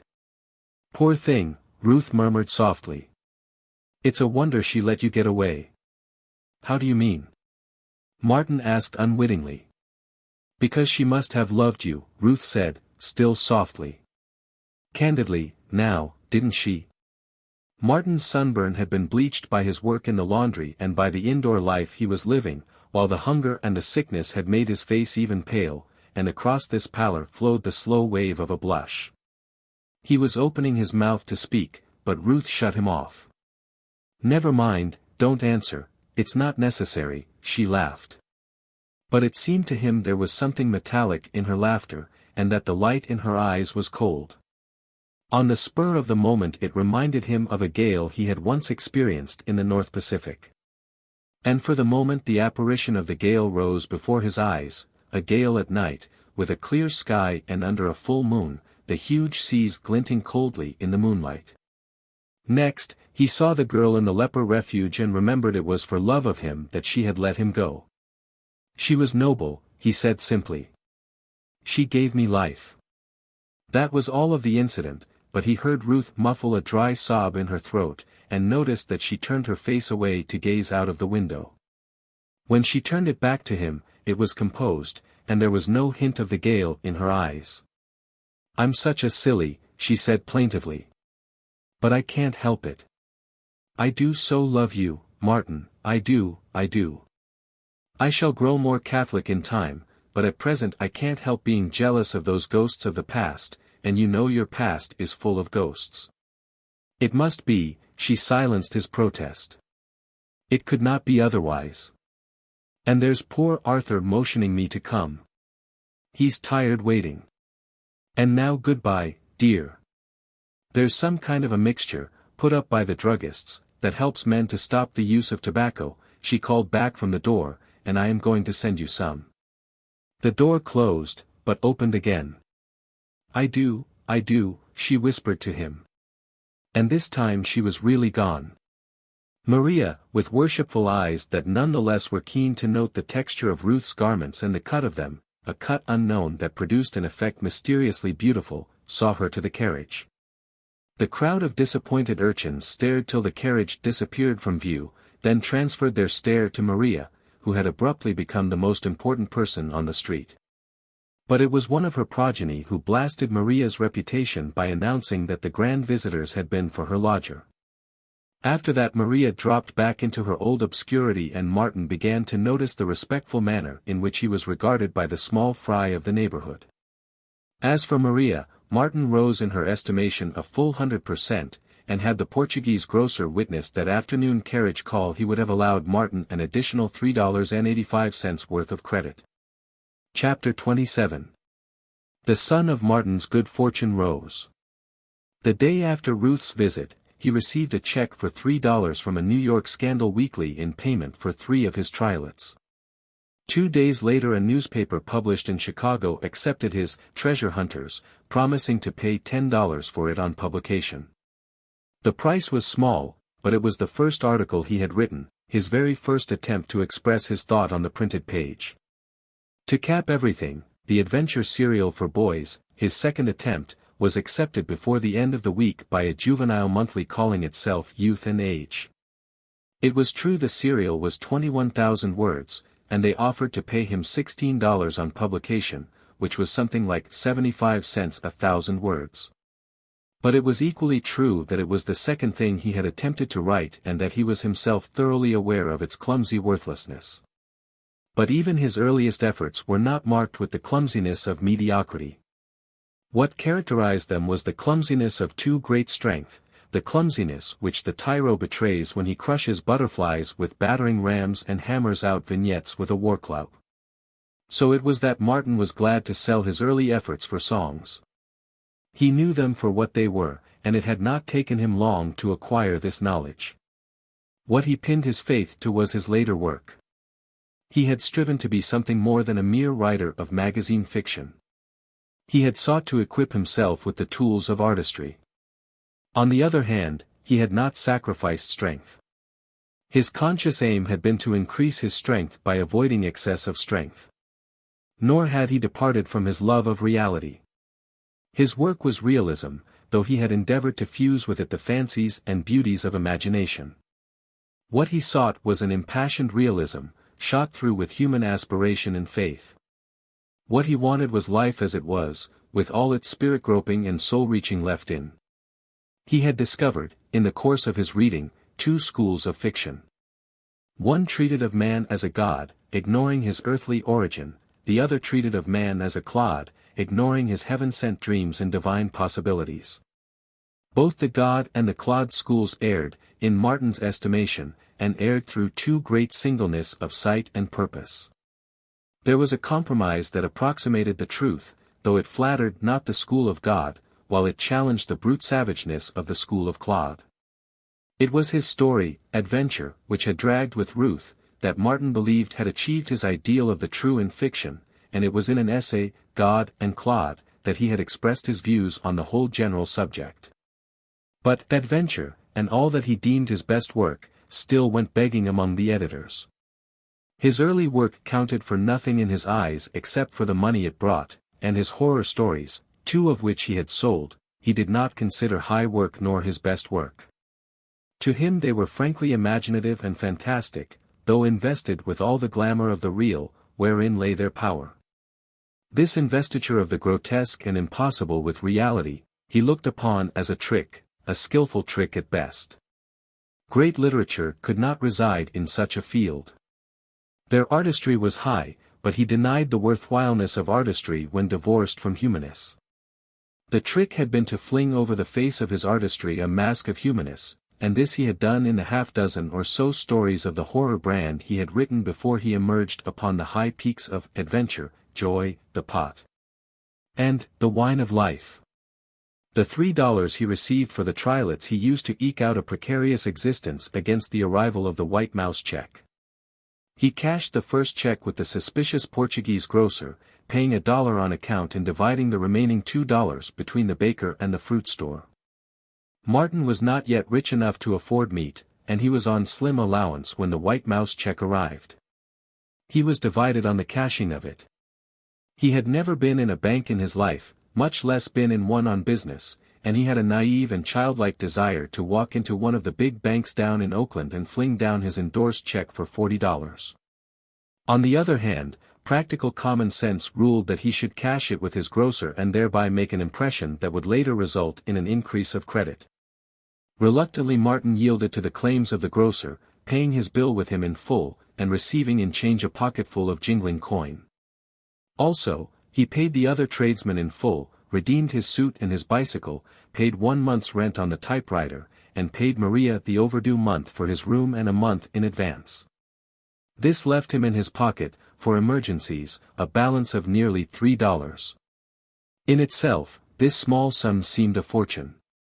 Immediately on recovering his clothes he had gone to see Ruth, and on the way he could not refrain from jingling the little handful of silver in his pocket.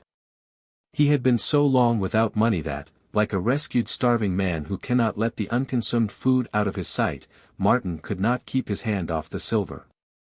He was not mean, nor avaricious, but the money meant more than so many dollars and cents.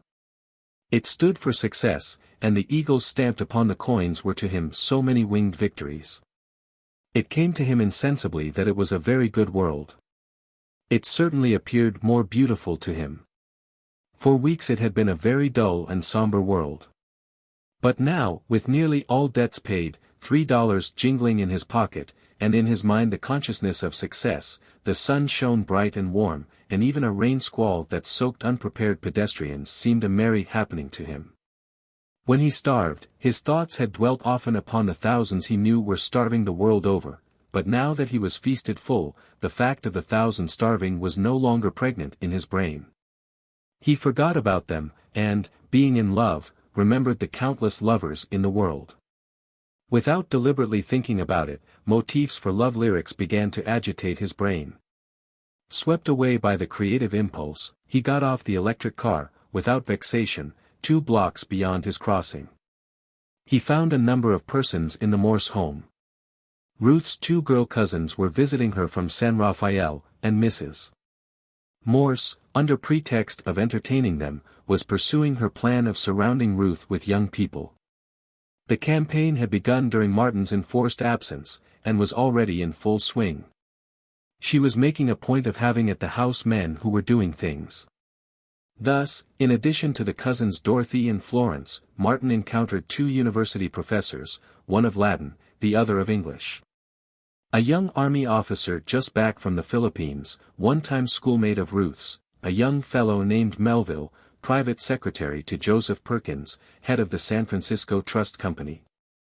And finally of the men, a live bank cashier, Charles Hapgood, a youngish man of 35, graduate of Stanford University, member of the Nile Club and the Unity Club, and a conservative speaker for the Republican Party during campaigns, in short.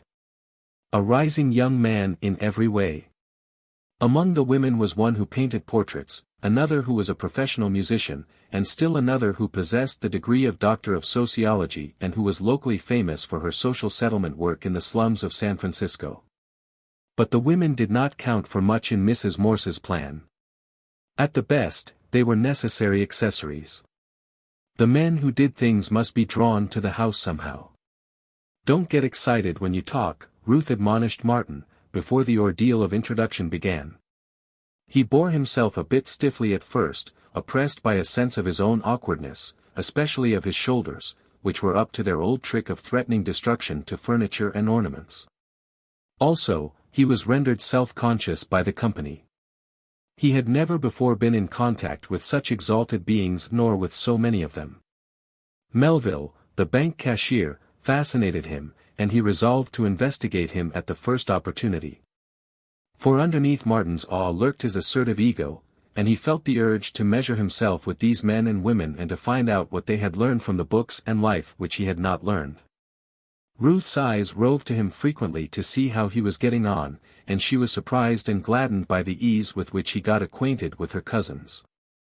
He certainly did not grow excited, while being seated removed from him the worry of his shoulders. Ruth knew them for clever girls, superficially brilliant, and she could scarcely understand their praise of Martin later that night at going to bed. But he, on the other hand, a wit in his own class, a gay quizzer and laughter-maker at dances and Sunday picnics, had found the making of fun and the breaking of good-natured lances simple enough in this environment.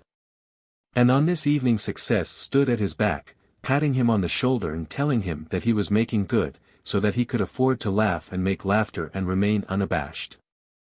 Later, Ruth's anxiety found justification. Martin and Professor Caldwell had got together in a conspicuous corner, and though Martin no longer wove the air with his hands, to Ruth's critical eye he permitted his own eyes to flash and glitter too frequently, talked too rapidly and warmly, grew too intense, and allowed his aroused blood to redden his cheeks too much. He lacked decorum and control, and was in decided contrast to the young professor of English with whom he talked. But Martin was not concerned with appearances. He had been swift to note the other's trained mind and to appreciate his command of knowledge. Furthermore, Professor Caldwell did not realize Martin's concept of the average English professor. Martin wanted him to talk shop, and, though he seemed averse at first, succeeded in making him do it. For Martin did not see why a man should not talk shop. "It's absurd and unfair," he had told Ruth weeks before, this objection to talking shop. "For what reason under the sun do men and women come together if not for the exchange of the best that is in them? And the best that is in them is what they are interested in, the thing by which they make their living, the thing they've specialized on and sat up days and nights over, and even dreamed about. Imagine Mr. Butler living up to social etiquette and enunciating his views on Paul Verlaine or the German drama or the novels of D'Annunzio. We'd be bored to death. I, for one, if I must listen to Mr. Butler, prefer to hear him talk about his law. It's the best that is in him, and life is so short that I want the best of every man and woman I meet." But, Ruth had objected, there are the topics of general interest to all. "There, you mistake," he had rushed on. "All persons in society, all cliques in society, or, rather, nearly all persons and cliques, ape their betters. Now, who are the best betters? The idlers, the wealthy idlers. They do not know, as a rule, the things known by the persons who are doing something in the world. To listen to conversation about such things would mean to be bored, wherefore the idlers decree that such things are shop and must not be talked about. Likewise they decree the things that are not shop and which may be talked about, and those things are the latest operas, latest novels, cards, billiards, cocktails, automobiles, horse shows, trout fishing, tuna fishing, big game shooting, yacht sailing, and so forth, and mark you, these are the things the idlers know. In all truth, they constitute the shop talk of the idlers. And the funniest part of it is that many of the clever people, and all the would-be clever people, allow the idlers so to impose upon them. As for me, I want the best a man's got in him, call it shop vulgarity or anything you please. And Ruth had not understood. This attack of his on the established had seemed to her just so much willfulness of opinion. So Martin contaminated Professor Caldwell with his own earnestness, challenging him to speak his mind. As Ruth paused beside them she heard Martin saying, "You surely don't pronounce such heresies in the University of California?" Professor Caldwell shrugged his shoulders. "The honest taxpayer and the politician, you know. Sacramento gives us our appropriations and therefore we kowtow to Sacramento, and to the Board of Regents, and to the party press, or to the press of both parties." "Yes, that's clear, but how about you?" Martin urged. "You must be a fish out of the water. Few like me, I imagine, in the university pond. Sometimes I am fairly sure I am out of water, and that I should belong in Paris, in Grub Street, in a hermit's cave, or in some sadly wild bohemian crowd, drinking claret, Dagored they call it in San Francisco. Dining in cheap restaurants in the Latin Quarter, and expressing vociferously radical views upon all creation. Really, I am frequently almost sure that I was cut out to be a radical. But then, there are so many questions on which I am not sure. I grow timid when I am face to face with my human frailty, which ever prevents me from grasping all the factors in any problem, human, vital problems, you know." And as he talked on, Martin became aware that to his own lips had come the song of the trade wind. "I am strongest at noon. But under the moon I stiffen the bunt of the sail."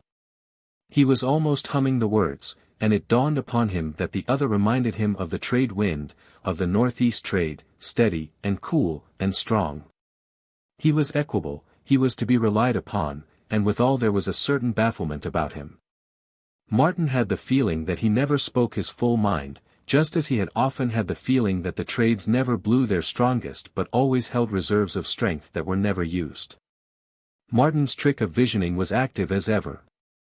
His brain was a most accessible storehouse of remembered fact and fancy, and its contents seemed ever ordered and spread for his inspection. Whatever occurred in the instant present, Martin's mind immediately presented associated antithesis or similitude which ordinarily expressed themselves to him in vision. It was sheerly automatic, and his visioning was an unfailing accompaniment to the living present. Just as Ruth's face, in a momentary jealousy had called before his eyes a forgotten moonlight gale, and as Professor Caldwell made him see again the northeast trade herding the white billows across the purple sea, so, from moment to moment, not disconcerting but rather identifying and classifying, new memory visions rose before him, or spread under his eyelids, or were thrown upon the screen of his consciousness. These visions came out of the actions and sensations of the past, out of things and events and books of yesterday and last week, a countless host of apparitions that, waking or sleeping, forever thronged his mind. So it was, as he listened to Professor Caldwell's easy flow of speech, the conversation of a clever, cultured man, that Martin kept seeing himself down all his past. He saw himself when he had been quite the hoodlum, wearing a stiff-rim Stetson hat and a square-cut, double-breasted coat, with a certain swagger to the shoulders and possessing the ideal of being as tough as the police permitted. He did not disguise it to himself, nor attempt to palliate it. At one time in his life he had been just a common hoodlum, the leader of a gang that worried the police and terrorized honest, working-class householders. But his ideals had changed. He glanced about him at the well-bred, well-dressed men and women, and breathed into his lungs the atmosphere of culture and refinement, and at the same moment the ghost of his early youth, in stiff rim and square cut, with swagger and toughness, stalked across the room. This figure, of the corner hoodlum, he saw merge into himself, sitting and talking with an actual university professor. For, after all, he had never found his permanent abiding place. He had fitted in wherever he found himself, been a favorite always and everywhere by virtue of holding his own at work and at play and by his willingness and ability to fight for his rights and command respect. But he had never taken root. He had fitted in sufficiently to satisfy his fellows but not to satisfy himself. He had been perturbed always by a feeling of unrest, had heard always the call of something from beyond, and had wandered on through life seeking it until he found books and art and love. And here he was, in the midst of all this, the only one of all the comrades he had adventured with who could have made themselves eligible for the inside of the Morse home. But such thoughts and visions did not prevent him from following Professor Caldwell closely.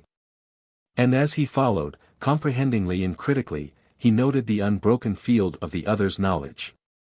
As for himself, from moment to moment the conversation showed him gaps and open stretches, whole subjects with which he was unfamiliar. Nevertheless, thanks to his Spencer, he saw that he possessed the outlines of the field of knowledge. It was a matter only of time, when he would fill in the outline. Then watch out, he thought, where shoal, everybody. He felt like sitting at the feet of the professor, worshipful and absorbent. But, as he listened, he began to discern a weakness in the other's judgments, a weakness so stray and elusive that he might not have caught it had it not been ever present. And when he did catch it, he leapt to equality at once. Ruth came up to them a second time, just as Martin began to speak. "I'll tell you where you are wrong, or, rather, what weakens your judgments," he said. "You lack biology. It has no place in your scheme of things. Oh, I mean the real interpretative biology, from the ground up, from the laboratory in the test tube and the vitalized inorganic right on up to the widest aesthetic and sociological generalizations." Ruth was appalled. She had sat 2 lecture courses under Professor Caldwell and looked up to him as the living repository of all knowledge. "I scarcely follow you," he said dubiously. Martin was not so sure but what he had followed him. "Then I'll try to explain," he said.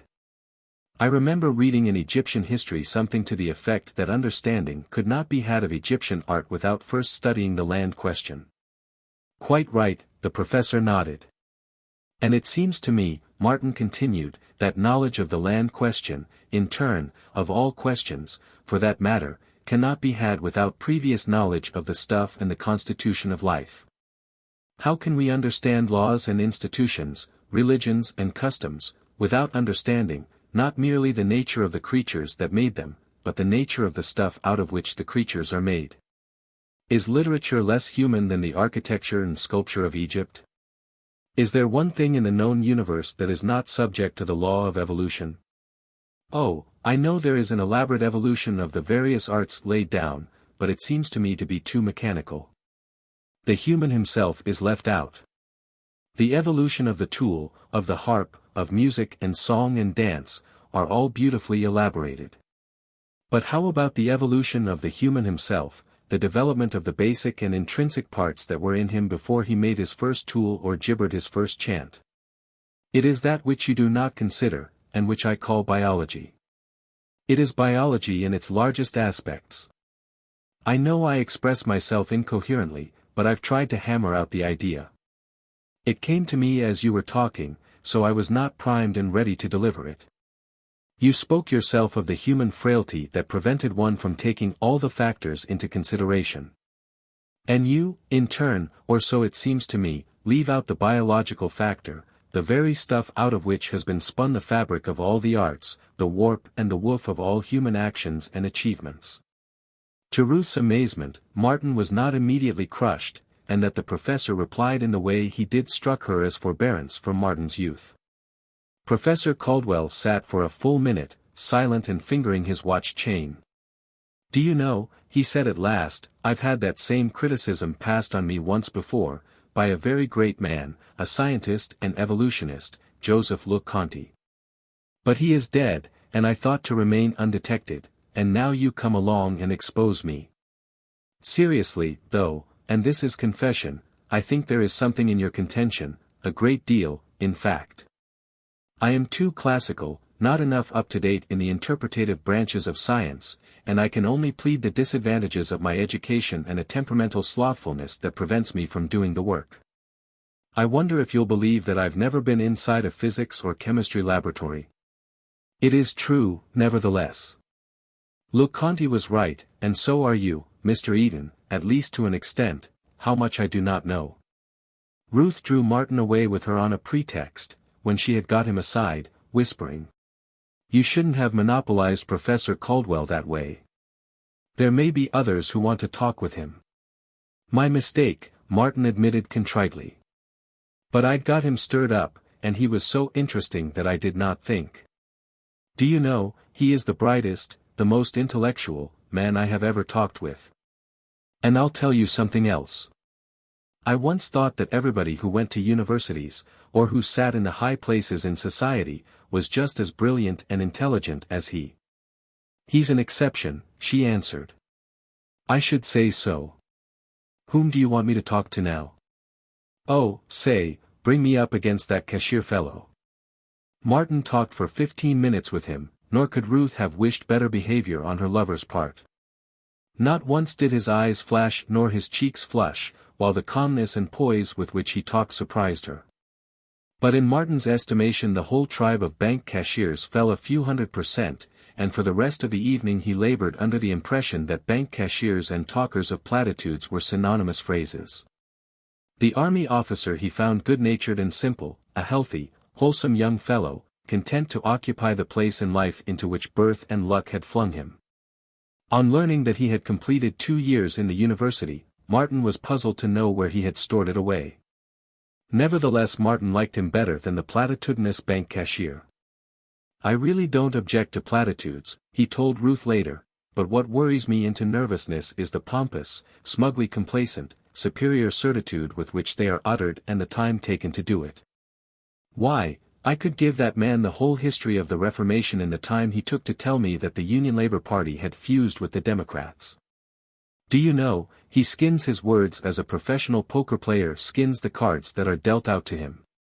Some day I'll show you what I mean. I'm sorry you don't like him, was her reply. He's a favorite of Mr. Butler's. Mr. Butler says he is safe and honest, calls him the Rock, Peter, and says that upon him any banking institution can well be built. I don't doubt it, from the little I saw of him and the less I heard from him. But I don't think so much of banks as I did. You don't mind my speaking my mind this way, dear? No, no, it is most interesting. Yes, Martin went on heartily, I'm no more than a barbarian getting my first impressions of civilization. Such impressions must be entertainingly novel to the civilized person. What did you think of my cousins? Ruth queried. I liked them better than the other women. There's plenty of fun in them along with paucity of pretense. Then you did like the other women? He shook his head. That social settlement woman is no more than a sociological poll parrot. I swear, if you winnowed her out between the stars, like Tomlinson, there would be found in her not one original thought. As for the portrait painter, she was a positive bore. She'd make a good wife for the cashier. And the musician woman. I don't care how nimble her fingers are, how perfect her technique, how wonderful her expression, the fact is, she knows nothing about music. She plays beautifully, Ruth protested. Yes, she's undoubtedly gymnastic in the externals of music, but the intrinsic spirit of music is unguessed by her. I asked her what music meant to her, you know I'm always curious to know that particular thing. And she did not know what it meant to her, except that she adored it, that it was the greatest of the arts, and that it meant more than life to her. You were making them talk shop, Ruth charged him. I confess it. And if they were failures on shop, imagine my sufferings if they had discoursed on other subjects. Why, I used to think that up here, where all the advantages of culture were enjoyed." He paused for a moment, and watched the youthful shade of himself, in stiff rim and square cut, enter the door and swagger across the room. "As I was saying, up here I thought all men and women were brilliant and radiant. But now, from what little I've seen of them, they strike me as a pack of ninnies, most of them, and 90% of the remainder as bores. Now there's Professor Caldwell, he's different. He's a man, every inch of him and every atom of his gray matter." Ruth's face brightened. "Tell me about him," she urged. "Not what is large and brilliant, I know those qualities. But whatever you feel is adverse. I am most curious to know. Perhaps I'll get myself in a pickle." Martin debated humorously for a moment. "Suppose you tell me first. Or maybe you find in him nothing less than the best." "I attended 2 lecture courses under him, and I have known him for 2 years, that is why I am anxious for your first impression." "Bad impression, you mean?" "Well, here goes. He is all the fine things you think about him, I guess. At least, he is the finest specimen of intellectual man I have met, but he is a man with a secret shame." "Oh, no, no," he hastened to cry. "Nothing paltry nor vulgar. What I mean is that he strikes me as a man who has gone to the bottom of things, and is so afraid of what he saw that he makes believe to himself that he never saw it. Perhaps that's not the clearest way to express it. Here's another way. A man who has found the path to the hidden temple but has not followed it, who has, perhaps, caught glimpses of the temple and striven afterward to convince himself that it was only a mirage of foliage. Yet another way. A man who could have done things but who placed no value on the doing, and who, all the time, in his innermost heart, is regretting that he has not done them. Who has secretly laughed at the rewards for doing, and yet, still more secretly, has yearned for the rewards and for the joy of doing." "I don't read him that way," she said. "And for that matter, I don't see just what you mean." "It is only a vague feeling on my part," Martin temporized. "I have no reason for it. It is only a feeling, and most likely it is wrong. You certainly should know him better than I." From the evening at Ruth's, Martin brought away with him strange confusions and conflicting feelings. He was disappointed in his goal, in the persons he had climbed to be with. On the other hand, he was encouraged with his success. The climb had been easier than he expected. He was superior to the climb, and, he did not, with false modesty, hide it from himself, he was superior to the beings among whom he had climbed, with the exception, of course, of Professor Caldwell. About life and the books he knew more than they, and he wondered into what nooks and crannies they had cast aside their educations. He did not know that he was himself possessed of unusual brain vigor. Nor did he know that the persons who were given to probing the depths and to thinking ultimate thoughts were not to be found in the drawing rooms of the world's Morses. Nor did he dream that such persons were as lonely eagles sailing solitary in the azure sky far above the earth and its swarming freight of gregarious life. Chapter 28. But success had lost Martin's address, and her messengers no longer came to his door. For 25 days, working Sundays and holidays, he toiled on, The Shame of the Sun, a long essay of some 30,000 words. It was a deliberate attack on the mysticism of the Maeterlinck school, an attack from the citadel of positive science upon the wonder dreamers. But an attack nevertheless that retained much of beauty and wonder of the sort compatible with ascertained fact. It was a little later that he followed up the attack with 2 short essays, The Wonder Dreamers, and The Yardstick of the Ego. And on essays, long and short, he began to pay the traveling expenses from magazine to magazine. During the 25 days spent on The Shame of the Sun, he sold hack work to the extent of $6.50. A joke had brought in 50 cents, and a second one, sold to a high-grade comic weekly, had fetched $1. Then 2 humorous poems had earned $2 and $3 respectively. As a result, having exhausted his credit with the tradesman, though he had increased his credit with the grocer to $5, his wheel and suit of clothes went back to the pawnbroker. The typewriter people were again clamoring for money, insistently pointing out that according to the agreement rent was to be paid strictly in advance. Encouraged by his several small sales, Martin went back to hackwork. Perhaps there was a living in it, after all. Stored away under his table were the 20 storiettes which had been rejected by the newspaper short story syndicate. He read them over in order to find out how not to write newspaper storiettes, and so doing, reasoned out the perfect formula. He found that the newspaper storiette should never be tragic, should never end unhappily, and should never contain beauty of language, subtlety of thought, nor real delicacy of sentiment. Sentiment it must contain, plenty of it, pure and noble, of the sort that in his own early youth had brought his applause from nigger heaven, the "For God my country and the Tsar," and "I may be poor but I am honest" brand of sentiment. Having learned such precautions, Martin consulted the Duchess for tone, and proceeded to mix according to formula. The formula consists of 3 parts. 1. A pair of lovers are jarred apart. 2. By some deed or event they are reunited. 3. Marriage bells. The third part was an unvarying quantity, but the first and second parts could be varied an infinite number of times. Thus, the pair of lovers could be jarred apart by misunderstood motives, by accident of fate, by jealous rivals, by irate parents, by crafty guardians, by scheming relatives, and so forth and so forth. They could be reunited by a brave deed of the man-lover, by a similar deed of the woman-lover, by change of heart in one lover or the other, by forced confession of crafty guardian, scheming relative, or jealous rival. By voluntary confession of same, by discovery of some unguessed secret, by lover storming girl's heart, by lover making long and noble self-sacrifice, and so on, endlessly.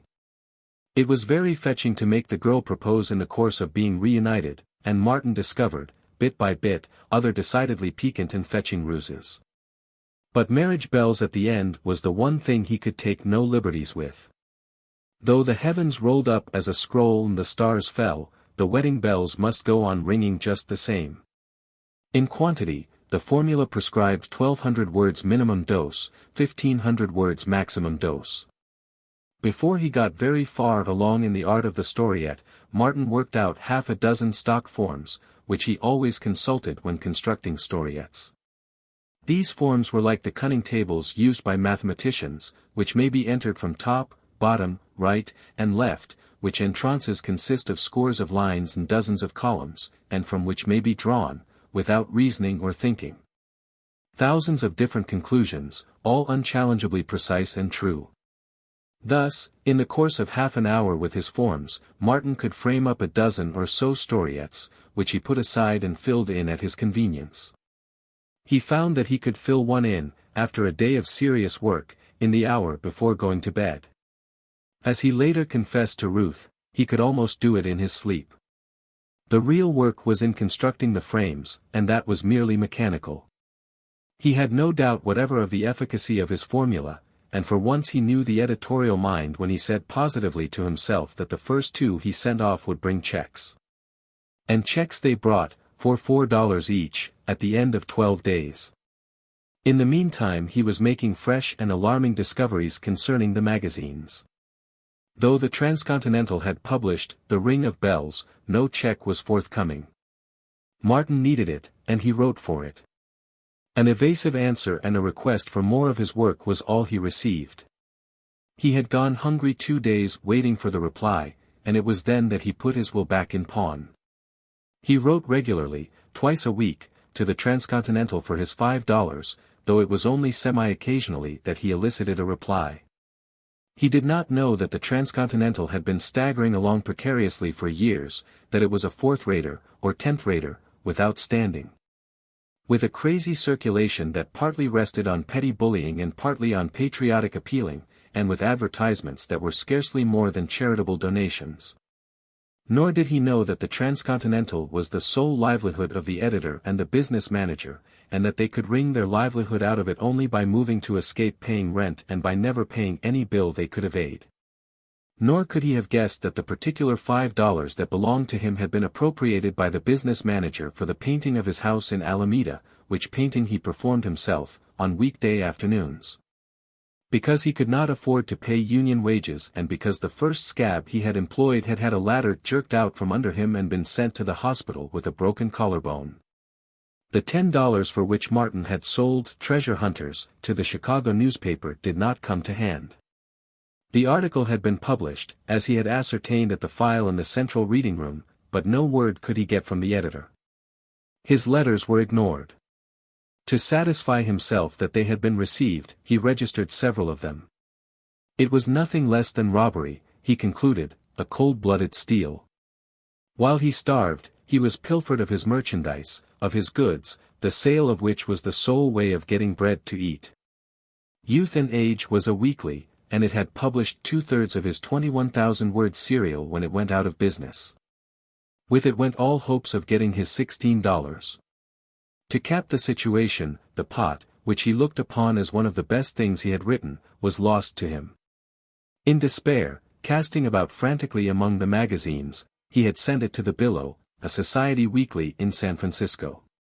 His chief reason for submitting it to that publication was that, having only to travel across the bay from Oakland, a quick decision could be reached. 2 weeks later he was overjoyed to see, in the latest number on the newsstand, his story printed in full, illustrated, and in the place of honor. He went home with leaping pulse, wondering how much they would pay him for one of the best things he had done. Also, the celerity with which it had been accepted and published was a pleasant thought to him. That the editor had not informed him of the acceptance made the surprise more complete. After waiting a week, 2 weeks, and half a week longer, desperation conquered diffidence, and he wrote to the editor of the Billow, suggesting that possibly through some negligence of the business manager his little account had been overlooked. Even if it isn't more than $5, Martin thought to himself, it will buy enough beans and pea soup to enable me to write half a dozen like it, and possibly as good. Back came a cool letter from the editor that at least elicited Martin's admiration. "We thank you," it ran, "for your excellent contribution. All of us in the office enjoyed it immensely, and, as you see, it was given the place of honor and immediate publication. We earnestly hope that you liked the illustrations. On rereading your letter it seems to us that you are laboring under the misapprehension that we pay for unsolicited manuscripts. This is not our custom, and of course yours was unsolicited. We assumed, naturally, when we received your story, that you understood the situation. We can only deeply regret this unfortunate misunderstanding, and assure you of our unfailing regard. Again, thanking you for your kind contribution, and hoping to receive more from you in the near future, we remain, etc." There was also a postscript to the effect that though the Billow carried no free list, it took great pleasure in sending him a complimentary subscription for the ensuing year. After that experience, Martin typed at the top of the first sheet of all his manuscripts, "Submitted at your usual rate." Some day, he consoled himself, they will be submitted at my usual rate. He discovered in himself, at this period, a passion for perfection, under the sway of which he rewrote and polished The Jostling Street, The Wine of Life, Joy, the Sea Lyrics, and others of his earlier work. As of old, 19 hours of labor a day was all too little to suit him. He wrote prodigiously, and he read prodigiously, forgetting in his toil the pangs caused by giving up his tobacco.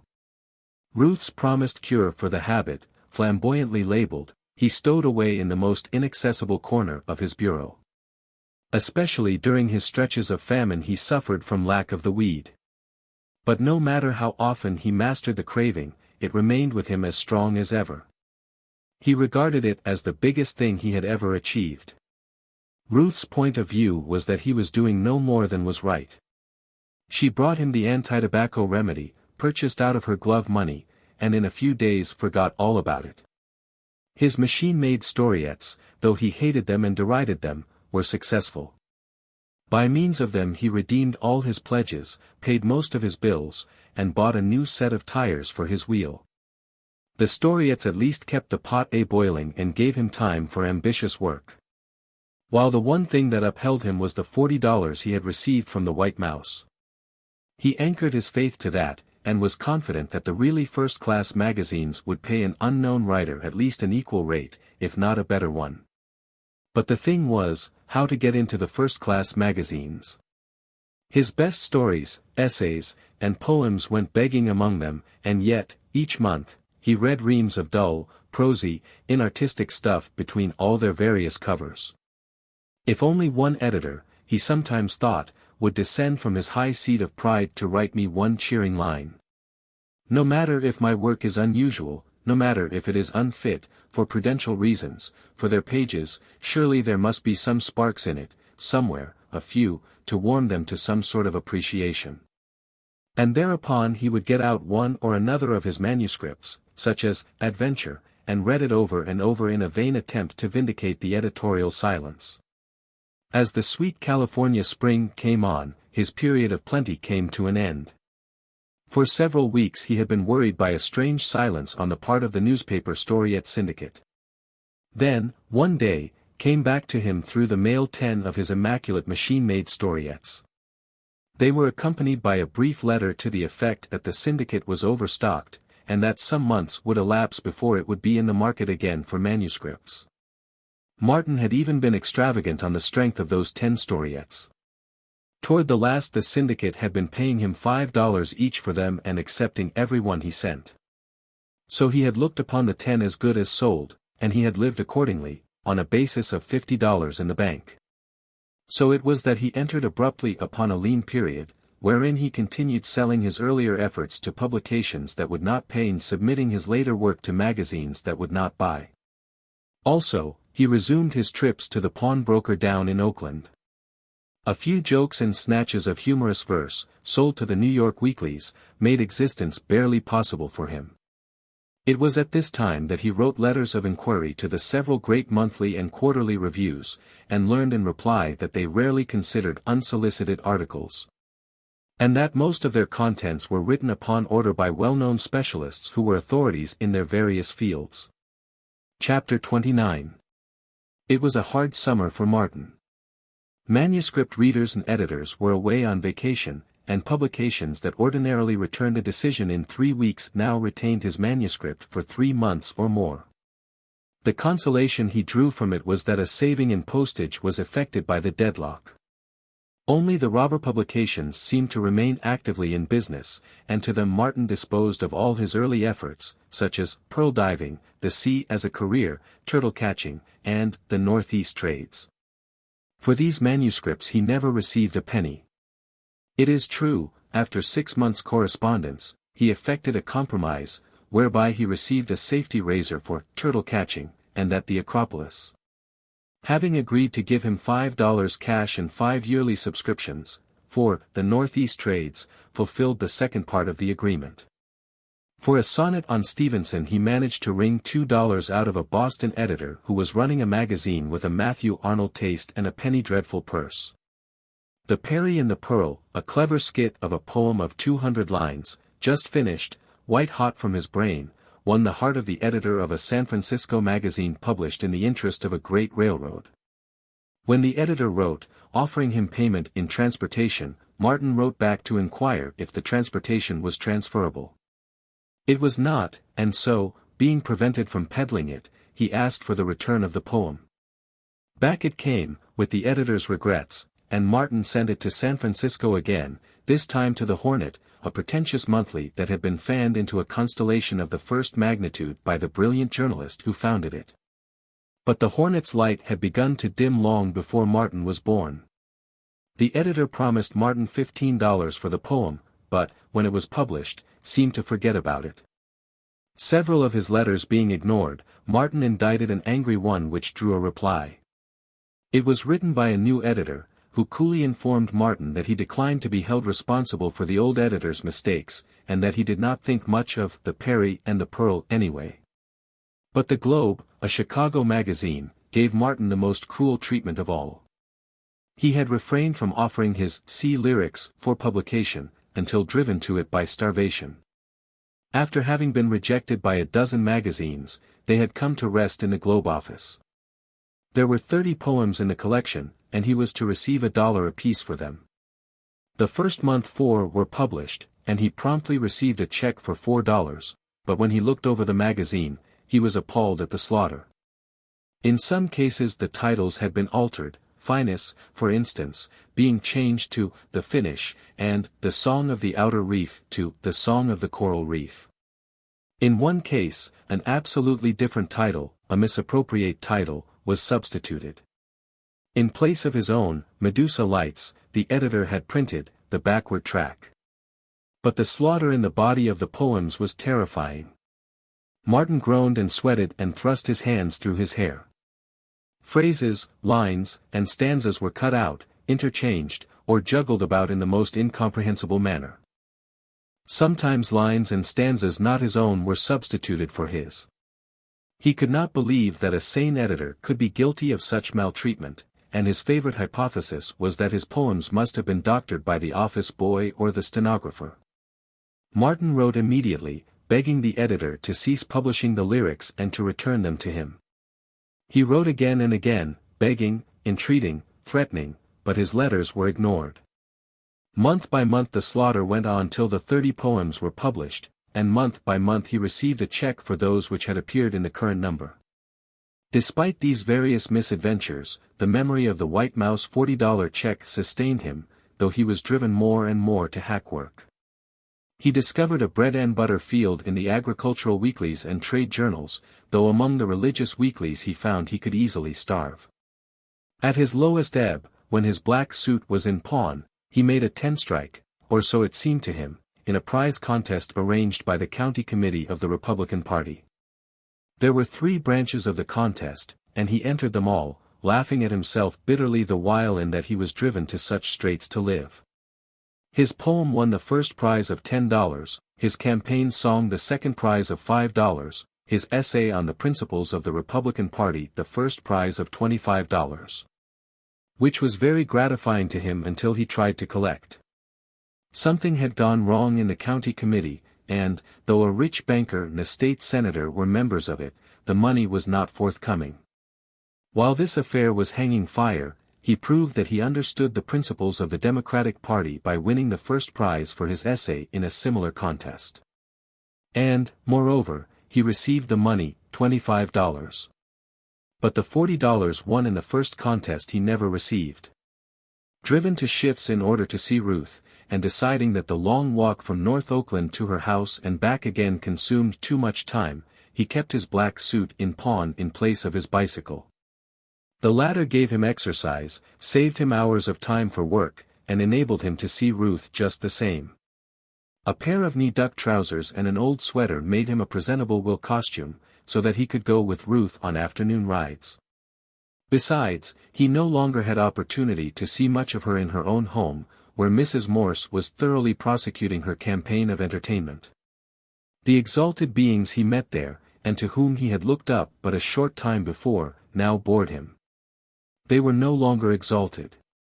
He was nervous and irritable, what of his hard times, disappointments, and close application to work, and the conversation of such people was maddening.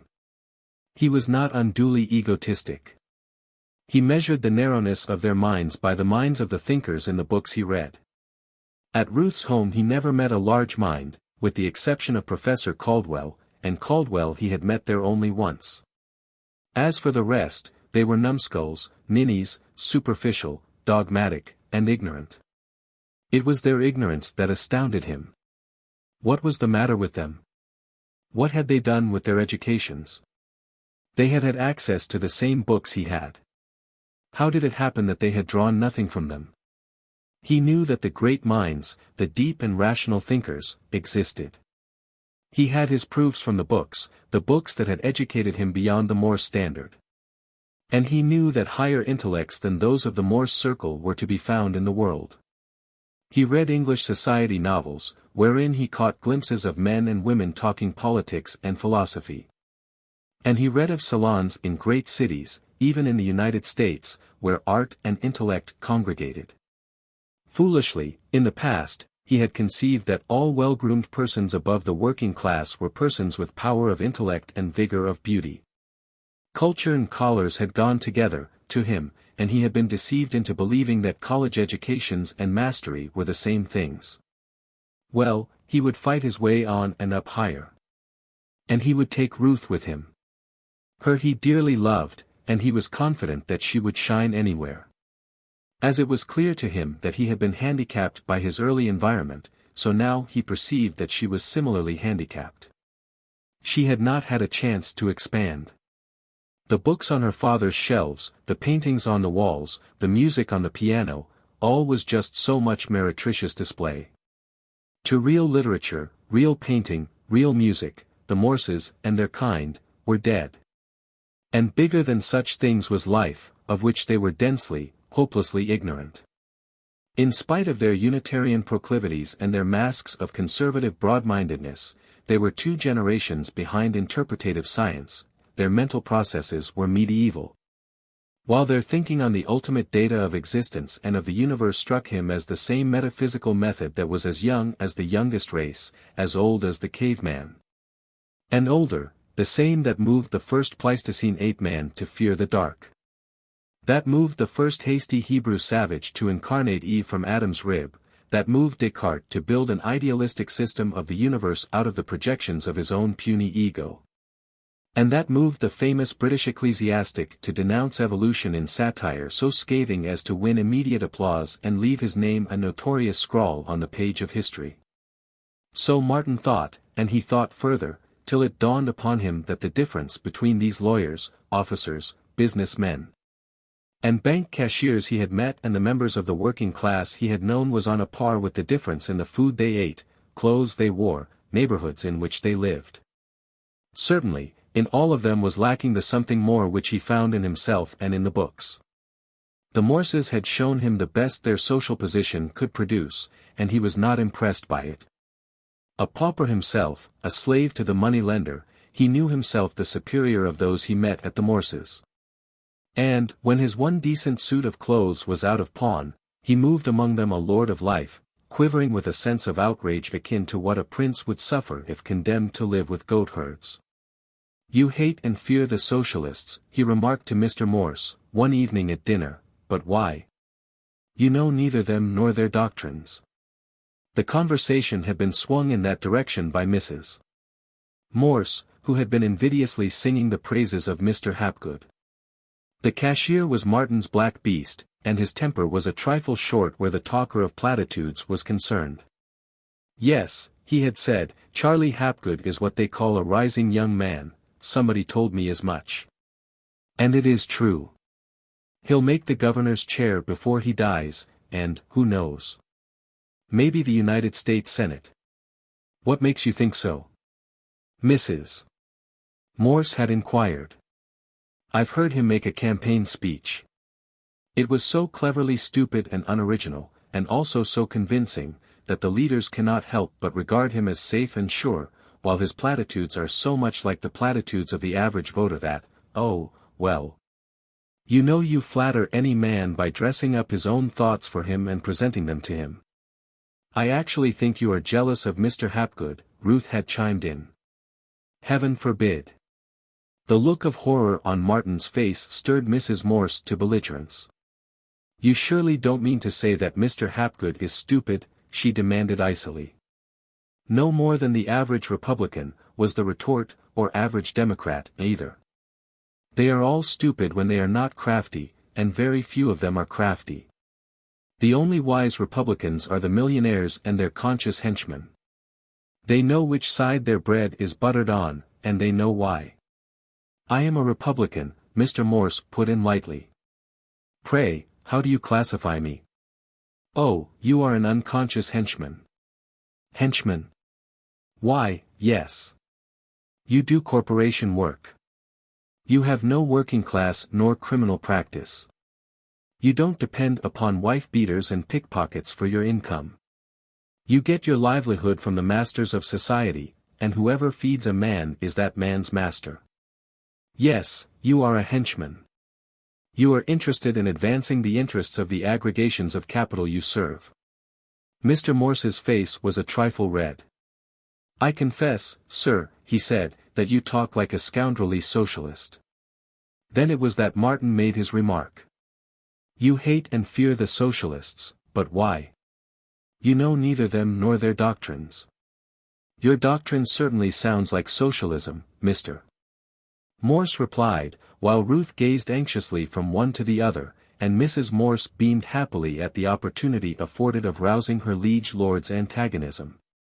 Because I say Republicans are stupid, and hold that liberty, equality, and fraternity are exploded bubbles, does not make me a socialist, Martin said with a smile. Because I question Jefferson and the unscientific Frenchman who informed his mind, does not make me a socialist. Believe me, Mr. Morse, you are far nearer socialism than I who am its avowed enemy. Now you please to be facetious, was all the other could say. Not at all. I speak in all seriousness. You still believe in equality, and yet you do the work of the corporations, and the corporations, from day to day, are busily engaged in burying equality. And you call me a socialist because I deny equality, because I affirm just what you live up to. The Republicans are foes to equality, though most of them fight the battle against equality with the very word itself the slogan on their lips. In the name of equality they destroy equality. That was why I called them stupid. As for myself, I am an individualist. I believe the race is to the swift, the battle to the strong. Such is the lesson I have learned from biology, or at least think I have learned. As I said, I am an individualist, and individualism is the hereditary and eternal foe of socialism. But you frequent socialist meetings, Mr. Morse challenged. Certainly, just as spies frequent hostile camps. How else are you to learn about the enemy? Besides, I enjoy myself at their meetings. They are good fighters, and, right or wrong, they have read the books. Any one of them knows far more about sociology and all the other ologies than the average captain of industry. Yes, I have been to half a dozen of their meetings, but that doesn't make me a socialist any more than hearing Charlie Hapgood orate made me a Republican. I can't help it, Mr. Morse said feebly, but I still believe you incline that way. Bless me, Martin thought to himself, he doesn't know what I was talking about. He hasn't understood a word of it. What did he do with his education, anyway? Thus, in his development, Martin found himself face to face with economic morality, or the morality of class, and soon it became to him a grisly monster. Personally, he was an intellectual moralist, and more offending to him than platitudinous pomposity was the morality of those about him, which was a curious hodgepodge of the economic, the metaphysical, the sentimental, and the imitative. A sample of this curious, messy mixture he encountered nearer home. His sister Marion had been keeping company with an industrious young mechanic, of German extraction, who, after thoroughly learning the trade, had set up for himself in a bicycle repair shop. Also, having got the agency for a low-grade make of wool, he was prosperous.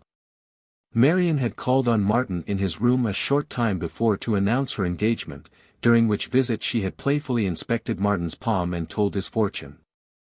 On her next visit she brought Hermann von Schmidt along with her. Martin did the honors and congratulated both of them in language so easy and graceful as to affect disagreeably the peasant mind of his sister's lover. This bad impression was further heightened by Martin's reading aloud the half-dozen stanzas of verse with which he had commemorated Marion's previous visit. It was a bit of society verse, airy and delicate, which he had named the Palmist. He was surprised, when he finished reading it, to note no enjoyment in his sister's face. Instead, her eyes were fixed anxiously upon her betrothed, and Martin, following her gaze, saw spread on that worthy's asymmetrical features nothing but black and sullen disapproval. The incident passed over, they made an early departure, and Martin forgot all about it, though for the moment he had been puzzled that any woman, even of the working class, should not have been flattered and delighted by having poetry written about her. Several evenings later Marion again visited him, this time alone. Nor did she waste time in coming to the point, upbraiding him sorrowfully for what he had done. "Why, Marion," he chided, "you talk as though you were ashamed of your relatives, or of your brother at any rate." "And I am, too," she blurted out. Martin was bewildered by the tears of mortification he saw in her eyes. The mood, whatever it was genuine. "But, Marion, why should your Hermann be jealous of my writing poetry about my own sister?" "He ain't jealous," she sobbed. "He says it was indecent, obscene." Martin emitted a long, low whistle of incredulity, then proceeded to resurrect and read a carbon copy of The Palmist. "I can't see it," he said finally, proffering the manuscript to her. "Read it yourself and show me whatever strikes you as obscene, that was the word, wasn't it?" "He says so, and he ought to know," was the answer, with a wave aside of the manuscript, accompanied by a look of loathing. "And he says you've got to tear it up. He says he won't have no wife of his with such things written about her which anybody can read. He says it's a disgrace, and he won't stand for it." "Now, look here, Marion, this is nothing but nonsense," Martin began, then abruptly changed his mind. He saw before him an unhappy girl, knew the futility of attempting to convince her husband or her, and, though the whole situation was absurd and preposterous, he resolved to surrender. "All right," he announced, tearing the manuscript into half a dozen pieces and throwing it into the wastebasket. He contented himself with the knowledge that even then the original typewritten manuscript was reposing in the office of a New York magazine. Marion and her husband would never know, and neither himself or they nor the world would lose if the pretty, harmless poem ever were published. Marion, starting to reach into the wastebasket, refrained. "Can I?" she pleaded.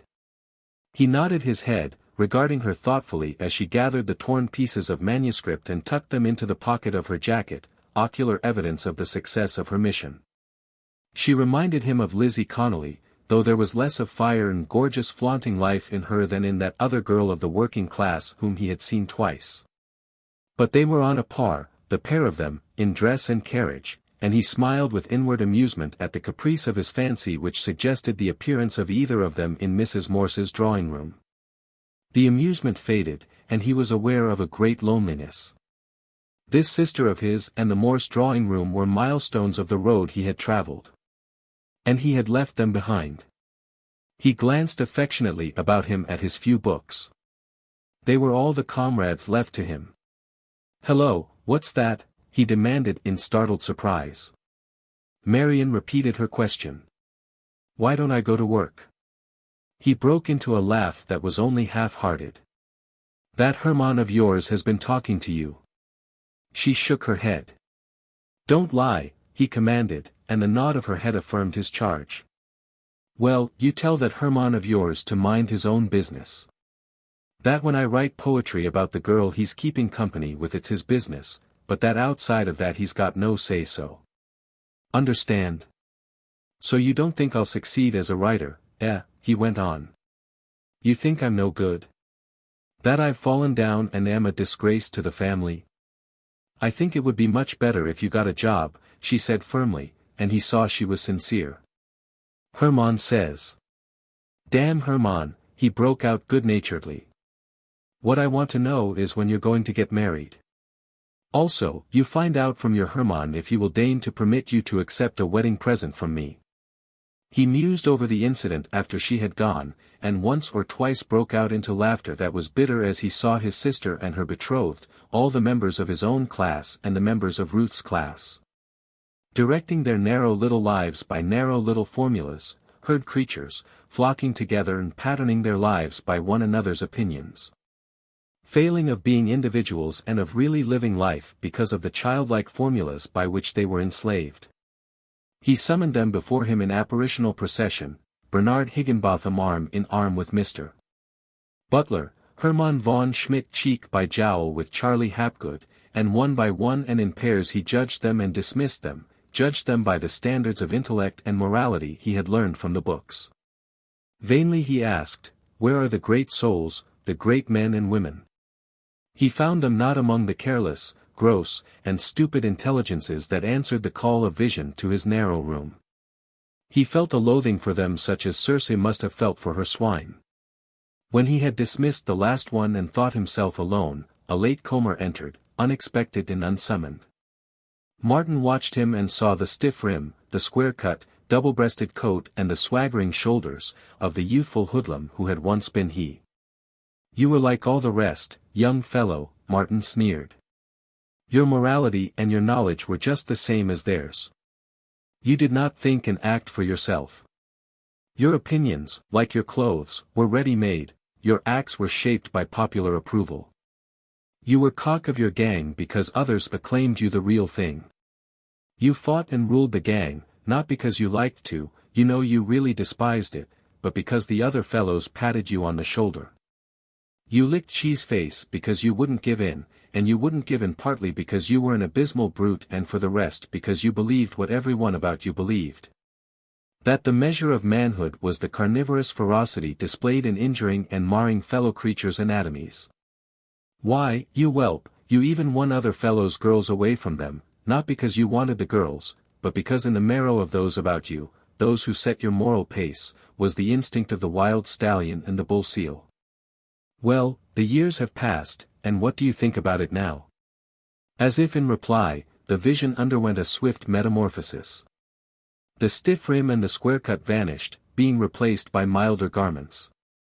The toughness went out of the face, the hardness out of the eyes, and, the face, chastened and refined, was irradiated from an inner life of communion with beauty and knowledge. The apparition was very like his present self, and, as he regarded it, he noted the student lamp by which it was illuminated, and the book over which it pored. He glanced at the title and read, The Science of Aesthetics. Next, he entered into the apparition, trimmed the student lamp, and himself went on reading, The Science of Aesthetics. Chapter 30. On a beautiful fall day, a day of similar Indian summer to that which had seen their love declared the year before, Martin read his love cycle to Ruth. It was in the afternoon, and, as before, they had ridden out to their favorite knoll in the hills. Now and again she had interrupted his reading with exclamations of pleasure, and now, as he laid the last sheet of manuscript with its fellows, he waited her judgment. She delayed to speak, and at last she spoke haltingly, hesitating to frame in words the harshness of her thought. "I think they are beautiful, very beautiful," she said, "but you can't sell them, can you?" "You see what I mean," she said, almost pleaded. "This writing of yours is not practical. Something is the matter, maybe it is with the market, that prevents you from earning a living by it. And please, dear, don't misunderstand me. I am flattered, and made proud, and all that. I could not be a true woman were it otherwise, that you should write these poems to me. But they do not make our marriage possible. Don't you see, Martin? Don't think me mercenary. It is love, the thought of our future, with which I am burdened. A whole year has gone by since we learned we loved each other, and our wedding day is no nearer. Don't think me immodest in thus talking about our wedding, for really I have my heart, all that I am, at stake. Why don't you try to get work on a newspaper, if you are so bound up in your writing?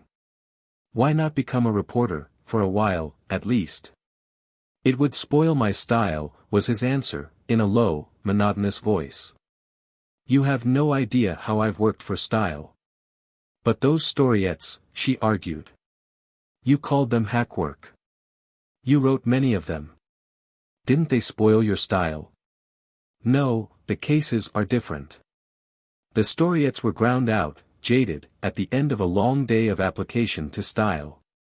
But a reporter's work is all hack from morning till night, is the one paramount thing of life. And it is a whirlwind life, the life of the moment, with neither past nor future, and certainly without thought of any style but repertorial style, and that certainly is not literature. To become a reporter now, just as my style is taking form, crystallizing, would be to commit literary suicide. As it is, every storiette, every word of every storiette, was a violation of myself, of my self-respect, of my respect for beauty. I tell you it was sickening. I was guilty of sin. And I was secretly glad when the markets failed, even if my clothes did go into pawn. But the joy of writing the love cycle. The creative joy in its noblest form. That was compensation for everything. Martin did not know that Ruth was unsympathetic concerning the creative joy. She used the phrase, it was on her lips he had first heard it. She had read about it, studied about it, in the university in the course of earning her bachelorship of arts, but she was not original, not creative, and all manifestations of culture on her part were but harpings of others. May not the editor have been right in his revision of your lyrics, she questioned. Remember, an editor must have proved qualifications or else he would not be an editor. That's in line with the persistence of the established, he rejoined, his heat against the editor folk getting the better of him. What is not only right, but is the best possible. The existence of anything is sufficient vindication of its fitness to exist, mark you, as the average person unconsciously believes, not merely in present conditions, but in all conditions. It is their ignorance, of course, that makes them believe such rot, their ignorance, which is nothing more nor less than the henidical mental process described by Weininger. They think, and such thinkless creatures are the arbiters of the lives of the few who really think. He paused, overcome by the consciousness that he had been talking over Ruth's head. "I'm sure I don't know who this Weininger is," she retorted. "And you are so dreadfully general that I fail to follow you. What I was speaking of was the qualification of editors." "And I'll tell you," he interrupted. "The chief qualification of 99% of all editors is failure. They have failed as writers. Don't think they prefer the drudgery of the desk and the slavery to their circulation and to the business manager to the joy of writing. They have tried to write, and they have failed. And right there is the cursed paradox of it. Every portal to success in literature is guarded by those watchdogs, the failures in literature. The editors, sub-editors, associate editors, most of them, and the manuscript readers for the magazines and book publishers, most of them, nearly all of them, are men who wanted to write and who have failed. And yet they, of all creatures under the sun the most unfit, are the very creatures who decide what shall and what shall not find its way into print, they, who have proved themselves not original, who have demonstrated that they lack the divine fire. Sit in judgment upon originality and genius. And after them come the reviewers, just so many more failures. Don't tell me that they have not dreamed the dream and attempted to write poetry or fiction, for they have, and they have failed. Why, the average review is more nauseating than cod liver oil. But you know my opinion on the reviewers and the alleged critics. There are great critics, but they are as rare as comets. If I fail as a writer, I shall have proved for the career of editorship. There's bread and butter and jam, at any rate. Ruth's mind was quick, and her disapproval of her lover's views was buttressed by the contradiction she found in his contention. But, Martin, if that be so, if all the doors are closed as you have shown so conclusively, how is it possible that any of the great writers ever arrived? They arrived by achieving the impossible, he answered. They did such blazing, glorious work as to burn to ashes those that opposed them. They arrived by course of miracle, by winning 1,000-to-1 wager against them. They arrived because they were Carlyle's battle-scarred giants who will not be kept down. And that is what I must do, I must achieve the impossible. But if you fail? You must consider me as well, Martin. If I fail? He regarded her for a moment as though the thought she had uttered was unthinkable. Then intelligence illumined his eyes. If I fail, I shall become an editor, and you will be an editor's wife. She frowned at his facetiousness, a pretty, adorable frown that made him put his arm around her and kiss it away. There, that's enough, she urged, by an effort of will withdrawing herself from the fascination of his strength. I have talked with father and mother. I never before asserted myself so against them. I demanded to be heard. I was very undutiful. They are against you, you know. But I assured them over and over of my abiding love for you, and at last father agreed that if you wanted to, you could begin right away in his office.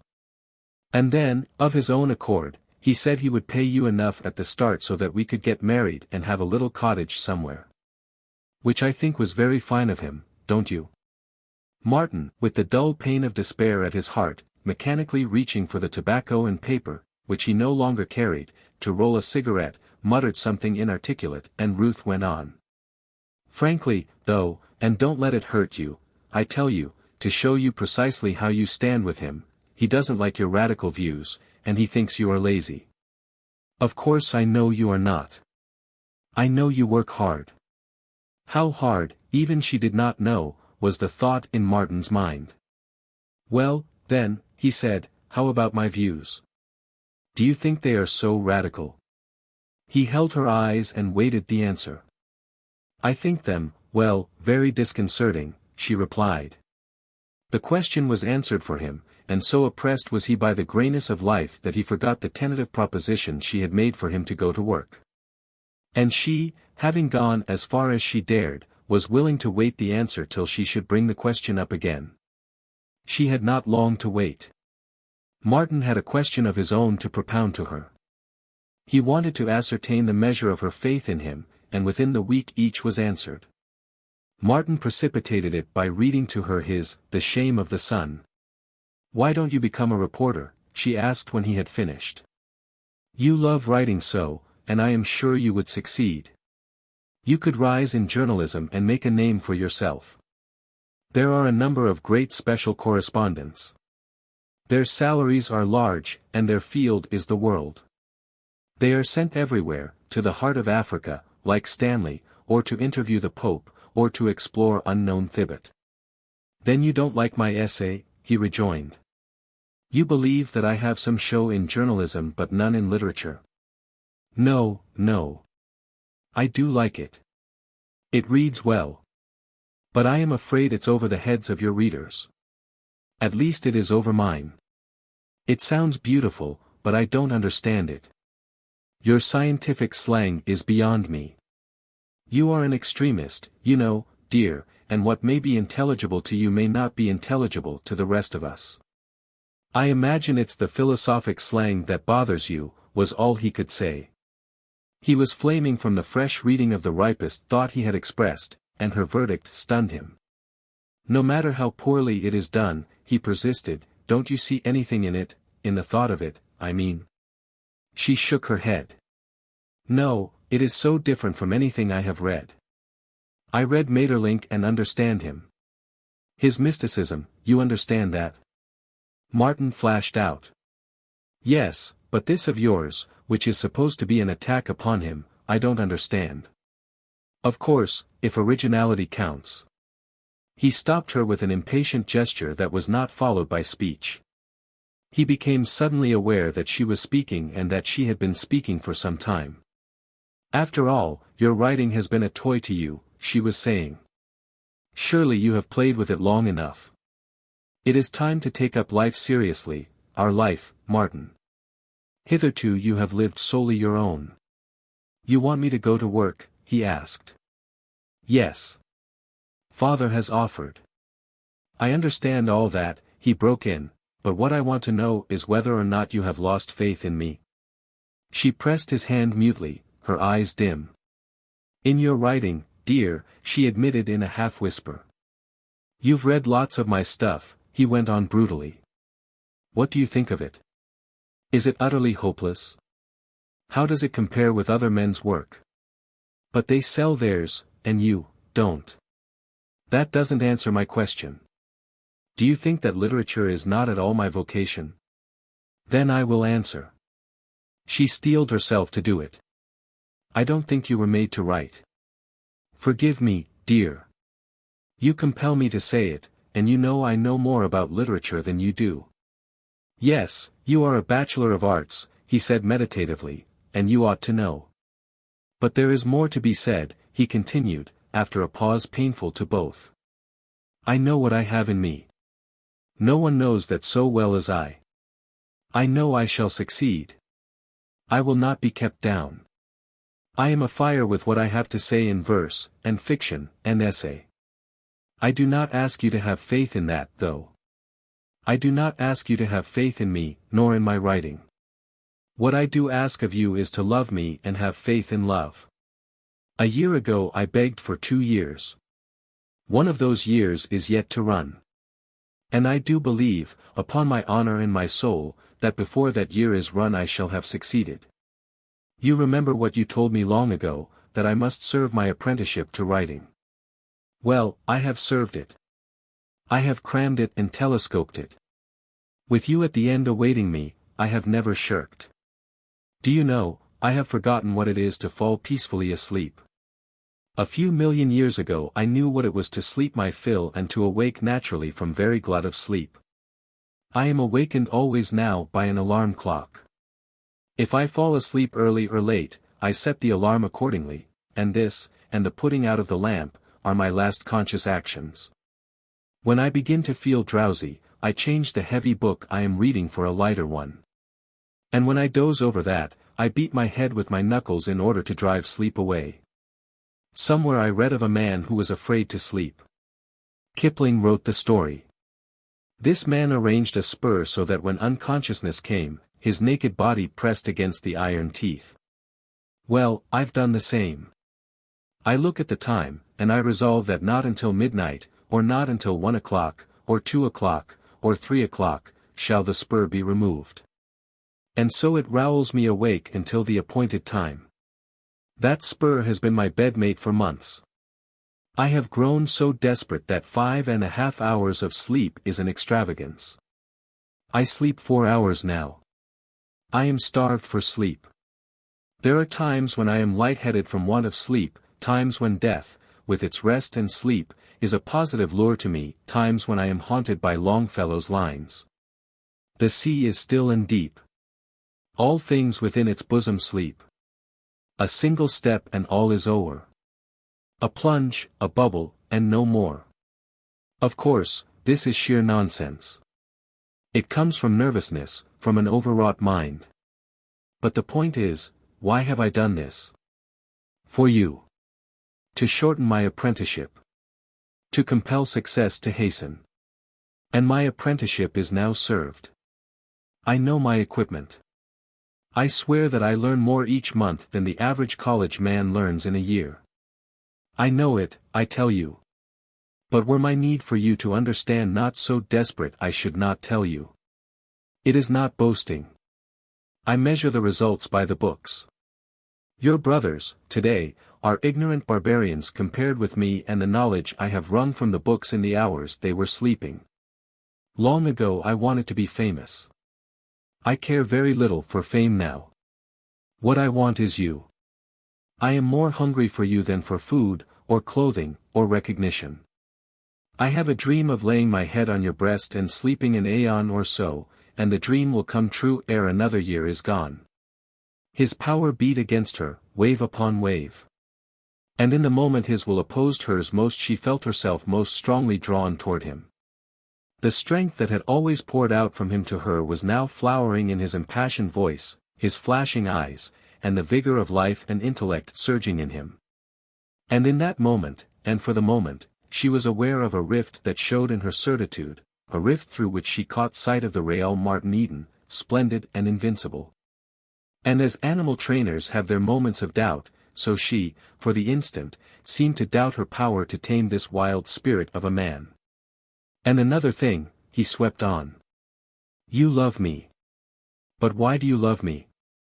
The thing in me that compels me to write is the very thing that draws your love. You love me because I am somehow different from the men you have known and might have loved. I was not made for the desk and counting house, for petty business squabbling, and legal jangling. Make me do such things, make me like those other men, doing the work they do, breathing the air they breathe, developing the point of view they have developed, and you have destroyed the difference, destroyed me, destroyed the thing you love. My desire to write is the most vital thing in me. Had I been a mere clod, neither would I have desired to write, nor would you have desired me for a husband. But you forget, she interrupted, the quick surface of her mind glimpsing a parallel. There have been eccentric inventors, starving their families while they sought such chimeras as perpetual motion. Doubtless their wives loved them, and suffered with them and for them, not because of but in spite of their infatuation for perpetual motion. True, was the reply. But there have been inventors who were not eccentric and who starved while they sought to invent practical things, and sometimes, it is recorded, they succeeded. Certainly I do not seek any impossibilities. You have called it, achieving the impossible, she interpolated. I spoke figuratively. I seek to do what men have done before me, to write and to live by my writing. Her silence spurred him on. To you, then, my goal is as much a chimera as perpetual motion, he demanded. He read her answer in the pressure of her hand on his, the pitying mother hand for the hurt child. And to her, just then, he was the hurt child, the infatuated man striving to achieve the impossible. Toward the close of their talk she warned him again of the antagonism of her father and mother. "But you love me?" he asked. "I do. I do," she cried. "And I love you, not them, and nothing they do can hurt me." Triumph sounded in his voice. "For I have faith in your love, not fear of their enmity. All things may go astray in this world, but not love. Love cannot go wrong unless it be a weakling that faints and stumbles by the way." Chapter 31. Martin had encountered his sister Gertrude by chance on Broadway, as it proved, a most propitious yet disconcerting chance.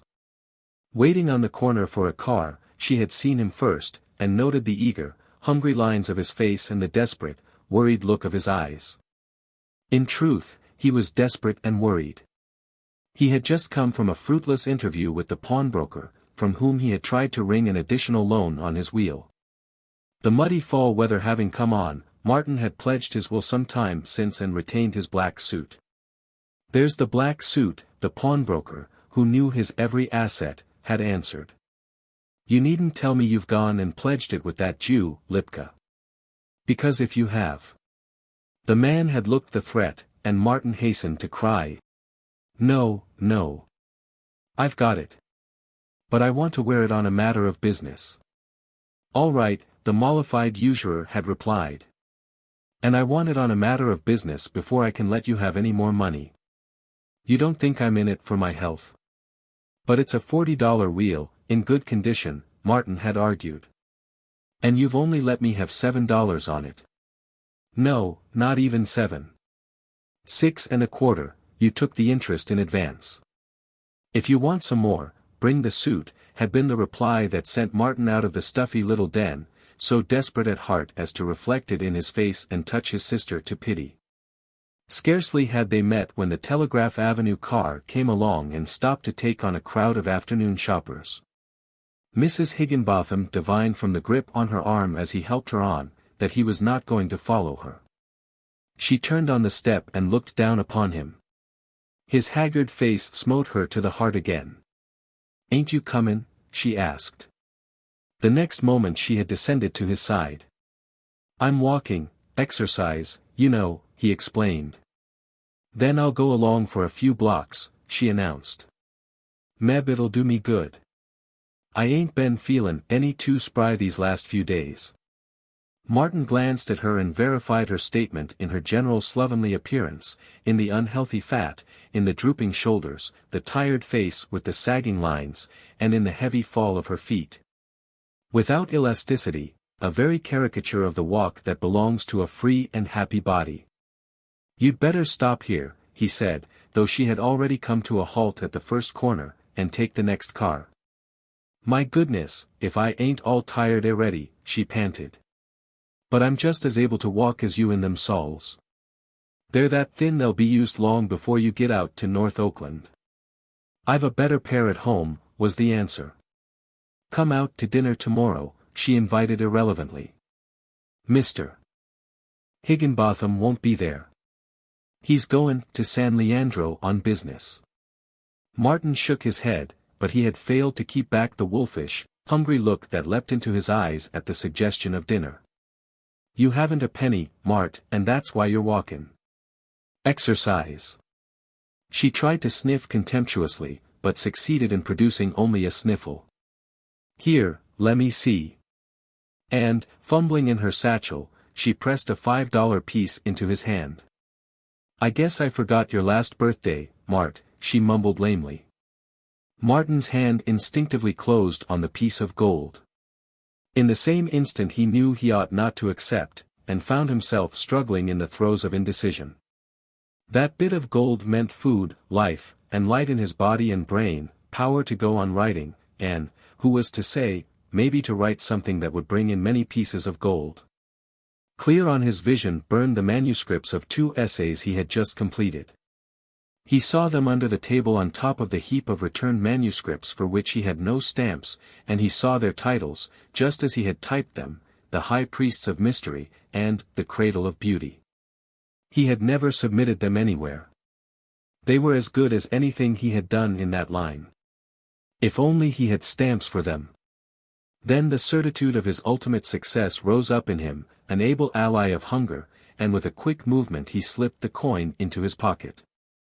"I'll pay you back, Gertrude, 100 times over," he gulped out, his throat painfully contracted and in his eyes a swift hint of moisture. "Mark my words," he cried with abrupt positiveness. "Before the year is out I'll put an even 100 of those little yellow boys into your hand. I don't ask you to believe me. All you have to do is wait and see." Nor did she believe. Her incredulity made her uncomfortable, and failing of other expedient, she said, "I know you're hungry, Mart. It's sticking out all over you. Come in to meals any time. I'll send one of the children to tell you when Mr. Higginbotham ain't to be there. And Mart." He waited, though he knew in his secret heart what she was about to say, so visible was her thought process to him. "Don't you think it's about time you got a job?" "You don't think I'll win out?" he asked. She shook her head. "Nobody has faith in me, Gertrude, except myself." His voice was passionately rebellious. "I've done good work already, plenty of it, and sooner or later it will sell." "How do you know it is good?" "Because," he faltered as the whole vast field of literature and the history of literature stirred in his brain and pointed the futility of his attempting to convey to her the reasons for his faith. "Well, because it's better than 99% of what is published in the magazines." "I wished you'd listen to reason," she answered feebly, but with unwavering belief in the correctness of her diagnosis of what was ailing him. "I wished you'd listen to reason," she repeated, "and come to dinner tomorrow." After Martin had helped her on the car, he hurried to the post office and invested $3 of the $5 in stamps. And when, later in the day, on the way to the Morse home, he stopped in at the post office to weigh a large number of long, bulky envelopes, he affixed to them all the stamps save 3 of the 2-cent denomination. It proved a momentous night for Martin, for after dinner he met Russ Brissenden. How he chanced to come there, whose friend he was or what acquaintance brought him, Martin did not know. Nor had he the curiosity to inquire about him of Ruth. In short, Brissenden struck Martin as anemic and feather-brained, and was promptly dismissed from his mind. An hour later he decided that Brissenden was a bore as well, what of the way he prowled about from one room to another, staring at the pictures or poking his nose into books and magazines he picked up from the table or drew from the shelves. Though a stranger in the house he finally isolated himself in the midst of the company, huddling into a capacious Morris chair and reading steadily from a thin volume he had drawn from his pocket. As he read, he abstractedly ran his fingers, with a caressing movement, through his hair. Martin noticed him no more that evening, except once when he observed him chaffing with great apparent success with several of the young women. It chanced that when Martin was leaving, he overtook Brissenden already half down the walk to the street. "Hello, is that you?" Martin said. The other replied with an ungracious grunt, but swung alongside. Martin made no further attempt at conversation, and for several blocks unbroken silence lay upon them. "Pompous old ass." The suddenness and the virulence of the exclamation startled Martin. He felt amused, and at the same time was aware of a growing dislike for the other. "What do you go to such a place for?" was abruptly flung at him after another block of silence. "Why do you?" Martin countered. "Bless me, I don't know," came back. "At least this is my first indiscretion. There are 24 hours in each day, and I must spend them somehow. Come and have a drink." "All right," Martin answered. The next moment he was nonplussed by the readiness of his acceptance. At home was several hours' hack work waiting for him before he went to bed, and after he went to bed there was a volume of Weissman waiting for him, to say nothing of Herbert Spencer's autobiography, which was as replete for him with romance as any thrilling novel. Why should he waste any time with this man he did not like? Was his thought. And yet, it was not so much the man nor the drink as was it what was associated with the drink, the bright lights, the mirrors and dazzling array of glasses, the warm and glowing faces and the resonant hum of the voices of men. That was it was the voices of men, optimistic men, men who breathed success and spent their money for drinks like men. He was lonely, that was what was the matter with him. That was why he had snapped at the invitation as a bonita strikes at a white rag on a hook. Not since with Joe, at Shelley Hot Springs, with the one exception of the wine he took with the Portuguese grocer, had Martin had a drink at a public bar. Mental exhaustion did not produce a craving for liquor such as physical exhaustion did, and he had felt no need for it. But just now he felt desire for the drink, or, rather, for the atmosphere wherein drinks were dispensed and disposed of. Such a place was the grotto, where Brissenden and he lounged in capacious leather chairs and drank scotch and soda. They talked. They talked about many things, and now Brissenden and now Martin took turn in ordering scotch and soda. Martin, who was extremely strong-headed, marveled at the other's capacity for liquor, and ever and anon broke off to marvel at the other's conversation. He was not long in assuming that Brissenden knew everything, and in deciding that here was the second intellectual man he had met. But he noted that Brissenden had what Professor Caldwell lacked, namely, fire, the flashing insight and perception, the flaming uncontrol of genius. Living language flowed from him. His thin lips, like the dies of a machine, stamped out phrases that cut and stung. Or again, pursing caressingly about the inchoate sound they articulated, the thin lips shaped soft and velvety things, mellow phrases of glow and glory, of haunting beauty, reverberant of the mystery and inscrutableness of life. And yet again the thin lips were like a bugle, from which rang the crash and tumult of cosmic strife, phrases that sounded clear as silver, that were luminous as starry spaces. That epitomized the final word of science and yet said something more, the poet's word, the transcendental truth, elusive and without words which could express. And which none the less found expression in the subtle and all but ungraspable connotations of common words. He, by some wonder of vision, saw beyond the farthest outpost of empiricism, where was no language for narration, and yet, by some golden miracle of speech, investing known words with unknown significances. He conveyed to Martin's consciousness messages that were incommunicable to ordinary souls. Martin forgot his first impression of dislike. Here was the best the books had to offer coming true. Here was an intelligence, a living man for him to look up to. I am down in the dirt at your feet, Martin repeated to himself again and again. You've studied biology, he said aloud, in significant allusion. To his surprise Brissenden shook his head. But you are stating truths that are substantiated only by biology, Martin insisted, and was rewarded by a blank stare. Your conclusions are in line with the books which you must have read. I am glad to hear it, was the answer. That my smattering of knowledge should enable me to shortcut my way to truth is most reassuring. As for myself, I never bother to find out if I am right or not. It is all valueless anyway. Man can never know the ultimate verities.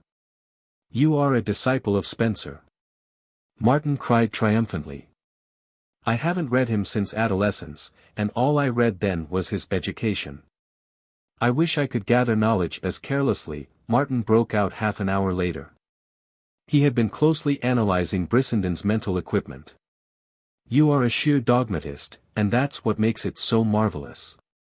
You state dogmatically the latest facts which science has been able to establish only by a posteriori reasoning. You jump at correct conclusions. You certainly shortcut with a vengeance.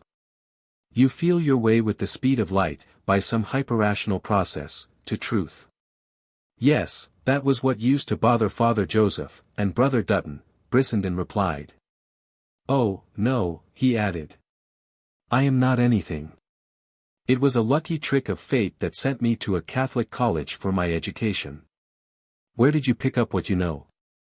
And while Martin told him, he was busy studying Brissenden, ranging from a long, lean, aristocratic face and drooping shoulders to the overcoat on a neighboring chair, its pockets sagged and bulged by the freightage of many books. Brissenden's face and long, slender hands were browned by the sun, excessively browned, Martin thought. This sunburn bothered Martin.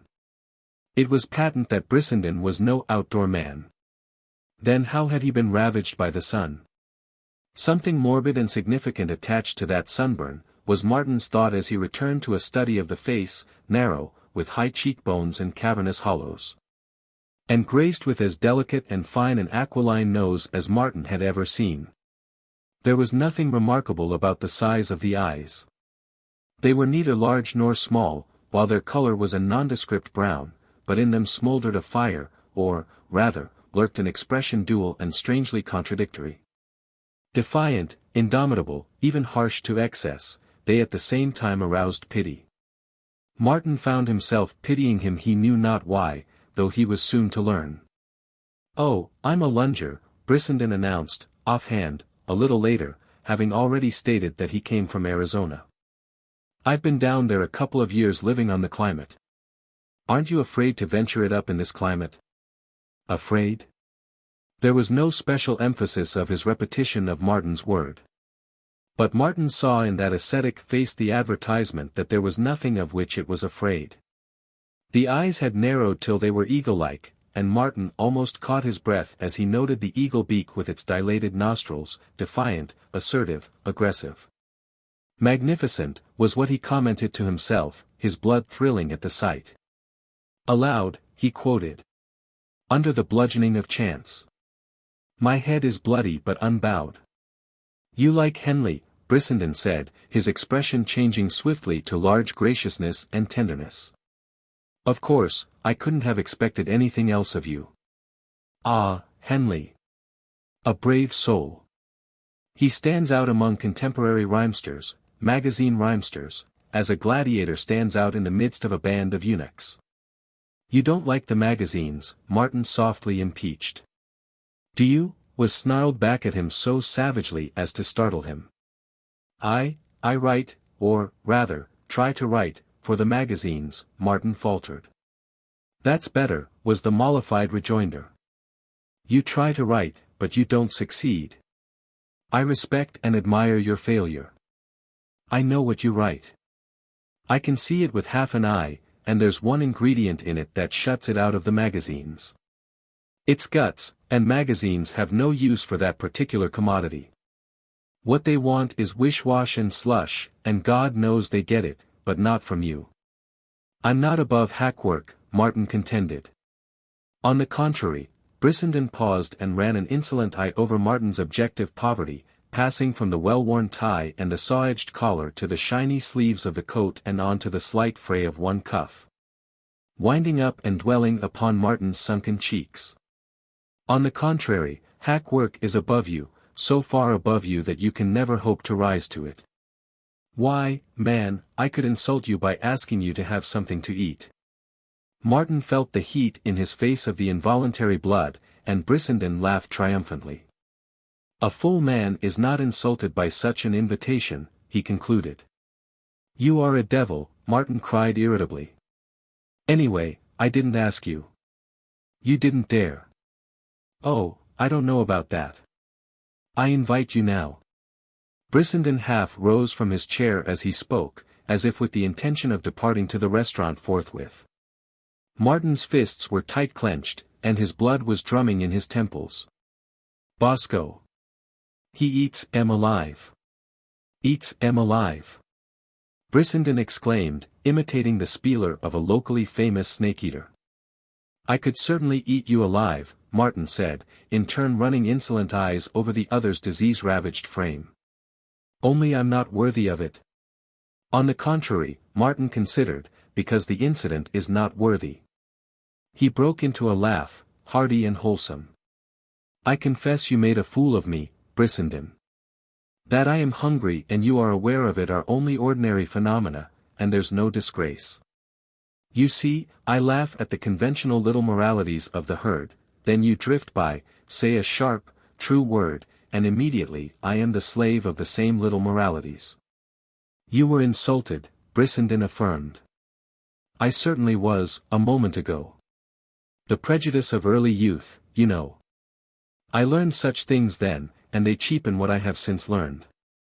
They are the skeletons in my particular closet. But you've got the door shut on them now? I certainly have. Sure. Sure. Then let's go and get something to eat. I'll go you, Martin answered, attempting to pay for the current scotch and soda with the last change from his $2 and seeing the waiter bullied by Brissenden into putting that change back on the table. Martin pocketed it with a grimace, and felt for a moment the kindly weight of Brissenden's hand upon his shoulder. Chapter 32. Promptly, the next afternoon, Maria was excited by Martin's second visitor. But she did not lose her head this time, for she seated Brissenden in her parlor's grandeur of respectability. "Hope you don't mind my coming," Brissenden began. "No, no, not at all," Martin answered, shaking hands and waving him to the solitary chair, himself taking to the bed. "But how did you know where I lived?" "Called up the Morses. Miss Morse answered the phone. And here I am." He tugged at his coat pocket and flung a thin volume on the table. "There's a book, by a poet. Read it and keep it." And then, in reply to Martin's protest, "What have I to do with books? I had another hemorrhage this morning." "Got any whiskey?" "No, of course not." "Wait a minute." He was off and away. Martin watched his long figure go down the outside steps, and, on turning to close the gate, noted with a pang the shoulders, which had once been broad, drawn in now over the collapsed ruin of the chest.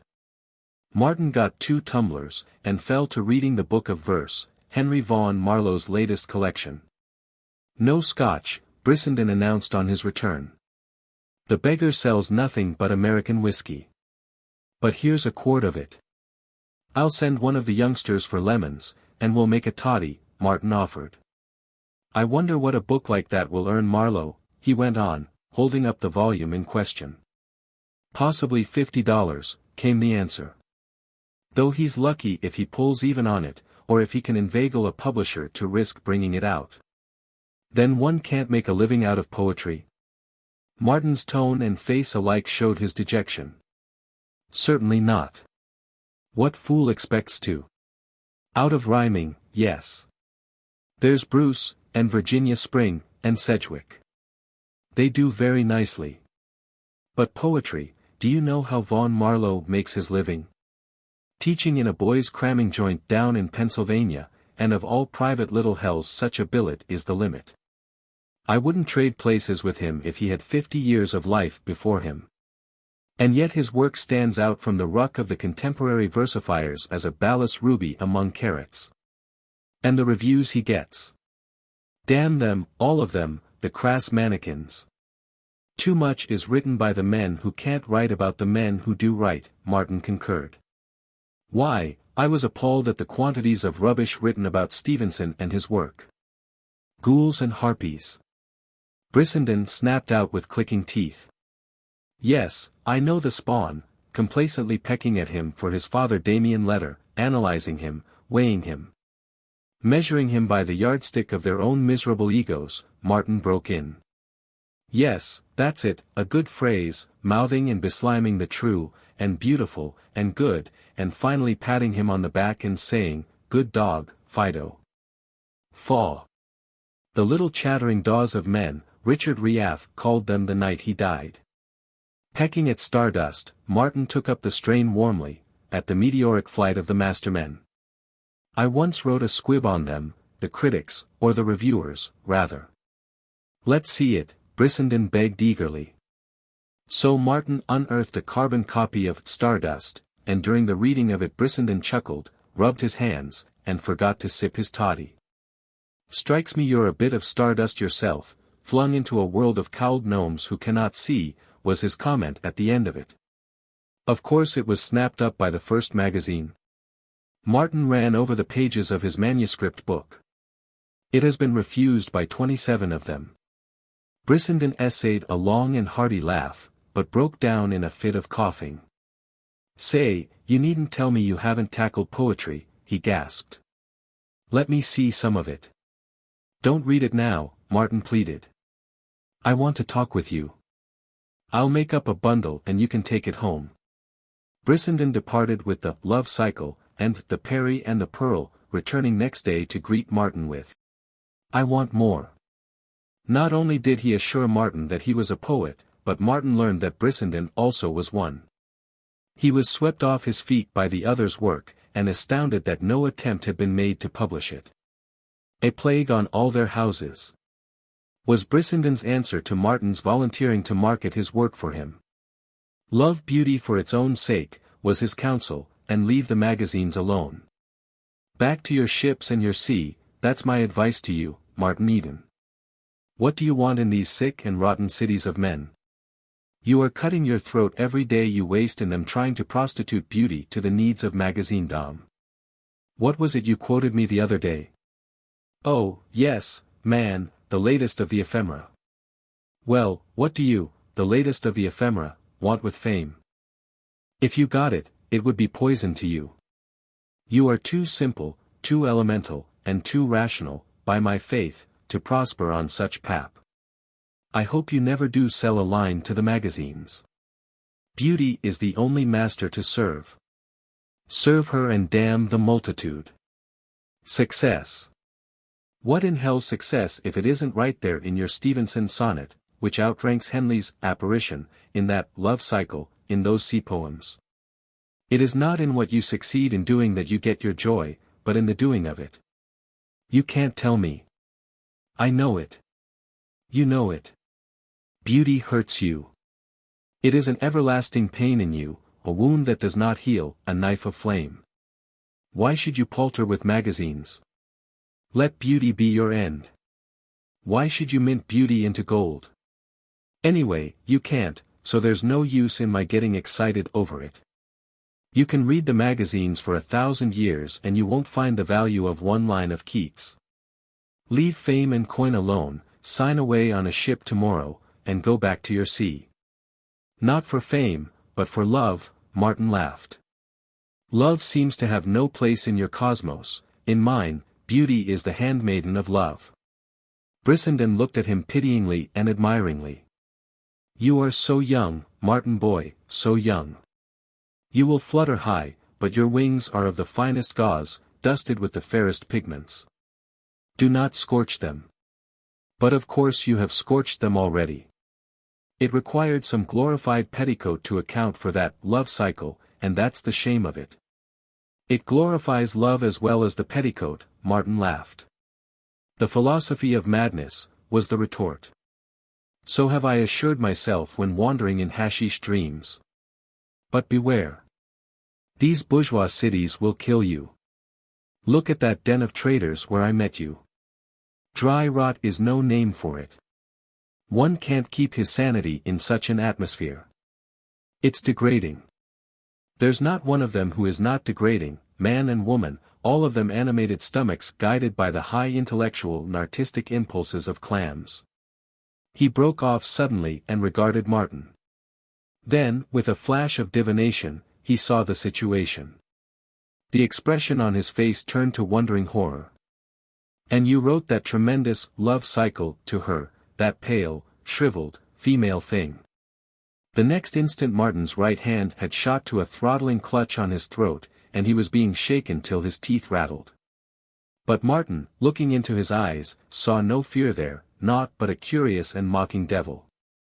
Martin remembered himself, and flung Brissenden, by the neck, sidelong upon the bed, at the same moment releasing his hold. Brissenden panted and gasped painfully for a moment, then began to chuckle. You had made me eternally your debtor had you shaken out the flame, he said.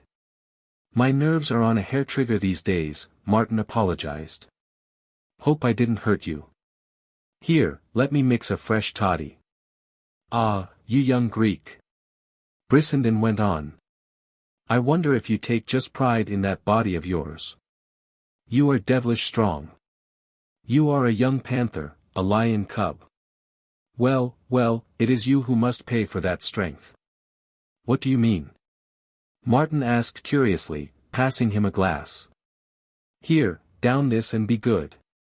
Because, Brissenden sipped his toddy and smiled appreciation of it. Because of the women. They will worry you until you die, as they have already worried you, or else I was born yesterday. Now there's no use in your choking me, I'm going to have my say. This is undoubtedly your calf love, but for beauty's sake show better taste next time. What under heaven do you want with a daughter of the bourgeoisie? Leave them alone. Pick out some great, wanton flame of a woman, who laughs at life and jeers at death and loves one while she may. There are such women, and they will love you just as readily as any pusillanimous product of bourgeois sheltered life. Pusillanimous? Martin protested. Just so, pusillanimous, prattling out little moralities that have been prattled into them, and afraid to live life. They will love you, Martin, but they will love their little moralities more.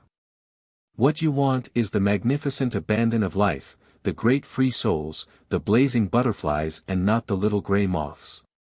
Oh, you will grow tired of them, too, of all the female things, if you are unlucky enough to live. But you won't live.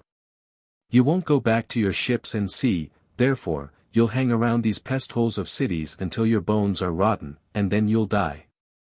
You can lecture me, but you can't make me talk back, Martin said. After all, you have but the wisdom of your temperament, and the wisdom of my temperament is just as unimpeachable as yours. They disagreed about love, and the magazines, and many things, but they liked each other, and on Martin's part it was no less than a profound liking. Day after day they were together, if for no more than the hour Brissenden spent in Martin's stuffy room.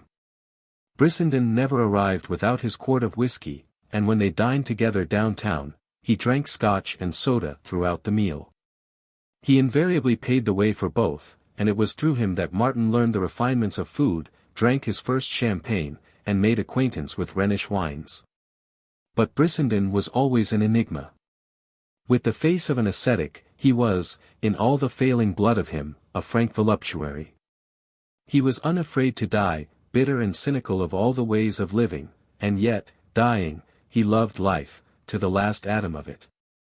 He was possessed by a madness to live, to thrill, to squirm my little space in the cosmic dust whence I came, as he phrased it once himself.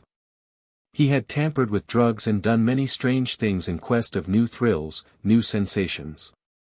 As he told Martin, he had once gone 3 days without water, had done so voluntarily, in order to experience the exquisite delight of such a thirst assuaged. Who or what he was, Martin never learned. He was a man without a past, whose future was the imminent grave and whose present was a bitter fever of living. Chapter 33. Martin was steadily losing his battle. Economize as he would, the earnings from hack work did not balance expenses. Thanksgiving found him with his black suit in pawn and unable to accept the Morses' invitation to dinner. Ruth was not made happy by his reason for not coming, and the corresponding effect on him was one of desperation. He told her that he would come, after all, that he would go over to San Francisco, to the Transcontinental office, collect the $5 due him, and with it redeem his suit of clothes. In the morning he borrowed 10 cents from Maria. He would have borrowed it, by preference, from Brissenden, but that erratic individual had disappeared. 2 weeks had passed since Martin had seen him, and he vainly cudgelled his brains for some cause of offense. The 10 cents carried Martin across the ferry to San Francisco, and as he walked up Market Street he speculated upon his predicament in case he failed to collect the money. There would then be no way for him to return to Oakland, and he knew no one in San Francisco from whom to borrow another 10 cents. The door to the Transcontinental office was ajar, and Martin, in the act of opening it, was brought to a sudden pause by a loud voice from within, which exclaimed, "But that is not the question, Mr. Ford." Ford, Martin knew, from his correspondence, to be the editor's name. The question is, are you prepared to pay, cash, and cash down, I mean? I am not interested in the prospects of the Transcontinental and what you expect to make it next year. What I want is to be paid for what I do. And I tell you, right now, the Christmas Transcontinental don't go to press till I have the money in my hand. Good day. When you get the money, come and see me. The door jerked open, and the man flung past Martin, with an angry countenance and went down the corridor, muttering curses and clenching his fists. Martin decided not to enter immediately, and lingered in the hallways for a quarter of an hour. Then he shoved the door open and walked in. It was a new experience, the first time he had been inside an editorial office. Cards evidently were not necessary in that office, for the boy carried word to an inner room that there was a man who wanted to see Mr. Ford. Returning, the boy beckoned him from halfway across the room and led him to the private office, the editorial sanctum. Martin's first impression was of the disorder and cluttered confusion of the room. Next he noticed a bewhiskered, youthful-looking man, sitting at a roll-top desk, who regarded him curiously. Martin marveled at the calm repose of his face. It was evident that the squabble with the printer had not affected his equanimity. I am Martin Eden," Martin began the conversation. "And I want my $5, was what he would have liked to say. But this was his first editor, and under the circumstances he did not desire to scare him too abruptly. To his surprise, Mr. Ford leaped into the air with a, "You don't say so," and the next moment, with both hands, was shaking Martin's hand effusively. "Can't say how glad I am to see you, Mr. Eden. Often wondered what you were like." Here he held Martin off at arm's length and ran his beaming eyes over Martin's second-best suit, which was also his worst suit, and which was ragged and past repair. Though the trousers showed the careful crease he had put in with Maria's flat irons. "I confess, though, I conceived you to be a much older man than you are. Your story, you know, showed such breadth and vigor, such maturity and depth of thought. A masterpiece, that story. I knew it when I had read the first half-dozen lines. Let me tell you how I first read it. But no, first let me introduce you to the staff." Still talking, Mr. Ford led him into the general office, where he introduced him to the associate editor, Mr. White, a slender, frail little man whose hand seemed strangely cold, as if he were suffering from a chill, and whose whiskers were sparse and silky. "And Mr. Enns, Mr. Eden. Mr. Enns is our business manager, you know." Martin found himself shaking hands with a cranky-eyed, bald-headed man, whose face looked youthful enough from what little could be seen of it, for most of it was covered by a snow-white beard, carefully trimmed, by his wife, who did it on Sundays. At which time she also shaved the back of his neck. The three men surrounded Martin, all talking admiringly and at once, until it seemed to him that they were talking against time for a wager. "We often wondered why you didn't call," Mr. White was saying. "I didn't have the car fare, and I live across the bay," Martin answered bluntly, with the idea of showing them his imperative need for the money. "Surely," he thought to himself, "my glad rags in themselves are eloquent advertisement of my need." Time and again, whenever opportunity offered, he hinted about the purpose of his business. But his admirers' ears were deaf. They sang his praises, told him what they had thought of his story at first sight, what they subsequently thought, what their wives and families thought, but not one hint did they breathe of intention to pay him for it. "Did I tell you how I first read your story?" Mr. Ford said. "Of course I didn't. I was coming west from New York, and when the train stopped at Ogden, the train boy on the new run brought aboard the current number of the Transcontinental. My God! Martin thought, you can travel in a Pullman while I starve for the paltry $5 you owe me." A wave of anger rushed over him. The wrong done him by the Transcontinental loomed colossal, for strong upon him were all the dreary months of vain yearning, of hunger and privation, and his present hunger awoke and gnawed at him, reminding him that he had eaten nothing since the day before, and little enough then. For the moment he saw red. These creatures were not even robbers. They were sneak thieves. By lies and broken promises they had tricked him out of his story. Well, he would show them. And a great resolve surged into his will to the effect that he would not leave the office until he got his money. He remembered, if he did not get it, that there was no way for him to go back to Oakland. He controlled himself with an effort, but not before the wolfish expression of his face had awed and perturbed them. They became more voluble than ever. Mr. Ford started anew to tell how he had first read The Ring of Bells, and Mr. Enns at the same time was striving to repeat his niece's appreciation of The Ring of Bells, said niece being a schoolteacher in Alameda. "I'll tell you what I came for," Martin said finally. To be paid for that story all of you like so well. $5, I believe, is what you promised me would be paid on publication.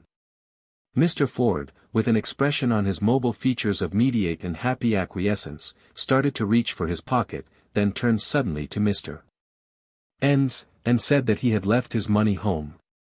That Mr. Enns resented this, was patent, and Martin saw the twitch of his arm as if to protect his trousers pocket. Martin knew that the money was there. I am sorry, said Mr.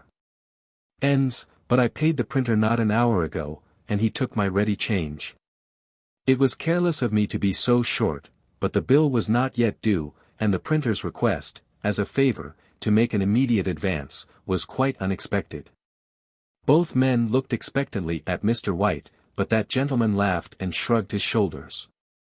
His conscience was clean at any rate. He had come into the Transcontinental to learn magazine literature, instead of which he had principally learned finance.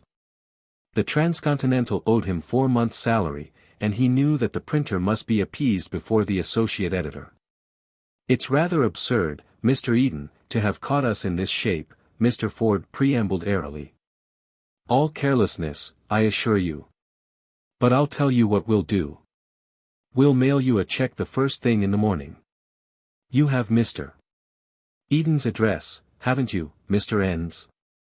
Yes, Mr. Enns had the address, and the check would be mailed the first thing in the morning.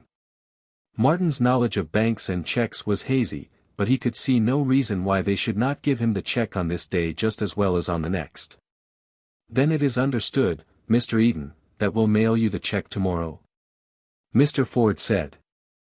I need the money today, Martin answered stolidly. The unfortunate circumstances, if you had chanced here any other day, Mr. Ford began suavely, only to be interrupted by Mr. Enns, whose cranky eyes justified themselves in his shortness of temper. Mr. Ford has already explained the situation, he said with asperity. And so have I. The check will be mailed. I also have explained, Martin broke in, and I have explained that I want the money today. He had felt his pulse quicken a trifle at the business manager's brusqueness, and upon him he kept an alert eye, for it was in that gentleman's trousers pocket that he divined the Transcontinental's ready cash was reposing. It is too bad, Mr. Ford began. But at that moment, with an impatient movement, Mr. Enns turned as if about to leave the room. At the same instant Martin sprang for him, clutching him by the throat with one hand in such fashion that Mr. Enns' snow-white beard, still maintaining its immaculate trimness, pointed ceilingward at an angle of 45 degrees. To the horror of Mr. White and Mr. Ford, they saw their business manager shaken like an astrakhan rug. Dig up, you venerable discourager of rising young talent. Martin exhorted. Dig up, or I'll shake it out of you, even if it's all in nickels. Then, to the two affrighted onlookers, keep away. If you interfere, somebody's liable to get hurt. Mr. Enns was choking, and it was not until the grip on his throat was eased that he was able to signify his acquiescence in the digging up program.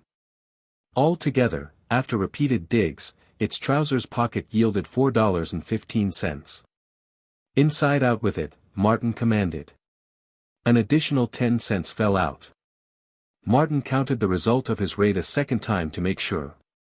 You next, he shouted at Mr. Ford. I want 75 cents more. Mr. Ford did not wait, but ransacked his pockets, with the result of 60 cents. Sure that is all? Martin demanded menacingly, possessing himself of it. What have you got in your vest pockets? In token of his good faith, Mr. Ford turned 2 of his pockets inside out. A strip of cardboard fell to the floor from one of them. He recovered it and was in the act of returning it, when Martin cried. What's that?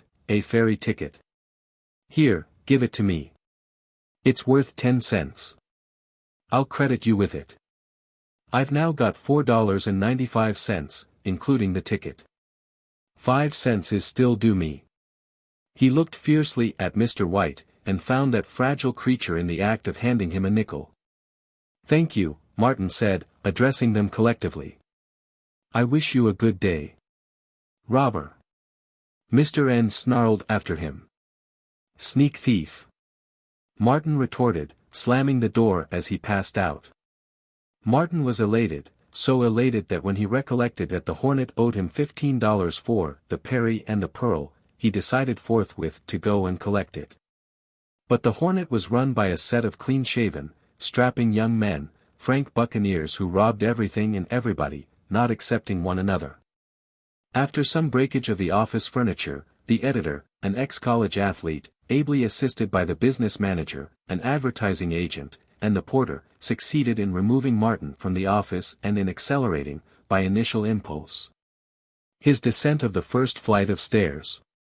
"Come again, Mr. Eaton, glad to see you any time," they laughed down at him from the landing above. Martin grinned as he picked himself up. "Phew," he murmured back.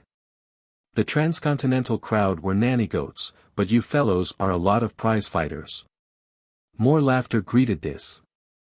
"I must say, Mr. Eaton," the editor of the Hornet called down, "that for a poet you can go some yourself. Where did you learn that right cross, if I may ask?" "Where you learned that half Nelson," Martin answered. "Anyway, you're going to have a black eye. I hope your neck doesn't stiffen up," the editor wished solicitously. "What do you say we all go out and have a drink on it, not the neck, of course, but the little rough house?" "I'll go you if I lose," Martin accepted. And robbers and robbed drank together, amicably agreeing that the battle was to the strong, and that the $15 for the Peri and the Pearl belonged by right to the Hornet's editorial staff. Chapter 34. Arthur remained at the gate while Ruth climbed Maria's front steps. She heard the rapid click of the typewriter, and when Martin let her in, found him on the last page of a manuscript. She had come to make certain whether or not he would be at their table for Thanksgiving dinner, but before she could broach the subject Martin plunged into the one with which he was full. "Here, let me read you this," he cried, separating the carbon copies and running the pages of manuscript into shape. "It's my latest, and different from anything I've done. It is so altogether different that I am almost afraid of it, and yet I've a sneaking idea it is good. You be judge. It's an Hawaiian story. I've called it Wiki Wiki." His face was bright with the creative glow, though she shivered in the cold room and had been struck by the coldness of his hands at greeting. She listened closely while he read, and though he from time to time had seen only disapprobation in her face, at the close he asked, "Frankly, what do you think of it?" I don't know," she answered. "Will it, do you think it will sell?" "I'm afraid not," was the confession. "It's too strong for the magazines." "But it's true, on my word it's true." "But why do you persist in writing such things when you know they won't sell?" she went on inexorably. "The reason for your writing is to make a living, isn't it?" "Yes, that's right, but the miserable story got away with me. I couldn't help writing it. It demanded to be written." "But that character, that Wiki Wiki, why do you make him talk so roughly?" "Surely it will offend your readers, and surely that is why the editors are justified in refusing your work.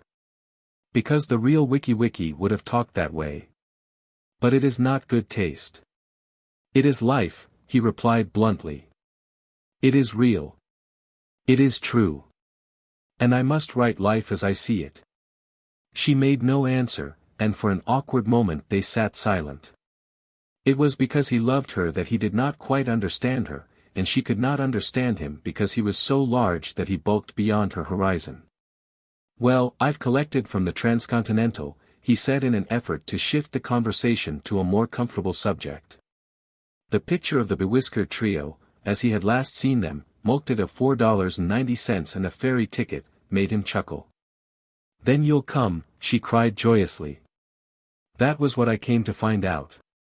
"Come," he muttered absently. "Where?" "Why, to dinner tomorrow. You know you said you'd recover your suit if you got that money." "I forgot all about it," he said humbly. "You see, this morning the pound man got Maria's 2 cows and the baby calf, and, well, it happened that Maria didn't have any money, and so I had to recover her cows for her. That's where the Transcontinental fiver went, the ring of bells went into the poundman's pocket. "Then you won't come?" He looked down at his clothing. "I can't." Tears of disappointment and reproach glistened in her blue eyes, but she said nothing. "Next Thanksgiving you'll have dinner with me in Delmonico's," he said cheerily, "or in London, or Paris, or anywhere you wish." "I know it. I saw in the paper a few days ago," she announced abruptly, "that there had been several local appointments to the railway mail. You passed first, didn't you?" He was compelled to admit that the call had come for him, but that he had declined it. "I was so sure, I am so sure, of myself," he concluded. "A year from now I'll be earning more than a dozen men in the railway mail. You wait and see." "Oh," was all she said, when he finished. She stood up, pulling at her gloves. "I must go, Martin. Arthur is waiting for me." He took her in his arms and kissed her, but she proved a passive sweetheart. There was no tenseness in her body, her arms did not go around him, and her lips met his without their wonted pressure. She was angry with him, he concluded, as he returned from the gate. But why? It was unfortunate that the pound man had gobbled Maria's cows. But it was only a stroke of fate. Nobody could be blamed for it. Nor did it enter his head that he could have done aught otherwise than what he had done. Well, yes, he was to blame a little, was his next thought, for having refused the call to the railway mail. And she had not liked Wiki. He turned at the head of the steps to meet the letter carrier on his afternoon round. The ever-recurrent fever of expectancy assailed Martin as he took the bundle of long envelopes. One was not long. It was short and thin, and outside was printed the address of the New York Outview. He paused in the act of tearing the envelope open. It could not be an acceptance. He had no manuscripts with that publication. Perhaps, his heart almost stood still at the wild thought, perhaps they were ordering an article from him, but the next instant he dismissed the surmise as hopelessly impossible. It was a short, formal letter, signed by the office editor, merely informing him that an anonymous letter which they had received was enclosed. And that he could rest assured the Outview staff never under any circumstances gave consideration to anonymous correspondence. The enclosed letter Martin found to be crudely printed by hand. It was a hodgepodge of illiterate abuse of Martin, and of assertion that the so-called Martin Eden, who was selling stories to magazines was no writer at all, and that in reality he was stealing stories from old magazines, typing them, and sending them out as his own. The envelope was postmarked San Leandro. Martin did not require a second thought to discover the author. Higginbotham's grammar, Higginbotham's colloquialisms, Higginbotham's mental quirks and processes, were apparent throughout. Martin saw in every line, not the fine Italian hand, but the coarse grocer's fist, of his brother-in-law. But why? He vainly questioned. What injury had he done Bernard Higginbotham? The thing was so unreasonable, so wanton. There was no explaining it. In the course of the week a dozen similar letters were forwarded to Martin by the editors of various Eastern magazines. The editors were behaving handsomely, Martin concluded. He was wholly unknown to them, yet some of them had even been sympathetic. It was evident that they detested anonymity. He saw that the malicious attempt to hurt him had failed. In fact, if anything came of it, it was bound to be good, for at least his name had been called to the attention of a number of editors. Sometime, perhaps, reading a submitted manuscript of his, they might remember him as the fellow about whom they had received an anonymous letter. And who was to say that such a remembrance might not sway the balance of their judgment just a trifle in his favor? It was about this time that Martin took a great slump in Maria's estimation. He found her in the kitchen one morning groaning with pain, tears of weakness running down her cheeks, vainly endeavoring to put through a large ironing. He promptly diagnosed her affliction as la grippe, dosed her with hot whiskey, the remnants in the bottles for which Brissenden was responsible, and ordered her to bed. But Maria was refractory. The ironing had to be done, she protested, and delivered that night, or else there would be no food on the morrow for the 7 small and hungry Silvas.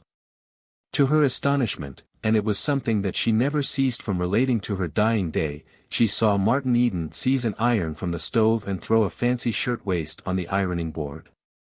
It was Kate Flanagan's best Sunday waist, than whom there was no more exacting and fastidiously dressed woman in Maria's world. Also, Miss Flanagan had sent special instruction that said waist must be delivered by that night. As everyone knew, she was keeping company with John Collins, the blacksmith, and, as Maria knew privily, Miss Flanagan and Mr. Collins were going next day to Golden Gate Park. Vain was Maria's attempt to rescue the garment. Martin guided her tottering footsteps to a chair, from where she watched him with bulging eyes.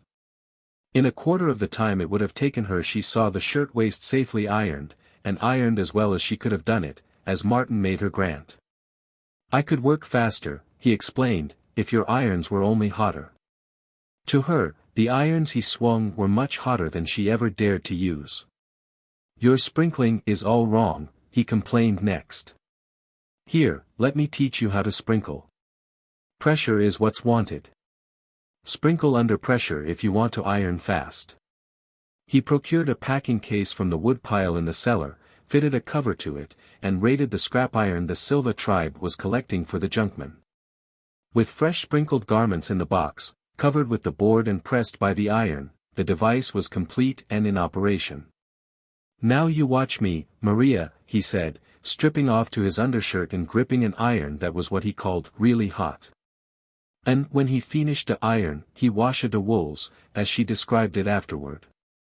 He say, "Maria, you are de great a fool. I show you how to wash the wools, and he shows me, too."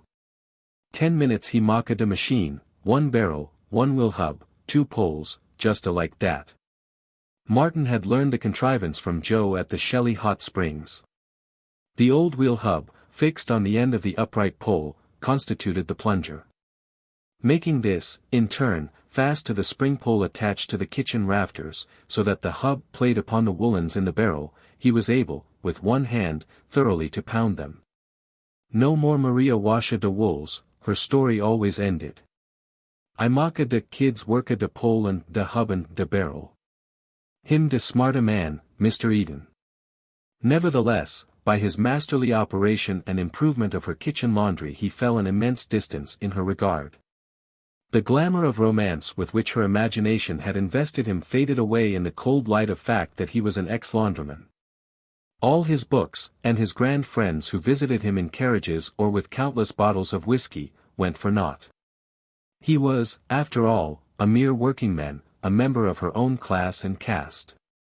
He was more human and approachable, but he was no longer mystery. Martin's alienation from his family continued. Following upon Mr. Higginbotham's unprovoked attack, Mr. Hermann von Schmidt showed his hand. The fortunate sale of several storiettes, some humorous verse, and a few jokes gave Martin a temporary splurge of prosperity. Not only did he partially pay up his bills, but he had sufficient balance left to redeem his black suit and wheel. The latter, by virtue of a twisted crank hanger, required repairing, and, as a matter of friendliness with his future brother-in-law, he sent it to von Schmidt's shop. The afternoon of the same day Martin was pleased by the will being delivered by a small boy. Von Schmidt was also inclined to be friendly, was Martin's conclusion from this unusual favor. Repaired wheels usually had to be called for. But when he examined the wheel, he discovered no repairs had been made. A little later in the day he telephoned his sister's betrothed, and learned that that person didn't want anything to do with him in any shape, manner, or form. "Hermann von Schmidt," Martin answered cheerfully, "I've a good mind to come over and punch that Dutch nose of yours." "You come to my shop," came the reply, "and I'll send for the police. And I'll put you through, too. Oh, I know you, but you can't make no rough house with me. I don't want nothin' to do with the likes of you. You're a loafer, that's what, and I ain't asleep. You ain't goin' to do no spongin' off me just because I'm Maureen, your sister. Why don't you go to work and earn an honest livin', eh? Answer me that." Martin's philosophy asserted itself, dissipating his anger, and he hung up the receiver with a long whistle of incredulous amusement. But after the amusement came the reaction, and he was oppressed by his loneliness. Nobody understood him, nobody seemed to have any use for him, except Brissenden, and Brissenden had disappeared, God alone knew where. Twilight was falling as Martin left the fruit store and turned homeward, his marketing on his arm. At the corner an electric car had stopped, and at sight of a lean, familiar figure alighting, his heart leapt with joy. It was Brissenden, and in the fleeting glimpse, ere the car started up, Martin noted the overcoat pockets, one bulging with books, the other bulging with a quart bottle of whiskey. Chapter 35. Brissenden gave no explanation of his long absence, nor did Martin pry into it. He was content to see his friend's cadaverous face opposite him through the steam rising from a tumbler of toddy. "I, too, have not been idle," Brissenden proclaimed, after hearing Martin's account of the work he had accomplished. He pulled a manuscript from his inside coat pocket and passed it to Martin, who looked at the title and glanced up curiously. "Yes, that's it," Brissenden laughed. "Pretty good title, eh? Ephemera, it is the one word. And you're responsible for it. What of your man, who is always the erected, the vitalized inorganic, the latest of the ephemera, the creature of temperature strutting his little space on the thermometer? It got into my head and I had to write it to get rid of it. Tell me what you think of it." Martin's face, flushed at first, paled as he read on. It was perfect art. Form triumphed over substance, if triumph it could be called, where the last conceivable atom of substance had found expression in so perfect construction as to make Martin's head swim with delight, to put passionate tears into his eyes, and to send chills creeping up and down his back. It was a long poem of 600 or 700 lines, and it was a fantastic, amazing, unearthly thing. It was terrific, impossible, and yet there it was, scrawled in black ink across the sheets of paper. It dealt with man and his soul gropings in their ultimate terms, plumbing the abysses of space for the testimony of remotest suns and rainbow spectrums. It was a mad orgy of imagination, wassailing in the skull of a dying man who half sobbed under his breath and was quick with the wild flutter of fading heartbeats. The poem swung in majestic rhythm to the cool tumult of interstellar conflict, to the onset of starry hosts, to the impact of cold suns and the flaming up of nebulae in the darkened void. And through it all, unceasing and faint, like a silver shuttle, ran the frail, piping voice of man, a querulous chirp amid the screaming of planets and the crash of systems. "There is nothing like it in literature," Martin said, when at last he was able to speak. "It's wonderful, wonderful. It has gone to my head. I am drunken with it. That great, infinitesimal question, I can't shake it out of my thoughts. That questing, eternal, ever-recurring, thin little wailing voice of man is still ringing in my ears. It is like the dead march of a gnat amid the trumpeting of elephants and the roaring of lions. It is insatiable with microscopic desire. I'm making a fool of myself, but the thing has obsessed me. I don't know what you are wonderful, that's all. But how do you do it? How do you do it?" Martin paused from his rhapsody, only to break out afresh. "I shall never write again. I am a dauber in clay. You have shown me the work of the real artificer-artisan. Genius! This is something more than genius. It transcends genius. It is truth gone mad. It is true, man, every line of it. I wonder if you realize that, you dogmatist. Science cannot give you the lie. It is the truth of the sneer, stamped out from the black iron of the cosmos and interwoven with mighty rhythms of sound into a fabric of splendor and beauty. And now I won't say another word. I am overwhelmed, crushed. Yes, I will, too. Let me market it for you." Brissenden grinned. "There's not a magazine in Christendom that would dare to publish it, you know that." "I know nothing of the sort. I know there's not a magazine in Christendom that wouldn't jump at it. They don't get things like that every day. That's no mere poem of the year. It's the poem of the century. I'd like to take you up on the proposition." "Now don't get cynical," Martin exhorted. "The magazine editors are not wholly fatuous. I know that. And I'll close with you on the bet. I'll wager anything you want that ephemera is accepted either on the first or second offering. There's just one thing that prevents me from taking you. Brissenden waited a moment. The thing is big, the biggest I've ever done. I know that. It's my swan song. I am almighty proud of it. I worship it. It's better than whiskey. It is what I dreamed of, the great and perfect thing, when I was a simple young man, with sweet illusions and clean ideals. And I've got it, now, in my last grasp, and I'll not have it pawed over and soiled by a lot of swine. No, I won't take the bet. It's mine. I made it, and I've shared it with you. But think of the rest of the world, Martin protested. The function of beauty is joy-making. It's my beauty. Don't be selfish. I'm not selfish. Brissenden grinned soberly in the way he had when pleased by the thing his thin lips were about to shape. I'm as unselfish as a famished hog. In vain Martin strove to shake him from his decision. Martin told him that his hatred of the magazines was rabid, fanatical, and that his conduct was 1,000 times more despicable than that of the youth who burned the temple of Diana at Ephesus. Under the storm of denunciation Brissenden complacently sipped his toddy and affirmed that everything the other said was quite true, with the exception of the magazine editors. His hatred of them knew no bounds, and he excelled Martin in denunciation when he turned upon them. I wish you'd type it for me, he said. You know how 1,000 times better than any stenographer. And now I want to give you some advice. He drew a bulky manuscript from his outside coat pocket. Here's your Shame of the Sun. I've read it not once, but twice and 3 times, the highest compliment I can pay you. After what you've said about ephemera, I must be silent. But this I will say, when The Shame of the Sun is published, it will make a hit. It will start a controversy that will be worth thousands to you just in advertising. Martin laughed.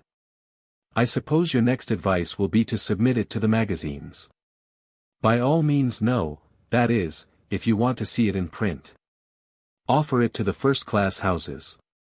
Some publisher's reader may be mad enough or drunk enough to report favorably on it. You've read the books.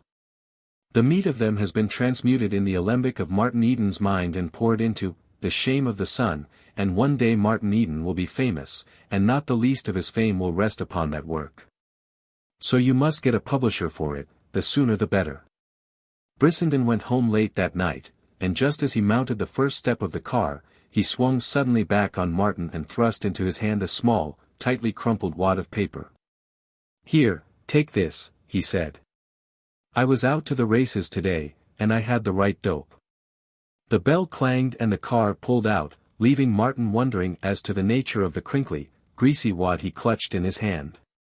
Back in his room he unrolled it and found $100 bill. He did not scruple to use it. He knew his friend had always plenty of money, and he knew also, with profound certitude, that his success would enable him to repay it. In the morning he paid every bill, gave Maria 3 months' advance on the room, and redeemed every pledge at the pawnshop. Next he bought Marion's wedding present, and simpler presents, suitable to Christmas, for Ruth and Gertrude. And finally, on the balance remaining to him, he herded the whole Silva tribe down into Oakland. He was a winter late in redeeming his promise, but redeemed it was, for the least Silva got a pair of shoes, as well as Maria herself. Also, there were horns, and dolls, and toys of various sorts, and parcels and bundles of candies and nuts that filled the arms of all the Silvas to overflowing. It was with this extraordinary procession trooping at his and Maria's heels into a confectioner's in quest of the biggest candy cane ever made, that he encountered Ruth and her mother. Mrs. Morse was shocked. Even Ruth was hurt, for she had some regard for appearances, and her lover, cheek by jowl with Maria, at the head of that army of Portuguese ragamuffins, was not a pretty sight. But it was not that which hurt so much as what she took to be his lack of pride and self-respect. Further, and keenest of all, she read into the incident the impossibility of his living down his working-class origin. There was stigma enough in the fact of it, but shamelessly to flaunt it in the face of the world, her world, was going too far. Though her engagement to Martin had been kept secret, their long intimacy had not been unproductive of gossip. And in the shop, glancing covertly at her lover and his following, had been several of her acquaintances.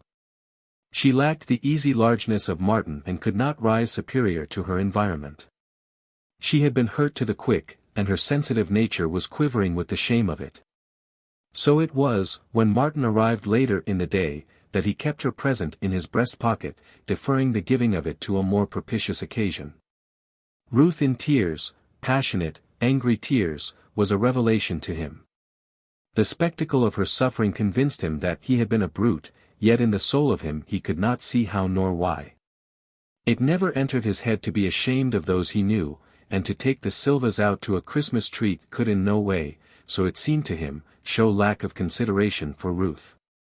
On the other hand, he did see Ruth's point of view, after she had explained it, and he looked upon it as a feminine weakness, such as afflicted all women in the best of women. Chapter 36. "Come on, I'll show you the real dirt," Brissenden said to him, one evening in January. They had dined together in San Francisco, and were at the Ferry Building, returning to Oakland, when the whim came to him to show Martin the real dirt. He turned and fled across the waterfront, a meager shadow in a flapping overcoat, with Martin straining to keep up with him. At a wholesale liquor store he bought 2-gallon demijohns of old port, and with one in each hand boarded a Mission Street car, Martin at his heels burdened with several quart bottles of whiskey. "If Ruth could see me now," was his thought, while he wondered as to what constituted the real dirt. "Maybe nobody will be there," Brissenden said, when they dismounted and plunged off to the right into the heart of the working-class ghetto, south of Market Street. "In which case you'll miss what you've been looking for so long." "And what the deuce is that?" Martin asked. "Men, intelligent men, and not the gibbering nonentities I found you consorting with in that trader's den. You read the books and you found yourself all alone. Well, I'm going to show you tonight some other men who've read the books, so that you won't be lonely any more. Not that I bother my head about their everlasting discussions," he said at the end of a block. "I'm not interested in book philosophy. But you'll find these fellows intelligences and not bourgeois swine. But watch out, they'll talk an arm off of you on any subject under the sun. Hope Norton's there," he panted a little later, resisting Martin's effort to relieve him of the 2 demijohns. "Norton's an idealist, a Harvard man. Prodigious memory. Idealism led him to philosophic anarchy, and his family threw him off. Father's a railroad president and many times millionaire, but the son's starving in Frisco, editing an anarchist sheet for $25 a month." Martin was little acquainted in San Francisco, and not at all south of Market. So he had no idea of where he was being led. "Go ahead," he said, "tell me about them beforehand. What do they do for a living? How do they happen to be here? Hope Hamilton's there." Brissenden paused and rested his hands. "Strawn Hamilton's his name, hyphenated, you know, comes of old Southern stock. He's a tramp, laziest man I ever knew, though he's clerking, or trying to, in a socialist cooperative store for $6 a week. But he's a confirmed hobo. Tramped into town. I've seen him sit all day on a bench and never a bite pass his lips, and in the evening, when I invited him to dinner, restaurant 2 blocks away, have him say, 'Too much trouble, old man. Buy me a package of cigarettes instead.' He was a Spencerian like you till Christ turned him to materialistic monism. I'll start him on monism if I can. Norton's another monist, only he affirms naught but spirit. He can give Christ and Hamilton all they want, too." "Who is Christ?" Martin asked. "His rooms were going to. One-time professor, fired from university, usual story. A mind like a steel trap. Makes his living any old way. I know he's been a street fakir when he was down. Unscrupulous. Rob a corpse of a shroud, anything. Difference between him and the bourgeoisie is that he robs without illusion. He'll talk Nietzsche, or Schopenhauer, or Kant, or anything, but the only thing in this world, not excepting Mary, that he really cares for, is his monism. Heckle is his little tin god. The only way to insult him is to take a slap at Heckle. Here's the hangout. Brissenden rested his demijohn at the upstairs entrance, preliminary to the climb. It was the usual two-story corner building, with a saloon and grocery underneath. The gang lives here, got the whole upstairs to themselves. But Chryse is the only one who has 2 rooms. Come on. No lights burned in the upper hall, but Brissenden threaded the utter blackness like a familiar ghost. He stopped to speak to Martin. There's one fellow, Stevens, a theosophist. Makes a pretty tangle when he gets going. Just now he's dishwasher in a restaurant. Likes a good cigar. I've seen him eat in a 10-cent hash house and pay 50 cents for the cigar he smoked afterward. I've got a couple in my pocket for him, if he shows up. And there's another fellow, Perry, an Australian, a statistician and a sporting encyclopedia. Ask him the grain output of Paraguay for 1903, or the English importation of sheetings into China for 1890, or at what weight Jimmy Britt fought battling Nelson, or who was welterweight champion of the United States in '68. And you'll get the correct answer with the automatic celerity of a slot machine. And there's Andy, a stonemason, has ideas on everything, a good chess player, and another fellow, Harry, a baker, red-hot socialist and strong union man. By the way, you remember cooks and waiters' strike. Hamilton was the chap who organized that union and precipitated the strike, planned it all out in advance, right here in Chryse's rooms. Did it just for the fun of it, but was too lazy to stay by the union. Yet he could have risen high if he wanted to. There's no end to the possibilities in that man, if he weren't so insuperably lazy.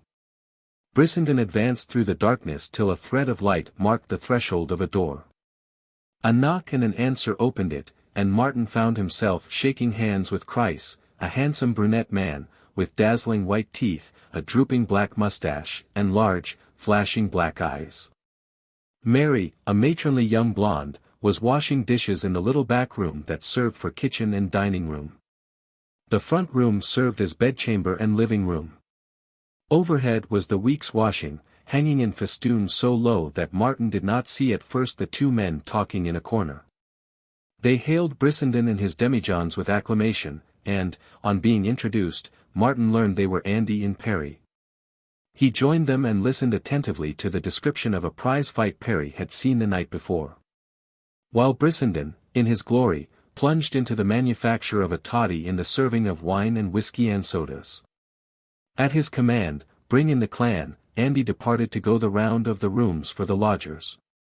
"We're lucky that most of them are here," Brissenden whispered to Martin. "There's Norton and Hamilton, come on and meet them. Stevens isn't around, I hear. I'm going to get them started on monism if I can. Wait till they get a few jolts in them and they'll warm up." At first the conversation was desultory. Nevertheless Martin could not fail to appreciate the keen play of their minds. They were men with opinions, though the opinions often clashed, and, though they were witty and clever, they were not superficial. He swiftly saw, no matter upon what they talked, that each man applied the correlation of knowledge and had also a deep-seated and unified conception of society and the cosmos. Nobody manufactured their opinions for them. They were all rebels of one variety or another, and their lips were strangers to platitudes. Never had Martin, at the Morses, heard so amazing a range of topics discussed. There seemed no limit save time to the things they were alive to. The talk wandered from Mrs. Humphrey Ward's new book to Shaw's latest play, through the future of the drama to reminiscences of Mansfield. They appreciated or sneered at the morning editorials, jumped from labor conditions in New Zealand to Henry James and Brander Matthews, passed on to the German designs in the Far East and the economic aspect of the Yellow Peril. Wrangled over the German elections and Babel's last speech, and settled down to local politics, the latest plans and scandals in the Union Labour Party administration, and the wires that were pulled to bring about the Coast Seamen strike. Martin was struck by the inside knowledge they possessed. They knew what was never printed in the newspapers, the wires and strings and the hidden hands that made the puppets dance. To Martin's surprise, the girl, Mary, joined in the conversation, displaying an intelligence he had never encountered in the few women he had met. They talked together on Swinburne and Rossetti, after which she led him beyond his depth into the bypaths of French literature. His revenge came when she defended Maeterlinck and he brought into action the carefully thought-out thesis of The Shame of the Sun. Several other men had dropped in, and the air was thick with tobacco smoke, when Brissenden waved the red flag. "Here's fresh meat for your axe, Chryse," he said, a rose-white youth with the ardor of a lover for Herbert Spencer. "Make a Heckelite of him, if you can." Chryse seemed to wake up and flash like some metallic, magnetic thing, while Norton looked at Martin sympathetically, with a sweet, girlish smile, as much as to say that he would be amply protected. Chryse began directly on Martin, but step by step Norton interfered, until he and Chryse were off and away in a personal battle. Martin listened and fain would have rubbed his eyes. It was impossible that this should be, much less in the labor ghetto south of Market. The books were alive in these men. They talked with fire and enthusiasm, the intellectual stimulant stirring them as he had seen drink and anger stir other men. What he heard was no longer the philosophy of the dry, printed word, written by half-mythical demigods like Kant and Spencer. It was living philosophy, with warm, red blood, incarnated in these two men till its very features worked with excitement. Now and again other men joined in, and all followed the discussion with cigarettes going out in their hands and with alert, intent faces. Idealism had never attracted Martin, but the exposition it now received at the hands of Norton was a revelation. The logical plausibility of it, that made an appeal to his intellect, seemed missed by Chryse and Hamilton, who sneered at Norton as a metaphysician, and who, in turn, sneered back at them as metaphysicians. Phenomenon and noumenon were bandied back and forth. They charged him with attempting to explain consciousness by itself. He charged them with word jugglery, with reasoning from words to theory instead of from facts to theory. At this they were aghast. It was the cardinal tenet of their mode of reasoning to start with facts and to give names to the facts. When Norton wandered into the intricacies of Kant, Chryse reminded him that all good little German philosophies when they died went to Oxford. A little later Norton reminded them of Hamilton's law of parsimony, the application of which they immediately claimed for every reasoning process of theirs. And Martin hugged his knees and exulted in it all. But Norton was no Spencerian, and he, too, strove for Martin's philosophic soul, talking as much at him as to his two opponents. "You know Berkeley has never been answered," he said, looking directly at Martin. Herbert Spencer came the nearest, which was not very near. Even the stanchest of Spencer's followers will not go farther. I was reading an essay of Saleeby's the other day, and the best Saleeby could say was that Herbert Spencer nearly succeeded in answering Berkeley. "You know what Hume said?" Hamilton asked. Norton nodded, but Hamilton gave it for the benefit of the rest. He said that Berkeley's arguments admit of no answer and produce no conviction.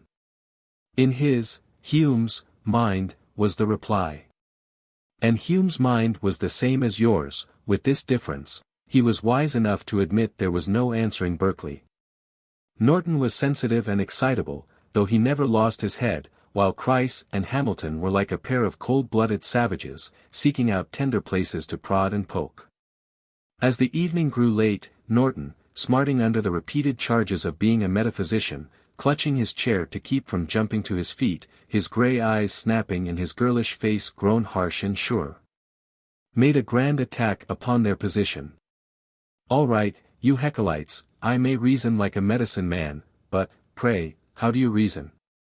You have nothing to stand on, you unscientific dogmatists with your positive science which you are always lugging about into places it has no right to be." Long before the school of materialistic monism arose, the ground was removed so that there could be no foundation. Locke was the man, John Locke.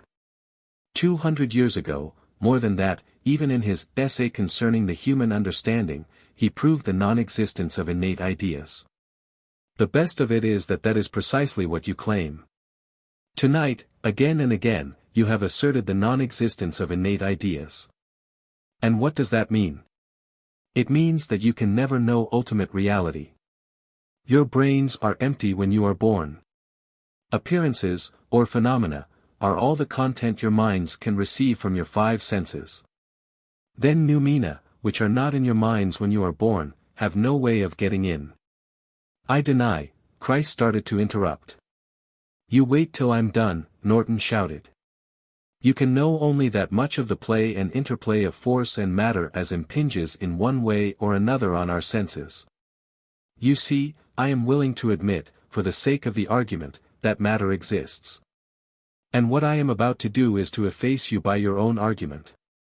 I can't do it any other way, for you are both congenitally unable to understand a philosophic abstraction. And now, what do you know of matter, according to your own positive science? You know it only by its phenomena, its appearances.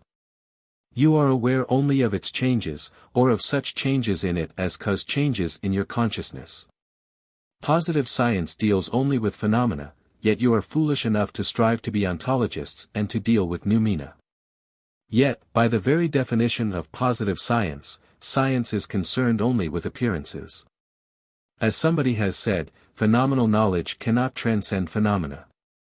You cannot answer Berkeley, even if you have annihilated Kant, and yet, perforce, you assume that Berkeley is wrong when you affirm that science proves the non-existence of God, or, as much to the point, the existence of matter. You know I granted the reality of matter only in order to make myself intelligible to your understanding. Be positive scientists, if you please, but ontology has no place in positive science, so leave it alone. Spencer is right in his agnosticism, but if Spencer. But it was time to catch the last ferry boat for Oakland, and Brissenden and Martin slipped out. Leaving Norton still talking and Christ and Hamilton waiting to pounce on him like a pair of hounds as soon as he finished. You have given me a glimpse of fairyland, Martin said on the ferry boat. It makes life worth while to meet people like that. My mind is all worked up. I never appreciated idealism before. Yet I can't accept it. I know that I shall always be a realist. I am so made, I guess. But I'd like to have made a reply to Christ and Hamilton, and I think I'd have had a word or two for Norton. I didn't see that Spencer was damaged any. I'm as excited as a child on its first visit to the circus. I see I must read up some more. I'm going to get hold of Saleeby. I still think Spencer is unassailable, and next time I'm going to take a hand myself. But Brissenden, breathing painfully, had dropped off to sleep, his chin buried in a scarf and resting on his sunken chest, his body wrapped in the long overcoat and shaking to the vibration of the propellers. Chapter 37. The first thing Martin did next morning was to go counter both to Brissenden's advice and command. The Shame of the Sun he wrapped and mailed to the Acropolis. He believed he could find magazine publication for it, and he felt that recognition by the magazines would commend him to the book publishing houses. Ephemera he likewise wrapped and mailed to a magazine. Despite Brissenden's prejudice against the magazines, which was a pronounced mania with him, Martin decided that the great poem should see print. He did not intend, however, to publish it without the other's permission. His plan was to get it accepted by one of the high magazines, and, thus armed, again to wrestle with Brissenden for consent. Martin began, that morning, a story which he had sketched out a number of weeks before and which ever since had been worrying him with its insistent clamor to be created. Apparently it was to be a rattling sea story, a tale of 20th-century adventure and romance, handling real characters, in a real world, under real conditions. But beneath the swing and go of the story was to be something else, something that the superficial reader would never discern and which, on the other hand, would not diminish in any way the interest and enjoyment for such a reader. It was this, and not the mere story, that impelled Martin to write it. For that matter, it was always the great, universal motif that suggested plots to him.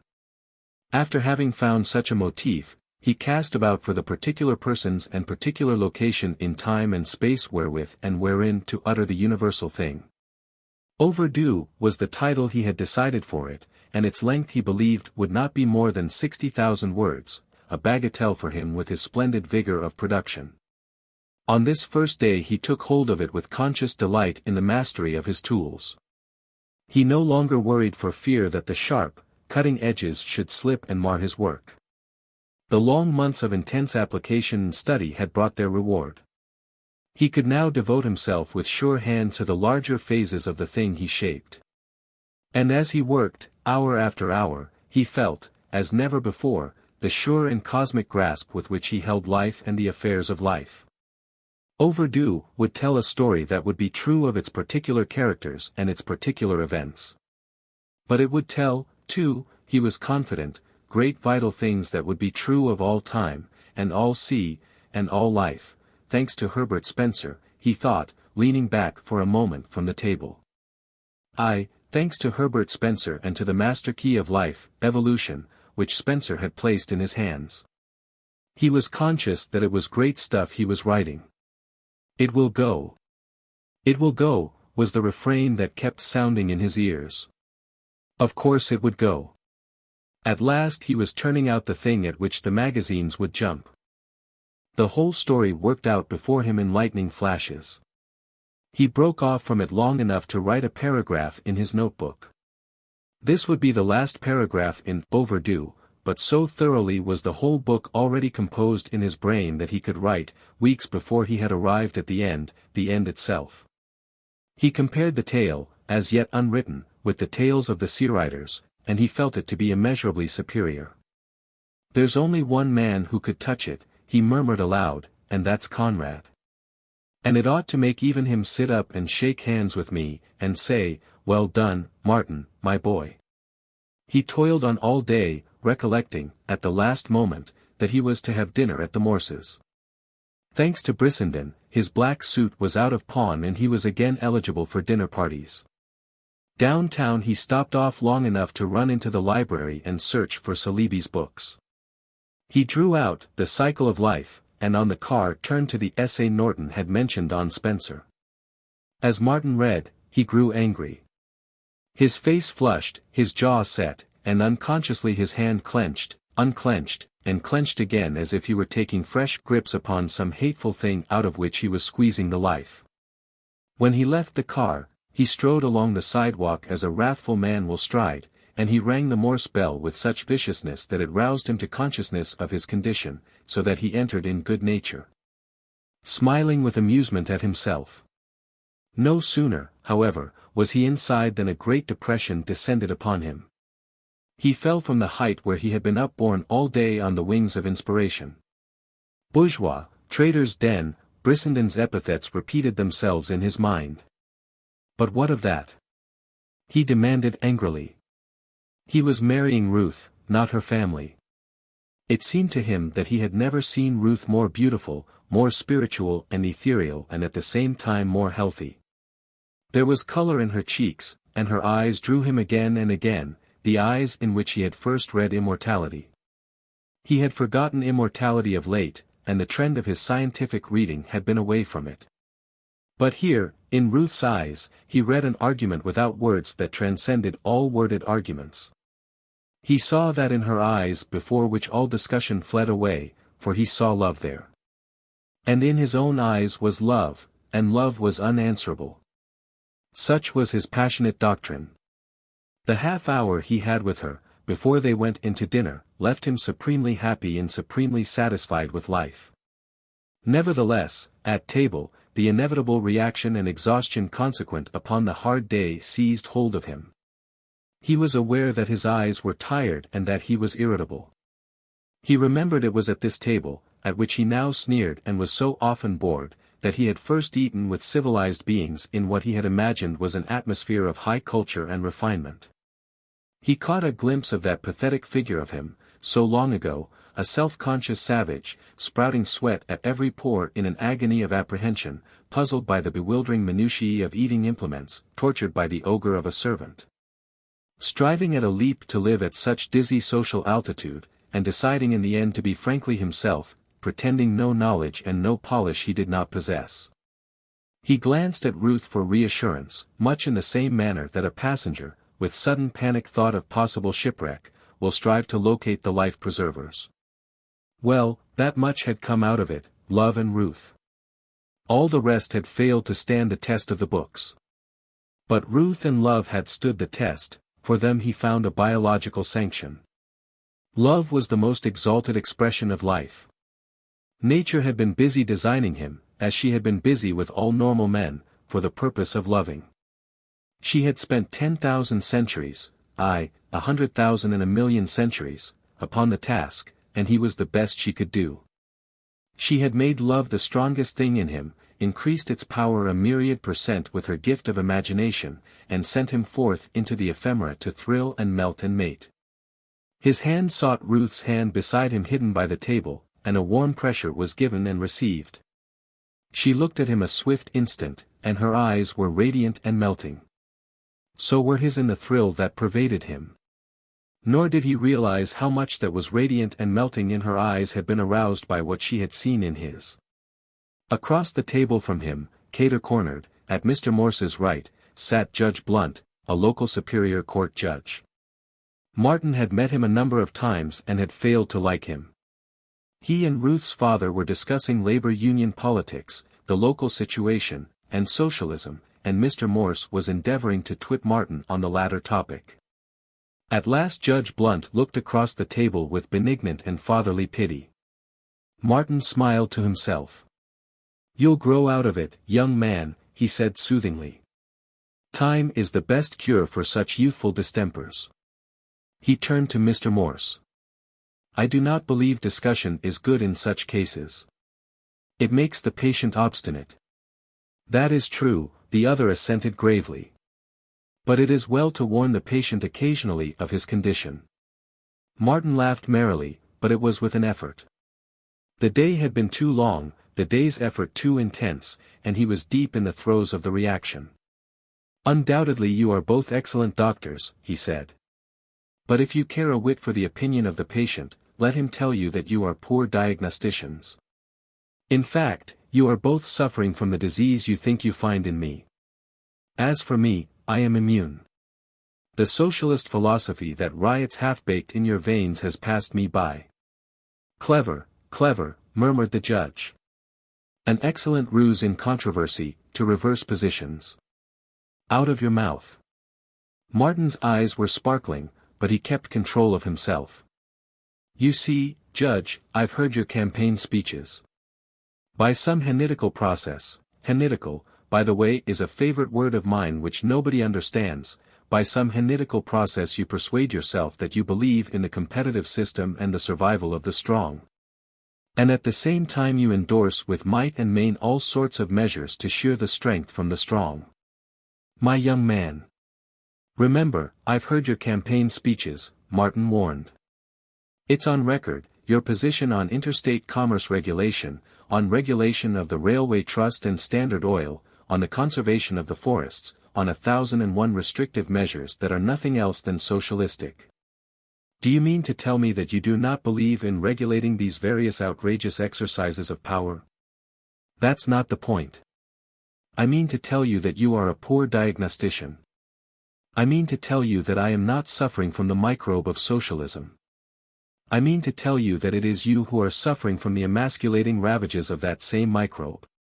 As for me, I am an inveterate opponent of socialism just as I am an inveterate opponent of your own mongrel democracy that is nothing else than pseudo-socialism masquerading under a garb of words that will not stand the test of the dictionary. I am a reactionary, so complete a reactionary that my position is incomprehensible to you who live in a veiled lie of social organization and whose sight is not keen enough to pierce the veil. You make believe that you believe in the survival of the strong and the rule of the strong. I believe. That is the difference. When I was a trifle younger, a few months younger, I believed the same thing. You see, the ideas of you and yours had impressed me. But merchants and traders are cowardly rulers at best, they grunt and grub all their days in the trough of money-getting, and I have swung back to aristocracy, if you please. I am the only individualist in this room. I look to the state for nothing. I look only to the strong man, the man on horseback, to save the state from its own rotten futility. Nietzsche was right. I won't take the time to tell you who Nietzsche was, but he was right. The world belongs to the strong who are noble as well and who do not wallow in the swine trough of trade and exchange. The world belongs to the true noblemen, to the great blonde beasts, to the non-compromisers, to the yes-sayers. And they will eat you up, you socialists, who are afraid of socialism and who think yourselves individualists. Your slave morality of the meek and lowly will never save you. Oh, it's all Greek, I know, and I won't bother you any more with it. But remember one thing. There aren't half a dozen individualists in Oakland, but Martin Eden is one of them. He signified that he was done with the discussion, and turned to Ruth. I'm wrought up today, he said in an undertone. All I want to do is to love, not talk. He ignored Mr. Morse, who said, I am unconvinced. All socialists are Jesuits. That is the way to tell them. We'll make a good Republican out of you yet, said Judge Blunt. The man on horseback will arrive before that time, Martin retorted with good humor, and returned to Ruth. But Mr. Morse was not content. He did not like the laziness and the disinclination for sober, legitimate work of this prospective son-in-law of his, for whose ideas he had no respect and of whose nature he had no understanding. So he turned the conversation to Herbert Spencer. Judge Blunt ably seconded him, and Martin, whose ears had pricked at the first mention of the philosopher's name, listened to the judge enunciate a grave and complacent diatribe against Spencer. From time to time Mr. Morse glanced at Martin, as much as to say, there, my boy, you see. Chattering daws, Martin muttered under his breath, and went on talking with Ruth and Arthur. But the long day and the real dirt of the night before were telling upon him. And, besides, still in his burnt mind was what had made him angry when he read it on the car. What is the matter? Ruth asked, suddenly alarmed by the effort he was making to contain himself. There is no God but the unknowable, and Herbert Spencer is its prophet, Judge Blunt was saying at that moment. Martin turned upon him. A cheap judgment, he remarked quietly. I heard it first in the City Hall Park, on the lips of a working man who ought to have known better. I have heard it often since, and each time the claptrap of it nauseates me. You ought to be ashamed of yourself. To hear that great and noble man's name upon your lips is like finding a dewdrop in a cesspool. You are disgusting. It was like a thunderbolt. Judge Blunt glared at him with apoplectic countenance, and silence reigned. Mr. Morse was secretly pleased. He could see that his daughter was shocked. It was what he wanted to do, to bring out the innate ruffianism of this man he did not like. Ruth's hand sought Martin's beseechingly under the table, but his blood was up. He was inflamed by the intellectual pretense and fraud of those who sat in the high places. A superior court judge. It was only several years before that he had looked up from the mire at such glorious entities and deemed them gods. Judge Blunt recovered himself and attempted to go on, addressing himself to Martin with an assumption of politeness that the latter understood was for the benefit of the ladies. Even this added to his anger. Was there no honesty in the world? You can't discuss Spencer with me, he cried. You do not know any more about Spencer than do his own countrymen. But it is no fault of yours, I grant. It is just a phase of the contemptible ignorance of the times. I ran across a sample of it on my way here this evening. I was reading an essay by Saleeby on Spencer. You should read it. It is accessible to all men. You can buy it in any bookstore or draw it from the public library. You would feel ashamed of your paucity of abuse and ignorance of that noble man compared with what Saleeby has collected on the subject. It is a record of shame that would shame your shame. The philosopher of the half-educated, he was called by an academic philosopher who was not worthy to pollute the atmosphere he breathed. I don't think you have read 10 pages of Spencer, but there have been critics, assumably more intelligent than you, who have read no more than you of Spencer. Who publicly challenged his followers to adduce one single idea from all his writings, from Herbert Spencer's writings, the man who has impressed the stamp of his genius over the whole field of scientific research and modern thought. The father of psychology, the man who revolutionized pedagogy, so that today the child of the French peasant is taught the 3 R's according to principles laid down by him. And the little gnats of men sting his memory when they get their very bread and butter from the technical application of his ideas. What little of worth resides in their brains is largely due to him. It is certain that had he never lived, most of what is correct in their parrot-learned knowledge would be absent.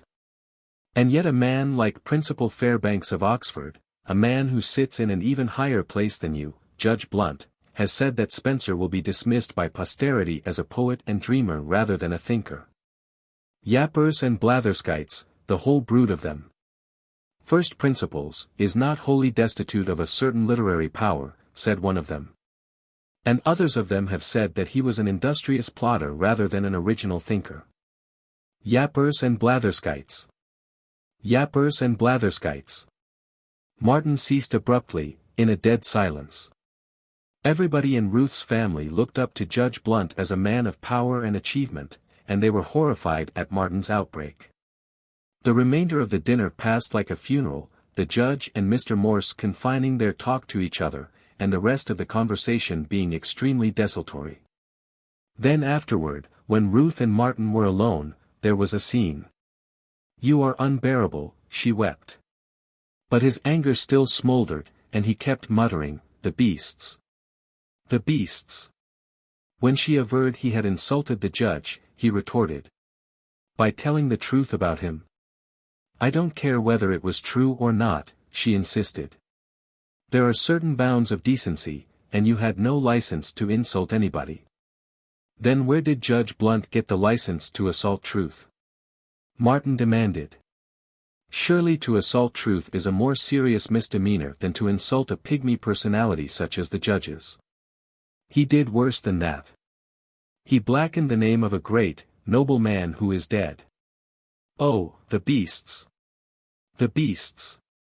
His complex anger flamed afresh, and Ruth was in terror of him. Never had she seen him so angry, and it was all mystified and unreasonable to her comprehension. And yet, through her very terror ran the fibers of fascination that had drawn and that still drew her to him, that had compelled her to lean towards him, and, in that mad, culminating moment, lay her hands upon his neck. She was hurt and outraged by what had taken place, and yet she lay in his arms and quivered while he went on muttering, "The beasts! The beasts!" And she still lay there when he said, "I'll not bother your table again, dear. They do not like me, and it is wrong of me to thrust my objectionable presence upon them.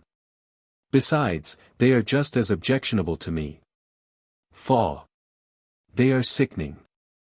And to think of it, I dreamed in my innocence that the persons who sat in the high places, who lived in fine houses and had educations and bank accounts, were worthwhile." Chapter 38. "Come on, let's go down to the local." So spoke Brissenden, faint from a hemorrhage of half an hour before, the second hemorrhage in 3 days. The perennial whiskey glass was in his hands, and he drained it with shaking fingers. "What do I want with socialism?" Martin demanded. "Outsiders are allowed 5-minute speeches," the sick man urged. "Get up and spout. Tell them why you don't want socialism. Tell them what you think about them and their ghetto ethics. Slam Nietzsche into them and get walloped for your pains. Make a scrap of it. It will do them good. Discussion is what they want, and what you want, too. You see, I'd like to see you a socialist before I'm gone. It will give you a sanction for your existence. It is the one thing that will save you in the time of disappointment that is coming to you. I never can puzzle out why you, of all men, are a socialist," Martin pondered. "You detest the crowd so. Surely there is nothing in the canal to recommend it to your aesthetic soul." He pointed an accusing finger at the whiskey glass which the other was refilling. "Socialism doesn't seem to save you." "I'm very sick," was the answer. "With you it is different. You have health and much to live for, and you must be handcuffed to life somehow. As for me, you wonder why I am a socialist. I'll tell you. It is because socialism is inevitable. Because the present rotten and irrational system cannot endure, because the day is past for your man on horseback. The slaves won't stand for it. They are too many, and willy-nilly they'll drag down the would-be equestrian before ever he gets astride. You can't get away from them, and you'll have to swallow the whole slave morality. It's not a nice mess, I'll allow. But it's been brewing, and swallow it you must. You are antediluvian anyway, with your Nietzsche ideas. The past is past, and the man who says history repeats itself is a liar. Of course I don't like the crowd, but what's a poor chap to do? We can't have the man on horseback, and anything is preferable to the timid swine that now rule. But come on, anyway. I'm loaded to the guards now, and if I sit here any longer, I'll get drunk. And you know the doctor says, damn the doctor. I'll fool him yet. It was Sunday night, and they found the small hall packed by the Oakland socialists, chiefly members of the working class. The speaker, a clever Jew, won Martin's admiration at the same time that he aroused his antagonism. The man's stooped and narrow shoulders and weazened chest proclaimed him the true child of the crowded ghetto, and strong on Martin was the age-long struggle of the feeble. Wretched slaves against the lordly handful of men who had ruled over them and would rule over them to the end of time. To Martin this withered wisp of a creature was a symbol. He was the figure that stood forth representative of the whole miserable mass of weaklings and inefficients who perished according to biological law on the ragged confines of life. They were the unfit. In spite of their cunning philosophy and of their ant-like proclivities for cooperation, nature rejected them for the exceptional man. Out of the plentiful spawn of life she flung from her prolific hand she selected only the best. It was by the same method that men, aping her, bred racehorses and cucumbers. Doubtless, a creator of a cosmos could have devised a better method. But creatures of this particular cosmos must put up with this particular method. Of course, they could squirm as they perished, as the socialists squirmed. As the speaker on the platform and the perspiring crowd were squirming even now as they counseled together for some new device with which to minimize the penalties of living and outwit the cosmos. So Martin thought, and so he spoke when Brissenden urged him to give them hell. He obeyed the mandate, walking up to the platform, as was the custom, and addressing the chairman. He began in a low voice, haltingly, forming into order the ideas which had surged in his brain while the Jew was speaking. In such meetings 5 minutes was the time allotted to each speaker. But when Martin's 5 minutes were up, he was in full stride, his attack upon their doctrines but half completed. He had caught their interest, and the audience urged the chairman by acclamation to extend Martin's time. They appreciated him as a foeman worthy of their intellect, and they listened intently, following every word. He spoke with fire and conviction, mincing no words in his attack upon the slaves and their morality and tactics, and frankly alluding to his hearers as the slaves in question. He quoted Spencer and Malthus, and enunciated the biological law of development. And so, he concluded, in a swift resume, no state composed of the slave types can endure. The old law of development still holds.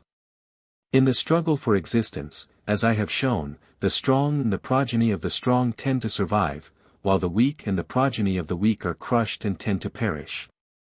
The result is that the strong and the progeny of the strong survive, and, so long as the struggle obtains, the strength of each generation increases. That is development. But you slaves, it is too bad to be slaves, I grant, but you slaves dream of a society where the law of development will be annulled, where no weaklings and inefficients will perish. Where every inefficient will have as much as he wants to eat as many times a day as he desires, and where all will marry and have progeny, the weak as well as the strong. What will be the result? No longer will the strength and life value of each generation increase. On the contrary, it will diminish. There is the nemesis of your slave philosophy. Your society of slaves, of, by, and for, slaves, must inevitably weaken and go to pieces as the life which composes it weakens and goes to pieces. Remember, I am enunciating biology and not sentimental ethics. No state of slaves can stand. How about the United States? A man yelled from the audience. And how about it? Martin retorted. The 13 colonies threw off their rulers and formed the republic so-called. The slaves were their own masters. There were no more masters of the sword. But you couldn't get along without masters of some sort, and there arose a new set of masters, not the great, virile, noble men, but the shrewd and spidery traders and moneylenders. And they enslaved you over again, but not frankly, as the true, noble men would do with weight of their own right arms, but secretly, by spidery machinations and by wheedling in cajolery and lies. They have purchased your slave judges, they have debauched your slave legislatures, and they have forced to worse horrors than chattel slavery your slave boys and girls. 2 million of your children are toiling today in this trader oligarchy of the United States.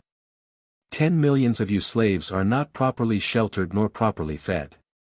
But to return. I have shown that no society of slaves can endure, because, in its very nature, such society must annul the law of development. No sooner can a slave society be organized than deterioration sets in. It is easy for you to talk of annulling the law of development, but where is the new law of development that will maintain your strength? Formulate it. Is it already formulated? Then state it. Martin took his seat amidst an uproar of voices. A score of men were on their feet clamoring for recognition from the chair. And one by one, encouraged by vociferous applause, speaking with fire and enthusiasm and excited gestures, they replied to the attack. It was a wild night, but it was wild intellectually, a battle of ideas. Some strayed from the point, but most of the speakers replied directly to Martin. They shook him with lines of thought that were new to him. And gave him insights, not into new biological laws, but into new applications of the old laws. They were too earnest to be always polite, and more than once the chairman rapped and pounded for order. It chanced that a cub reporter sat in the audience, detailed there on a day dull of news and impressed by the urgent need of journalism for sensation. He was not a bright cub reporter. He was merely facile and glib. He was too dense to follow the discussion. In fact, he had a comfortable feeling that he was vastly superior to these wordy maniacs of the working class. Also, he had a great respect for those who sat in the high places and dictated the policies of nations and newspapers. Further, he had an ideal, namely, of achieving that excellence of the perfect reporter who is able to make something, even a great deal, out of nothing. He did not know what all the talk was about. It was not necessary. Words like revolution gave him his cue. Like a paleontologist, able to reconstruct an entire skeleton from one fossil bone, he was able to reconstruct a whole speech from the one word revolution. He did it that night, and he did it well. And since Martin had made the biggest stir, he put it all into his mouth and made him the arch-anarch of the show, transforming his reactionary individualism into the most lurid, red-shirt socialist utterance. The cub reporter was an artist, and it was a large brush with which he laid on the local color, wild-eyed long-haired men, neurasthenic and degenerate types of men, voices shaken with passion, clenched fists raised on high. And all projected against a background of oaths, yells, and the throaty rumbling of angry men. Chapter 39. Over the coffee, in his little room, Martin read next morning's paper. It was a novel experience to find himself headlined, on the first page at that. And he was surprised to learn that he was the most notorious leader of the Oakland Socialists. He ran over the violent speech the cub reporter had constructed for him, and, though at first he was angered by the fabrication, in the end he tossed the paper aside with a laugh. Either the man was drunk or criminally malicious, he said that afternoon, from his perch on the bed, when Brissenden had arrived and dropped limply into the one chair. "But what do you care?" Brissenden asked. "Surely you don't desire the approval of the bourgeois swine that read the newspapers?" Martin thought for a while, then said, "No, I really don't care for their approval, not a whit. On the other hand, it's very likely to make my relations with Ruth's family a trifle awkward. Her father always contended I was a socialist, and this miserable stuff will clinch his belief. Not that I care for his opinion, but what's the odds? I want to read you what I've been doing today." It's overdue, of course, and I'm just about halfway through. He was reading aloud when Maria thrust open the door and ushered in a young man in a natty suit who glanced briskly about him, noting the oil burner and the kitchen in the corner before his gaze wandered on to Martin. "Sit down," Brissenden said. Martin made room for the young man on the bed and waited for him to broach his business. "I heard you speak last night, Mr. Eden, and I've come to interview you," he began. Brissenden burst out in a hearty laugh. "A brother socialist?" the reporter asked, with a quick glance at Brissenden that appraised the color value of that cadaverous and dying man. "And he wrote that report," Martin said softly. "Why, he is only a boy." "Why don't you poke him?" Brissenden asked. "I'd give $1,000 to have my lungs back for 5 minutes." The cub reporter was a trifle perplexed by this talking over him and around him and at him. But he had been commended for his brilliant description of the socialist meeting and had further been detailed to get a personal interview with Martin Eden, the leader of the organized menace to society. "You do not object to having your picture taken, Mr. Eden," he said. "I've a staff photographer outside, you see, and he says it will be better to take you right away before the sun gets lower. Then we can have the interview afterward." "A photographer," Brissenden said meditatively. "Poke him, Martin. Poke him." "I guess I'm getting old," was the answer. "I know I ought, but I really haven't the heart." "It doesn't seem to matter." "For his mother's sake," Brissenden urged. "It's worth considering," Martin replied, "but it doesn't seem worthwhile enough to rouse sufficient energy in me. You see, it does take energy to give a fellow a poking. Besides, what does it matter?" "That's right, that's the way to take it," the cub announced airily, though he had already begun to glance anxiously at the door. "But it wasn't true, not a word of what he wrote," Martin went on, confining his attention to Brissenden. "It was just in a general way a description, you understand," the cub ventured, "and besides, it's good advertising. That's what counts." "It was a favor to you." "It's good advertising, Martin, old boy," Brissenden repeated solemnly. "And it was a favor to me, think of that," was Martin's contribution. "Let me see, where were you born, Mr. Eden?" the cub asked, assuming an air of expectant attention. "He doesn't take notes," said Brissenden. "He remembers it all. That is sufficient for me." The cub was trying not to look worried. No decent reporter needs to bother with notes. That was sufficient, for last night. But Brissenden was not a disciple of quietism, and he changed his attitude abruptly. "Martin, if you don't poke him, I'll do it myself, if I fall dead on the floor the next moment." "How will a spanking do?" Martin asked. Brissenden considered judicially, and nodded his head. The next instant Martin was seated on the edge of the bed with the cub face downward across his knees. "Now don't bite," Martin warned, "or else I'll have to punch your face. It would be a pity, for it is such a pretty face." His uplifted hand descended, and thereafter rose and fell in a swift and steady rhythm. The cub struggled and cursed and squirmed, but did not offer to bite. Brissenden looked on gravely, though once he grew excited and gripped the whiskey bottle, pleading, "Here, just let me swat him once." "Sorry my hand played out," Martin said, when at last he desisted. "It is quite numb." He upright the cub and perched him on the bed. "I'll have you arrested for this," he snarled, tears of boyish indignation running down his flushed cheeks. "I'll make you sweat for this. You'll see." "The pretty thing," Martin remarked. "He doesn't realize that he has entered upon the downward path. It is not honest, it is not square, it is not manly, to tell lies about one's fellow creatures the way he has done, and he doesn't know it. He has to come to us to be told," Brissenden filled in a pause. "Yes, to me whom he has maligned and injured. My grocery will undoubtedly refuse me credit now. The worst of it is that the poor boy will keep on this way until he deteriorates into a first-class newspaper man and also a first-class scoundrel. But there is yet time," quoth Brissenden. "Who knows but what you may prove the humble instrument to save him?" Why didn't you let me swat him just once? I'd like to have had a hand in it. I'll have you arrested, the pair of you, you big brutes, sobbed the erring soul.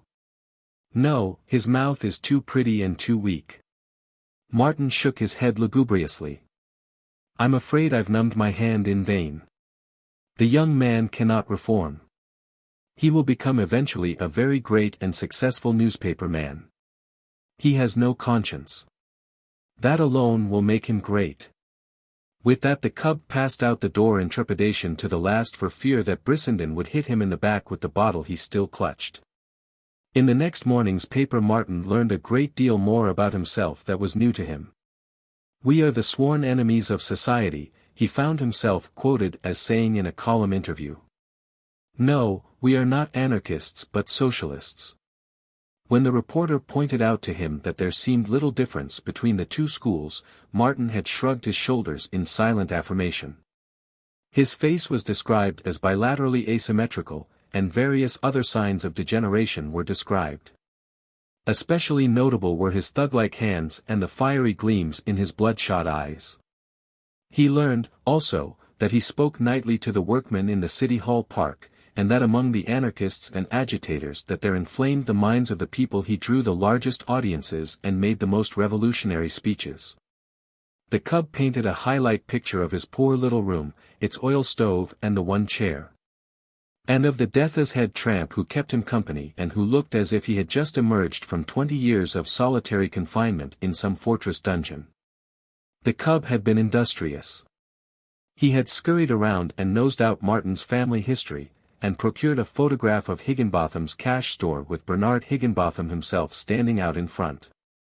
That gentleman was depicted as an intelligent, dignified businessman who had no patience with his brother-in-law's socialistic views, and no patience with the brother-in-law either. Whom he was quoted as characterizing as a lazy good-for-nothing who wouldn't take a job when it was offered to him and who would go to jail yet. Hermann von Schmidt, Marion's husband, had likewise been interviewed. He had called Martin the black sheep of the family and repudiated him.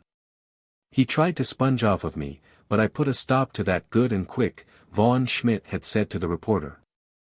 He knows better than to come bumming around here. A man who won't work is no good, take that from me. This time Martin was genuinely angry. Brissenden looked upon the affair as a good joke, but he could not console Martin, who knew that it would be no easy task to explain to Ruth. As for her father, he knew that he must be overjoyed with what had happened and that he would make the most of it to break off the engagement. How much he would make of it he was soon to realize. The afternoon mail brought a letter from Ruth. Martin opened it with a premonition of disaster, and read it standing at the open door when he had received it from the postman.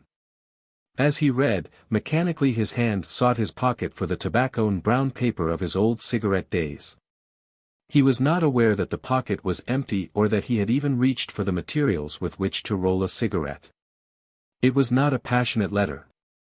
There were no touches of anger in it. But all the way through, from the first sentence to the last, was sounded the note of hurt and disappointment. She had expected better of him. She had thought he had got over his youthful wildness, that her love for him had been sufficiently worth while to enable him to live seriously and decently. And now her father and mother had taken a firm stand and commanded that the engagement be broken. That they were justified in this she could not but admit. Their relation could never be a happy one. It had been unfortunate from the first. But one regret she voiced in the whole letter, and it was a bitter one to Martin. If only you had settled down to some position and attempted to make something of yourself, she wrote. But it was not to be. Your past life had been too wild and irregular. I can understand that you are not to be blamed. You could act only according to your nature and your early training. So I do not blame you, Martin. Please remember that. It was simply a mistake. As father and mother have contended, we were not made for each other, and we should both be happy because it was discovered not too late. There is no use trying to see me, she said toward the last. It would be an unhappy meeting for both of us, as well as for my mother. I feel, as it is, that I have caused her great pain and worry. I shall have to do much living to atone for it. He read it through to the end, carefully, a second time, then sat down and replied. He outlined the remarks he had uttered at the socialist meeting, pointing out that they were in all ways the converse of what the newspaper had put in his mouth. Toward the end of the letter he was God's own lover pleading passionately for love. "Please answer," he said, "and in your answer you have to tell me but one thing. Do you love me? That is all, the answer to that one question." But no answer came the next day, nor the next. Overdue lay untouched upon the table, and each day the heap of returned manuscripts under the table grew larger. For the first time Martin's glorious sleep was interrupted by insomnia, and he tossed through long, restless nights. 3 times he called at the Morse home, but was turned away by the servant who answered the bell. Brissenden lay sick in his hotel, too feeble to stir out, and, though Martin was with him often, he did not worry him with his troubles.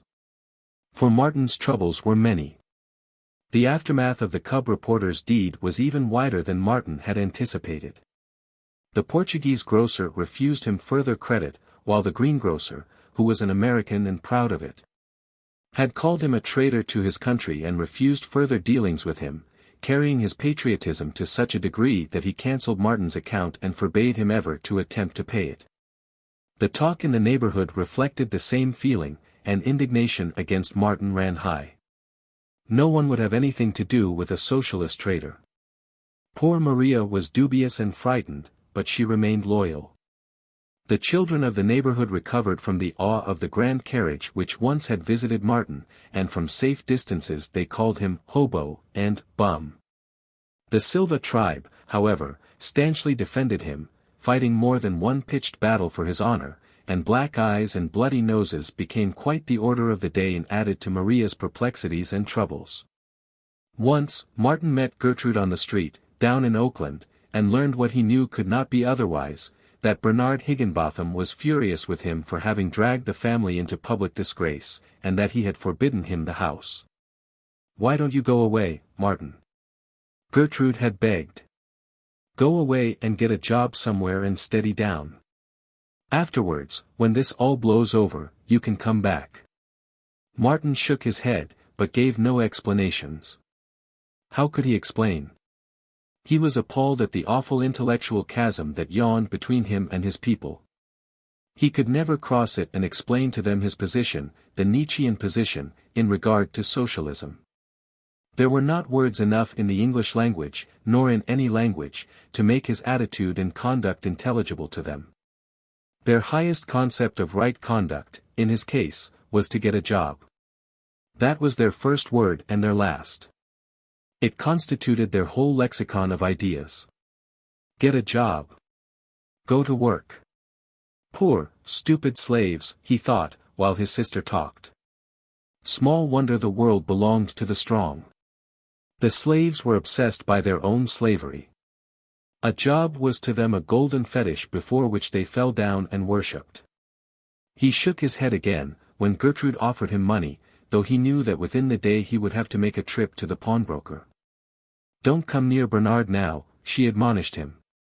"After a few months, when he is cooled down, if you want to, you can get the job of driving delivery wagon for him. Any time you want me, just send for me and I'll come. Don't forget." She went away weeping audibly, and he felt a pang of sorrow shoot through him at sight of her heavy body and uncouth gait. As he watched her go, the Nietzschean edifice seemed to shake and totter.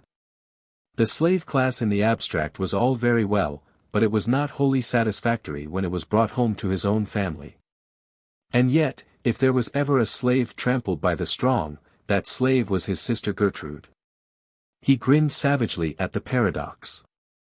A fine Nietzscheman he was, to allow his intellectual concepts to be shaken by the first sentiment or emotion that strayed along, to be shaken by the slave morality itself, for that was what his pity for his sister really was. The true noble men were above pity and compassion. Pity and compassion had been generated in the subterranean barracoons of the slaves and were no more than the agony and sweat of the crowded miserables and weaklings. Chapter 40. Overdue still continued to lie forgotten on the table. Every manuscript that he had had out now lay under the table. Only one manuscript he kept going, and that was Brissenden's Ephemera. His bicycle and black suit were again in pawn, and the typewriter people were once more worrying about the rent. But such things no longer bothered him. He was seeking a new orientation, and until that was found his life must stand still. After several weeks, what he had been waiting for happened. He met Ruth on the street. It was true, she was accompanied by her brother, Norman, and it was true that they tried to ignore him and that Norman attempted to wave him aside. "If you interfere with my sister, I'll call an officer," Norman threatened. "She does not wish to speak with you, and your insistence is insult. If you persist, you'll have to call that officer, and then you'll get your name in the papers," Martin answered grimly. "And now, get out of my way and get the officer if you want to. I'm going to talk with Ruth." "I want to have it from your own lips," he said to her. She was pale and trembling, but she held up and looked inquiringly. "The question I asked in my letter," he prompted. Norman made an impatient movement, but Martin checked him with a swift look. She shook her head. "Is all this of your own free will?" he demanded. "It is." She spoke in a low, firm voice and with deliberation. "It is of my own free will. You have disgraced me so that I am ashamed to meet my friends. They are all talking about me, I know. That is all I can tell you. You have made me very unhappy, and I never wish to see you again. Friends. Gossip. Newspaper misreports. Surely such things are not stronger than love. I can only believe that you never loved me." A blush drove the pallor from her face. "After what has passed," she said faintly. "Martin, you do not know what you are saying. I am not common. You see, she doesn't want to have anything to do with you," Norman blurted out, starting on with her. Martin stood aside and let them pass, fumbling unconsciously in his coat pocket for the tobacco and brown papers that were not there. It was a long walk to North Oakland, but it was not until he went up the steps and entered his room that he knew he had walked it.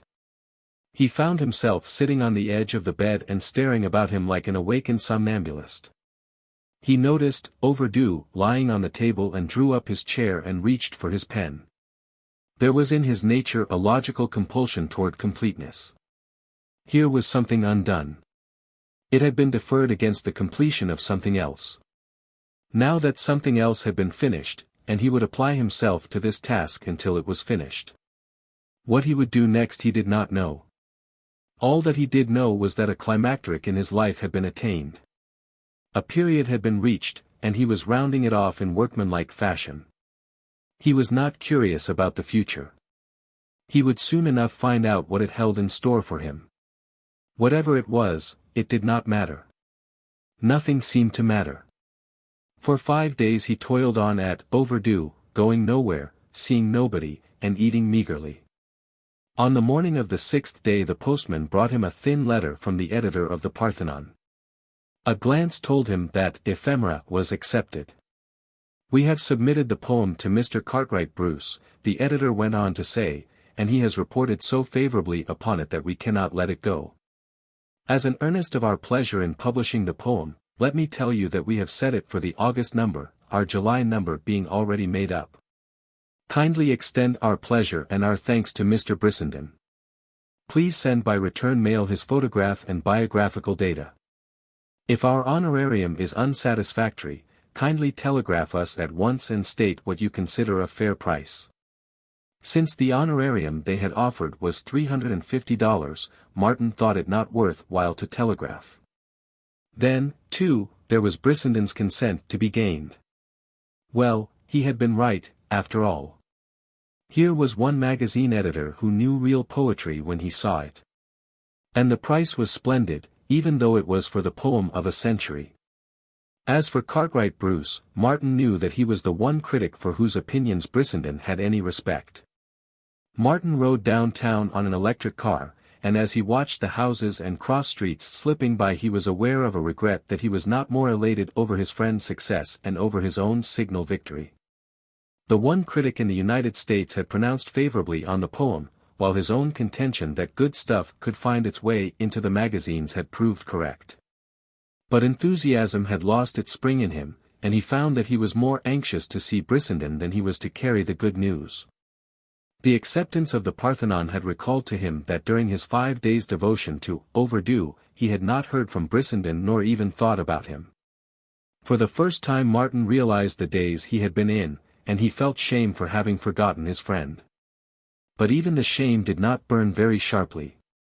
He was numb to emotions of any sort save the artistic ones concerned in the writing of Overdue. So far as other affairs were concerned, he had been in a trance. For that matter, he was still in a trance. All this life through which the electric car whirred seemed remote and unreal, and he would have experienced little interest and less shock if the great stone steeple of the church he passed had suddenly crumbled to mortar dust upon his head. At the hotel he hurried up to Brissenden's room, and hurried down again. The room was empty. All luggage was gone. "Did Mr. Brissenden leave any address?" he asked the clerk, who looked at him curiously for a moment. "Haven't you heard?" he asked. Martin shook his head. "Why, the papers were full of it. He was found dead in bed. Suicide. Shot himself through the head. Is he buried yet?" Martin seemed to hear his voice, like someone else's voice, from a long way off, asking the question. "No. The body was shipped east after the inquest. Lawyers engaged by his people saw to the arrangements. They were quick about it, I must say," Martin commented. "Oh, I don't know. It happened 5 days ago." 5 days ago? "Yes, 5 days ago." "Oh," Martin said as he turned and went out. At the corner he stepped into the Western Union and sent a telegram to the Parthenon, advising them to proceed with the publication of the poem. He had in his pocket but 5 cents with which to pay his carfare home, so he sent the message collect. Once in his room, he resumed his writing. The days and nights came and went, and he sat at his table and wrote on. He went nowhere, save to the pawnbroker, took no exercise, and ate methodically when he was hungry and had something to cook, and just as methodically went without when he had nothing to cook. Composed as the story was, in advance, chapter by chapter, he nevertheless saw and developed an opening that increased the power of it, though it necessitated 20,000 additional words. It was not that there was any vital need that the thing should be well done, but that his artistic canons compelled him to do it well. He worked on in the days, strangely detached from the world around him, feeling like a familiar ghost among these literary trappings of his former life. He remembered that someone had said that a ghost was the spirit of a man who was dead and who did not have sense enough to know it, and he paused for the moment to wonder if he were really dead and unaware of it. Came the day when Overdue was finished. The agent of the typewriter firm had come for the machine, and he sat on the bed while Martin, on the one chair, typed the last pages of the final chapter. "Finus," he wrote, in capitals, at the end, and to him it was indeed finus. He watched the typewriter carried out the door with a feeling of relief, then went over and lay down on the bed. He was faint from hunger. Food had not passed his lips in 36 hours, but he did not think about it. He lay on his back, with closed eyes, and did not think at all, while the daze or stupor slowly welled up, saturating his consciousness. Half in delirium, he began muttering aloud the lines of an anonymous poem Brissenden had been fond of quoting to him. Maria, listening anxiously outside his door, was perturbed by his monotonous utterance. The words in themselves were not significant to her, but the fact that he was saying them was. "I have done," was the burden of the poem. "I have done. Put by the lute. Song and singing soon are over. As the airy shades that hover in among the purple clover. I have done. Put by the lute. Once I sang as early thrushes sing among the dewy bushes. Now I'm mute. I am like a weary linnet, for my throat has no song in it. I have had my singing minute. I have done. Put by the lute." Maria could stand it no longer, and hurried away to the stove, where she filled a quart bowl with soup, putting into it the lion's share of chopped meat and vegetables which her ladle scraped from the bottom of the pot. Martin roused himself and sat up and began to eat, between spoonfuls reassuring Maria that he had not been talking in his sleep and that he did not have any fever. After she left him he sat drearily, with drooping shoulders, on the edge of the bed, gazing about him with lackluster eyes that saw nothing until the torn wrapper of a magazine, which had come in the morning's mail and which lay unopened, shot a gleam of light into his darkened brain. It is the Parthenon, he thought, the august Parthenon, and it must contain ephemera. If only Brissenden were here to see. He was turning the pages of the magazine, when suddenly he stopped. Ephemera had been featured, with gorgeous headpiece and Beardsley-like margin decorations. On one side of the headpiece was Brissenden's photograph, on the other side was the photograph of Sir John Value, the British ambassador.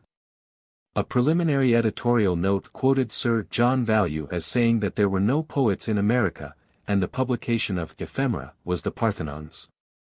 There, take that, Sir John Value. Cartwright Bruce was described as the greatest critic in America, and he was quoted as saying that ephemera was the greatest poem ever written in America. And finally, the editor's foreword ended with, "We have not yet made up our minds entirely as to the merits of ephemera, perhaps we shall never be able to do so. But we have read it often, wondering at the words and their arrangement, wondering where Mr. Brissenden got them, and how he could fasten them together." Then followed the poem. "Pretty good thing you died, Briss, old man," Martin murmured, letting the magazine slip between his knees to the floor. The cheapness and vulgarity of it was nauseating, and Martin noted apathetically that he was not nauseated very much. He wished he could get angry, but did not have energy enough to try. He was too numb. His blood was too congealed to accelerate to the swift tidal flow of indignation. After all, what did it matter? It was on a par with all the rest that Brissenden had condemned in bourgeois society. Poor Briss, Martin communed, he would never have forgiven me. Rousing himself with an effort, he possessed himself of a box which had once contained typewriter paper. Going through its contents, he drew forth 11 poems which his friend had written. These he tore lengthwise and crosswise and dropped into the waste basket. He did it languidly, and, when he had finished, sat on the edge of the bed staring blankly before him. How long he sat there he did not know, until, suddenly, across his sightless vision he saw form a long horizontal line of white. It was curious. But as he watched it grow in definiteness he saw that it was a coral reef smoking in the white Pacific surges. Next, in the line of breakers he made out a small canoe, an outrigger canoe. In the stern he saw a young bronzed god in scarlet hipcloth dipping a flashing paddle. He recognized him. He was Modi, the youngest son of Toddy, the chief, and this was Tahiti, and beyond that smoking reef lay the sweet land of Papera and the chief's grass house by the river's mouth. It was the end of the day, and Modi was coming home from the fishing. He was waiting for the rush of a big breaker whereon to jump the reef. Then he saw himself, sitting forward in the canoe as he had often sat in the past, dipping a paddle that waited Modi's word to dig in like mad when the turquoise wall of the great breaker rose behind them. Next, he was no longer an onlooker but was himself in the canoe. Modi was crying out, they were both thrusting hard with their paddles, racing on the steep face of the flying turquoise. Under the bow the water was hissing as from a steam jet, the air was filled with driven spray, there was a rush and rumble and long echoing roar, and the canoe floated on the placid water of the lagoon. Modi laughed and shook the salt water from his eyes, and together they paddled into the pounded coral beach where Toddy's grass walls through the coconut palms showed golden in the setting sun. The picture faded, and before his eyes stretched the disorder of his squalid room. He strove in vain to see Tahiti again. He knew there was singing among the trees and that the maidens were dancing in the moonlight, but he could not see them. He could see only the littered writing table, the empty space where the typewriter had stood, and the unwashed window pane. He closed his eyes with a groan, and slept. Chapter 41. He slept heavily all night, and did not stir until aroused by the postman on his morning round. Martin felt tired and passive, and went through his letters aimlessly. One thin envelope, from a robber magazine, contained a check for $22. He had been dunning for it for a year and a half. He noted its amount apathetically. The old-time thrill at receiving a publisher's check was gone. Unlike his earlier checks, this one was not pregnant with promise of great things to come. To him it was a check for $22, that was all, and it would buy him something to eat.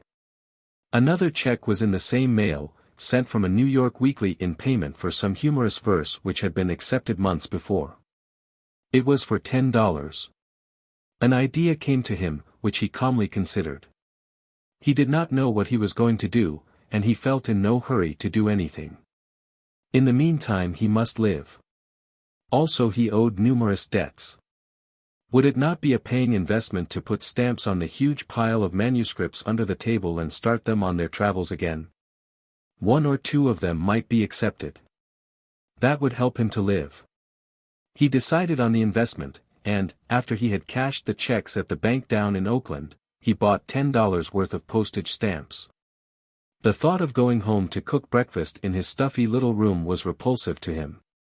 For the first time he refused to consider his debts.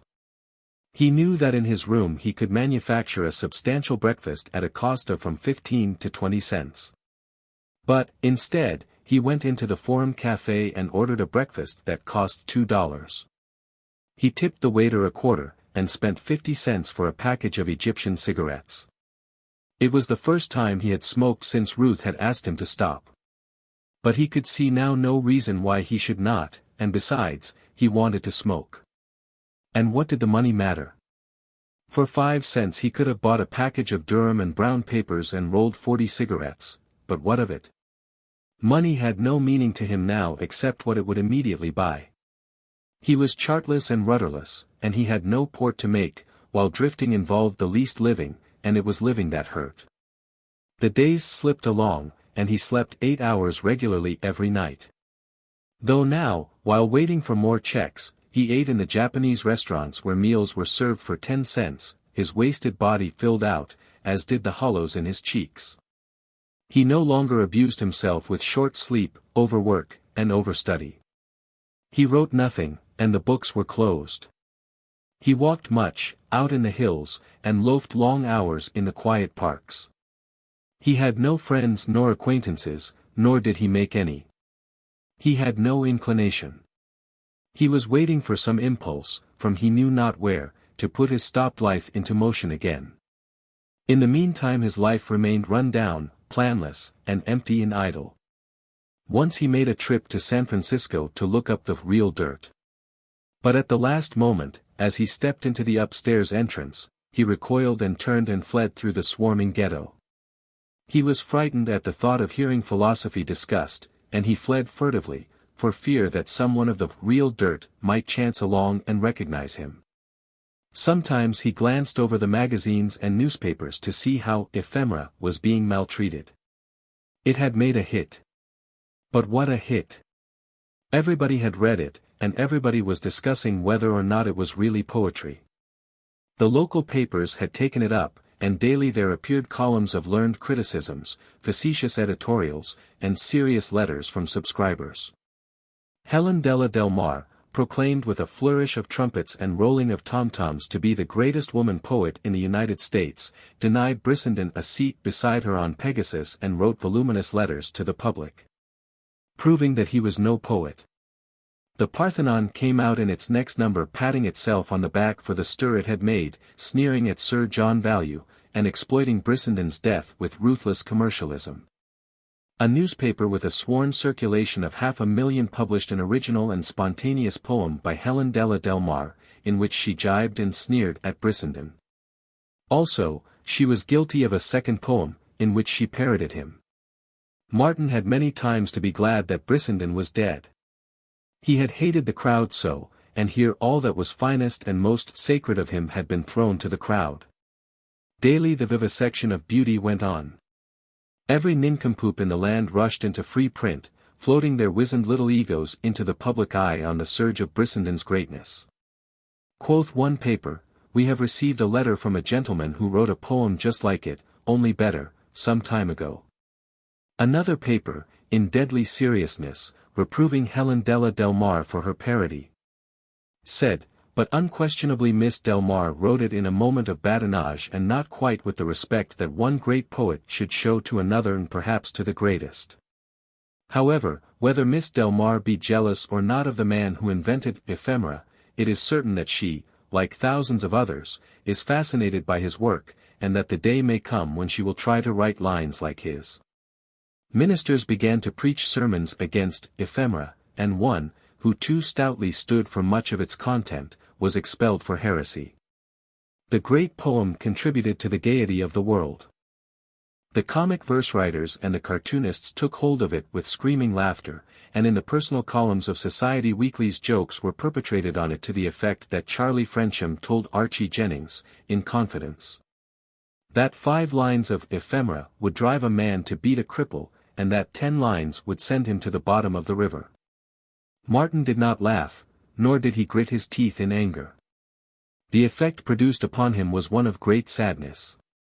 In the crash of his whole world, with love on the pinnacle, the crash of magazine-dom and the dear public was a small crash indeed. Brissenden had been wholly right in his judgment of the magazines, and he, Martin, had spent arduous and futile years in order to find it out for himself. The magazines were all Brissenden had said they were and more. Well, he was done, he solaced himself. He had hitched his wagon to a star and been landed in a pestiferous marsh. The visions of Tahiti, clean, sweet Tahiti, were coming to him more frequently. And there were the low Pomotis, and the high Marquesas. He saw himself often, now, on board trading schooners or frail little cutters, slipping out at dawn through the reef at Papeete and beginning the long beat through the pearl atolls to Nukuhiva and the Bay of Taiohae, where Tamari, he knew, would kill a pig in honor of his coming, and where Tamari's flower-garlanded daughters would seize his hands and with song and laughter garland him with flowers. The South Seas were calling, and he knew that sooner or later he would answer the call. In the meantime he drifted, resting and recuperating after the long traverse he had made through the realm of knowledge. When the Parthenon check of $350 was forwarded to him, he turned it over to the local lawyer who had attended to Brissenden's affairs for his family. Martin took a receipt for the check, and at the same time gave a note for the $100 Brissenden had let him have. The time was not long when Martin ceased patronizing the Japanese restaurants. At the very moment when he had abandoned the fight, the tide turned. But it had turned too late. Without a thrill he opened a thick envelope from the Millennium, scanned the face of a check that represented $300, and noted that it was the payment on acceptance for adventure. Every debt he owed in the world, including the pawn shop, with its usurious interest, amounted to less than $100. And when he had paid everything, and lifted the $100 note with Brissenden's lawyer, he still had over $100 in pocket. He ordered a suit of clothes from the tailor and ate his meals in the best cafes in town. He still slept in his little room at Maria's, but the sight of his new clothes caused the neighborhood children to cease from calling him hobo and tramp from the roofs of woodsheds and over back fences. Wiki Wiki, his Hawaiian short story, was bought by Warren's Monthly for $250. The Northern Review took his essay, The Cradle of Beauty, and Mackintosh's magazine took The Palmist, the poem he had written to Marion. The editors and readers were back from their summer vacations, and manuscripts were being handled quickly. But Martin could not puzzle out what strange whim animated them to this general acceptance of the things they had persistently rejected for 2 years. Nothing of his had been published. He was not known anywhere outside of Oakland, and in Oakland, with the few who thought they knew him, he was notorious as a red shirt and a socialist. So there was no explaining this sudden acceptability of his wares. It was sheer jugglery of fate. After it had been refused by a number of magazines, he had taken Brissenden's rejected advice and started The Shame of the Sun on the round of publishers. After several refusals, Singletree, Darnley and Company accepted it, promising fall publication. When Martin asked for an advance on royalties, they wrote that such was not their custom, that books of that nature rarely paid for themselves, and that they doubted if his book would sell 1,000 copies. Martin figured what the book would earn him on such a sale. Retailed at $1, on a royalty of 15%, it would bring him $150. He decided that if he had it to do over again he would confine himself to fiction. Adventure, 1/4 as long, had brought him twice as much from the millennium. That newspaper paragraph he had read so long ago had been true, after all. The first-class magazines did not pay on acceptance, and they paid well. Not 2 cents a word, but 4 cents a word, had the millennium paid him. And, furthermore, they bought good stuff, too, for were they not buying his? This last thought he accompanied with a grin. He wrote to Singletree, Darnley and Company, offering to sell out his rights in The Shame of the Sun for $100, but they did not care to take the risk. In the meantime he was not in need of money, for several of his later stories had been accepted and paid for. He actually opened a bank account, where, without a debt in the world, he had several $100s to his credit. Overdue, after having been declined by a number of magazines, came to rest at the Meredith Lowell Company. Martin remembered the $5 Gertrude had given him, and his resolve to return it to her 100 times over, so he wrote for an advance on royalties of $500. To his surprise a check for that amount, accompanied by a contract, came by return mail. He cashed the check into $5 gold pieces and telephoned Gertrude that he wanted to see her. She arrived at the house panting and short of breath from the haste she had made. Apprehensive of trouble, she had stuffed the few dollars she possessed into her hand satchel. And so sure was she that disaster had overtaken her brother, that she stumbled forward, sobbing, into his arms, at the same time thrusting the satchel mutely at him. "I'd have come myself," he said. "But I didn't want a row with Mr. Higginbotham, and that is what would have surely happened." "He'll be all right after a time," she assured him, while she wondered what the trouble was that Martin was in. "But you'd best get a job first and steady down. Bernard does like to see a man at honest work. That stuff in the newspapers broke him all up. I never saw him so mad before." "I'm not going to get a job," Martin said with a smile. "And you can tell him so from me. I don't need a job, and there's the proof of it." He emptied the 100 gold pieces into her lap in a glinting, tinkling stream. "You remember that $5 you gave me the time I didn't have carfare?